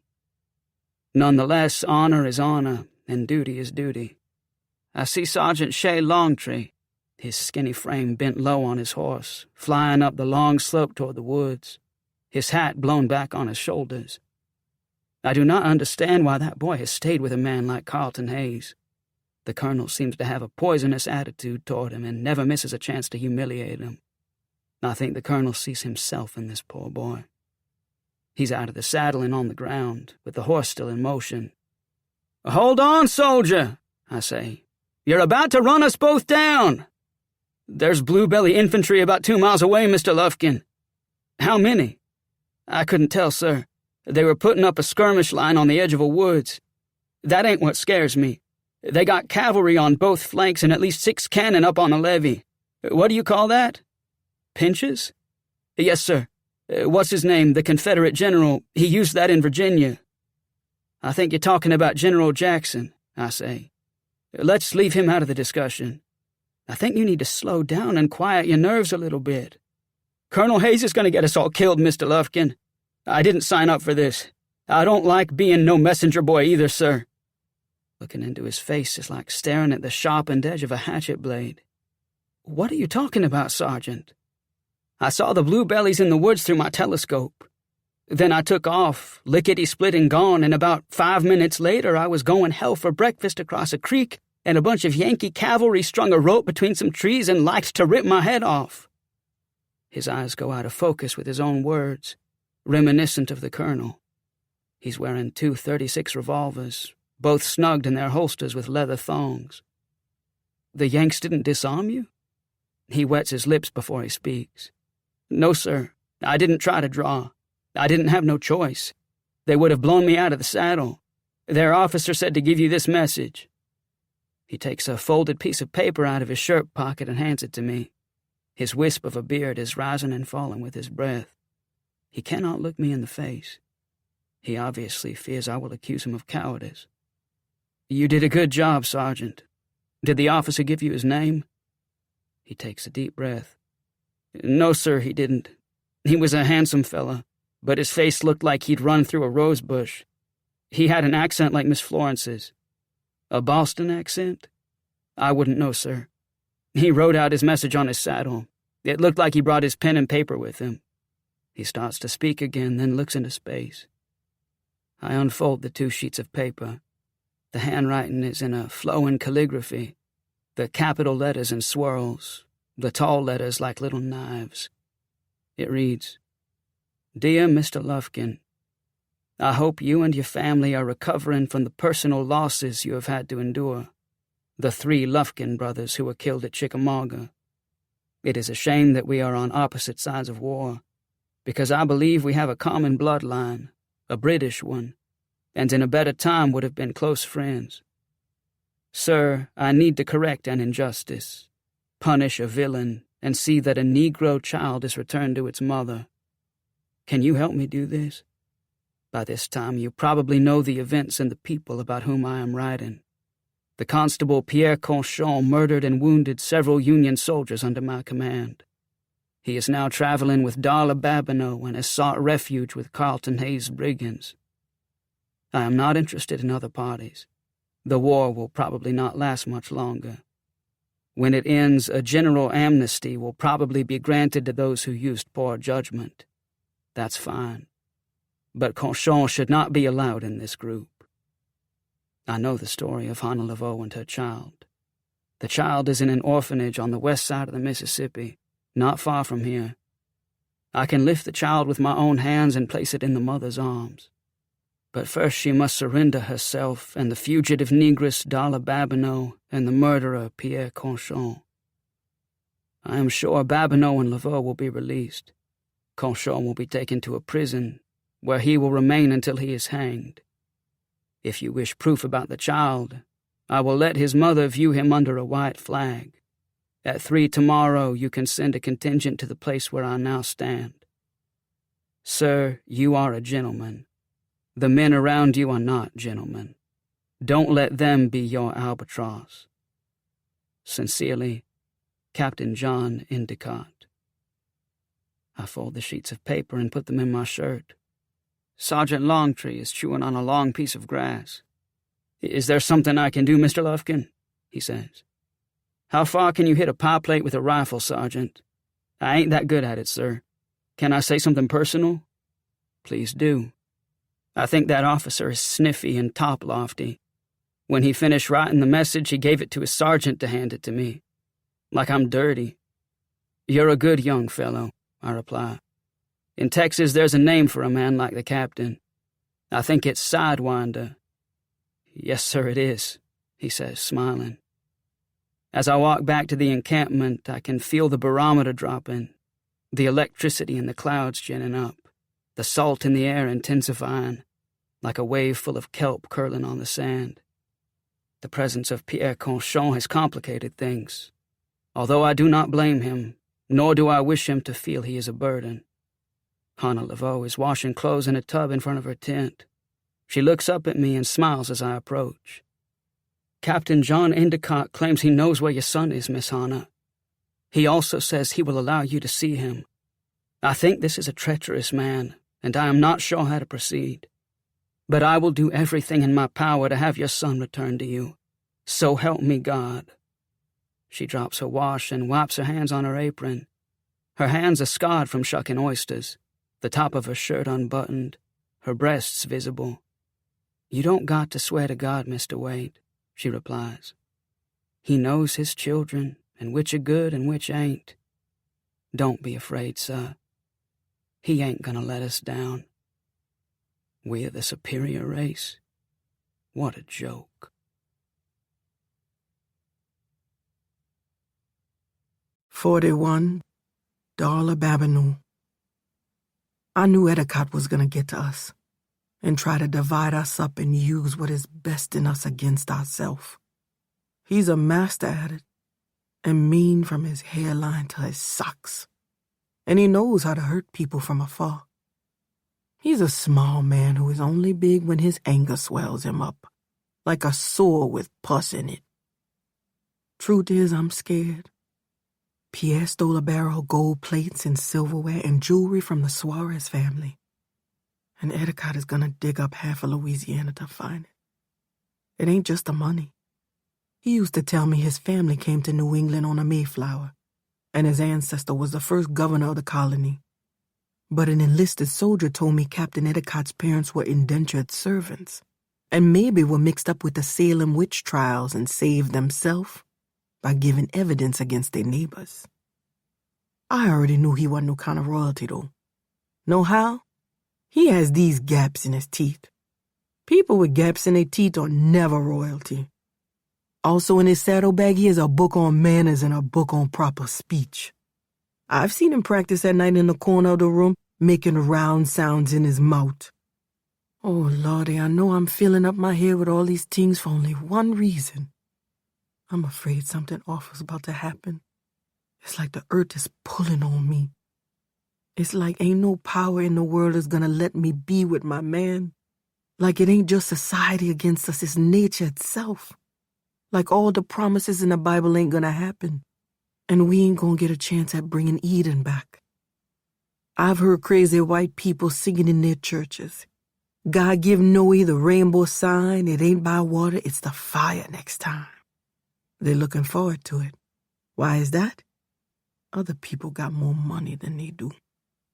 I got news for them, it's coming, but not like they think. Smell of salt in the air?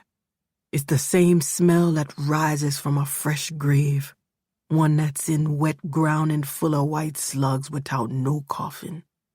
Or the smell of quicksand in a swamp when it's full of dead animals and gator eggs.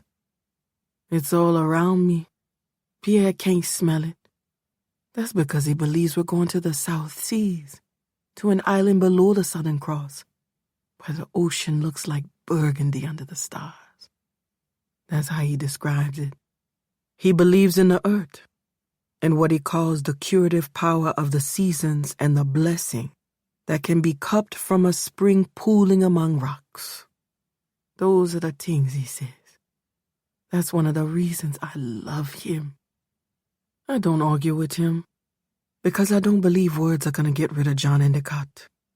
He's here to destroy Mr. Wade, Hannah, Miss Florence, Pierre, me, and even the little boy Samuel. If he could get rid of God, he would do that too. I think this can end in only one way. Men did things to me I will never talk about. They did things to me as long as I would let them. When they were dead, they didn't do it no more. I would like to get close to Captain Gap Teat and see what he thinks about it. Here comes Pierre now carrying some food for me and some medicine to rub on my back. Why are you crying, girl? He says. I wasn't crying. I was just thinking about all the good things we got. He kisses me on top of my head. Some white trash a few tents away look at us, then look away. They scowled yesterday. I talked to him, though. I have a knife that is so sharp it can cut paper right down the middle without no effort. I showed them how I peel potatoes. They was real attentive and said thank you for showing them that. It's the next morning now. The sun is warm, much warmer than is usual this time of year. Red-colored, the grass pale green in the field, smoke rising like steam in the swamps and coulees, purple ink spreading across the clouds above the Gulf, the way it does when it's fixing to rain. I feel sticky all over and can smell myself inside my blouse. Pierre didn't sleep all night. That's because Mr. Wade said he had to be honest and tell us everything John Endicott told him, meaning Hannah and me and Pierre got to turn ourselves over to Endicott. But Miss Florence gets a free pass and Mr. Wade doesn't need to worry about crunching a man's head off his shoulders in New Orleans. That's what I mean when I say John Endicott knows how to situate himself on the hilltop while little people down below choke each other to death. Mr. Wade said he ain't taking no deal with Endicott, and Miss Florence said the same thing. Hannah didn't say anything. All she knows is her son is close by. She's lit up like a candle. I think she's getting too happy too fast. But something else is going on too. People say General Forrest has been made the commanding officer of the entire state of Mississippi, and he's running every Yankee out the state. That don't sound right. Grant took Vicksburg by cutting the railroad and starving out the city. That means the Yankees own the whole river. Nobody cares who occupies farmland with nothing on it except a burning chimney sticking out the weeds. Maybe General Forrest will figure that out, since he's so smart. The one who seems left out of everything is the one who's supposed to be in charge. Right now he's walking around mumbling to himself. Half his face looks like a strawberry cake somebody stepped on. He asked me twice who I was. I said I was the friend of Pierre and Hannah, and I appreciated him letting us stay with him. He bowed and swung his hat in front of himself and said he would like to have us all for dinner. But would I mind asking Hannah to fix his face so people don't get sick at the table? I'd hate to tell him this, but there ain't no way to fix that face unless he wants to saw off his head and float it down a coulee. It's afternoon now, almost 3 o'clock, as all of us take position in the place where we are supposed to meet John Endicott. Mr. Wade, Pierre, me, Hannah, and Miss Florence. The wind is straight off the Gulf and smells like tiny fish trapped in pools of water and warm sand. I think today is Friday. I don't know why, I just thought that. My heart is thumping, like it doesn't have space to breathe. The funny thing is, the person I trust most is Mr. Wade. He ain't taken in by bad men. I love my Pierre, but his goodness is his weakness. He'll let the Romans stretch him out on a cross and watch while they hammer nails in his hands and feet. Miss Florence, too. She ain't ever married or had children, so she thinks the only gift she has is her life. It ain't a good way to think. Hannah's mind is in the next world. This ain't the time for the next world. This is the time to deal with now and here. John Endicott is coming out the trees with 8 other men on horseback. A sergeant is holding a stick with a white rag tied on it. Ain't one of those soldiers look worth their dirty undershirts. And believe me, they are dirty. Pierre and I and Miss Florence are in the carriage. Hannah is sitting behind Mr. Wade. But I don't see no little boy. John Endicott is a liar, I say to myself. Can't these people understand that? And that ain't all that's happening. John Endicott is taking on a change, like an actor taking on a new role. He's wearing a dark hat, a sky blue cotton shirt, a yellow kerchief around his neck, a buckskin coat, roweled spurs, and pirate boots like the colonel's. Where's the child, Mr. Wade says. In time, Endicott says. You bloody well better get him out here, Captain, Mr. Wade says. Do you agree to turn over Babineau, Laveau, and Cochon? I did not say that, Mr. Wade says. Then he lifts a hand. 30 or 40 mounted men ease out of a sugarcane field that is purple and gold in the sunlight. Their long hair is hanging out of their capes, their pistols strung from their pommels. Their faces are in shadow, their backs straight. What a grand group of lads, Mr. Lufkin. It looks like you have found your level, John Endicott says. But let's stick with the issue. You will not surrender your charges? That is correct. But I will accept your surrender. John Endicott turns his horses in a circle. I'm afraid you underestimate me, sir. When I set a goal, I let nothing get in my way. More Yankees come out the trees.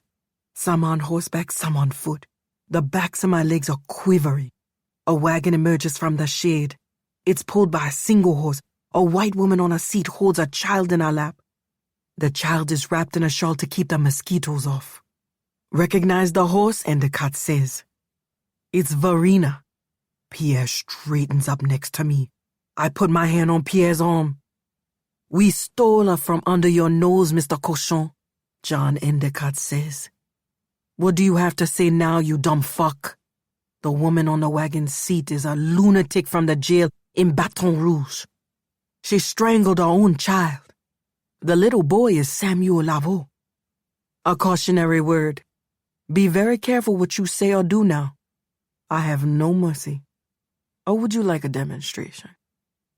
Endicott's horse is dancing under him, so tense and scared that Endicott has to keep jerking his head.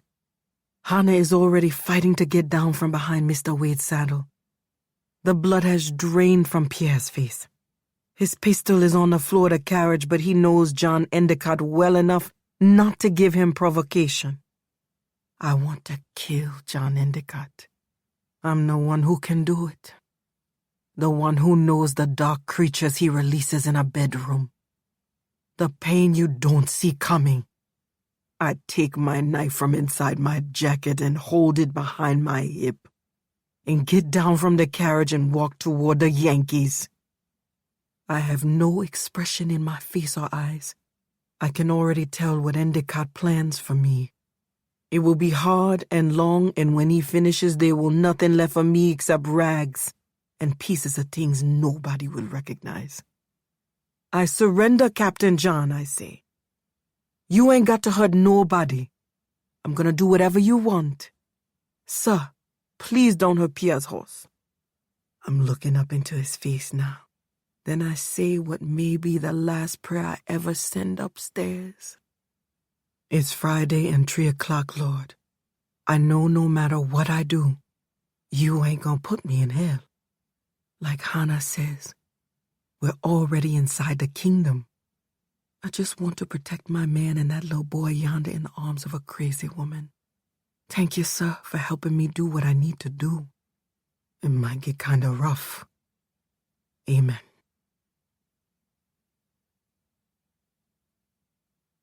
"42. Colonel Carlton Hayes. What in the goddamn hell is going on? I can hear shooting in the wind, small arms fire undoubtedly, then cannon booming way off in the distance, followed by the snapping of airbursts, which means the cannoneers have snipped the fuse on the balls too short and are wasting their ammunition and probably raining shrapnel on the frogs. My boys are creating a pandemonium, asking me what to do, yelling, carrying on like I haven't trained them. I told them to form up. Soon as I said that, a cannonball landed in the middle of a tent and blew a cook and a cauldron of pinto beans all over the tree trunks. Evidently, my junior officers are not rising to the occasion. I cannot find my sword, either. How am I supposed to lead a charge without a sword? Jesus Christ! This may be my chance to walk into the history books. That's what George Pickett did at Cemetery Ridge. I knew him at Chapultepec in 47. I think he's the kind of twerp you don't give power to. I think down the road y'all will see him for the mean-spirited bastard he is. I love the Army. I spent most of my life loving it. I just wish the Army had loved me more. I can smell a battlefield. I'm not talking about cordite either. Battlefields don't have birthdays, past, present, or future. They swallow their dead the way the ocean swallows water. Except the ocean cleanses itself and lends its purity to heal the wounded and appoints porpoises to escort the dead. The ocean is our mother, and she takes the worst of us to her breast and recreates us in her womb and later lets us play in the sand at the bottom of the sea. I learned that at age 16 after a wreck on a clipper ship. A battlefield is a mortician's delight, a tool used to reduce the herd, and every poppy on it is nursed by a corpse. The antebellum world of ladies and knights has fallen asunder, like a brick house on shaking ground. I believe the Grim Reaper is real, and now in our midst. I cannot say I am undaunted. I have seen the Reaper cross a battlefield or sometimes stop and rest in a Mexican village that has turned to ash. Oh, he was an ugly fellow, a troll with a gleam in his eye. Those who felt his touch said he had a sharpened fingernail and a breath like ice water and a stench that would rattle your bones. I saw many die all around me, in ditches and surgical tents, begging for their mothers, but Death showed no interest in me, as though he could take me any time he wanted. In my vanity, I was actually affronted. I sat on a brick fence and ate my lunch while 3 bluebellies popped at me for almost 20 minutes. When they ran out of ammunition, I pulled down my breeches and pointed my rear in their direction and did my daily constitutional. Has my hour come round, that moment that is like a hush in the ear, a feather on the cheek? I do not know. I'd like to ask my boys, but they're shooting into the trees and fixing bayonets on their muskets because we didn't have enough ammunition for our repeaters, and some are caving over when they'll catch a mini dipped in garlic or shit. I go to my tent and unfold my battle flag and tie it to a tent pole and march into the fray, but nobody pays me much mind.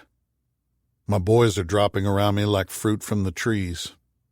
The smoke is so thick my eyes are burning and my lungs are full of glass. My flagpole jumps in my hands each time a bullet strikes the cloth. I can hear bullets whining away in the woods, sometimes thudding into a hard surface, sometimes coaxing a grunt from a boy who is already curled in a ball, waiting for his turn to cross the sticks. Ahead, I can see mules and horses with empty saddles running wild-eyed in a field, their hides splattered, stirrups flying, some disemboweled, their hooves tangled in their entrails. But Mr. Death does not acknowledge me, and leaves me as the contemptible man I am, an object of pity and ridicule, rejected even by the grave.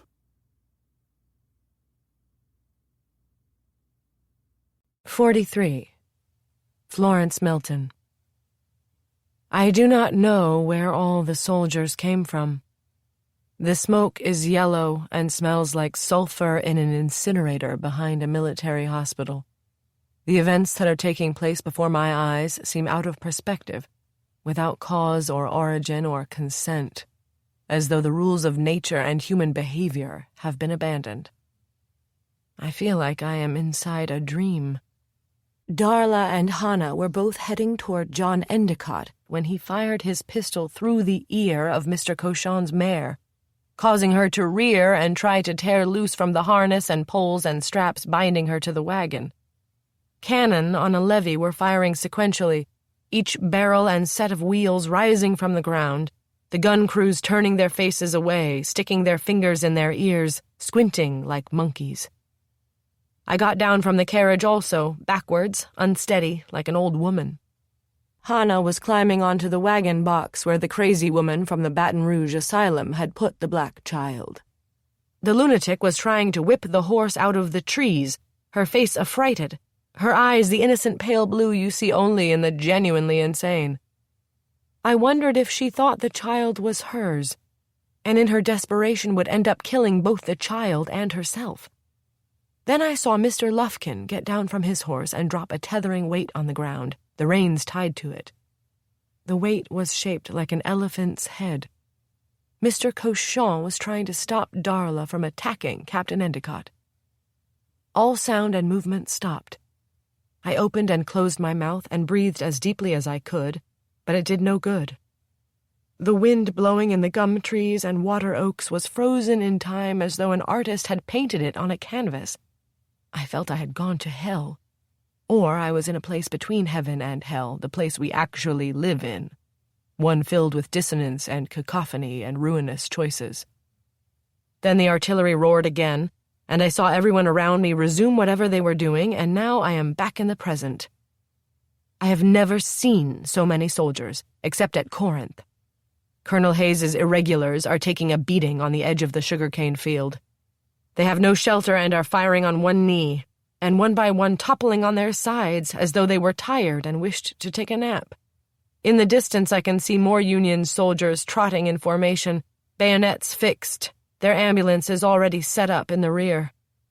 In the south, down toward the Gulf, I can see Confederates in gray uniforms, a rarity after the first year of the war. I do not know who they are or how they got there. Perhaps General Forrest has crossed the river in hopes of thwarting Sherman's attempt to move the war into Georgia and South Carolina, although there is a rumor he has leukemia and has started to waste in the saddle. May I say this to you? I think we may be watching a prelude to our nation's ultimate fate. Civilization follows the sun. We have scorched our way to the other end of the continent. No matter how much we took, no matter how many living things we killed, there was never enough. The molten ball descending into the Pacific has overtones that make me shudder. Something has just occurred that has dampened the intensity of the gunfire. At first I thought the pause was to allow a wounded and exceptionally brave soldier to be taken off the field. That has happened many times in our war against ourselves. But that's not it. Colonel Carleton Hayes has somehow gotten on a sickly mule and is riding into the field between his men in the sugarcane rows and the Union infantry, who are smothered by the smoke from their own weapons. He looks drunk or badly wounded and is waving Lee's battle flag over his head. It has literally been shot to pieces. Sergeant Langtry is trying to grab the mule's bridle. A shell bursts directly over the colonel's head, and in his typical irrational manner he rages and curses at the smoke of the exploded round and the damage done to his flag.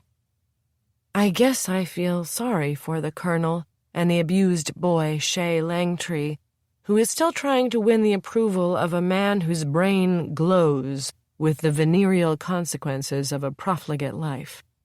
The irony is that my Puritan ancestors bred many a woods colt like Carleton Hayes. They hid their anger and their lust and groped the innocent and killed the Indians so they did not have to kill themselves. As I walk toward my friends and the situational choices they have made, I am possessed by a terrible fear. Maybe this is because of the penalty I will have to pay for taking human life. But please do not misinterpret me. I am not judging myself. I did not intend to harm others. I was forced to kill. But the content of your dreams does not take orders, and a stone bruise on the soul can be forever. I wonder sometimes if the people who died in front of the gun I held will gather around my deathbed, perhaps to forgive me, perhaps to walk with me to the place dead people go. But I know this about the dead. They are not gone. They turn into a vapor and slip through the stones we pile on them and suddenly appear like elves in the trees at twilight. I do not want this to happen to my friends. They are very good people and have made my life worth living. Oh, good heavens, what is that old man doing now? Does not the world have enough trouble already without the presence of Colonel Carleton Hayes? Why did our Lord put such a creature in our midst? Unless it was to show us there are worse things than original sin.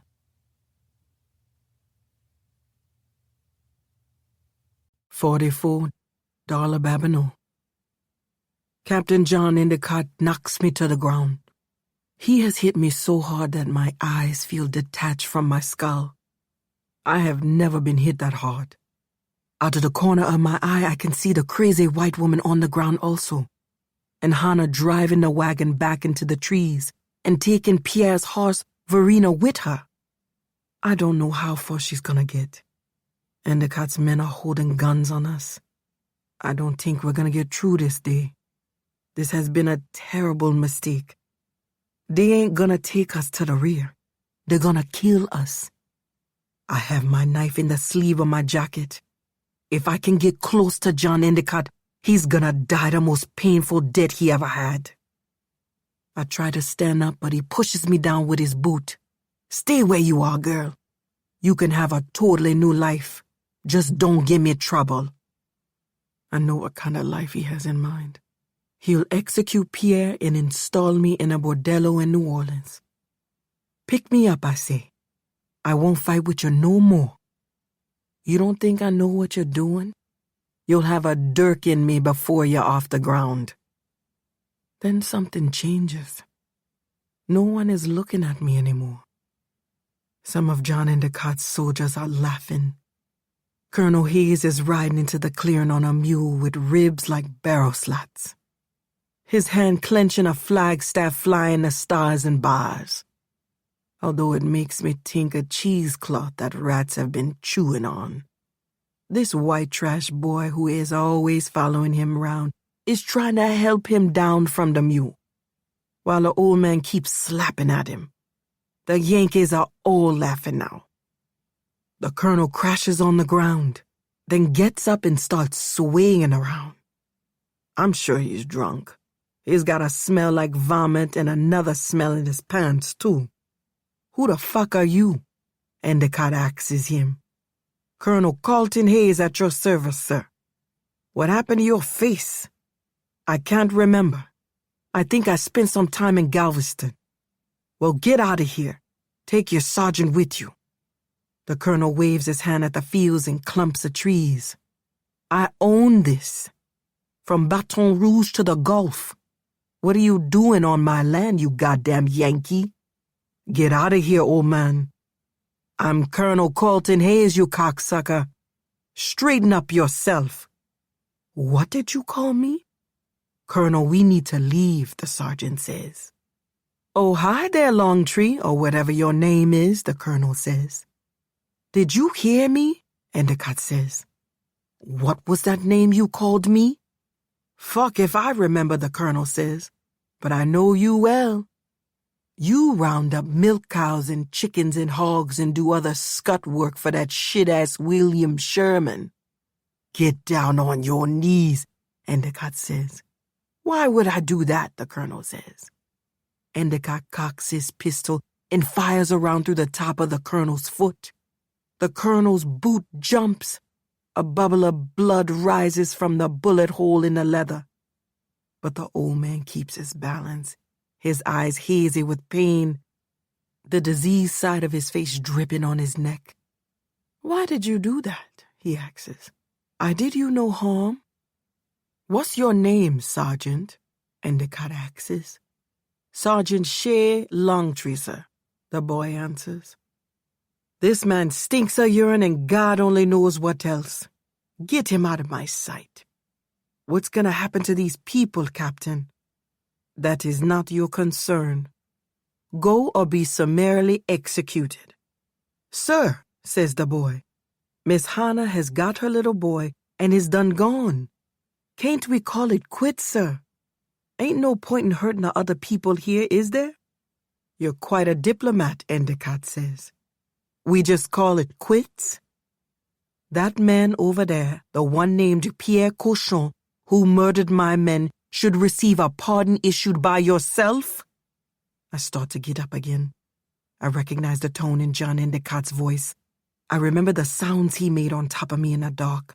I remember him curling my hair on his finger, then jerking it. When I am almost up from the ground, he shoves me down again. He stiffens his finger at me, the tip trembling. Next time I'm gonna hurt you, woman. Then my man steps forward, his palms held up in front of him, like he's shoving back the world. I am going of my own volition, Captain Endicott. I possess some objects that were taken from the Suarez plantation. I will turn them over to you. I think you know what I'm talking about. You're gonna turn these objects over to me no matter what happens here? John Endicott says. Do I understand you correctly? Yes, my man answers. You're offering me some kind of bribe. The sky is dimming, the rain beginning to patter on the trees, the air filling with a smell like salt spray and tarnished brass in the sun. You confiscate hogs. What do you call that? Pierre says. Oh, Pierre, Pierre, Pierre. Why did you have to say that? My beautiful, brave man, what have you done? Tell me what you think of this, Endicott says. He lifts his revolver and fires a ball point blank through Shea Longtree's left temple. It pops a black hole in his skin and comes out the other side so fast the boy is smiling like somebody played a joke on him. He goes straight down, his eyes sightless before his knees stud on the grass. The grass is 8 inches high and covers the wounds on each side of his forehead, so he looks like he's quit the war and fallen asleep. "What did you do?" I hear the colonel say. "You cannot have done this. He's only a boy. What have you done?" There is blood splat on his shirt and pieces of brain. He presses both hands to his ears as though he is drowning in sound no one else can hear.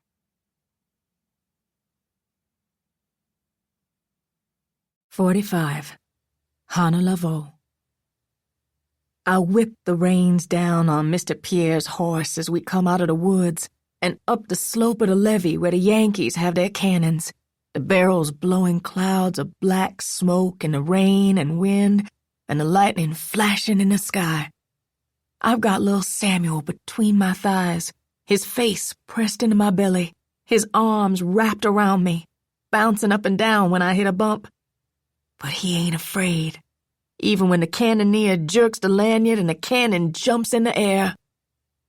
They're looking at me now, maybe because they're bored.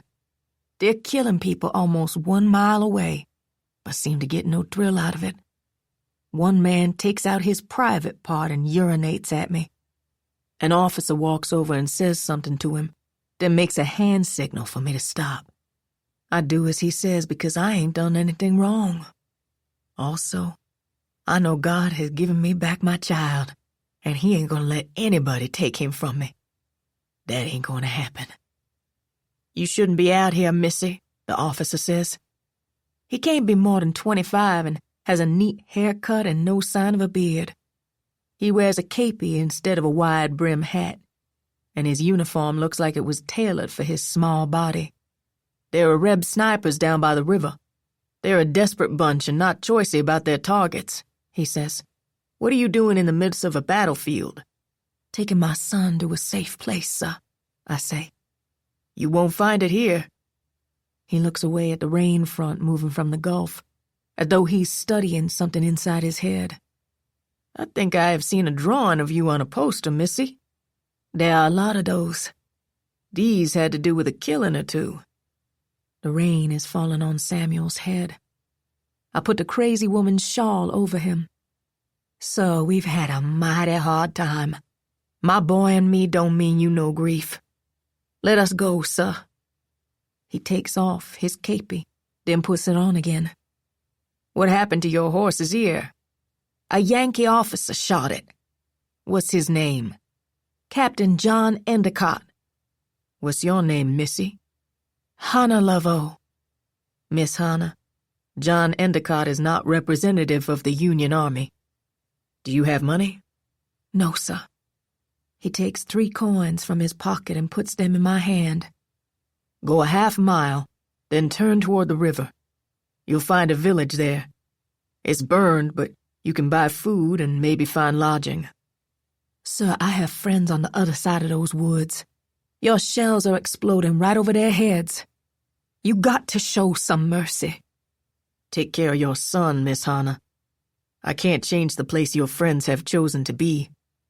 Your friends will have to depend on the angels." I pick up the reins from my lap. "I hope you have a good life, sir. I hope you have children, and they grow up strong and healthy and take care of you when you're old. I hope they don't see the world my little boy has seen." I flick the reins on the rump of Mr. Pierre's horse, the one he calls Verena, the one he obviously loves, the one that carried Darla Babineau away from John Endicott. What am I going to do? My stomach feels sick.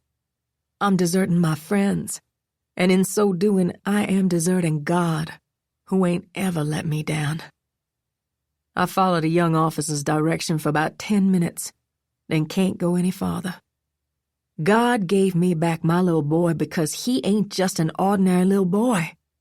He comes right out of the story in the Bible. He wasn't born just for me. He was born for the world. He walked out of the smoke at Shiloh Church, and that wasn't by accident. That little child has the word of God written on his soul, just like it was glowing on stone tablets on the side of a mountain. How can I believe all these things, then run and hide with Samuel and leave our friends to die? That ain't what God's children do. We ain't afraid of anybody. I pulled left rein and turned the wagon around. Samuel has gone to sleep under my dress, even in the rain. The cannon are still roaring, like a row of doors slamming. The sky is gray, the fields green. The tops of my hands are slick with rainwater. The scars on my skin like pink worms, the same kind my mother had. I saw her body after she was taken to the guillotine. The only thing I looked at was the scars on her hands. I never forgot them. But I don't know why I'm thinking about this now. I never know. No matter what I do, I never know.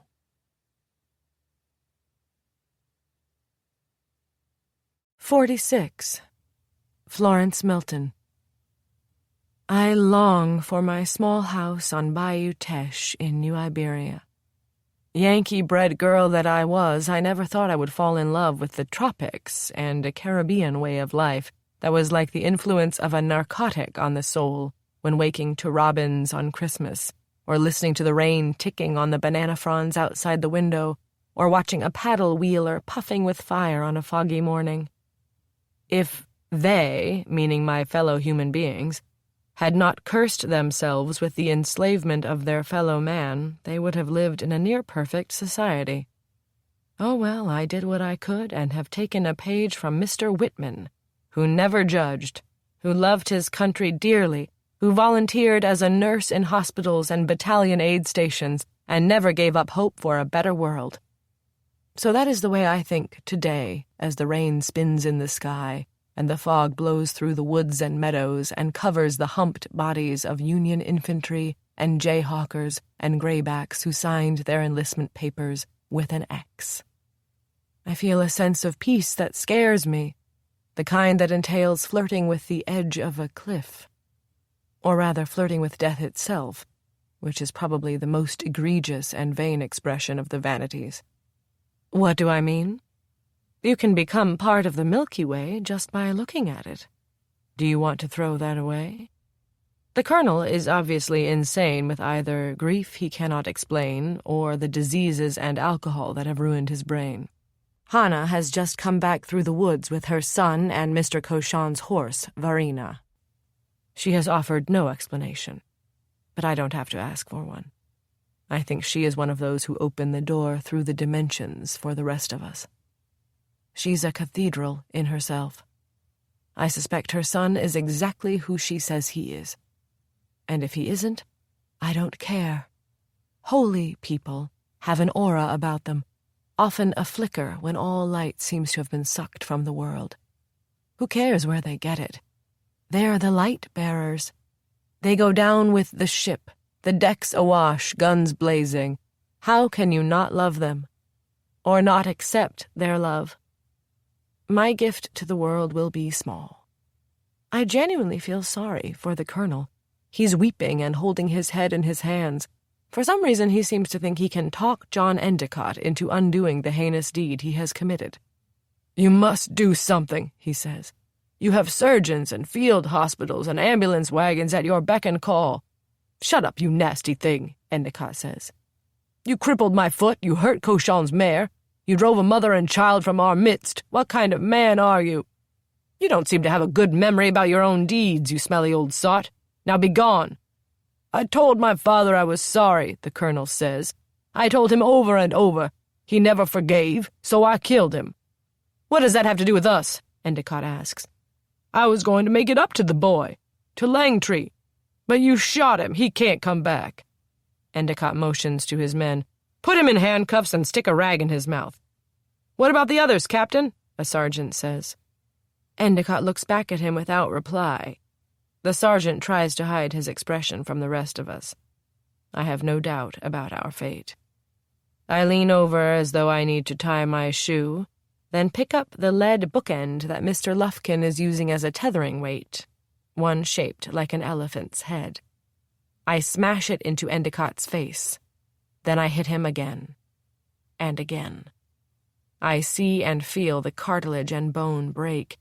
An eye pop like a grape. His lips burst on his teeth. I cannot stop hitting the captain. even though guns are firing around me, guns in the hands of Mr. Lufkin and Mr. Cochon. Suddenly, Darla pushes me aside and drives a knife into Endicott's throat all the way to the hilt, twisting the blade, his carotid artery spurting like a hose. "You shouldn't be doing this kind of thing, Miss Florence," she says. "You'll get yourself all dirty." Hannah gets down from the wagon box with her boy in her arms. She puts the shawl over his head so he cannot see the world he is inheriting.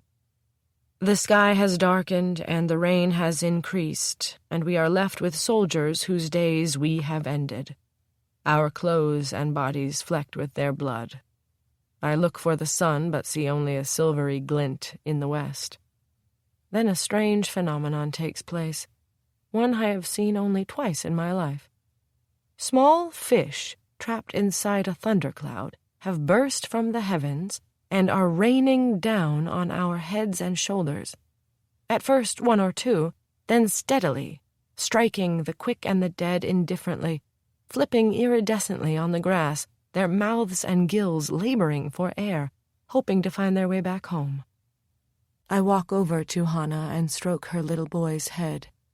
I start to compliment her on her beautiful child, but instead I look at the glow in both their faces and say nothing.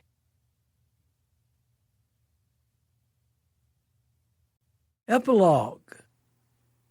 In the year 1893, a self-exiled French painter stumbled onto a peculiar colony of Americans on a small island not far from Tahiti.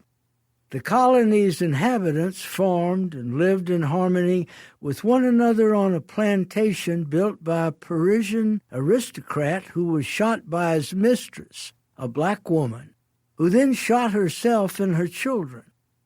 Many thought the house was haunted. It was made of white stucco, 2 stories high, with a tile roof and ceiling-high windows and ventilated storm shutters, and a view at night of both the ocean and the Southern Cross. The wind was warm and cold at the same time, and the ocean whined dark at night and reminiscent of Ithacan legends, or, in many ways, of an antebellum society far to the north. None of the community members used a last name. None spoke of their past lives. The painter was intrigued by the mysterious nature of the group because he had never seen one quite like it, and after asking permission of the parents, he began to paint the children. The painter was afflicted with alcoholism and syphilis and an affinity for young girls, and he painted the members of the colony as much for his spiritual well-being as for his art and his finances, which were never good. Most of his canvases were concerned with the natives on the island, whose world was portrayed in brilliant, even jarring colors that would dominate the Impressionist movement and later open doors for artists like Picasso. But the strange group of Americans on the tiny island was different, primarily because they seemed more like wreaths than flesh and blood. Some of them had jet black hair and gold skin, eyes the color of violets, and white teeth that never corroded. They slew no animals and grew and sold pineapples and broke coconuts on coral reefs and slept in the sun on table-flat rocks next to the ocean. The children were an amalgam of their parents, a strange antithetical mixture whose commonality was the shared conviction that the earth abideth forever, and that heaven was not a reward, but the place in which we already live. The artist not only painted, but wrote about the colony on the island, and was obviously perturbed by the influence it had upon him. He was deeply committed to a sybaritic way of life, one that the cobblestone back streets of Arles had provided him.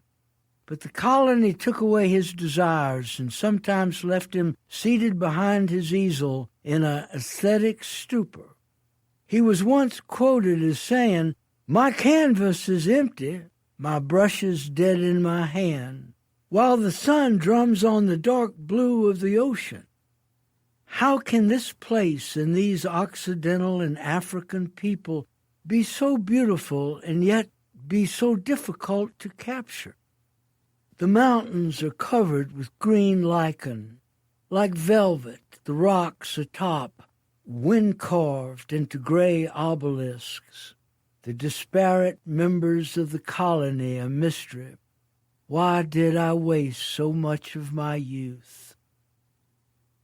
The initial colony on the tiny island was one the Polynesians at first left alone, then grew to like. One man's face was terribly disfigured, but he seemed indifferent to the cruel joke fate had played on him. A woman who would probably scold John Calvin ran a school and taught the works of Charles Darwin and Emily Dickinson and Harriet Beecher Stowe. The leader of the colony, although he would not consider himself such, was a self-educated yeoman who seemed incredibly brave but humble among the simplest of his fellow human beings. His wife was a woman of color named Darla, whom the artist would have liked to paint, but he did not trust his own desires and did not want to lose a hand. The woman named Hannah was the one who seemed to have the greatest faith, although the painter did not think the term adequately described her view of the world. She did not believe, she simply knew. God was simply there, wherever there was. Her son Samuel was a minister, but certainly not an ordinary one. He claimed his earliest memory was a roar of cannon fired by the devil himself, not because it killed men, but because men enjoyed killing and made every excuse possible to do it over and over again, no matter what they said. In his view, they were the acolytes of Moloch and had no place inside a Christian church. His lungs had the thundering resonance of Quasimodo swinging on the bells of Notre Dame. His homily was seldom met with wild applause, although his words certainly got the attention of his congregation. The one figure in the colony the artist could not tolerate was a red-bearded buccaneer who looked like he had slept with half his face on a hot stove and who wandered the cliffs railing at the seagulls until he fell 70 feet into a pool and was swatted out of it by the tail of a baby orca. From that point on, the buccaneer considered himself an important biblical character who deserved a place in the Louvre. The artist responded by saying his closest friend cut off his ear and gave it as a present to a prostitute in a brothel. But he, the one-eared artist, was a study in rationality compared to the madman buccaneer. The artist fell on bad days and died in 1903. Most of the paintings from the colony disappeared inside the homes of wealthy collectors during the first quarter of the 20th century. Then they appeared briefly in a showing by Hermann Göring in 1942, but were never seen again. They may be in a vault in Austria or a cave in Switzerland, or maybe they were burned to ash in the firebombing of Dresden. A cynic could conclude that evil had its way and took from us a pictorial record of Eden regained. But those of us who consider ourselves wayfaring strangers know better. We do not give credence to the dying of the light, or the sorrow that can drive us to madness, or the wickedness that thrives in the benighted. For us, Vespers is the entryway into sunrise, The crossing of the Jordan no more consequential than sliding your bare foot into the foam rolling up a beach. It's that easy. Acknowledgements. I consider Flags on the Bayou my best work, but as every writer knows, the success of a book involves many people whose names are not on the book jacket. I'm fortunate to have an extraordinary group of people upon whom I depend almost daily. Some of them are old friends, some new. But without them, I would probably not have the career I have enjoyed for so many years, nor would I continue to have it. Better said, it's a great honor to be among them. I would like to thank my editor and publisher at Grove Atlantic, Morgan Intrican, and Zoe Harris and the team, Deb Seeger, Natalie Church, Ian Dryblatt, and Judy Hutchinson, the people at the Spitzer Agency, Ann Lee Spitzer, Mary Spitzer, Lucas Ortiz, and Kim Lombardini, Aaron Mitchell, who was Pamela's best friend and knows how to fix every problem on earth, my film representative and legal advisor, Penelope Glass, my children, Jim and Andre and Alifair, and my wife, Pearl, who has been my co-pilot for 63 years. Lastly, I want to express my gratitude to the readers of my books. An author could not have greater support or readers with more humanity than the people who write to us in large numbers by email and on our Facebook page. The warmth and goodwill, the decency, the kindness toward me and among themselves is like none I have ever seen anywhere. It's a special club, one that has no equal, at least not that I have seen. Put it this way, when you have friends like these, you lose consciousness of the inning because the scoreboard takes care of itself. I think it's a pretty good way to be. One big union. James Lee Burke. You've been listening to Flags on the Bayou by James Lee Burke. Narrated by MacLeod Andrews, Michael Crouch, Dana Gourier, Marin Ireland, January Lavoie, Ray Porter, and James Lee Burke. Published by W.F. Howes Limited. This recording is copyrighted by Simon & Schuster Audio.